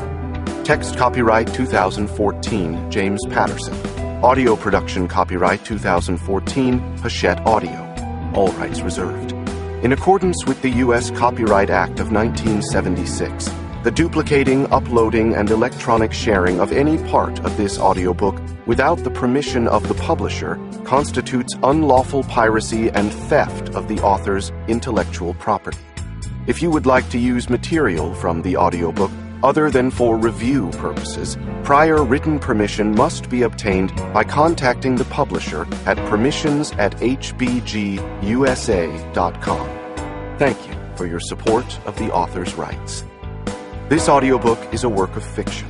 Names, characters, places, and incidents are either the product of the author's imagination or are used fictitiously, and any resemblance to actual persons, living or dead, events or locales, is entirely coincidental. And now, please listen to an excerpt from Burn. Detective Michael Bennett finally returns to New York City and to the most unsettling, horrific case of his career. Los Angeles, California. The work van was a new Mercedes, white and high-roofed, with the blood-red words "Turnkey Locksmith" hand-painted on its side.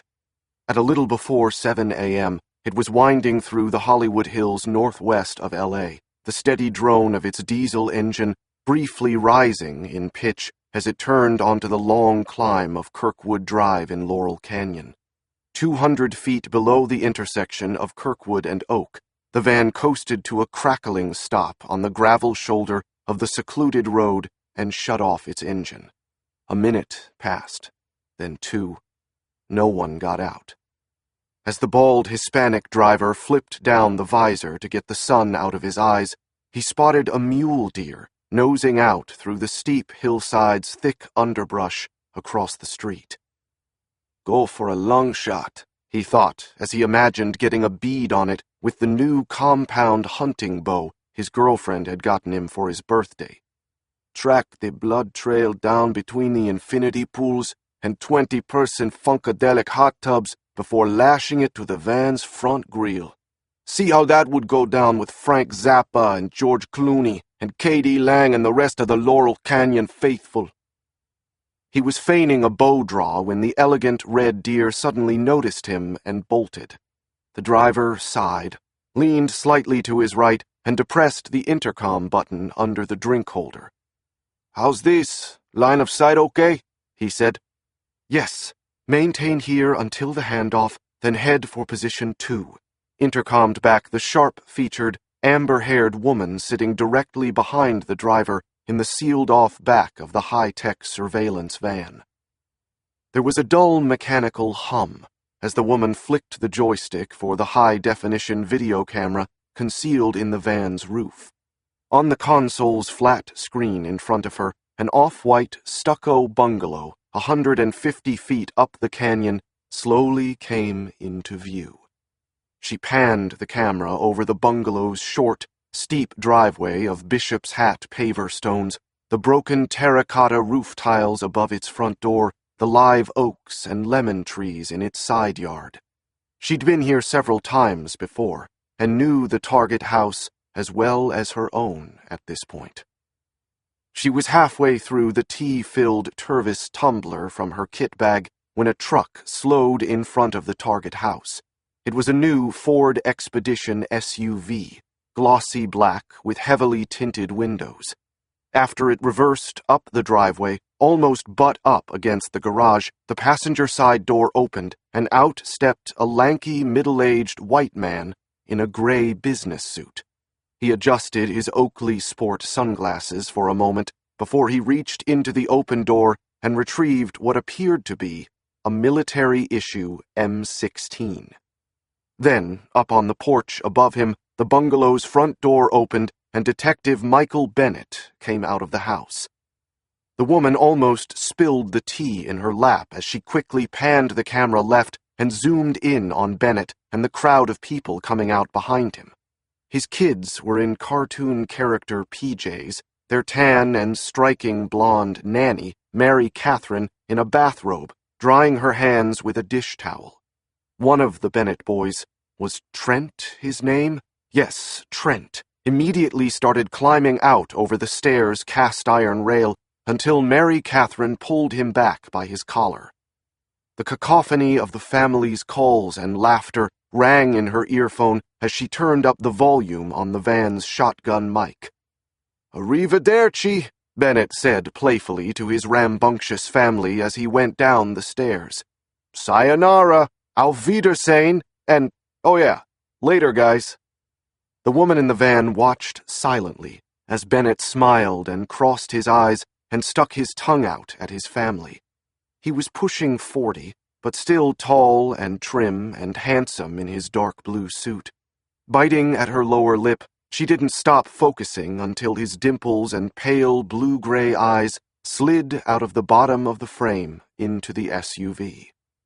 As the Ford rocketed out into the street, the amber-haired woman had already put down the joystick and was wheeling the captain's chair around toward the three men in bulky tactical gear sitting and sweating on the steel bench behind her. If it hadn't been for the glistening, snub-barreled Heckler & Koch machine guns in their laps, the large men could have been professional football players, wide receivers in the huddle waiting for the quarterback to call the next play. "To repeat, one last time," she said calmly as the work van's engine suddenly roared to life and they lurched into the street. "Front door, side door, back door. When the doors pop, you will stay low until you are in position." The poised woman quickly lifted her own submachine gun from the foam-lined hard case at her feet.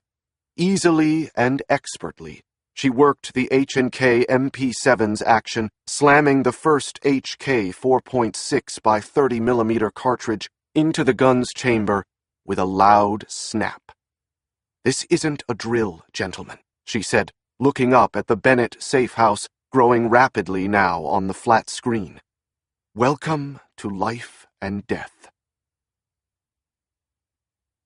The witness waiting room adjacent to the second-floor federal courtroom where I was going to give my statement was a happy surprise after the fireworks show and my unexpected sidewalk rugby match. It had leather furniture and piped-in slow-dance muzak and a rack of magazines next to the coffee machine. For 20 minutes, I sat in it alone, humming to Michael Bolton, as Bob and his guys stood vigilantly in the hallway outside the locked door. The little stunt downstairs had fired them up beyond belief. Even with the tight courthouse security, they weren't taking any chances. I'd just finished pouring myself a second cup of French vanilla coffee, which I probably didn't need considering my already frazzled nerves, when the door unlocked and a middle-aged blonde female court officer poked her friendly face inside and said it was time. All eyes were on me as I followed the officer's blonde ponytail into the bleached wood-paneled courtroom. The line of orange jumpsuited convicts sitting at the two defendants' tables peered at me curiously with, "Haven't I seen you someplace before?" expressions as I made my way to a podium set up beside the witness box. Alejandro Soto, the highest ranking of the Tepito cartel members in attendance, seemed especially curious from where he sat closest to the witness box. I recognized his gaunt, ugly features from the video of the Bronx motel where he had brought my friend Tara to rape and kill her. I stared directly at Soto as the court clerk asked me to state my name for the record. "My name is Bennett," I said, smiling at Soto. "Detective Michael Bennett." "Bennett!" Soto yelled as he stood and started banging his shackled wrists on the table. "What is this? What is this?" No wonder he was shocked. His organization was out to get me, and suddenly, presto, here I was. Be careful what you wish for, I thought, as two court officers shoved the skinny, middle-aged scumbag back down into his seat. The violent crack of Judge Kenneth Barnett's gavel at the commotion was a little painful in the low-ceilinged courtroom. Our side could set off some firecrackers too, apparently. Tall and wide, Barnett had the build of a football player, bright blue eyes and a shock of gray hair slicked straight back. "Detective Bennett," he said as I was about to take my prepared statement from my jacket pocket, "before you begin, I would just like to gently remind you that the victim impact statement is not an occasion for you to address the defendants directly. It is a way for me, the sentencing judge, to understand what impact the crimes in this case have had on you and society, and thereby determine what appropriate punishment to mete out to these convicted men. Do you understand? Perfectly, Your Honor, I said. Especially the punishment part, I thought, glancing at Soto again. I took my written statement out of my pocket and flattened it against the podium as I brought the microphone closer to my mouth. I flagged down a gypsy cab and headed home. The whole way back up the 101 to Laurel Canyon, I listened to the Mexican driver behind the wheel play a type of music called narco corrido. Having become familiar with it in my recent investigations into the cartels, I knew the traditional-sounding Mexican country music had gangster rap-style lyrics about moving dope and taking out your enemies with AK-47s. Though it had a nice, sad sort of rhythm, considering the fact that the story of my life had recently pretty much become a narco corrido, I didn't think I'd be adding it to my iPod playlist anytime soon. Finally standing in the street out in front of the safe house 30 minutes later, paying the driver, I heard a sudden shriek of rubber. Just south, down the curving slope of Kirkwood, I stood and watched as a white, Euro-style work van fish-tailed off the shoulder and barreled straight toward me. No, was my weary thought as I watched it come. This couldn't be happening. The van shrieked again as it came around the closest curve and hit its brakes. Forgetting the cab driver, I palmed the stippled grip of my Glock and drew as I hit the driveway. I racked the slide, chambering around as I ducked my head down and ran up the steps of the house, 2 at a time. "Mary Catherine! Seamus!" I yelled as I pounded on the screen door with the pistol barrel. My shocked-looking nanny, Mary Catherine, had just opened the front door when I heard the rattling metal roll of the van door opening from the bottom of the stairs. "Mike! Mike! It's okay! Stand down! It's okay! It's me!" came a yell. I turned. Down the stairs, a large, bald guy with a gun was standing over my taxi driver, now lying face down on the street. Also standing now in the open side doors of the white van was a woman. A very pretty woman in blue fatigues with brown, almost red hair. "Agent Parker, long time no see." "Are you out of your mind?" I screamed. I should have known, I thought. It was a friend of mine, Emily Parker, special agent of the FBI. I guess I shouldn't have been surprised. Emily and I had taken down Perrine together less than a month before, and I knew she was still working in L.A. I just didn't know I was her work. I racked my weapon to make it safe as I came back down the stairs. I mean, Emily, you of all people should understand how paranoid I am these days about things like, I don't know, mysterious vans racing up on me? Is this some kind of practical joke? Why didn't you tell me you and the FBI were watching my house? "It was just a precaution for your court appearance today," she said as 3 drab fatigue-clad FBI agents with large guns suddenly emerged from the foliage along the side of our house. "Additional security was ordered," she said. "I kept it low-key because you guys have been through enough. I didn't want to get you upset." "In that case, I guess I'm not having a heart attack," I said. "Listen, you should be the last one to talk about jokes, Mike," Emily said. "You know how many people are looking for you? Ditching the marshals after that verdict was beyond childish. We thought the bad guys got you. We've been worried sick." "Ditched? I texted Joe. Besides, I'm a grown man, Parker," I said. "A grown man who needed some fresh air." "During a gang riot?" I shrugged. Taking my life back needs to start somewhere. I'm tired, Emily, of the death threats, all the worrying. I came out here because of Perrine. and now he's in the ground, and I'm done hiding. You and I both know the cartels are too busy killing each other for Perrine's turf to bother coming after me. Perrine was a monster. They don't get avenged, last time I checked. Judge Barnett has seen to that. What was it that BP oil spill CEO guy said? I want my life back. I walked over and knelt down and finally paid my cab driver, still face down on the asphalt. What's the quote, Emily? Those who would sacrifice freedom for security deserve neither and will lose both. What's that other quote about a well-balanced Irishman? Emily said, hopping from the van. They have a chip on both shoulders? Then she surprised me for the second time in 2 minutes. She walked up and wrapped her arms around me and pressed her face hard against my neck. I'm going to miss you, Mike. Working with you. Just working. Don't get the wrong idea, she whispered in my ear. Goodbye yourself, Parker. It was fun, strictly and platonically, working with you as well, I whispered back as she broke it up. She hopped back into the Fed van with the rest of the agents. As they pulled away, I looked up to see Mary Catherine standing at the top of the stairs by the iron railing of the porch. I immediately gave her my brightest smile.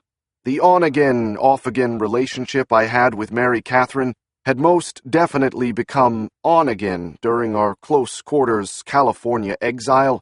She'd actually had to kill a cartel hitwoman to protect the kids. We'd talked about it, cried about it. I don't think I'd ever been closer to this incredible young woman, or more attracted. I thought her dander might be up a little at seeing me share a hug with Parker, who I'd once or twice almost had a romantic relationship with, but to my happy surprise, Mary Catherine's slim hand slid easily into mine as I got to the top of the stairs.